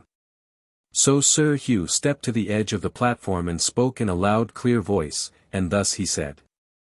That each man should shoot 7 arrows at the target that belonged to his band, and, of the 80 yeomen of each band, the 3 that shot the best should be chosen.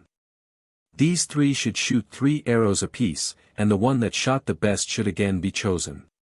Then each of these should again shoot 3 arrows apiece, and the one that shot the best should have the first prize, the one that shot the next best should have the second, and the one that shot the next best should have the third prize.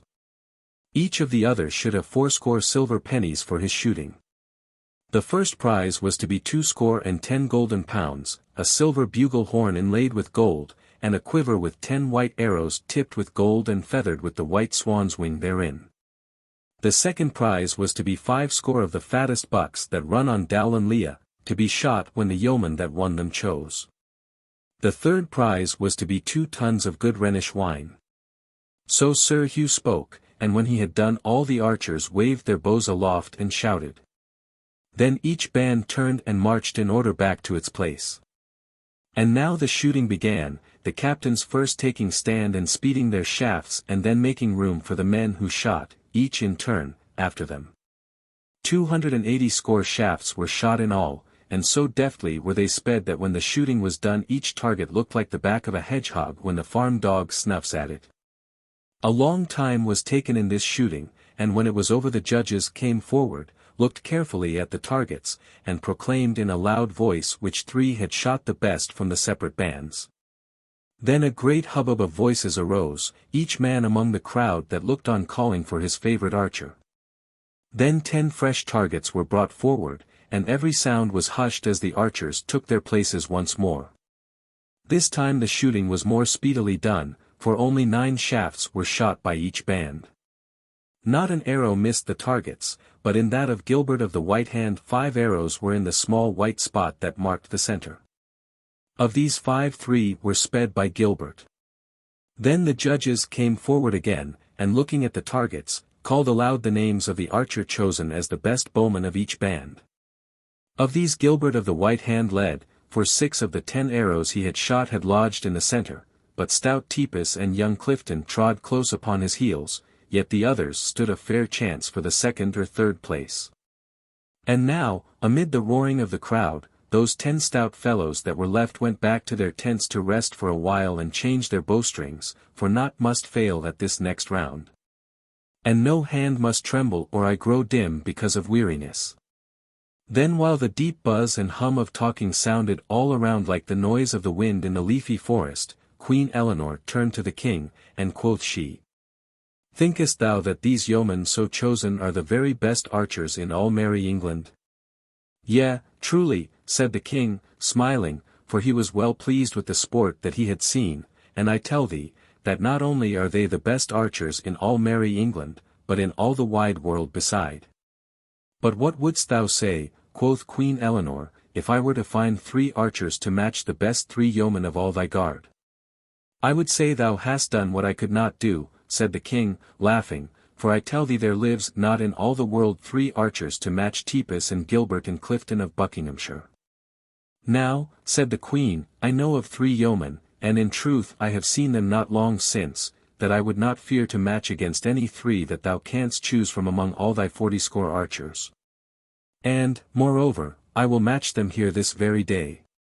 But I will only match them with thy archers providing that thou wilt grant a free pardon to all that may come in my behalf.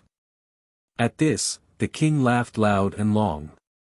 Truly, said he, thou art taking up with strange matters for a queen.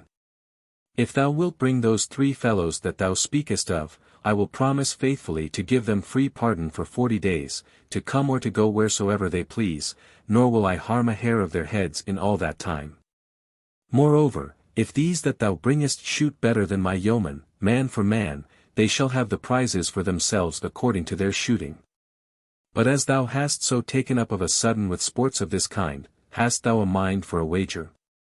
Why, in sooth, said Queen Eleanor, laughing, I know not of such matters, but if thou hast a mind to do somewhat in that way, I will strive to pleasure thee. What wilt thou wager upon thy men? Then the merry king laughed again, for he dearly loved goodly jest. So he said, amidst his laughter, I will wager thee 10 tons of Rhenish wine, 10 tons of the stoutest ale, and 10 score bows of tempered Spanish yew, with quivers and arrows to match. All that stood around smiled at this, for it seemed a merry wager for a king to give to a queen, but Queen Eleanor bowed her head quietly. I will take thy wager, said she, for I know right well where to place those things that thou hast spoken of. Now, who will be on my side in this matter? And she looked around upon them that stood about. But no one spake or cared to wager upon the queen's side against such archers as Tipas and Gilbert and Clifton. Then the queen spoke again, Now, who will back me in this wager? Wilt thou, my lord Bishop of Hereford? Nay, quoth the bishop hastily, it ill befits one of my cloth to deal in such matters. Moreover, there are no such archers as his majesty's in all the world, therefore I would but lose my money. Methinks the thought of thy gold weigheth more heavily with thee than the wrong to thy cloth, said the queen, smiling, and at this a ripple of laughter went around, for everyone knew how fond the bishop was of his money. Then the queen turned to a knight who stood near, whose name was Sir Robert Lee. Wilt thou back me in this manner? Said she. Thou art surely rich enough to risk so much for the sake of a lady.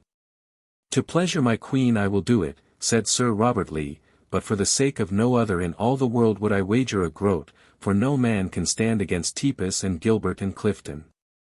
Then turning to the king, Queen Eleanor said, I want no such aid as Sir Robert giveth me, but against thy wine and beer and stout bows of yew I wager this girdle all set with jewels from around my waist, and surely that is worth more than thine. Now, I take thy wager, quoth the king. Send for thy archers straightway. But here come forth the others, let them shoot, and then I will match those that win against all the world. So be it, said the queen. Thereupon, beckoning to young Richard Partington, she whispered something in his ear, and straightway the page bowed and left the place, crossing the meadow to the other side of the range, where he was presently lost in the crowd. At this, all that stood around whispered to one another, wondering what it all meant, and what 3 men the queen was about to set against those famous archers of the king's guard. And now the 10 archers of the king's guard took their stand again, and all the great crowd was hushed to the stillness of death. Slowly and carefully each man shot his shafts, and so deep was the silence that you could hear every arrow rap against the target as it struck it. Then, when the last shaft had sped, a great roar went up. And the shooting, I wot, was well worthy of the sound. Once again Gilbert had lodged 3 arrows in the white, Tipas came second with 2 in the white and 1 in the black ring next to it. But stout Clifton had gone down and Hubert of Suffolk had taken the 3rd place, for, while both those 2 good yeomen had lodged 2 in the white, Clifton had lost 1 shot upon the 4th ring, and Hubert came in with 1 in the 3rd. All the archers around Gilbert's booth shouted for joy till their throats were hoarse, tossing their caps aloft, and shaking hands with one another. In the midst of all the noise and hubbub 5 men came walking across the lawn toward the king's pavilion. The first was Richard Partington, and was known to most folk there, but the others were strange to everybody. Beside young Partington walked a yeoman clad in blue, and behind came 3 others, 2 in Lincoln green and 1 in scarlet. This last yeoman carried 3 stout bows of yew tree, 2 fancifully inlaid with silver and 1 with gold.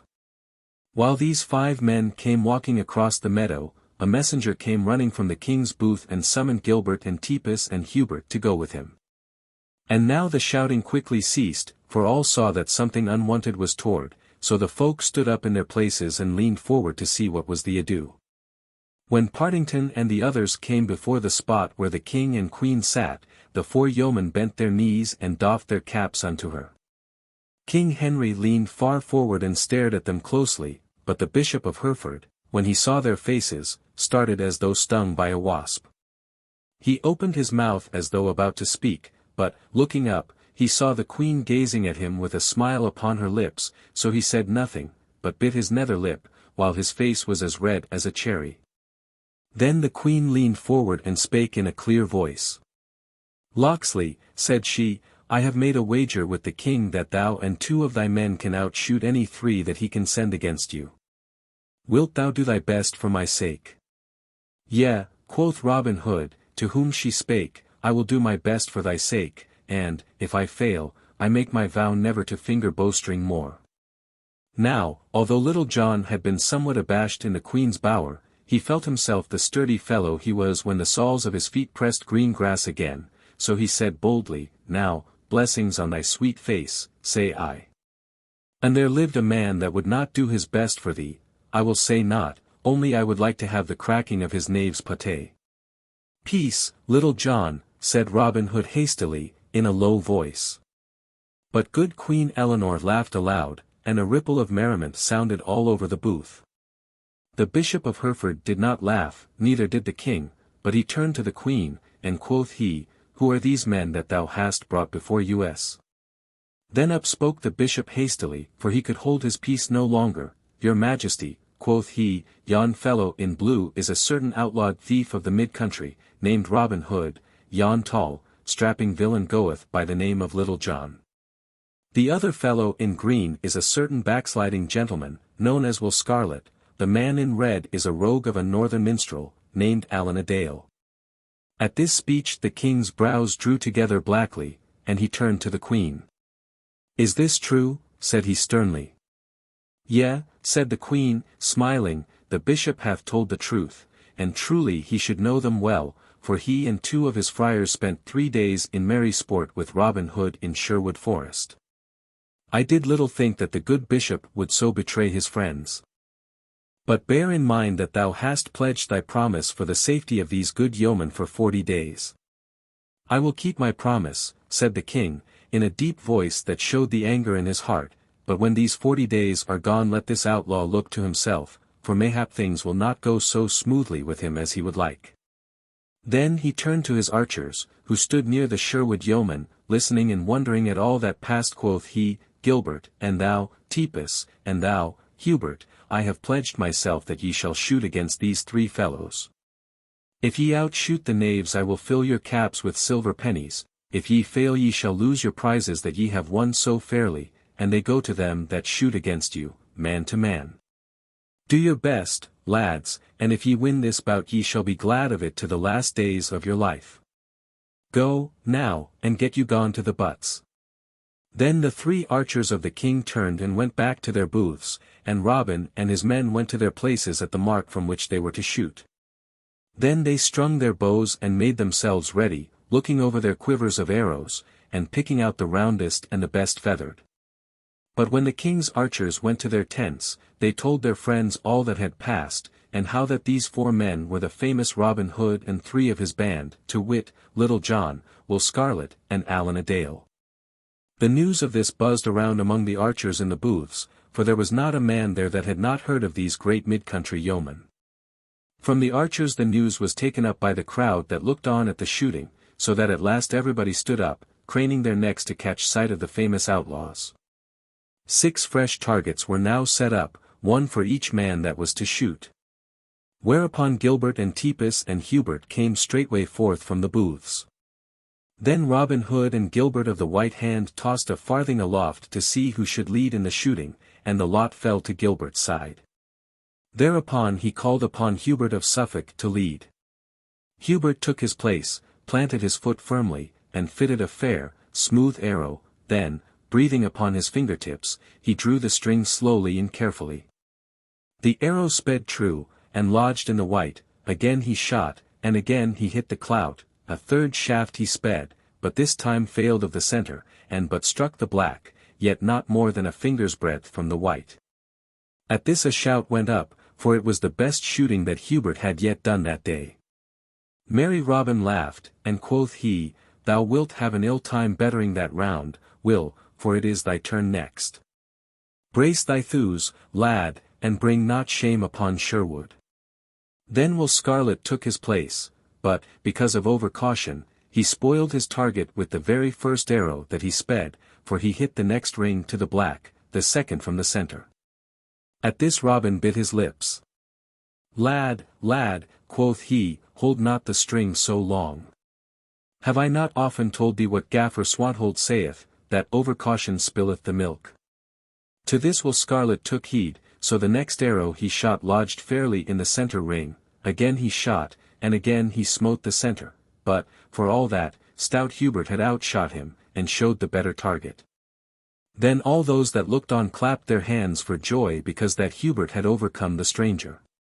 Quoth the king grimly to the queen, "If thy archers shoot no better than that, thou art like to lose thy wager, lady."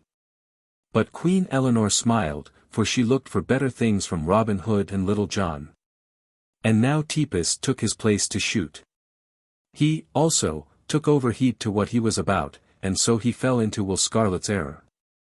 The first arrow he struck into the center ring, but the second missed its mark, and smote the black. The last arrow was tipped with luck, for it smote the very center of the clout, upon the black spot that marked it. Quoth Robin Hood, "That is the sweetest shot that hath been sped this day, but, nevertheless, friend Tepus, thy cake is burned, methinks. Little John, it is thy turn next." So Little John took his place as bidden, and shot his 3 arrows quickly. He never lowered his bow arm in all the shooting, but fitted each shaft with his longbow raised, yet all 3 of his arrows smote the center within easy distance of the black. At this no sound of shouting was heard, for, although it was the best shooting that had been done that day, the folk of London town did not like to see the stout Tepus overcome by a fellow from the countryside, even were he as famous as Little John. And now stout Gilbert of the White Hand took his place and shot with the greatest care, and again, for the 3rd time in one day, he struck all 3 shafts into the clout. "Well done, Gilbert," quoth Robin Hood, smiting him upon the shoulder. "I make my vow, thou art one of the best archers that ever mine eyes beheld. Thou shouldst be a free and merry ranger like us, lad, for thou art better fitted for the greenwood than for the cobblestones and grey walls of London town." So saying, he took his place, and drew a fair, round arrow from his quiver, which he turned over and over ere he fitted it to his bowstring. Then the king muttered in his beard, "Now, blessed Saint Hubert, if thou wilt but jog that rogue's elbow so as to make him smite even the second ring, I will give 80 waxen candles 3 fingers' breadth in thickness to thy chapel nigh Matching." But it may be Saint Hubert's ears were stuffed with tow, for he seemed not to hear the king's prayer this day. Having gotten 3 shafts to his liking, merry Robin looked carefully to his bowstring ere he shot. "Yea," quoth he to Gilbert, who stood nigh him to watch his shooting, "thou shouldst pay us a visit at merry Sherwood." Here he drew the bowstring to his ear. "In London, here he loosed his shaft, thou canst find naught to shoot at but rooks and daws, there one can tickle the ribs of the noblest stags in England." So he shot even while he talked, yet the shaft lodged not more than half an inch from the very center. "By my soul," cried Gilbert, "art thou the devil in blue, to shoot in that wise?" "Nay," quoth Robin, laughing, "not quite so ill as that, I trust." And he took up another shaft and fitted it to the string. Again he shot, and again he smote his arrow close beside the center. A 3rd time he loosed his bowstring and dropped his arrow just betwixt the other 2 and into the very center, so that the feathers of all 3 were ruffled together, seeming from a distance to be one thick shaft. And now a low murmur ran all among that great crowd, for never before had London seen such shooting as this, and never again would it see it after Robin Hood's day had gone.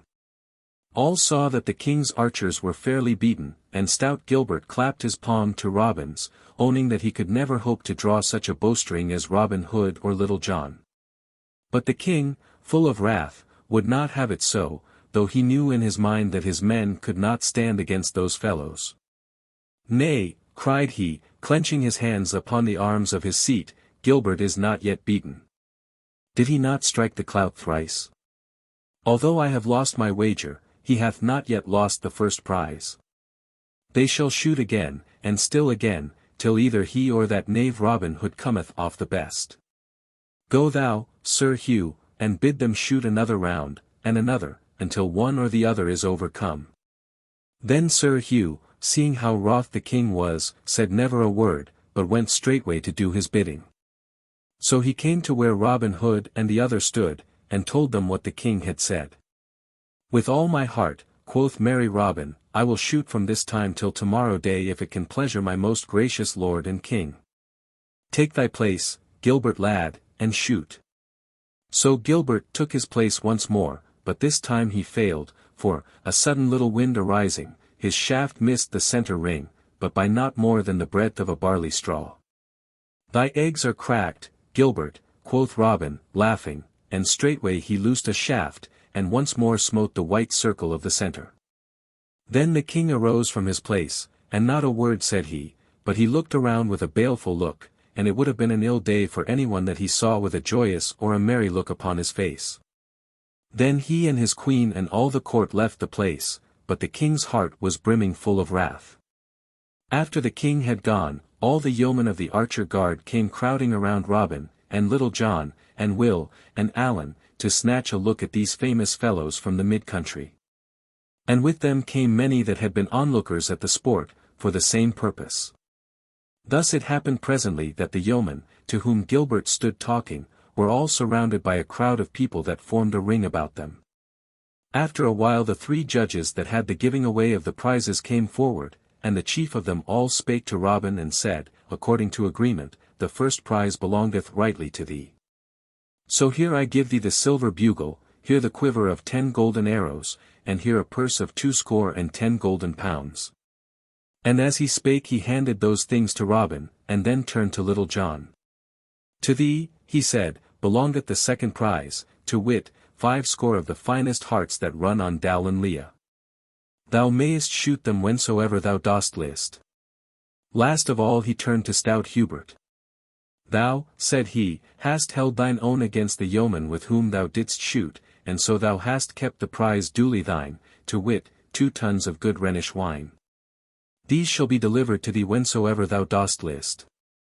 Then he called upon the other 7 of the king's archers who had last shot, and gave each 80 silver pennies. Then up spake Robin, and quoth he, This silver bugle I keep in honour of this shooting match. But thou, Gilbert, art the best archer of all the king's guard, and to thee I freely give this purse of gold. Take it, man, and would it were 10 times as much, for thou art a right yeoman, good and true. Furthermore, to each of the 10 that last shot I give one of these golden shafts apiece. Keep them always by you, so that ye may tell your grandchildren, and ye are ever blessed with them, that ye are the very stoutest yeomen in all the wide world. At this all shouted aloud, for it pleased them to hear Robin speak so of them.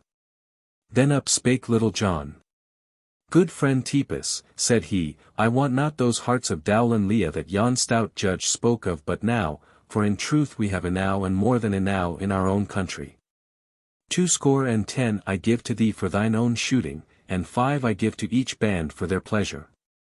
At this another great shout went up, and many tossed their caps aloft, and swore among themselves that no better fellows ever walked the sod than Robin Hood and his stout yeomen. While they so shouted with loud voices, a tall burly yeoman of the king's guard came forward and plucked Robin by the sleeve.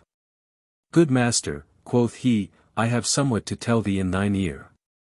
A silly thing, God wot, for one stout yeoman to tell another. But a young peacock of a page, one Richard Partington, was seeking thee without avail in the crowd, and, not being able to find thee, told me that he bore a message to thee from a certain lady that thou wottest of. This message he bade me tell thee privily, word for word, and thus it was. Let me see, I trust one have forgot it not, yea, thus it was, the lion growls. Beware thy head. Is it so? Quoth Robin, starting. For he knew right well that it was the queen sent the message, and that she spake of the king's wrath.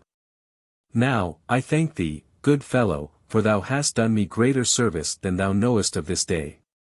Then he called his 3 yeomen together and told them privately that they had best be jogging, as it was like to be ill for them so nigh merry London town. So, without tarrying longer, they made their way through the crowd until they had come out from the press. Then, without stopping, they left London town and started away northward. The chase of Robin Hood. So Robin Hood and the others left the archery range at Finsbury Fields, and, tarrying not, set forth straightway upon their homeward journey. It was well for them that they did so, for they had not gone more than 3 or 4 miles upon their way when 6 of the yeomen of the King's Guard came bustling among the crowd that still lingered, seeking for Robin and his men, to seize upon them and make them prisoners. Truly, it was an ill-done thing in the king to break his promise, but it all came about through the Bishop of Hereford's doing, for thus it happened. After the king left the archery ground, he went straightway to his cabinet. And with him went the Bishop of Hereford and Sir Robert Lee. But the king said never a word to these two, but sat gnawing his nether lip, for his heart was galled within him by what had happened. At last the Bishop of Hereford spoke, in a low, sorrowful voice, "It is a sad thing, your Majesty, that this knavish outlaw should be let to escape in this wise. For, let him but get back to Sherwood Forest safe and sound, and he may snap his fingers at king and king's men." At these words the king raised his eyes and looked grimly upon the bishop. "Say'st thou so?" quoth he. "Now, I will show thee, in good time, how much thou dost err, for, when the 40 days are past and gone, I will seize upon this thieving outlaw, if I have to tear down all of Sherwood to find him. Thinkest thou that the laws of the King of England are to be so evaded by one poor knave without friends or money?" Then the bishop spoke again, in his soft, smooth voice. "Forgive my boldness, your Majesty, and believe that I have not but the good of England and your Majesty's desirings at heart. But what would it boot though my gracious lord did root up every tree of Sherwood? Are there not other places for Robin Hood's hiding? Cannock Chase is not far from Sherwood, and the great forest of Arden is not far from Cannock Chase. Beside these are many other woodlands in Nottingham and Derby, Lincoln and York, amid any of which your Majesty might as well think to seize upon Robin Hood as to lay finger upon a rat among the dust and broken things of a garret. Nay, my gracious lord, if he doth once plant foot in the woodland, he is lost to the law forever." At these words the king tapped his fingertips upon the table beside him with vexation. "What wouldst thou have me do, bishop?" quoth he. "Didst thou not hear me pledge my word to the queen? Thy talk is as barren as the wind from the bellows upon dead coals." "Far be it from me," said the cunning bishop, "to point the way to one so clear-sighted as your Majesty. But, were I the King of England, I should look upon the matter in this wise. I have promised my queen, let us say, that for 40 days the cunningest rogue in all England shall have freedom to come and go, but, lo! I find this outlaw in my grasp. Shall I, then, foolishly cling to a promise so hastily given? Suppose that I had promised to do her Majesty's bidding, whereupon she bade me to slay myself, should I, then, shut mine eyes and run blindly upon my sword? Thus would I argue within myself. Moreover, I would say unto myself, a woman knoweth not of the great things appertaining to state government. And, likewise, I know a woman is ever prone to take up a fancy, even as she would pluck a daisy from the roadside, and then throw it away when the savour is gone. Therefore, though she hath taken a fancy to this outlaw, it will soon wane away and be forgotten. As for me, I have the greatest villain in all England in my grasp. Shall I, then, open my hand and let him slip betwixt my fingers? Thus, your Majesty, would I say to myself, were I the King of England."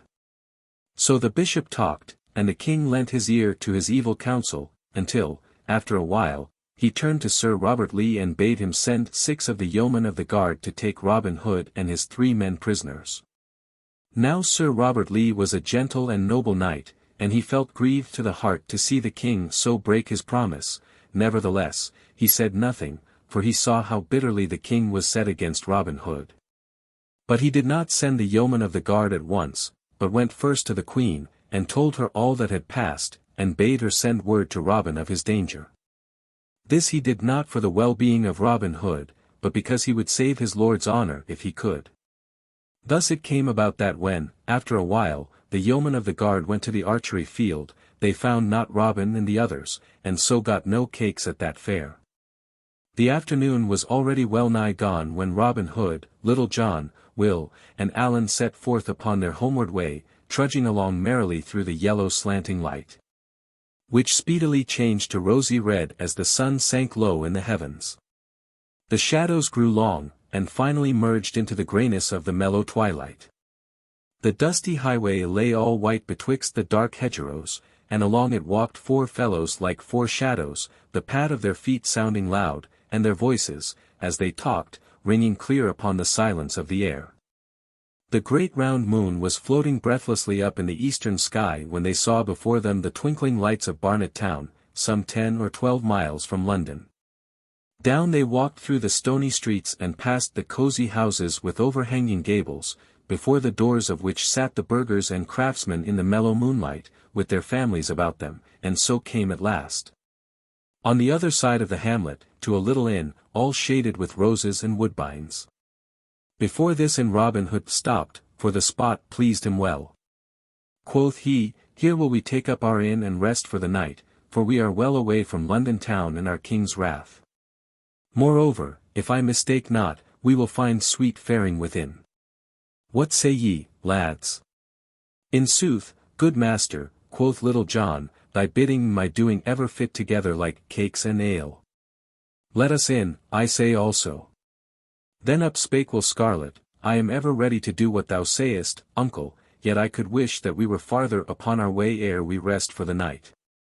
Nevertheless, if thou thinkest best, let us in for the night, say I also." So in they went and called for the best that the place afforded. Then a right good feast was set before them, with 2 stout bottles of old sack to wash it down withal.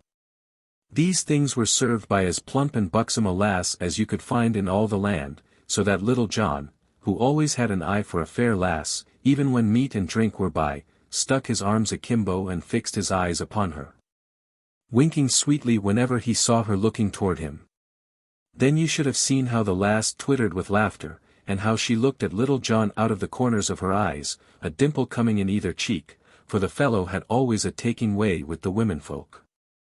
So the feast passed merrily, and never had that inn seen such lusty feeders as these 4 stout fellows, but at last they were done their eating, though it seemed as though they never would have ended, and sat loitering over the sack.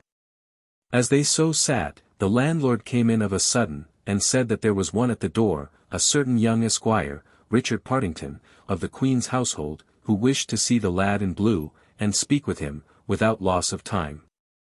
So Robin arose quickly, and, bidding the landlord not to follow him, left the others gazing at one another, and wondering what was about to happen. When Robin came out of the inn, he found young Richard Partington sitting upon his horse in the white moonlight, awaiting his coming. "What news bearest thou, Sir Page?" said Robin. "I trust that it is not of an ill nature." "Why," said young Partington, "for the matter of that, it is ill enow. The king hath been bitterly stirred up against thee by that vile Bishop of Hereford. He sent to arrest thee at the archery butts at Finsbury Fields, but not finding thee there, he hath gathered together his armed men, 50 score and more, and is sending them in haste along this very road to Sherwood, either to take thee on the way or to prevent thy getting back to the woodlands again. He hath given the Bishop of Hereford command over all these men, and thou knowest what thou hast to expect of the Bishop of Hereford, short shrift and a long rope. 2 bands of horsemen are already upon the road, not far behind me, so thou hadst best get thee gone from this place straightway, for, if thou tarriest longer, thou art like to sleep this night in a cold dungeon. This word the Queen hath bidden me bring to thee." "Now, Richard Partington," quoth Robin, "this is the 2nd time that thou hast saved my life, and if the proper time ever cometh I will show thee that Robin Hood never forgets these things. As for that Bishop of Hereford, if I ever catch him nigh to Sherwood again, things will be like to go ill with him. Thou mayst tell the good Queen that I will leave this place without delay, and will let the landlord think that we are going to St. Albans. But when we are upon the highroad again, I will go one way through the country and will send my men the other, so that if one falleth into the king's hands the others may haply escape. We will go by devious ways, and so, I hope, will reach Sherwood in safety. And now, Sir Page, I wish thee farewell." "Farewell, thou bold yeoman," said young Partington, and mayst thou reach thy hiding in safety. So each shook the other's hand, and the lad, turning his horse's head, rode back toward London, while Robin entered the inn once more. There he found his yeoman sitting in silence, waiting his coming. Likewise the landlord was there, for he was curious to know what Master Partington had to do with the fellow in blue. "Up, my merry men," quoth Robin, "this is no place for us, for those are after us with whom we will stand but an ill chance and we fall into their hands. So we will go forward once more, nor will we stop this night till we reach St. Albans." Hereupon, taking out his purse, he paid the landlord his score, and so they left the inn. When they had come to the highroad without the town, Robin stopped and told them all that had passed between young Partington and himself, and how that the king's men were after them with hot heels. Then he told them that here they should part company, they three going to the eastward and he to the westward, and so, skirting the main highroads, would come by devious paths to Sherwood. "So, be ye wily," said Robin Hood, "and keep well away from the northward roads till ye have gotten well to the eastward. And thou, Will Scarlet, take the lead of the others, for thou hast a cunning turn to thy wits." Then Robin kissed the three upon the cheeks, and they kissed him, and so they parted company. Not long after this, a score or more of the king's men came clattering up to the door of the inn at Barnet town. Here they leaped from their horses and quickly surrounded the place, the leader of the band and 4 others entering the room where the yeoman had been. But they found that their birds had flown again, and that the king had been balked a second time. "Methought that they were naughty fellows," said the host, when he heard whom the men-at-arms sought. "But I heard that blue-clad knaves say that they would go straight forward to St. Albans, so, an ye hurry forward, ye may, perchance, catch them on the highroad betwixt here and there."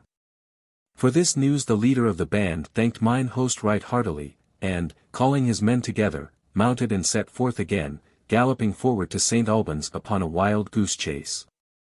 After Little John and Will Scarlet and Allan a Dale had left the highway near Garnet, they travelled toward the eastward, without stopping, as long as their legs could carry them, until they came to Chelmsford, in Essex.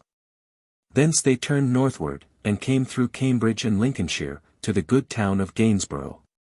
Then, striking to the westward and the south, they came at last to the northern borders of Sherwood Forest, without in all that time having met so much as a single band of the king's men.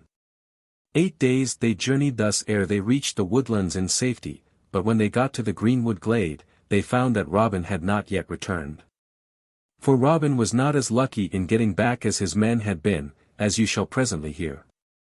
After having left the great northern road, he turned his face to the westward, and so came past Aylesbury, to fair Woodstock, in Oxfordshire.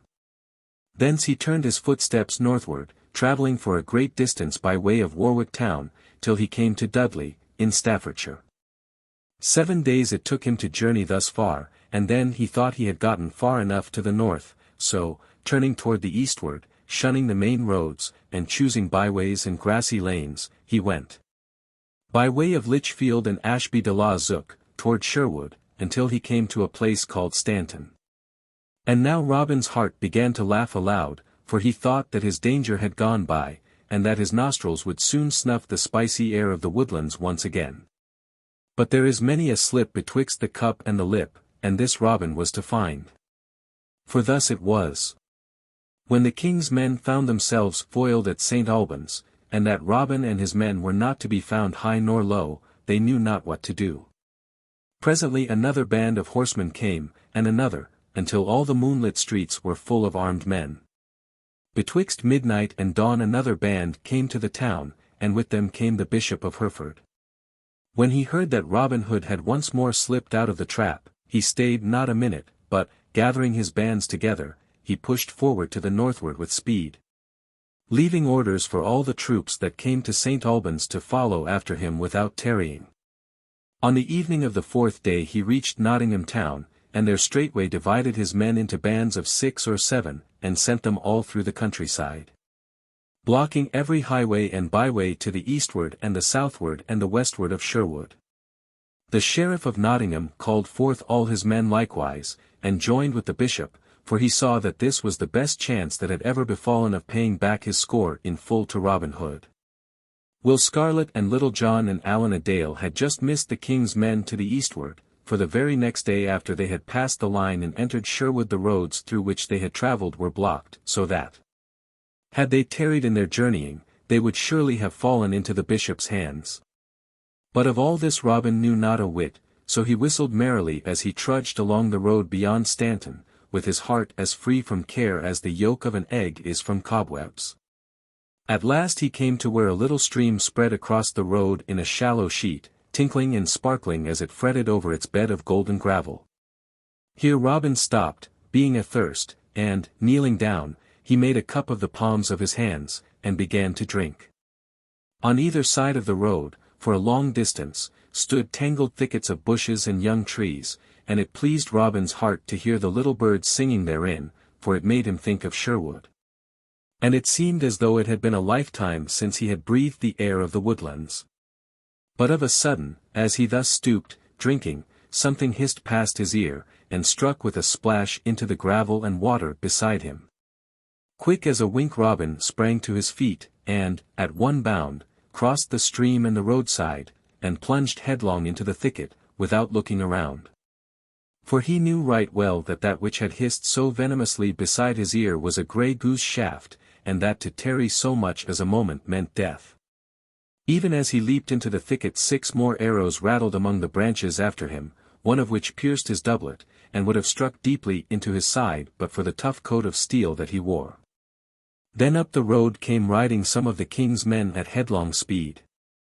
They leaped from their horses and plunged straightway into the thicket after Robin.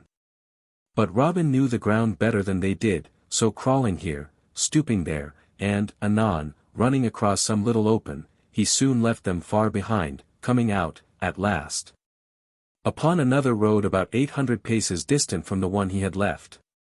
Here he stood for a moment, listening to the distant shouts of the 7 men as they beat up and down in the thickets like hounds that had lost the scent of the quarry. Then, buckling his belt more tightly around his waist, he ran fleetly down the road toward the eastward and Sherwood. But Robin had not gone more than 3 furlongs in that direction when he came suddenly to the brow of a hill, and saw beneath him another band of the king's men seated in the shade along the roadside in the valley beneath. Then he paused not a moment, but, seeing that they had not caught sight of him, he turned and ran back whence he had come. Knowing that it was better to run the chance of escaping those fellows that were yet in the thickets than to rush into the arms of those in the valley. So back he ran with all speed, and had gotten safely past the thickets, when the 7 men came forth into the open road. They raised a great shout when they saw him, such as the hunter gives when the deer breaks cover, but Robin was then 1/4 of a mile and more away from them, coursing over the ground like a greyhound. He never slackened his pace, but ran along, mile after mile, till he had come nigh to Mackworth, over beyond the Derwent River, nigh to Derby town. Here, seeing that he was out of present danger, he slackened in his running, and at last sat him down beneath a hedge where the grass was the longest and the shade the coolest, there to rest and catch his wind. By my soul, Robin, quoth he to himself, that was the narrowest miss that e'er thou hadst in all thy life. I do say most solemnly that the feather of that wicked shaft tickled mine ear as it whizzed past. This same running hath given me a most craving appetite for victuals and drink. Now I pray Saint Dunstan that he send me speedily some meat and beer. It seemed as though Saint Dunstan was like to answer his prayer, for along the road came plodding a certain cobbler, one Quince, of Derby, who had been to take a pair of shoes to a farmer nigh Kirk Langley, and was now coming back home again, with a fair boiled capon in his pouch and a stout pottle of beer by his side, which same the farmer had given him for joy of such a stout pair of shoon. Good Quince was an honest fellow, but his wits were somewhat of the heavy sort, like unbaked dough, so that the only thing that was in his mind was, 3 shillings 6 halfpenny for thy shoon. Good Quince, 3 shillings 6 halfpenny for thy shoon, and this travelled round and round inside of his head, without another thought getting into his noddle, as a pea rolls round and round inside an empty quart pot. Hullo, good friend, quoth Robin, from beneath the hedge, when the other had gotten nigh enough, whither away so merrily this bright day? Hearing himself so called upon, the cobbler stopped, and, seeing a well-clad stranger in blue, he spoke to him in seemly wise. Give ye good den, fair sir, and I would say that I come from Kirk Langley, where I sold my shoon and got 3 shillings 6 halfpenny for them in as sweet money as ever thou sawest, and honestly earned too, I would thee know. But an I may be so bold, thou pretty fellow, what dost thou there beneath the hedge? Marry, quoth merry Robin, I sit beneath the hedge here to drop salt on the tails of golden birds. But in sooth thou art the first chick of any worth I seen this blessed day. At these words the cobbler's eyes opened big and wide, and his mouth grew round with wonder, like a knothole in a board fence. Slack-a-day, quoth he, look ye, now. I never seen those same golden birds. And dost thou in sooth find them in these hedges, good fellow? Prithee, tell me, are there many of them? I would fain find them mine own self. Ay, truly, quoth Robin, they are as thick here as fresh herring in Cannock Chase. Look ye, now, said the cobbler, all drowned in wonder. And dost thou in sooth catch them by dropping salt on their pretty tails? Yea, quoth Robin, but this salt is of an odd kind, let me tell thee, for it can only be gotten by boiling down a quart of moonbeams in a wooden platter, and then one hath but a pinch. But tell me, now, thou witty man, what hast thou gotten there in that pouch by thy side and in that pottle? At these words the cobbler looked down at those things of which merry Robin spoke, for the thoughts of the golden bird had driven them from his mind, and it took him some time to scrape the memory of them back again. Why, said he at last, in the one is good March beer, and in the other is a fat capon. Truly, Quince the cobbler will a fine feast this day and I mistake not. But tell me, good Quince, said Robin, hast thou a mind to sell those things to me? For the hearing of them sounds sweet in mine ears. I will give thee these gay clothes of blue that I have upon my body and 10 shillings to boot for thy clothes and thy leather apron and thy beer and thy capon. What sayst thou, bully boy? Nay, thou dost jest with me, said the cobbler, for my clothes are coarse and patched, and thine are of fine stuff and very pretty. Never a jest do I speak, quoth Robin. Come, strip thy jacket off and I will show thee, for I tell thee I like thy clothes well. Moreover, I will be kind to thee, for I will feast straightway upon the good things thou hast with thee, and thou shalt be bidden to the eating. At these words he began slipping off his doublet, and the cobbler, seeing him so in earnest, began pulling off his clothes also, for Robin Hood's garb tickled his eye. So each put on the other fellow's clothes, and Robin gave the honest cobbler 10 bright new shillings. Quoth merry Robin, I have been a many things in my life before, but never have I been an honest cobbler. Come, friend, let us fall to and eat, for something within me cackles aloud for that good fat capon. So both sat down and began to feast right lustily, so that when they were done the bones of the capon were picked as bare as charity. Then Robin stretched his legs out with a sweet feeling of comfort within him. Quoth he, by the turn of thy voice, good Quince, I know that thou hast a fair song or two running loose in thy head like colts in a meadow. I prythee, turn one of them out for me. A song or two quoth the cobbler, poor things, but such as they are thou art welcome to one of them. So, moistening his throat with a swallow of beer, he sang. Of all the joys, the best I love. Sing hey my frisking Nan, oh. And that which most my soul doth move. It is the clinking can, oh. All other bliss I'd throw away. Sing hey my frisking Nan, oh. But this. The stout cobbler got no further in his song, for of a sudden 6 horsemen burst upon them where they sat, and seized roughly upon the honest craftsman. Hauling him to his feet, and nearly plucking the clothes from him as they did so. Ha! Roared the leader of the band in a great big voice of joy, have we then caught thee at last, thou blue-clad knave? Now, blessed be the name of Saint Hubert, for we are 80 pounds richer this minute than we were before, for the good Bishop of Hereford hath promised that much to the band that shall bring thee to him. Oh ho! Thou cunning rascal! Thou wouldst look so innocent, forsooth. We know thee, thou old fox. But off thou goest with us to have thy brush clipped forthwith. At these words the poor cobbler gazed all around him with his great blue eyes as round as those of a dead fish, while his mouth gaped as though he had swallowed all his words and so lost his speech. Robin also gaped and stared in a wondering way, just as the cobbler would have done in his place. "Alack-a-daisy, me," quoth he. "I know not whether I be sitting here or in no man's land. What meaneth all this stir pot, dear good gentleman? Surely this is a sweet, honest fellow." "Honest fellow, say'st thou, clown?" quoth one of the men. "Why, I tell thee that this is that same rogue that men call Robin Hood." At this speech the cobbler stared and gaped more than ever, for there was such a threshing of thoughts going on within his poor head that his wits were all befogged with the dust and chaff thereof. Moreover, as he looked at Robin Hood, and saw the yeoman look so like what he knew himself to be, he began to doubt and to think that mayhap he was the great outlaw in real sooth. Said he in a slow, wondering voice, "Am I in very truth that fellow? Now I had thought, but nay, Quince, thou art mistook, yet, am I, nay, I must indeed be Robin Hood. Yet, truly, I had never thought to pass from an honest craftsman to such a great yeoman." "Alas," quoth Robin Hood, "look ye there, now. See how your ill treatment hath curdled the wits of this poor lad and turned them all sour.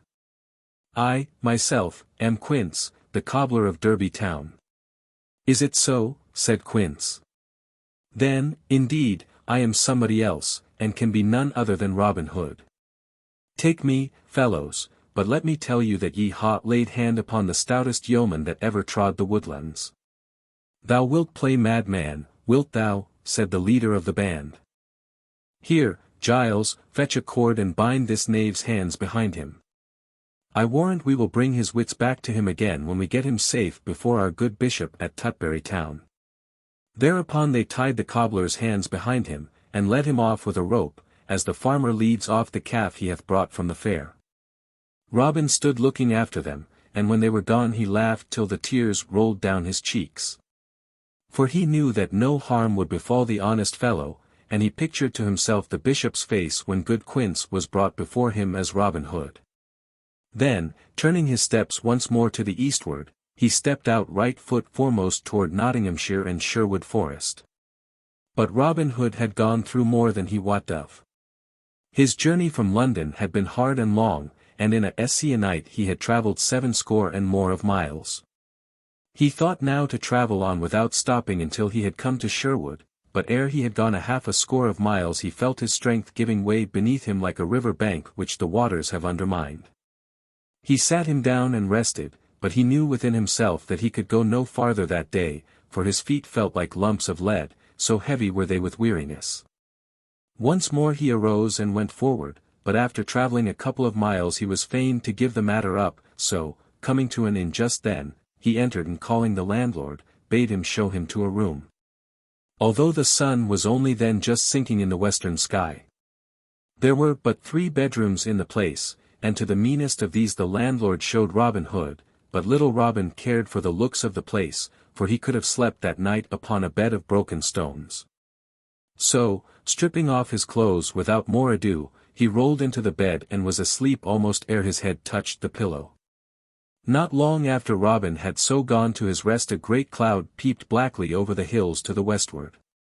Higher and higher it arose until it piled up into the night like a mountain of darkness. All around beneath it came ever and anon a dull red flash, and presently a short grim mutter of the coming thunder was heard. Then up rode 4 stout burghers of Nottingham town, for this was the only inn within 5 miles distance, and they did not care to be caught in such a thunderstorm as this that was coming upon them. Leaving their nags to the stableman, they entered the best room of the inn, where fresh green rushes lay all spread upon the floor, and there called for the goodliest fare that the place afforded.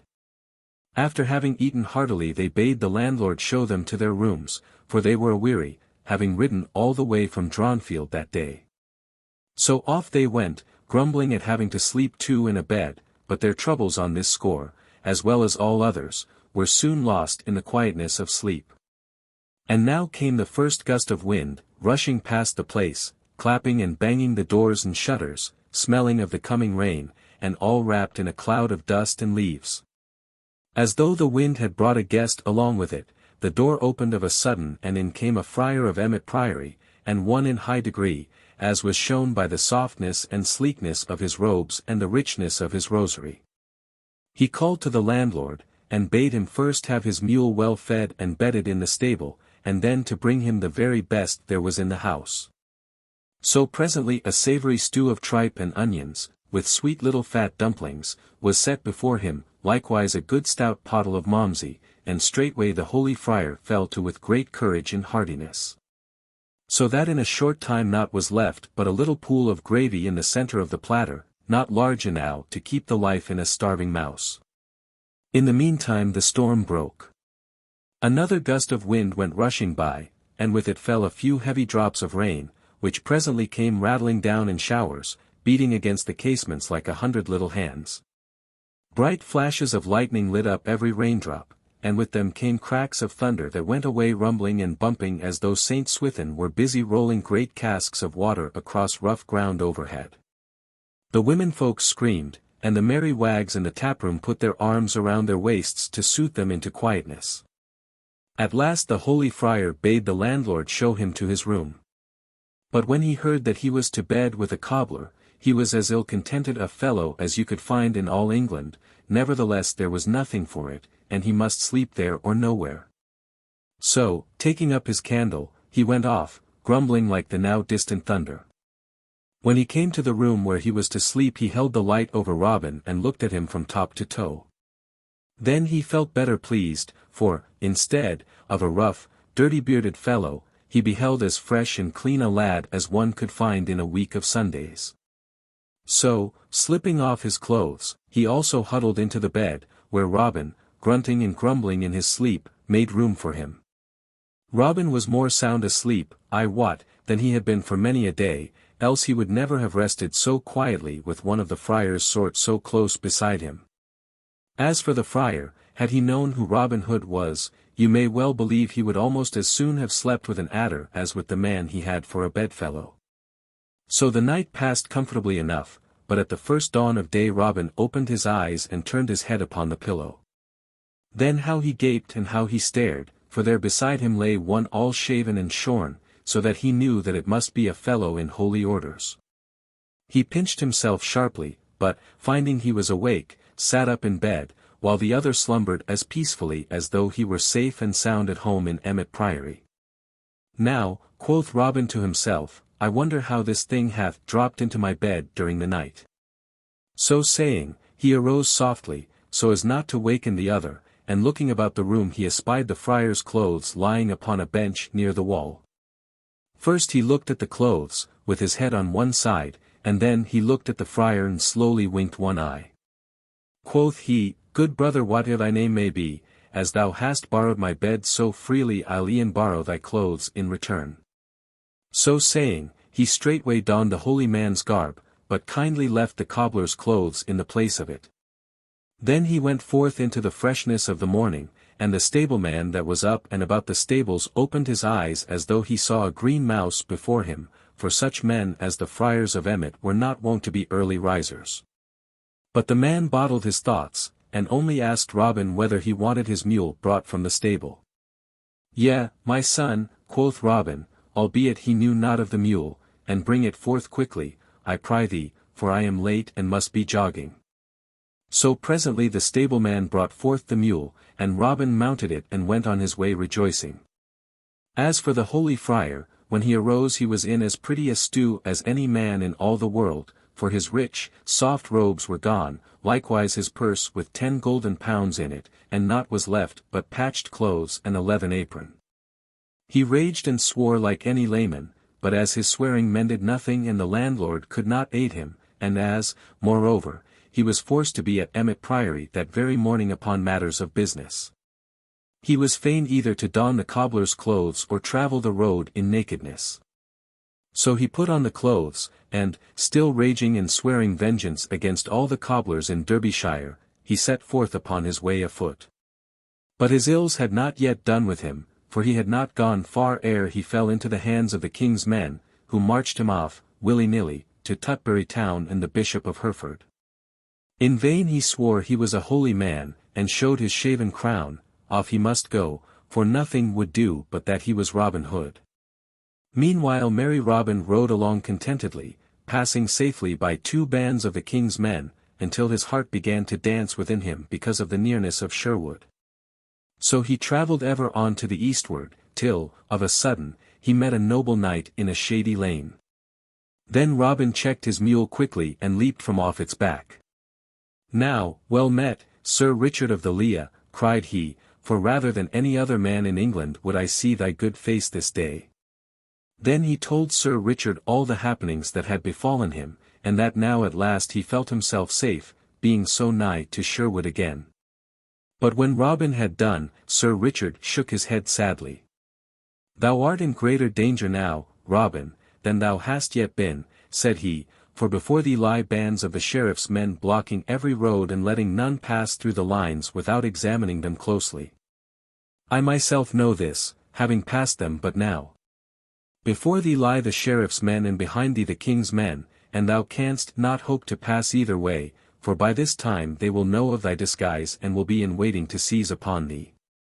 My castle and everything within it are thine, but naught could be gained there, for I could not hope to hold it against such a force as is now in Nottingham of the king's and the sheriff's men." Having so spoken, Sir Richard bent his head in thought, and Robin felt his heart sink within him like that of the fox that hears the hounds at his heels and finds his den blocked with earth so that there is no hiding for him. But presently Sir Richard spoke again, saying, "One thing thou canst do, Robin, and one only.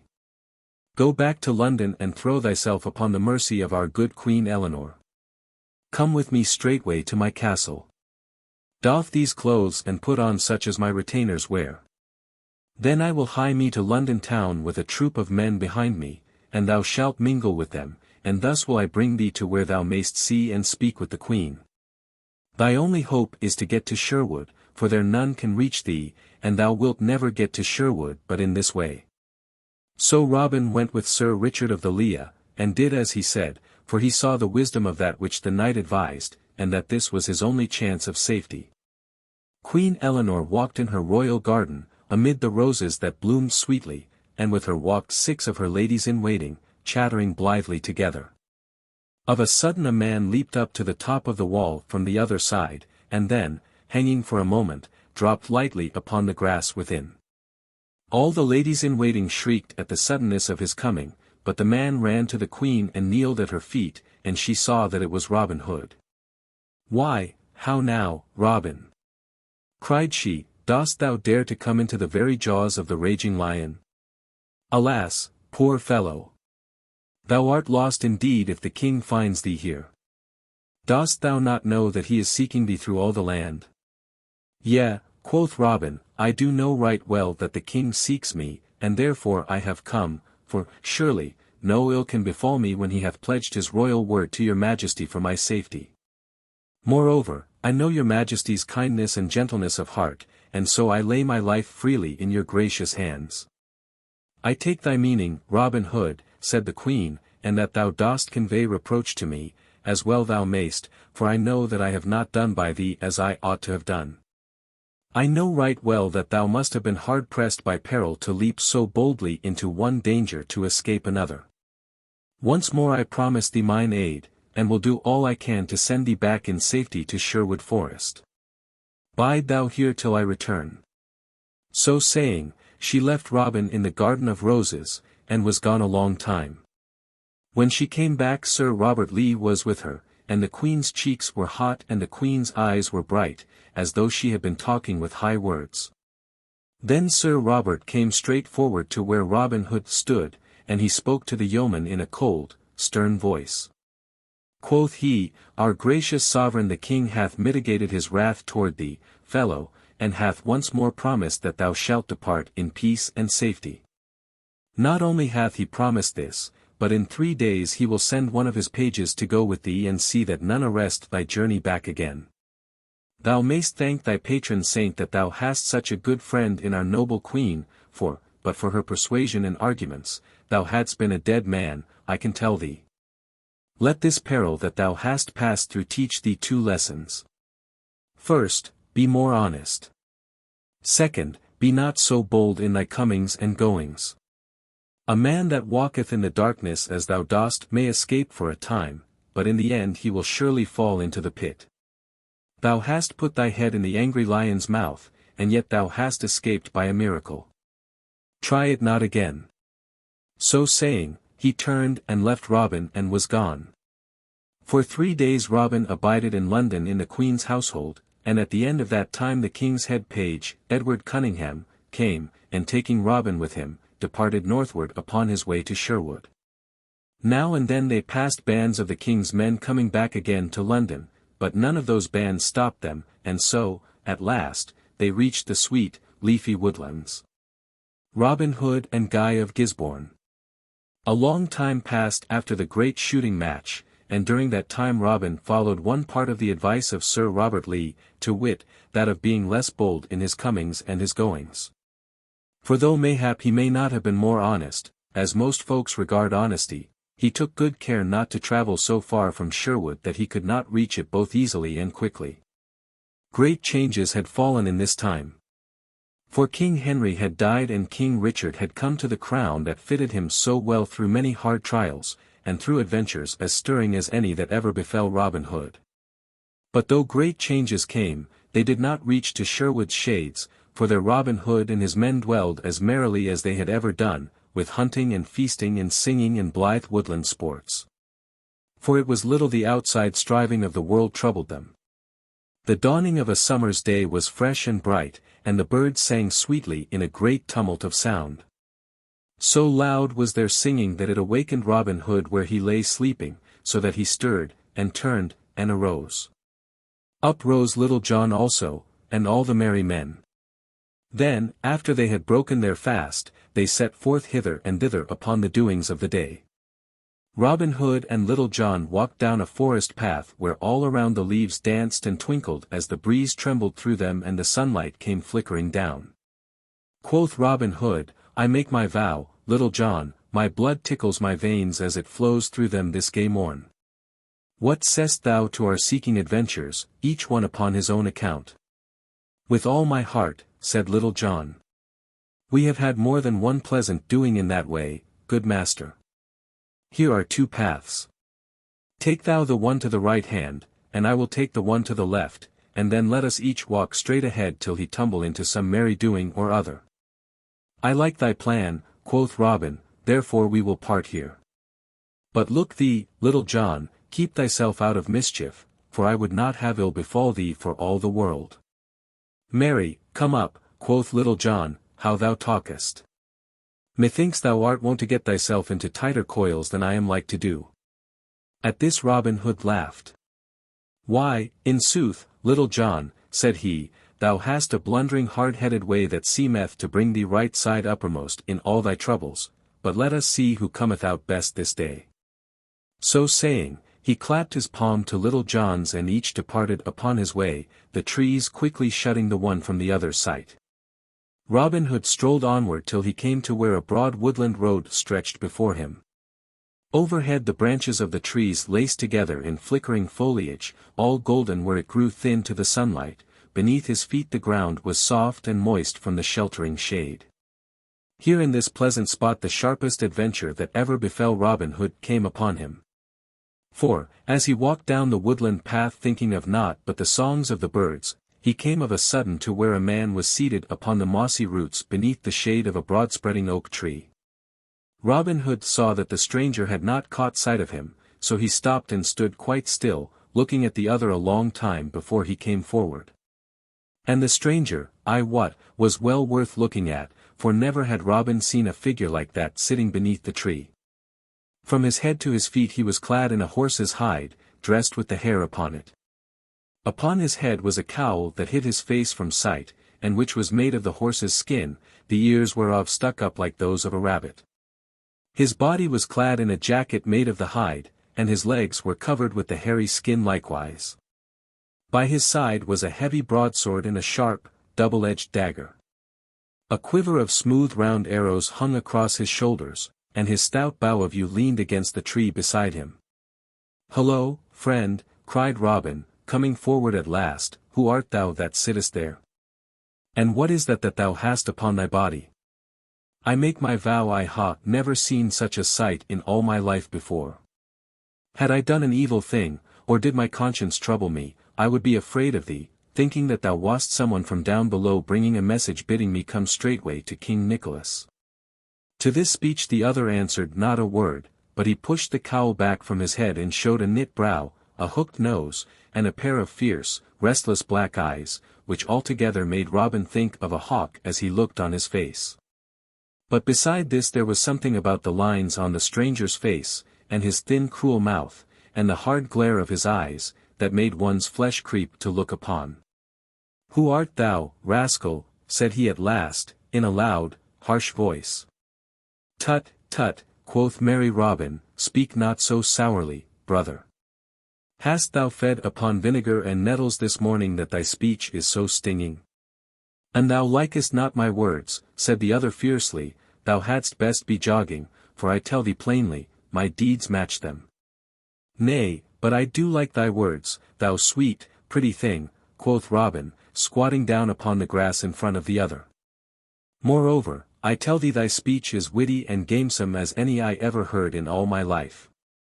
The other said not a word, but he glared upon Robin with a wicked and baleful look, such as a fierce dog bestows upon a man ere it springs at his throat. Robin returned the gaze with one of wide-eyed innocence, not a shadow of a smile twinkling in his eyes or twitching at the corners of his mouth. So they sat staring at one another for a long time, until the stranger broke the silence suddenly. "What is thy name, fellow?" said he. "Now," quoth Robin, "I am right glad to hear thee speak, for I began to fear the sight of me had stricken thee dumb. As for my name, it may be this or it may be that. But methinks it is more meet for thee to tell me thine, seeing that thou art the greater stranger in these parts. Prithee, tell me, sweet chuck, why wearest thou that dainty garb upon thy pretty body?" At these words the other broke into a short, harsh roar of laughter. "By the bones of the demon Odin," said he, "thou art the boldest spoken man that ever I have seen in all my life. I know not why I do not smite thee down where thou sittest, for only 2 days ago I skewered a man over back of Nottingham town for saying not half so much to me as thou hast done. I wear this garb, thou fool, to keep my body warm. Likewise it is near as good as a coat of steel against a common sword thrust. As for my name, I care not who knoweth it. It is Guy of Gisborne, and thou mayst have heard it before. I come from the woodlands over in Herefordshire, upon the lands of the bishop of that ilk. I am an outlaw, and get my living by hook and by crook in a manner it boots not now to tell of. Not long since the bishop sent for me, and said that if I would do a certain thing that the Sheriff of Nottingham would ask of me, he would get me a free pardon, and give me 10 pounds to boot. So straightway I came to Nottingham town and found my sweet sheriff, and what thinkest thou he wanted of me? Why, forsooth, to come here to Sherwood to hunt up one Robin Hood, also an outlaw, and to take him alive or dead. It seemeth that they have no one here to face that bold fellow, and so sent all the way to Herefordshire, and to me, for thou knowest the old saying, set a thief to catch a thief. As for the slaying of this fellow, it galleth me not a whit, for I would shed the blood of my own brother for the half of 200 pounds. To all this Robin listened, and as he listened his gorge rose. Well he knew of this Guy of Gisborne, and of all the bloody and murderous deeds that he had done in Herefordshire, for his doings were famous throughout all the land. Yet, although he loathed the very presence of the man, he held his peace, for he had an end to serve. Truly, quoth he, I have heard of thy gentle doings. Methinks there is no one in all the world that Robin Hood would rather meet than thee. At this Guy of Gisborne gave another harsh laugh. Why, quoth he, it is a merry thing to think of one stout outlaw like Robin Hood meeting another stout outlaw like Guy of Gisborne. Only in this case it will be an ill happening for Robin Hood, for the day he meets Guy of Gisborne he shall die. But thou gentle, merry spirit, quoth Robin, dost thou not think that mayhap this same Robin Hood may be the better man of the two? I know him right well, and many think that he is one of the stoutest men hereabouts. He may be the stoutest of men hereabouts, quoth Guy of Gisborne, yet, I tell thee, fellow, this sty of yours is not the wide world. I lay my life upon it I am the better man of the two. He an outlaw, forsooth. Why, I hear that he hath never let blood in all his life, saving when he first came to the forest.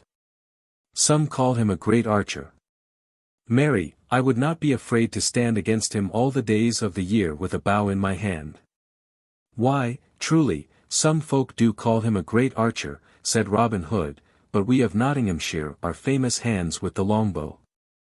Even I, though but a simple hand at the craft, would not fear to try a bout with thee. At these words Guy of Gisborne looked upon Robin with wondering eyes, and then gave another roar of laughter till the woods rang. Now, quoth he, thou art a bold fellow to talk to me in this way. I like thy spirit in so speaking up to me, for few men have dared to do so. Put up a garland, lad, and I will try a bout with thee. Tut, tut, quoth Robin, only babes shoot at garlands hereabouts. I will put up a good Nottingham mark for thee. So saying, he arose, and going to a hazel thicket not far off, he cut a wand about twice the thickness of a man's thumb. From this he peeled the bark, and, sharpening the point, stuck it up in the ground in front of a great oak tree. Thence he measured off 80 paces, which brought him beside the tree where the other sat. There, quoth he, is the kind of mark that Nottingham yeomen shoot at. Now let me see thee split that wand if thou art an archer.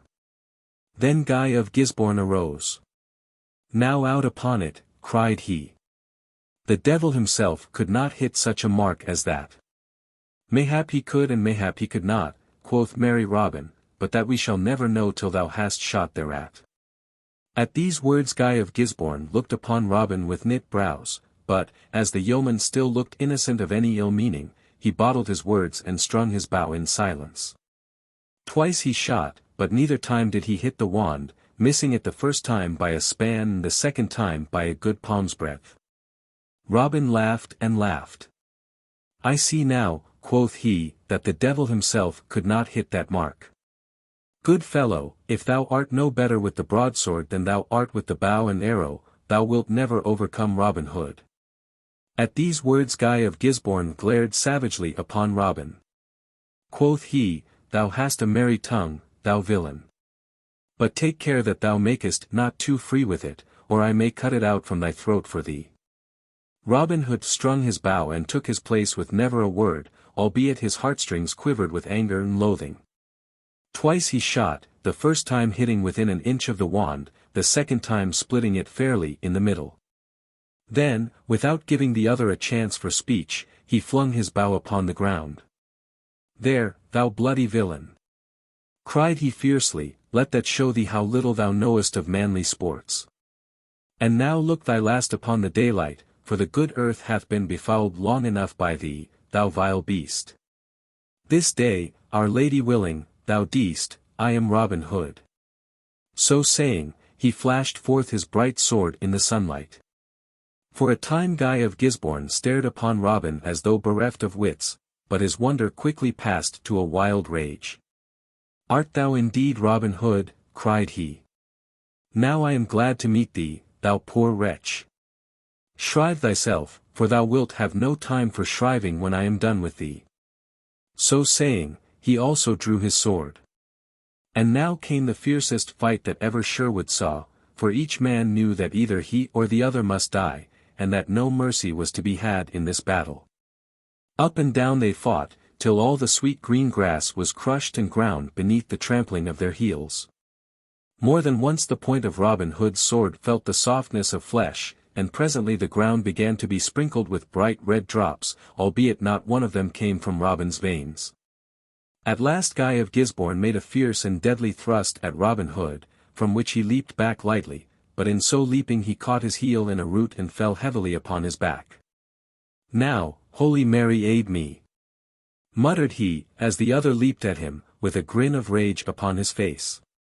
Fiercely Guy of Gisborne stabbed at the other with his great sword, but Robin caught the blade in his naked hand, and, though it cut his palm, he turned the point away so that it plunged deep into the ground close beside him. Then, ere a blow could be struck again, he leaped to his feet, with his good sword in his hand. And now despair fell upon Guy of Gisborne's heart in a black cloud, and he looked around him wildly, like a wounded hawk. Seeing that his strength was going from him, Robin leaped forward, and, quick as a flash, struck a backhanded blow beneath the sword arm. Down fell the sword from Guy of Gisborne's grasp, and back he staggered at the stroke, and, ere he could regain himself, Robin's sword passed through and through his body. Round he spun upon his heel, and, flinging his hands aloft with a shrill, wild cry, fell prone upon his face upon the green sod. Then Robin Hood wiped his sword and thrust it back into the scabbard, and, coming to where Guy of Gisborne lay, he stood over him with folded arms, talking to himself the while. "This is the first man I have slain since I shot the king's forester in the hot days of my youth. I ofttimes think bitterly, even yet, of that first life I took, but of this I am as glad as though I had slain a wild boar that laid waste a fair country. Since the Sheriff of Nottingham hath sent such a one as this against me, I will put on the fellow's garb and go forth to see whether I may not find his worship and perchance pay him back some of the debt I owe him upon this score." So saying, Robin Hood stripped the hairy garments from off the dead man, and put them on himself, all bloody as they were. Then, strapping the other's sword and dagger around his body and carrying his own in his hand, together with the two bows of yew, he drew the cowl of horse's hide over his face, so that none could tell who he was, and set forth from the forest, turning his steps toward the eastward and Nottingham town. As he strode along the country roads, men, women, and children hid away from him, for the terror of Guy of Gisborne's name and of his doings had spread far and near. And now let us see what befell Little John while these things were happening. Little John walked on his way through the forest paths until he had come to the outskirts of the woodlands, where, here and there, fields of barley, corn, or green meadowlands lay smiling in the sun. So he came to the highroad and to where a little thatched cottage stood back of a cluster of twisted crab trees, with flowers in front of it. Here he stopped of a sudden, for he thought that he heard the sound of someone in sorrow. He listened, and found that it came from the cottage, so, turning his footsteps thither, he pushed open the wicket and entered the place. There he saw a grey-haired dame sitting beside a cold hearthstone, rocking herself to and fro and weeping bitterly. Now Little John had a tender heart for the sorrows of other folk, so, coming to the old woman and patting her kindly upon the shoulder, he spoke comforting words to her, bidding her cheer up and tell him her troubles, for that mayhap he might do something to ease them. At all this the good dame shook her head, but all the same his kind words did soothe her somewhat, so after a while she told him all that bore upon her mind. That morning she had 3 as fair, tall sons beside her as one could find in all Nottinghamshire, but that they were now taken from her, and were like to be hanged straightway. That, one having come upon them, her eldest boy had gone out, the night before, into the forest, and had slain a hind in the moonlight. That the king's rangers had followed the blood upon the grass until they had come to her cottage, and had there found the deer's meat in the cupboard. That, as neither of the younger sons would betray their brother, the foresters had taken all 3 away, in spite of the oldest saying that he alone had slain the deer. That, as they went, she had heard the rangers talking among themselves, saying that the sheriff had sworn that he would put a check upon the great slaughter of deer that had been going on of late by hanging the very first rogue caught thereat upon the nearest tree. And that they would take the 3 youths to the King's Head Inn, near Nottingham town, where the sheriff was abiding that day, there to await the return of a certain fellow he had sent into Sherwood to seek for Robin Hood. To all this Little John listened, shaking his head sadly now and then. "Alas," quoth he, when the good dame had finished her speech, "this is indeed an ill case. But who is this that goeth into Sherwood after Robin Hood, and why doth he go to seek him? But no matter for that now, only that I would that Robin Hood were here to advise us. Nevertheless, no time may be lost in sending for him at this hour, if we would save the lives of thy 3 sons. Tell me, hast thou any clothes hereabouts that I may put on in place of these of Lincoln Green? Marry, if our stout sheriff catcheth me without disguise, I am like to be run up more quickly than thy sons, let me tell thee, dame." Then the old woman told him that she had in the house some of the clothes of her good husband, who had died only 2 years before. These she brought to Little John, who, doffing his garb of Lincoln green, put them on in its stead. Then, making a wig and false beard of uncarded wool, he covered his own brown hair and beard, and, putting on a great, tall hat that had belonged to the old peasant, he took his staff in one hand and his bow in the other, and set forth with all speed to where the sheriff had taken up his inn. A mile or more from Nottingham town, and not far from the southern borders of Sherwood Forest, stood the cosy inn bearing the sign of the King's Head. Here was a great bustle and stir on this bright morning, for the sheriff and a score of his men had come to stop there no wait Guy of Gisborne's return from the forest. Great hiss and fuss of cooking was going on in the kitchen, and great rapping and tapping of wine kegs and beer barrels was going on in the cellar. The sheriff sat within, feasting merrily of the best the place afforded, and the sheriff's men sat upon the bench before the door, quaffing ale, or lay beneath the shade of the broad-spreading oak trees, talking and jesting and laughing.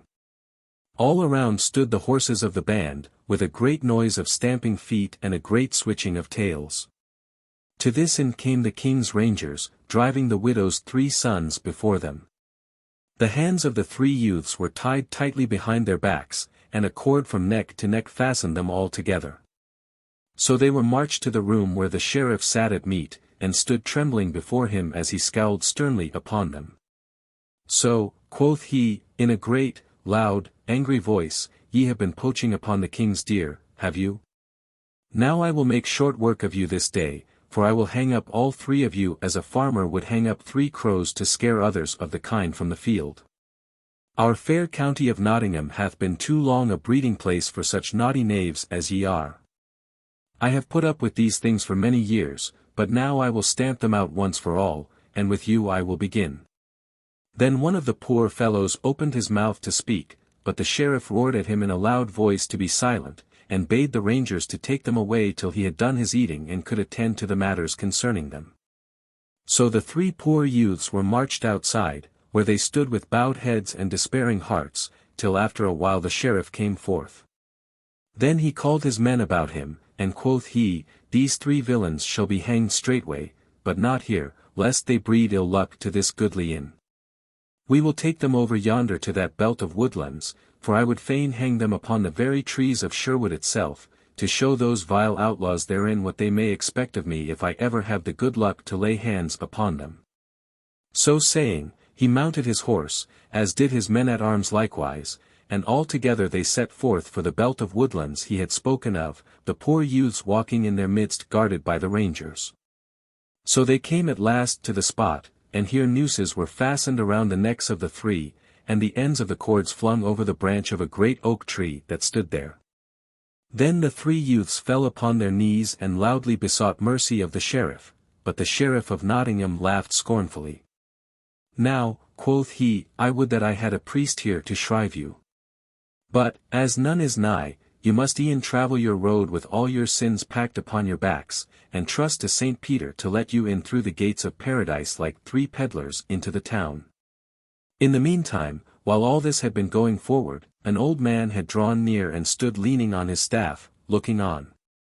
His hair and beard were all curly and white, and across his back was a bow of yew that looked much too strong for him to draw. As the sheriff looked around ere he ordered his men to string the 3 youths up to the oak tree, his eyes fell upon this strange old man. Then his worship beckoned to him, saying, Come hither, father, I have a few words to say to thee. So Little John, for it was none other than he, came forward, and the sheriff looked upon him, thinking that there was something strangely familiar in the face before him. How, now, said he, methinks I have seen thee before. What may thy name be, father? Please your worship, said Little John, in a cracked voice like that of an old man, my name is Giles Hobble, at your worship's service. Giles Hobble, muttered the sheriff to himself, turning over the names that he had in his mind to try to find one to fit to this. I remember not thy name, said he at last, but it matters not. Hast thou a mind to earn 6 pence this bright morn? Ay, marry, quoth Little John, for money is not so plenty with me that I should cast sixpence away and I could earn it by an honest turn. What is it your worship would have me do? Why, this, said the sheriff. Here are 3 men that need hanging as badly as any e'er I saw. If thou wilt string them up I will pay thee 2d apiece for them. I like not that my men-at-arms should turn hangmen. Wilt thou try thy hand? In sooth, said Little John, still in the old man's voice, I ha never done such a thing before, but an a sixpence is to be earned so easily I might as well ha it as anybody. But, your worship, are these naughty fellows shrived? Nay, said the sheriff, laughing, never a whit, but thou mayst turn thy hand to that also if thou art so minded. But hasten, I pry thee, for I would get back to mine in betimes. So Little John came to where the 3 youths stood trembling, and, putting his face to the first fellow's cheek as though he were listening to him, he whispered softly into his ear, Stand still, brother, when thou feelest thy bonds cut. But when thou sayest me throw my woolen wig and beard from my head and face, cast the noose from thy neck and run for the woodlands. Then he slyly cut the cord that bound the youth's hands, who, upon his part, stood still as though he were yet bound. Then he went to the second fellow, and spoke to him in the same way, and also cut his bonds.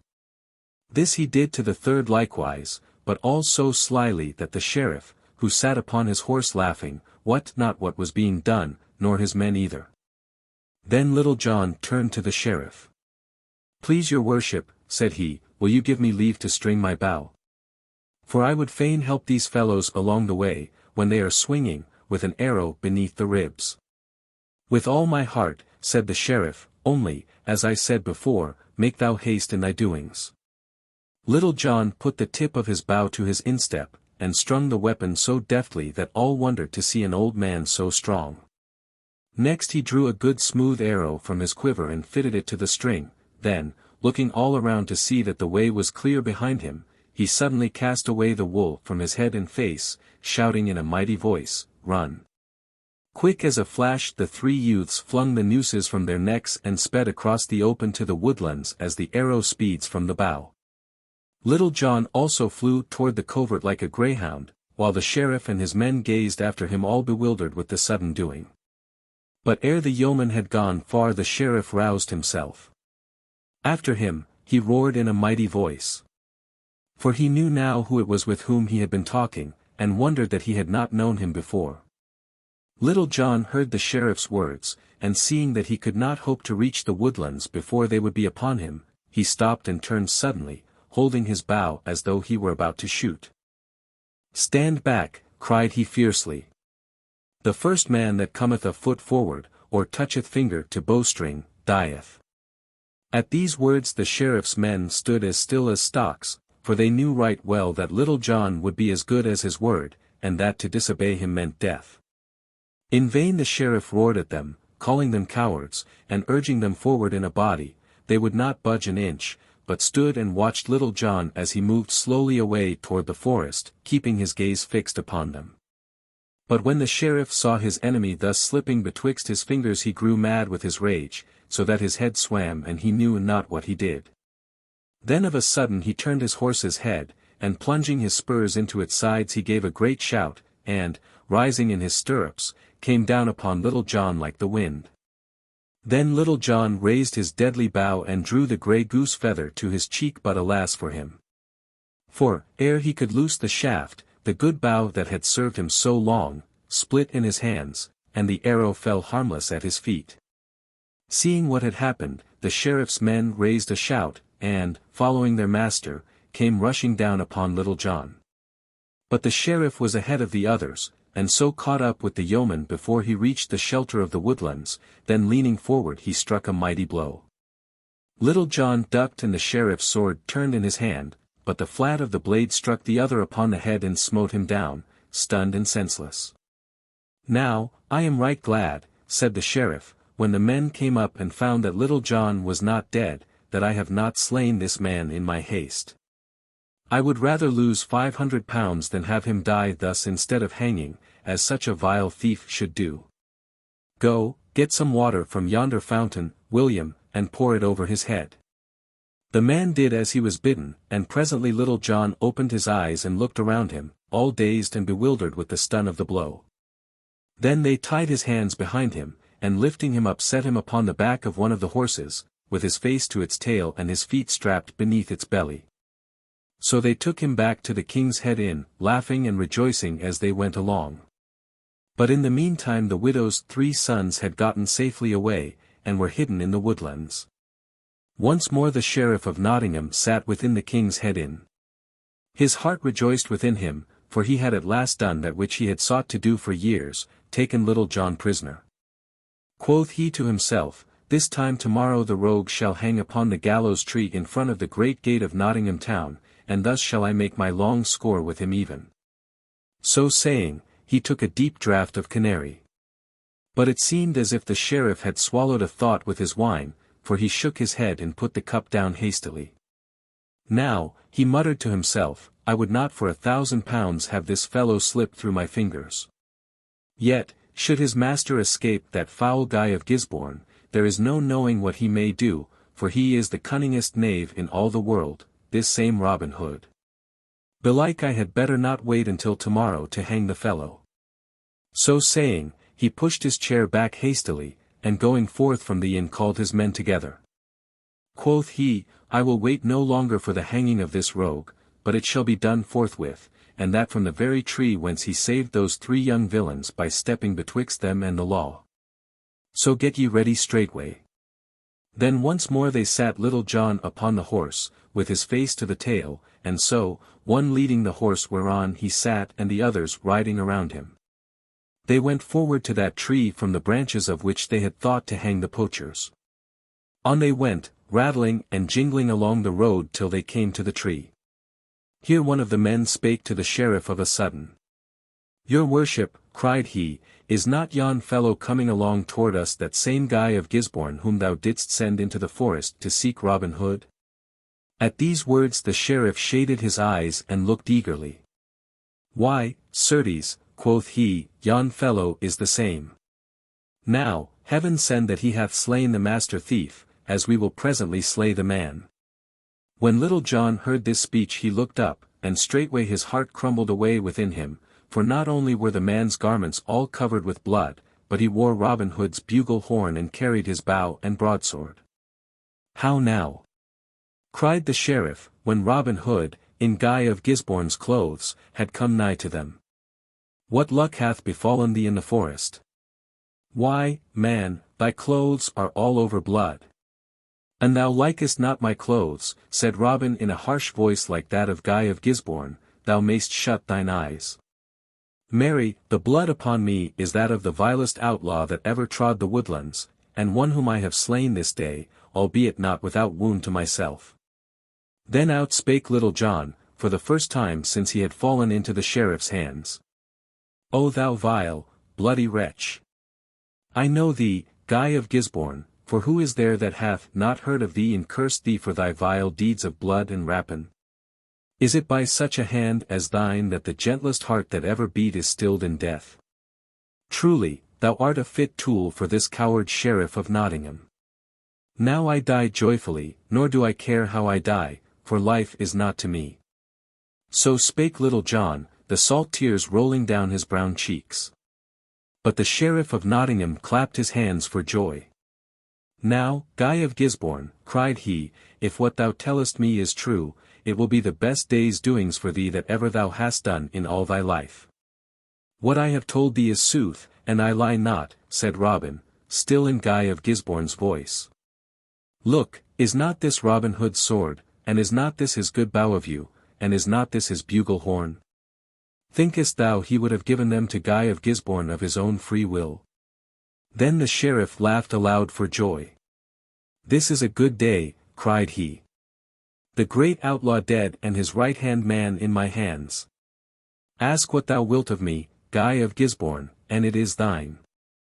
"Then this I ask of thee," said Robin. "As I have slain the master I would now kill the man. Give this fellow's life into my hands, Sir Sheriff." "Now thou art a fool," cried the sheriff. "Thou mightst have had money enough for a knight's ransom if thou hadst asked for it." I like ill to let this fellow pass from my hands, but as I have promised, thou shalt have him. I thank thee right heartily for thy gift, cried Robin. Take the rogue down from the horse, men, and lean him against yonder tree, while I show you how we stick a porker whence I come. At these words some of the sheriff's men shook their heads. For, though they cared not a whit whether Little John were hanged or not, they hated to see him butchered in cold blood. But the sheriff called to them in a loud voice, ordering them to take the yeoman down from the horse and lean him against the tree, as the other bade. While they were doing this Robin Hood strung both his bow and that of Guy of Gisborne, albeit none of them took notice of his doing so. Then, when Little John stood against the tree, he drew Guy of Gisborne's sharp, double-edged dagger. Fall back!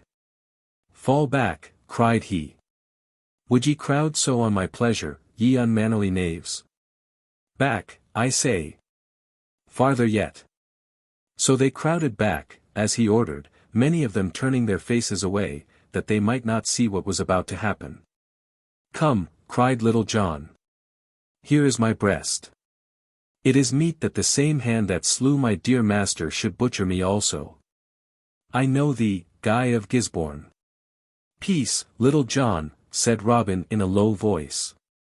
Twice thou hast said thou knowest me, and yet thou knowest me not at all. Couldst thou not tell me beneath this wild beast's hide? Yonder, just in front of thee, lie my bow and arrows, likewise my broadsword. Take them when I cut thy bonds. Now. Get them quickly. So saying, he cut the bonds, and Little John, quick as a wink, leaped forward and caught up the bow and arrows and the broadsword.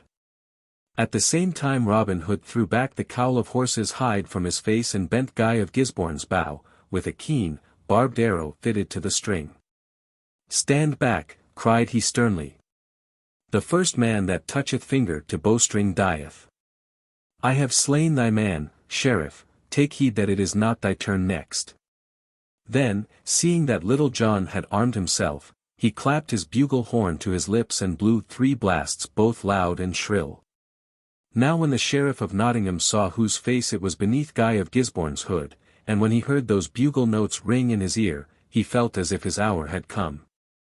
Robin Hood! Roared he, and without another word he wheeled his horse in the road and went off in a cloud of dust. The sheriff's men, seeing their master thus fleeing for his life, thought that it was not their business to tarry longer, so, clapping spurs to their horses, they also dashed away after him. But though the Sheriff of Nottingham went fast, he could not outstrip a cloth-yard arrow. Little John twanged his bowstring with a shout, and when the sheriff dashed in through the gates of Nottingham town at full speed, a grey goose shaft stuck out behind him like a molting sparrow with one feather in its tail. For a month afterward the poor sheriff could sit upon naught but the softest cushions that could be gotten for him. Thus the sheriff and a score of men ran away from Robin Hood and Little John. So that when Will Stutely and a dozen or more of stout yeomen burst from out the covert, they saw not of their master's enemies, for the sheriff and his men were scurrying away in the distance, hidden within a cloud of dust like a little thunderstorm. Then they all went back into the forest once more, where they found the widow's 3 sons, who ran to Little John and kissed his hands. But it would not do for them to roam the forest at large any more. So they promised that, after they had gone and told their mother of their escape, they would come that night to the greenwood tree, and thenceforth become men of the band. King Richard comes to Sherwood Forest. Not more than 2 months had passed and gone since these stirring adventures befell Robin Hood and Little John, when all Nottinghamshire was a mighty stir and tumult. For King Richard of the Lion's Heart was making a royal progress through merry England, and everyone expected him to come to Nottingham town in his journeying. Messengers went riding back and forth between the sheriff and the king, until at last the time was fixed upon when his majesty was to stop in Nottingham, as the guest of his worship. And now came more bustle than ever. A great running hither and thither, a rapping of hammers and a babble of voices sounded everywhere through the place, for the folk were building great arches across the streets, beneath which the king was to pass, and were draping these arches with silken banners and streamers of many colors. Great hubbub was going on in the guild hall of the town, also, for here a grand banquet was to be given to the king and the nobles of his train. And the best master carpenters were busy building a throne where the king and the sheriff were to sit at the head of the table, side by side. It seemed to many of the good folk of the place as if the day that should bring the king into the town would never come. But all the same it did come in its own season, and bright shone the sun down into the stony streets, which were all alive with a restless sea of people. On either side of the way great crowds of town and country folk stood packed as close together as dried herring in a box, so that the sheriff's men, halberds in hands, could hardly press them back to leave space for the king's riding. "Take care whom thou pushest against," cried a great, burly friar to one of these men. "Wouldst thou dig thine elbows into me, sirrah? By Our Lady of the Fountain, and thou dost not treat me with more deference, I will crack thy knave's pate for thee, even though thou be one of the mighty sheriff's men." At this a great shout of laughter arose from a number of tall yeomen in Lincoln Green that were scattered through the crowd thereabouts, but one that seemed of more authority than the others nudged the holy man with his elbow. "Peace, Tuck," said he, "didst thou not promise me, ere thou camest here, that thou wouldst put a check upon thy tongue?" "Aye, marry," grumbled the other, "but I did not think to have a hard-footed knave trample all over my poor toes as though they were no more than so many acorns in the forest." But of a sudden all this bickering ceased, for a clear sound of many bugle horns came winding down the street. Then all the people craned their necks and gazed in the direction whence the sound came, and the crowding and the pushing and the swaying grew greater than ever. And now a gallant array of men came gleaming into sight, and the cheering of the people ran down the crowd as the fire runs in dry grass. 28 heralds in velvet and cloth of gold came riding forward. Over their heads fluttered a cloud of snow-white feathers, and each herald bore in his hand a long silver trumpet, which he blew musically. From each trumpet hung a heavy banner of velvet and cloth of gold, with the royal arms of England emblazoned thereon. After these came riding 50 noble knights, 2 by 2, all fully armed, saving that their heads were uncovered. In their hands they bore tall lances, from the tops of which fluttered pennons of many colors and devices. By the side of each knight walked a page clad in rich clothes of silk and velvet, and each page bore in his hands his master's helmet, from which waved long, floating plumes of feathers. Never had Nottingham seen a fairer sight than those 50 noble knights, from whose armor the sun blazed in dazzling light as they came riding on their great war horses, with clashing of arms and jingling of chains. Behind the knights came the barons and the nobles of the mid-country, in robes of silk and cloth of gold, with golden chains about their necks and jewels at their girdles. Behind these again came a great array of men-at-arms, with spears and halberds in their hands, and, in the midst of these, 2 riders side by side. One of the horsemen was the Sheriff of Nottingham in his robes of office. The other, who was a head taller than the sheriff, was clad in a rich but simple garb, with a broad, heavy chain about his neck. His hair and beard were like threads of gold, and his eyes were as blue as the summer sky.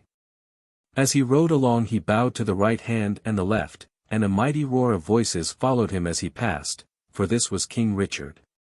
Then, above all the tumult and the shouting, a great voice was heard roaring, "Heaven, its saints bless thee, our gracious King Richard.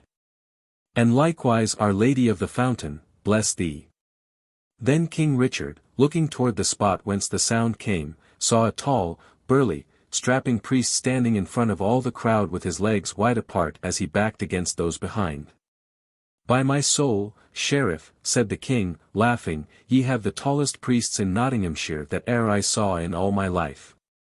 If heaven never answered prayers because of deafness, methinks I would nevertheless have blessings bestowed upon me, for that man yonder would make the great stone image of St. Peter rub its ears and hearken unto him. I would that I had an army of such as he." To this the sheriff answered never a word, but all the blood left his cheeks, and he caught at the pommel of his saddle to keep himself from falling. For he also saw the fellow that so shouted, and knew him to be Friar Tuck, and, moreover, behind Friar Tuck he saw the faces of Robin Hood and Little John and Will Scarlet and Will Stutely and Allan a Dale and others of the band. "How now," said the king hastily, "art thou ill, sheriff, that thou growest so white?" "Nay, your majesty," said the sheriff, it was naught but a sudden pain that will soon pass by. Thus he spake, for he was ashamed that the king should know that Robin Hood feared him so little that he thus dared to come within the very gates of Nottingham town. Thus rode the king into Nottingham town on that bright afternoon in the early fall season, and none rejoiced more than Robin Hood and his merry men to see him come so royally unto his own. Eventide had come. The great feast in the Guildhall at Nottingham town was done, and the wine passed freely. 1,000 waxen lights gleamed along the board, at which sat lord and noble and knight and squire in goodly array. At the head of the table, upon a throne all hung with cloth of gold, sat King Richard with the Sheriff of Nottingham beside him. Quoth the king to the sheriff, laughing as he spoke, I have heard much spoken concerning the doings of certain fellows hereabouts, one Robin Hood and his band, who are outlaws and abide in Sherwood Forest. Canst thou not tell me somewhat of them, Sir Sheriff? For I hear that thou hast had dealings with them more than once. At these words the Sheriff of Nottingham looked down gloomily, and the Bishop of Hereford, who was present, gnawed his nether lip. Quoth the sheriff, I can tell your majesty but little concerning the doings of those naughty fellows, saving that they are the boldest lawbreakers in all the land. Then up spake young Sir Henry of the Leah, a great favourite with the king, under whom he had fought in Palestine. May it please your majesty, said he, when I was away in Palestine I heard ofttimes from my father, and in most cases I heard of this very fellow, Robin Hood. If your majesty would like I will tell you a certain adventure of this outlaw. Then the king laughingly bade him tell his tale, whereupon he told how Robin Hood had aided Sir Richard of the Leah with money that he had borrowed from the Bishop of Hereford. Again and again the king and those present roared with laughter, while the poor bishop waxed cherry red in the face with vexation, for the matter was a sore thing with him. When Sir Henry of the Leah was done, others of those present, seeing how the king enjoyed this merry tale, told other tales concerning Robin and his merry men. By the hilt of my sword, said stout King Richard, this is as bold and merry a knave as ever I heard tell of. Marry, I must take this matter in hand and do what thou couldst not do, sheriff, to wit, clear the forest of him and his band. That night the king sat in the place that was set apart for his lodging while in Nottingham town. With him were young Sir Henry of the Leah and 2 other knights and 3 barons of Nottinghamshire, but the king's mind still dwelled upon Robin Hood. Now, quoth he, I would freely give £100 to meet this roguish fellow, Robin Hood, and to see somewhat of his doings in Sherwood Forest.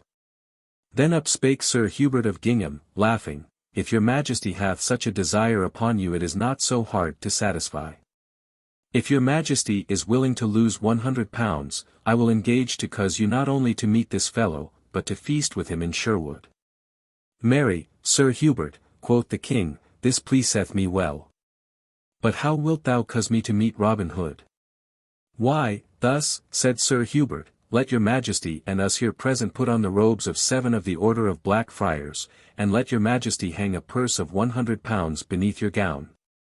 Then let us undertake to ride from here to Mansfield town tomorrow, and, without I am much mistaken, we will both meet with Robin Hood and dine with him before the day be past. I like thy plan, Sir Hubert, quoth the king merrily, and tomorrow we will try it and see whether there be virtue in it. So it happened that when early the next morning the sheriff came to where his liege lord was abiding, to pay his duty to him, the king told him what they had talked of the night before. And what merry adventure they were set upon undertaking that morning. But when the sheriff heard this he smote his forehead with his fist. Alas, said he, what evil counsel is this that hath been given thee? O my gracious lord and king, you know not what you do. This villain that you thus go to seek hath no reverence either for king or king's laws. But did I not hear aright when I was told that this Robin Hood hath shed no blood since he was outlawed, saving only that of that vile Guy of Gisborne, for whose death all honest men should thank him? Yea, your majesty, said the sheriff, you have heard aright. Nevertheless. Then, quoth the king, breaking in on the sheriff's speech, what have I to fear in meeting him, having done him no harm? Truly, there is no danger in this. But mayhap thou wilt go with us, Sir Sheriff. Nay, quoth the sheriff hastily, heaven forbid. But now 7 habits such as black friars were brought, and the king and those about him having clad themselves therein, and his majesty having hung a purse with 100 golden pounds in it beneath his robes. They all went forth and mounted the mules that had been brought to the door for them. Then the king bade the sheriff be silent as to their doings, and so they set forth upon their way. Onward they travelled, laughing and jesting, until they passed through the open country. Between bare harvest fields whence the harvest had been gathered home, through scattered glades that began to thicken as they went farther along, till they came within the heavy shade of the forest itself. They travelled in the forest for several miles without meeting anyone such as they sought, until they had come to that part of the road that lay nearest to Newstead Abbey. By the holy Saint Martin, quoth the king, I would that I had a better head for remembering things of great need. Here have we come away and brought never so much as a drop of anything to drink with us. Now I would give £50 for somewhat to quench my thirst withal. No sooner had the king so spoken, than out from the covert at the roadside stepped a tall fellow with yellow beard and hair and a pair of merry blue eyes. Truly, holy brother, said he, laying his hand upon the king's bridle rein, it were an unchristian thing to not give fitting answer to so fair a bargain. We keep an inn hereabouts, and for £50 we will not only give thee a good draught of wine, but will give thee as noble a feast as ever thou didst tickle thy gullet withal. So saying, he put his fingers to his lips and blew a shrill whistle. Then straightway the bushes and branches on either side of the road swayed and crackled, and 60 broad-shouldered yeomen in Lincoln green burst out of the covert. How now, fellow, quoth the king, who art thou, thou naughty rogue? Hast thou no regard for such holy men as we are? Not a whit, quoth merry Robin Hood, for the fellow was he, for in sooth all the holiness belonging to rich friars, such as ye are, one could drop into a thimble and the goodwife would never feel it with the tip of her finger. As for my name, it is Robin Hood, and thou mayst have heard it before. Now out upon thee, quoth King Richard. Thou art a bold and naughty fellow and a lawless one withal, as I have often heard tell. Now, prithee, let me, and these brethren of mine, travel forward in peace and quietness. It may not be, said Robin, for it would look but ill of us to let such holy men travel onward with empty stomachs. But I doubt not that thou hast a fat purse to pay thy score at our inn since thou offerest freely so much for a poor draught of wine. Show me thy purse, reverend brother, or I may perchance have to strip thy robes from thee to search for it myself. Nay, use no force, said the king sternly. Here is my purse, but lay not thy lawless hands upon our person. Hut, tut, quoth merry Robin, what proud words are these? Art thou the King of England, to talk so to me? Here, Will, take this purse and see what there is within. Will Scarlet took the purse and counted out the money. Then Robin bade him keep £50 for themselves, and put 50 back into the purse. This he handed to the king. Here, brother, quoth he, take this half of thy money, and thank Saint Martin, on whom thou didst call before, that thou hast fallen into the hands of such gentle rogues that they will not strip thee bare, as they might do. But wilt thou not put back thy cowl? For I would fain see thy face. Nay, said the king, drawing back, I may not put back my cowl, for we 7 have vowed that we will not show our faces for 24 hours. Then keep them covered in peace, said Robin, and far be it from me to make you break your vows. So he called 7 of his yeomen and bade them each one take a mule by the bridle. Then, turning their faces toward the depths of the woodlands, they journeyed onward until they came to the open glade and the greenwood tree. Little John, with 60 yeomen at his heels, had also gone forth that morning to wait along the roads and bring a rich guest to Sherwood glade, if such might be his luck, for many with fat purses must travel the roads at this time. When such great doings were going on in Nottinghamshire, but though Little John and so many others were gone, Friar Tuck and 20 or more stout yeomen were seated or lying around beneath the great tree. And when Robin and the others came they leaped to their feet to meet him. By my soul, quoth merry King Richard, when he had gotten down from his mule and stood looking about him, thou hast in very truth a fine lot of young men about thee, Robin. Methinks King Richard himself would be glad of such a bodyguard. These are not all of my fellows, said Robin proudly, for 60 more of them are away on business with my good right-hand man, Little John. But, as for King Richard, I tell thee, brother, there is not a man of us all but would pour out our blood like water for him. Ye churchmen cannot rightly understand our king. But we yeomen love him right loyally for the sake of his brave doings which are so like our own. But now Friar Tuck came bustling up. Ye good den, brothers, said he. I am right glad to welcome some of my cloth in this naughty place. Truly, methinks these rogues of outlaws would stand but an ill chance were it not for the prayers of holy Tuck, who laboureth so hard for their well-being. Here he winked one eye slyly and stuck his tongue into his cheek. Who art thou, mad priest? Said the king in a serious voice, albeit he smiled beneath his cowl. At this Friar Tuck looked all around with a slow gaze. Look you now, quoth he, never let me hear you say again that I am no patient man. Here is a knave of a friar calleth me a mad priest, and yet I smite him not. My name is Friar Tuck, fellow, the holy Friar Tuck. There, Tuck, said Robin, thou hast said enow. Prithee, cease thy talk and bring some wine. These reverend men are athirst, and sin, they have paid so richly for their score they must e'en have the best. Friar Tuck bridled at being so checked in his speech, nevertheless he went straightway to do Robin's bidding. So presently a great crock was brought, and wine was poured out for all the guests and for Robin Hood. Then Robin held his cup aloft. Stay, cried he. Tarry in your drinking till I give you a pledge. Here is to good King Richard of great renown, and may all enemies to him be confounded. Then all drank the king's health, even the king himself. Methinks, good fellow, said he, thou hast drunk to thine own confusion. Never a whit, quoth merry Robin, for I tell thee that we of Sherwood are more loyal to our lord the king than those of thine order. We would give up our lives for his benefiting, while ye are content to lie snug in your abbeys and priories let reign who will. At this the king laughed. Quoth he, perhaps King Richard's welfare is more to me than thou wottest of, fellow. But enough of that matter.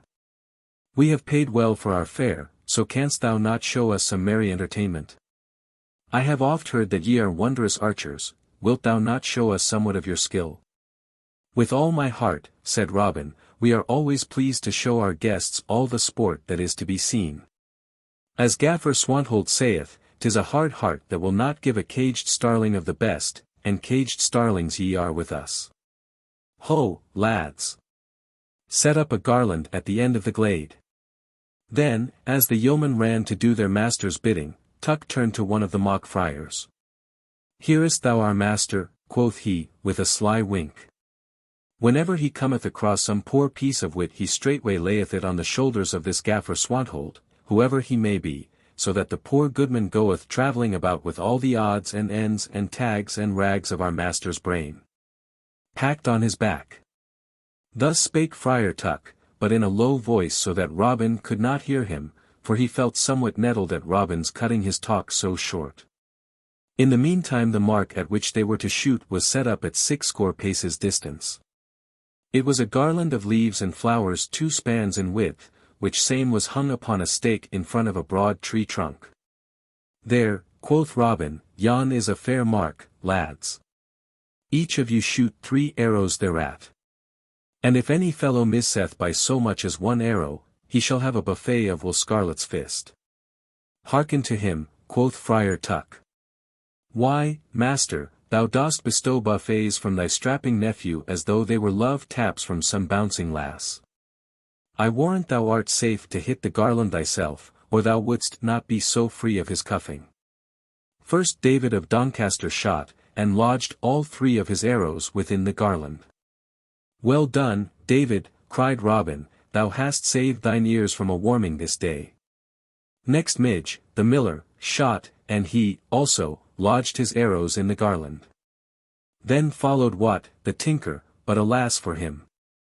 For one of his shafts missed the mark by the breadth of 2 fingers. Come hither, fellow, said Will Scarlet, in his soft, gentle voice, "I owe thee somewhat that I would pay forthwith." "Then what?" The tinker came forward and stood in front of Will Scarlet, screwing up his face and shutting his eyes tightly, as though he already felt his ears ringing with the buffet. Will Scarlet rolled up his sleeve, and, standing on tiptoe to give the greater swing to his arm, he struck with might and main. Hoof! Came his palm against the tinker's head, and down went stout What to the grass, heels over head, as the wooden image at the fair goes down when the skilful player throws a cudgel at it. Then, as the tinker sat up upon the grass, rubbing his ear and winking and blinking at the bright stars that danced before his eyes, the yeoman roared with mirth till the forest rang. As for King Richard, he laughed till the tears ran down his cheeks.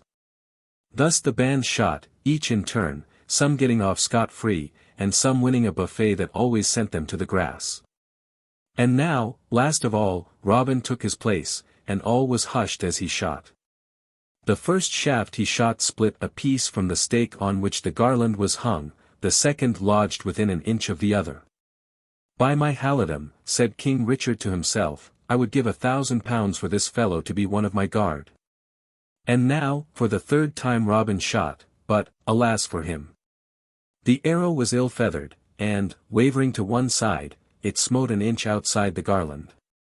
At this a great roar went up, those of the yeomen who sat upon the grass rolling over and shouting with laughter, for never before had they seen their master so miss his mark, but Robin flung his bow upon the ground with vexation. "Now, out upon it," cried he. "That shaft had an ill feather to it, for I felt it as it left my fingers. Give me a clean arrow, and I will engage to split the wand with it." At these words the yeoman laughed louder than ever. "Nay, good uncle," said Will Scarlet in his soft, sweet voice, "thou hast had thy fair chance and hast missed thine aim out and out. I swear the arrow was as good as any that hath been loosed this day. Come hither. I owe thee somewhat, and would fain pay it." "Go, good master," roared Friar Tuck, "and may my blessing go with thee. Thou hast bestowed these love taps of Will Scarlet's with great freedom. It were pity and thou gottest not thine own share." "It may not be," said merry Robin. "I am king here, and no subject may raise hand against the king. But even our great King Richard may yield to the holy Pope without shame, and even take a tap from him by way of penance. Therefore I will yield myself to this holy friar, who seemeth to be one in authority, and will take my punishment from him." Thus saying, he turned to the king, "I pry thee, brother, wilt thou take my punishing into thy holy hands?" "With all my heart," quoth merry King Richard, rising from where he was sitting. "I owe thee somewhat for having lifted a heavy weight of £50 from my purse. So make room for him on the green, lads." "And thou makest me tumble," quoth Robin, "I will freely give thee back thy £50, but I tell thee, brother, if thou makest me not feel grass all along my back, I will take every farthing thou hast for thy boastful speech." "So be it," said the king, "I am willing to venture it." Thereupon he rolled up his sleeve and showed an arm that made the yeoman stare. But Robin, with his feet wide apart, stood firmly planted, waiting the other, smiling. Then the king swung back his arm, and, balancing himself a moment, he delivered a buffet at Robin that fell like a thunderbolt. Down went Robin headlong upon the grass, for the stroke would have felled a stone wall. Then how the yeomen shouted with laughter till their sides ached, for never had they seen such a buffet given in all their lives. As for Robin, he presently sat up and looked all around him, as though he had dropped from a cloud and had lit in a place he had never seen before. After a while, still gazing about him at his laughing yeoman, he put his fingertip softly to his ear and felt all around it tenderly. "Will Scarlet," said he, "count this fellow out his £50. I want nothing more either of his money or of him. A murrain seize him and his buffeting. I would that I had taken my dues from thee, for I verily believe he hath deafened mine ear from ever hearing again." Then, while gusts of laughter still broke from the band, Will Scarlet counted out the £50, and the king dropped it back into his purse again. "I give thee thanks, fellow," said he, "and if ever thou shouldst wish for another box of the ear to match the one thou hast, come to me and I will fit thee with it for naught." so spake the merry king. But, even as he ended, there came suddenly the sound of many voices, and out from the covert burst Little John and 60 men, with Sir Richard of the Lea in the midst. Across the glade they came running, and, as they came, Sir Richard shouted to Robin, "Make haste, dear friend, gather thy band together and come with me. King Richard left Nottingham town this very morning, and cometh to seek thee in the woodlands. I know not how he cometh, for it was but a rumour of this that reached me, nevertheless, I know that it is the truth. Therefore hasten with all thy men, and come to Castle Lea, for there thou mayst lie hidden till thy present danger passeth. Who are these strangers that thou hast with thee?" "Why," quoth merry Robin, rising from the grass, "these are certain gentle guests that came with us from the highroad over by Newstead Abbey. I know not their names, but I have become right well acquaint with this lusty rogue's palm this morning. Marry, the pleasure of this acquaintance hath dost me a deaf ear and £50 to boot." Sir Richard looked keenly at the tall friar, who, drawing himself up to his full height, looked fixedly back at the knight. Then of a sudden Sir Richard's cheeks grew pale, for he knew who it was that he looked upon. Quickly he leaped from off his horse's back and flung himself upon his knees before the other. At this, the king, seeing that Sir Richard knew him, threw back his cowl, and all the yeomen saw his face and knew him also, for there was not one of them but had been in the crowd in the good town of Nottingham, and had seen him riding side by side with the sheriff. Down they fell upon their knees, nor could they say a word. Then the king looked all around right grimly, and, last of all, his glance came back and rested again upon Sir Richard of the Lea. "How is this, Sir Richard?" said he sternly. "How darest thou step between me and these fellows? And how darest thou offer thy knightly castle of the Lea for a refuge to them? Wilt thou make it a hiding place for the most renowned outlaws in England?" Then Sir Richard of the Lea raised his eyes to the king's face. "Far be it from me," said he, "to do aught that could bring your majesty's anger upon me. Yet, sooner would I face your majesty's wrath than suffer aught of harm that I could stay to fall upon Robin Hood and his band, for to them I owe life, honour, everything. Should I, then, desert him in his hour of need?" Ere the knight had done speaking, one of the mock friars that stood near the king came forward and knelt beside Sir Richard, and throwing back his cowl showed the face of young Sir Henry of the Lea. Then Sir Henry grasped his father's hand and said, "Here kneels one who hath served thee well, King Richard, and, as thou knowest, hath stepped between thee and death in Palestine.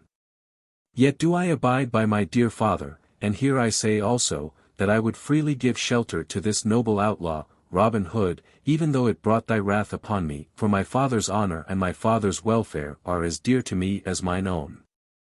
King Richard looked from one to the other of the kneeling knights, and at last the frown faded from his brow and a smile twitched at the corners of his lips. "Marry, Sir Richard," quoth the king, "thou art a bold-spoken knight, and thy freedom of speech weigheth not heavily against thee with me. This young son of thine taketh after his sire both in boldness of speech and of deed, for, as he saith, he stepped one time betwixt me and death, wherefore I would pardon thee for his sake even if thou hadst done more than thou hast. Rise all of you, for ye shall suffer no harm through me this day, for it were pity that a merry time should end in a manner as to mar its joyousness." Then all arose and the king beckoned Robin Hood to come to him. "How now," quoth he, "is thine ear still too deaf to hear me speak?" "Mine ears would be deafened in death ere they would cease to hear your majesty's voice," said Robin. "As for the blow that your majesty struck me, I would say that though my sins are haply many, methinks they have been paid up in full thereby." "Thinkest thou so?" said the king with somewhat of sternness in his voice.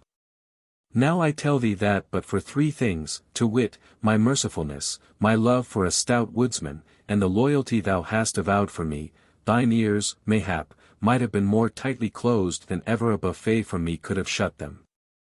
Talk not lightly of thy sins, good Robin, but come, look up. Thy danger is past, for hereby I give thee and all thy band free pardon. But, in sooth, I cannot let you roam the forest as ye have done in the past. Therefore I will take thee at thy word, when thou didst say thou wouldst give thy service to me, and thou shalt go back to London with me. We will take that bold knave Little John also, and likewise thy cousin, Will Scarlet, and thy minstrel, Allan a Dale. As for the rest of thy band, we will take their names and have them duly recorded as Royal Rangers. For methinks it were wiser to have them changed to law-abiding caretakers of our deer in Sherwood than to leave them to run at large as outlawed slayers thereof. But now get a feast ready, I would see how ye live in the woodlands. So Robin bade his men make ready a grand feast. Straightway great fires were kindled and burned brightly, at which savoury things roasted sweetly. While this was going forward, the king bade Robin call Allan a Dale, for he would hear him sing. So word was passed for Allan, and presently he came, bringing his harp. Marry, said King Richard, if thy singing match thy looks it is fair enough. Prithee, strike up a ditty and let us have a taste of thy skill. Then Allan touched his harp lightly, and all words were hushed while he sang thus. Oh, where hast thou been, my daughter? Oh, where hast thou been this day? Daughter, my daughter. Oh, I have been to the river's side, where the waters lie all grey and wide, and the grey sky broods o'er the leaden tide, and the shrill wind sighs a straining. What sawest thou there, my daughter? What sawest thou there this day? Daughter, my daughter. Oh, I saw a boat come drifting nigh, where the quivering rushes hiss and sigh, and the water soughs as it gurgles by, and the shrill wind sighs a straining. What sailed in the boat, my daughter? What sailed in the boat this day? Daughter, my daughter. Oh, there was one all clad in white, and about his face hung a pallid light, and his eyes gleamed sharp like the stars at night, and the shrill wind sighed a straining. And what said he, my daughter? What said he to thee this day? Daughter, my daughter. Oh, said he not, but did he this? Thrice on my lips did he press a kiss, and my heartstrings shrunk with an awful bliss, and the shrill wind sighed a straining. Why growest thou so cold, my daughter? Why growest thou so cold and white? Daughter, my daughter. Oh, never a word the daughter said, but she sat all straight with a drooping head, for her heart was stilled and her face was dead, and the shrill wind sighed a straining. All listened in silence. And when Allan a Dale had done, King Richard heaved a sigh. By the breath of my body, Allan, quoth he, thou hast such a wondrous sweet voice that it strangely moves my heart. But what doleful ditty is this for the lips of a stout yeoman? I would rather hear thee sing a song of love and battle than a sad thing like that. Moreover, I understand it not. What meanest thou by the words? I know not, your majesty, said Allan, shaking his head, for ofttimes I sing that which I do not clearly understand mine own self. Well, well, quoth the king, let it pass. Only I tell thee this, Allan, thou shouldst turn thy songs to such matters as I spoke of, to wit, love or war, for in sooth thou hast a sweeter voice than Blondel, and methought he was the best minstrel that ever I heard. But now one came forward and said that the feast was ready, so Robin Hood brought King Richard and those with him to where it lay all spread out on fair white linen cloths which lay upon the soft green grass.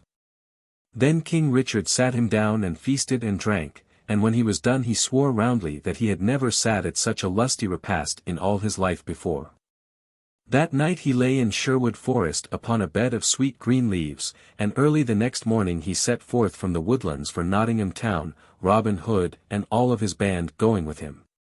You may guess what a stir there was in the good town when all these famous outlaws came marching into the streets. As for the sheriff, he knew not what to say nor where to look when he saw Robin Hood in such high favour with the king, while all his heart was filled with gall because of the vexation that lay upon him. The next day the king took leave of Nottingham town. So Robin Hood and Little John and Will Scarlet and Allan a Dale shook hands with all the rest of the band, kissing the cheeks of each man, and swearing that they would often come to Sherwood and see them. Then each mounted his horse and rode away in the train of the king. Epilogue. Thus end the merry adventures of Robin Hood, for, in spite of his promise, it was many a year ere he saw Sherwood again. After a year or two at court Little John came back to Nottinghamshire, where he lived in an orderly way, though within sight of Sherwood, and where he achieved great fame as the champion of all England with the quarterstaff. Will Scarlet after a time came back to his own home, whence he had been driven by his unlucky killing of his father's steward. The rest of the band did their duty as royal rangers right well. But Robin Hood and Allan a Dale did not come again to Sherwood so quickly, for thus it was. Robin, through his great fame as an archer, became a favourite with the king, so that he speedily rose in rank to be the chief of all the yeomen. At last the king, seeing how faithful and how loyal he was, created him Earl of Huntingdon. So Robin followed the king to the wars, and found his time so full that he had no chance to come back to Sherwood for even so much as a day. As for Allan a Dale and his wife, the fair Ellen, they followed Robin Hood and shared in all his ups and downs of life. And now, dear friend, you who have journeyed with me in all these merry doings, I will not bid you follow me further, but will drop your hand here with a good den, if you wish it. For that which cometh hereafter speaks of the breaking up of things, and shows how joys and pleasures that are dead and gone can never be set upon their feet to walk again. I will not dwell upon the matter over long, but will tell as speedily as may be of how that stout fellow, Robin Hood, died as he had lived, not at court as Earl of Huntingdon, but with bow in hand, his heart in the greenwood. And he himself a right yeoman. King Richard died upon the battlefield, in such a way as properly became a lion-hearted king, as you yourself, no doubt, know. So, after a time, the Earl of Huntingdon, or Robin Hood, as we still call him as of old, finding nothing for his doing abroad, came back to merry England again. With him came Allan a Dale and his wife, the fair Ellen, for these two had been chief of Robin's household ever since he had left Sherwood Forest. It was in the springtime when they landed once more on the shores of England. The leaves were green and the small birds sang blithely, just as they used to do in fair Sherwood when Robin Hood roamed the woodland shades with a free heart and a light heel. All the sweetness of the time and the joyousness of everything brought back to Robin's mind his forest life, so that a great longing came upon him to behold the woodlands once more. So he went straightway to King John and besought leave of him to visit Nottingham for a short season. The king gave him leave to come and to go, but bade him not stay longer than 3 days at Sherwood. So Robin Hood and Allan a Dale set forth without delay to Nottinghamshire and Sherwood Forest.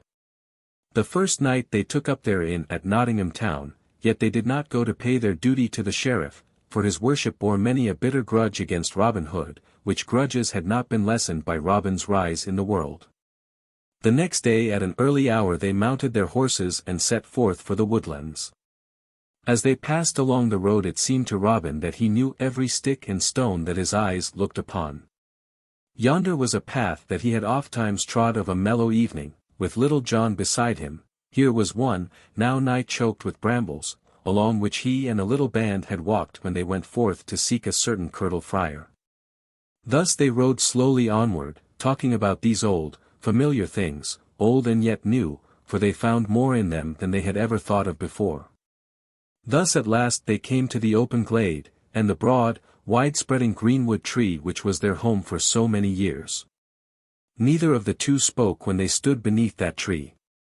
Robin looked all about him at the well-known things, so like what they used to be and yet so different, for, where once was the bustle of many busy fellows was now the quietness of solitude. And, as he looked, the woodlands, the greensward, and the sky all blurred together in his sight through salt tears. For such a great yearning came upon him as he looked on these things, as well known to him as the fingers of his right hand, that he could not keep back the water from his eyes. That morning he had slung his good old bugle horn over his shoulder, and now, with the yearning, came a great longing to sound his bugle once more. He raised it to his lips, he blew a blast. Tirila, lirila, the sweet, clear notes went winding down the forest paths, coming back again from the more distant bosky shades in faint echoes of sound, tirila, lirila, tirila, lirila, until it faded away and was lost. Now it chanced that on that very morn Little John was walking through a spur of the forest upon certain matters of business, and as he paced along, sunk in meditation, the faint, clear notes of a distant bugle horn came to his ear. As leaps the stag when it feels the arrow at its heart, so leaped Little John when that distant sound met his ear. All the blood in his body seemed to rush like a flame into his cheeks as he bent his head and listened. Again came the bugle note, thin and clear, and yet again it sounded. Then Little John gave a great, wild cry of yearning, of joy, and yet of grief, and, putting down his head, he dashed into the thicket. Onward he plunged, crackling and rending, as the wild boar rushes through the underbrush. Little recked he of thorns and briars that scratched his flesh and tore his clothing, for all he thought of was to get, by the shortest way, to the greenwood glade whence he knew the sound of the bugle horn came. Out he burst from the covert, at last, a shower of little broken twigs falling about him, and, without pausing a moment, rushed forward and flung himself at Robin's feet. Then he clasped his arms around the master's knees, and all his body was shaken with great sobs. Neither could Robin nor Allan a Dale speak, but stood looking down at Little John, the tears rolling down their cheeks. While they thus stood, 7 royal rangers rushed into the open glade and raised a great shout of joy at the sight of Robin, and at their head was Will Stutely. Then, after a while, came 4 more, panting with their running, and 2 of these 4 were Will Scathelock and Midge, the miller, for all of these had heard the sound of Robin Hood's horn.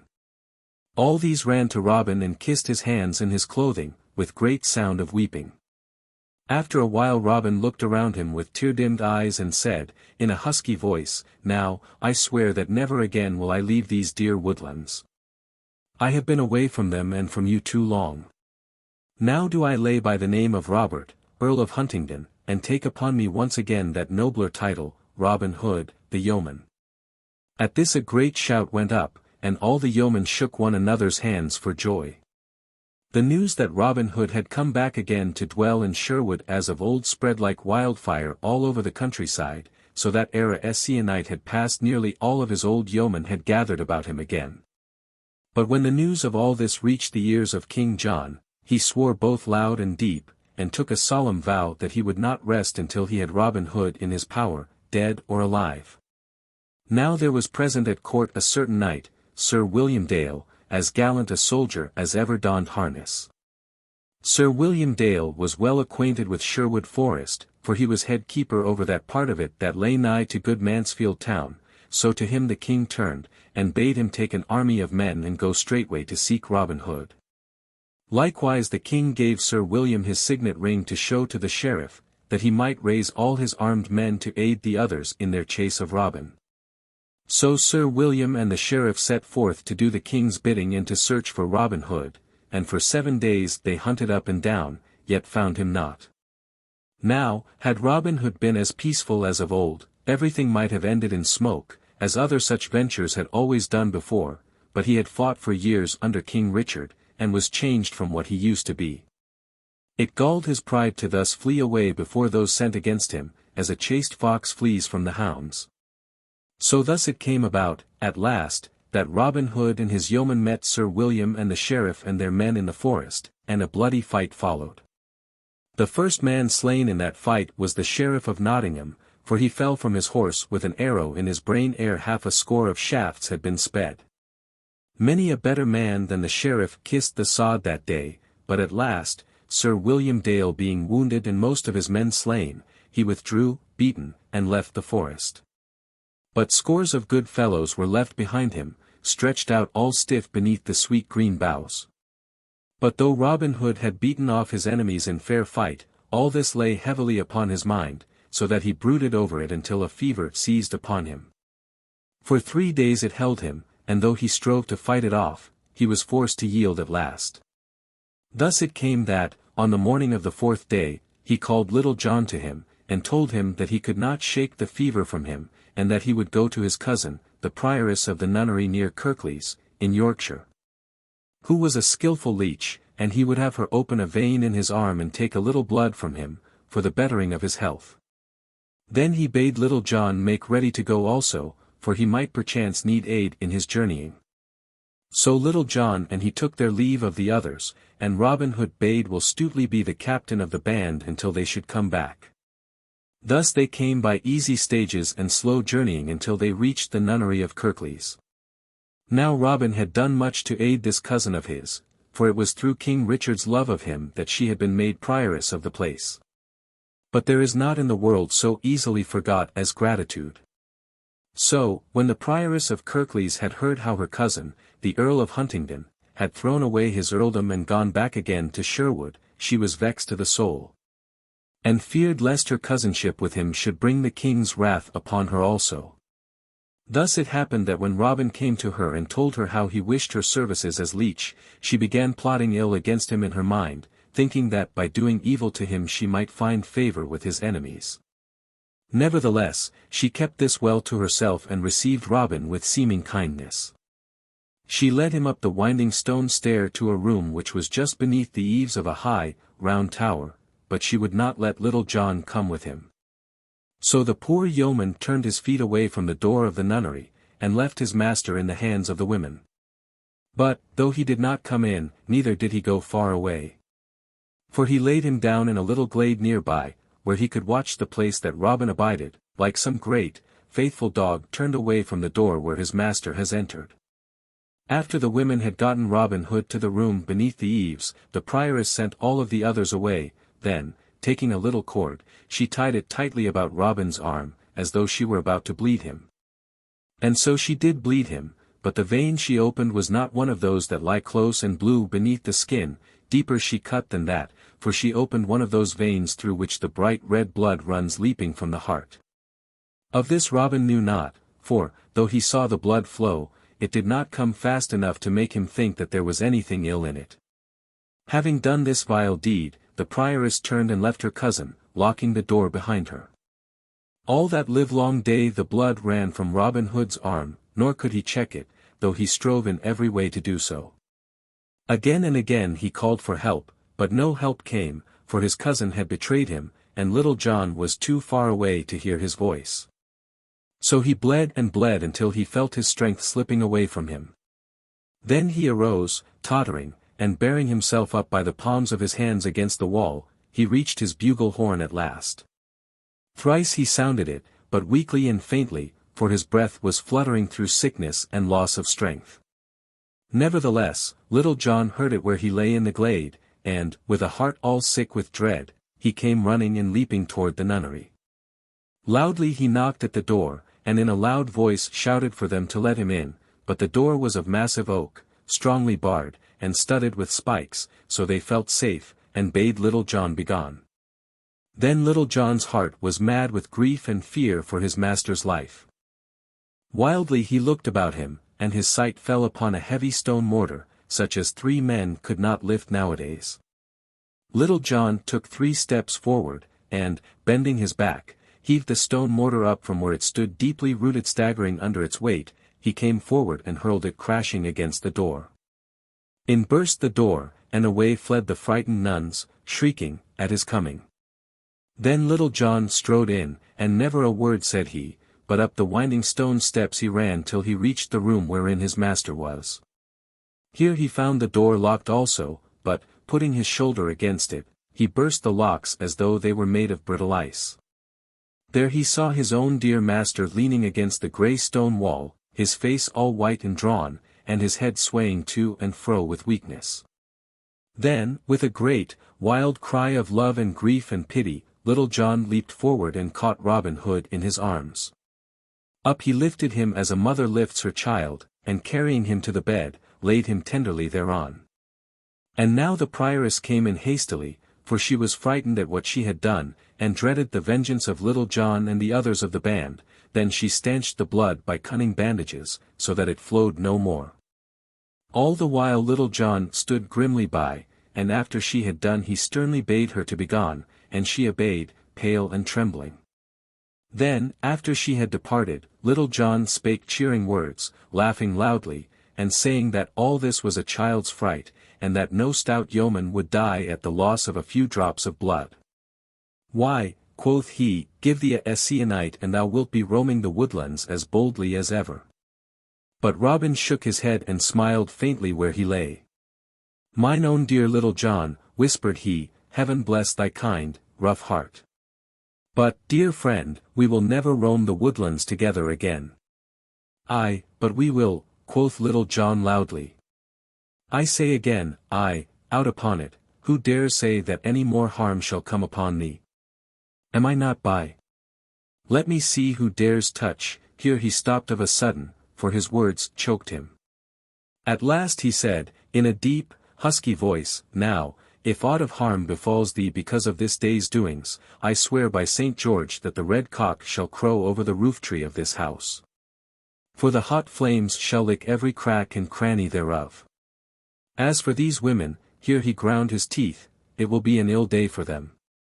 But Robin Hood took Little John's rough, brown fist in his white hands, and chid him softly in his low, weak voice, asking him since what time Little John had thought of doing harm to women, even in vengeance.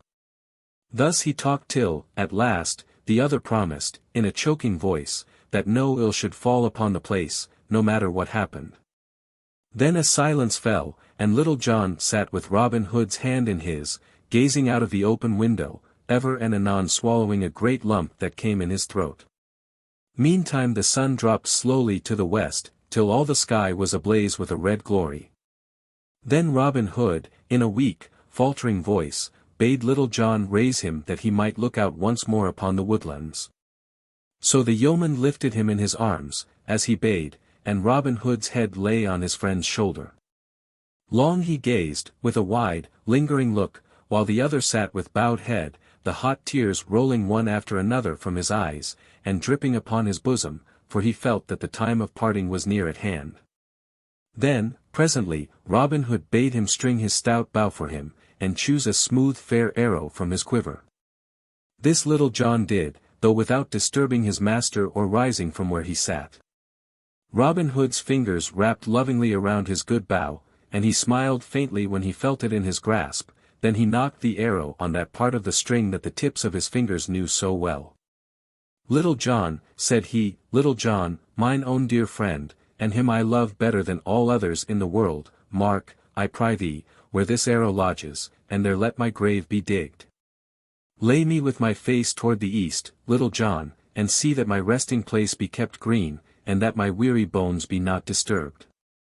As he finished speaking, he raised himself of a sudden and sat upright. His old strength seemed to come back to him, and, drawing the bowstring to his ear, he sped the arrow out of the open casement. As the shaft flew, his hand sank slowly with the bow till it lay across his knees, and his body likewise sank back again into Little John's loving arms, but something had sped from that body, even as the winged arrow sped from the bow. For some minutes Little John sat motionless, but presently he laid that which he held gently down, then, folding the hands upon the breast and covering up the face, he turned upon his heel and left the room without a word or a sound. Upon the steep stairway he met the prioress and some of the chief among the sisters. To them he spoke in a deep, quivering voice, and said he, "An ye go within a score of feet of yonder room, I will tear down your rookery over your head so that not one stone shall be left upon another. Bear my words well in mind, for I mean them." So saying, he turned and left them, and they presently saw him running rapidly across the open, through the falling of the dusk, until he was swallowed up by the forest. The early grey of the coming morn was just beginning to lighten the black sky toward the eastward when Little John and 6 more of the band came rapidly across the open toward the nunnery. They saw no one, for the sisters were all hidden away from sight, having been frightened by Little John's words. Up the stone stair they ran, and a great sound of weeping was presently heard. After a while this ceased, and then came the scuffling and shuffling of men's feet as they carried a heavy weight down the steep and winding stairs. So they went forth from the nunnery, and, as they passed through the doors thereof, a great, loud sound of wailing arose from the glade that lay all dark in the dawning, as though many men, hidden in the shadows, had lifted up their voices in sorrow. Thus died Robin Hood, at Kirklees nunnery, in fair Yorkshire, with mercy in his heart toward those that had been his undoing. For thus he showed mercy for the erring and pity for the weak through all the time of his living. His yeomen were scattered henceforth, but no great ill befell them thereafter. For a more merciful sheriff and one who knew them not so well succeeding the one that had gone, and they being separated here and there throughout the countryside, they abided in peace and quietness. So that many lived to hand down these tales to their children and their children's children.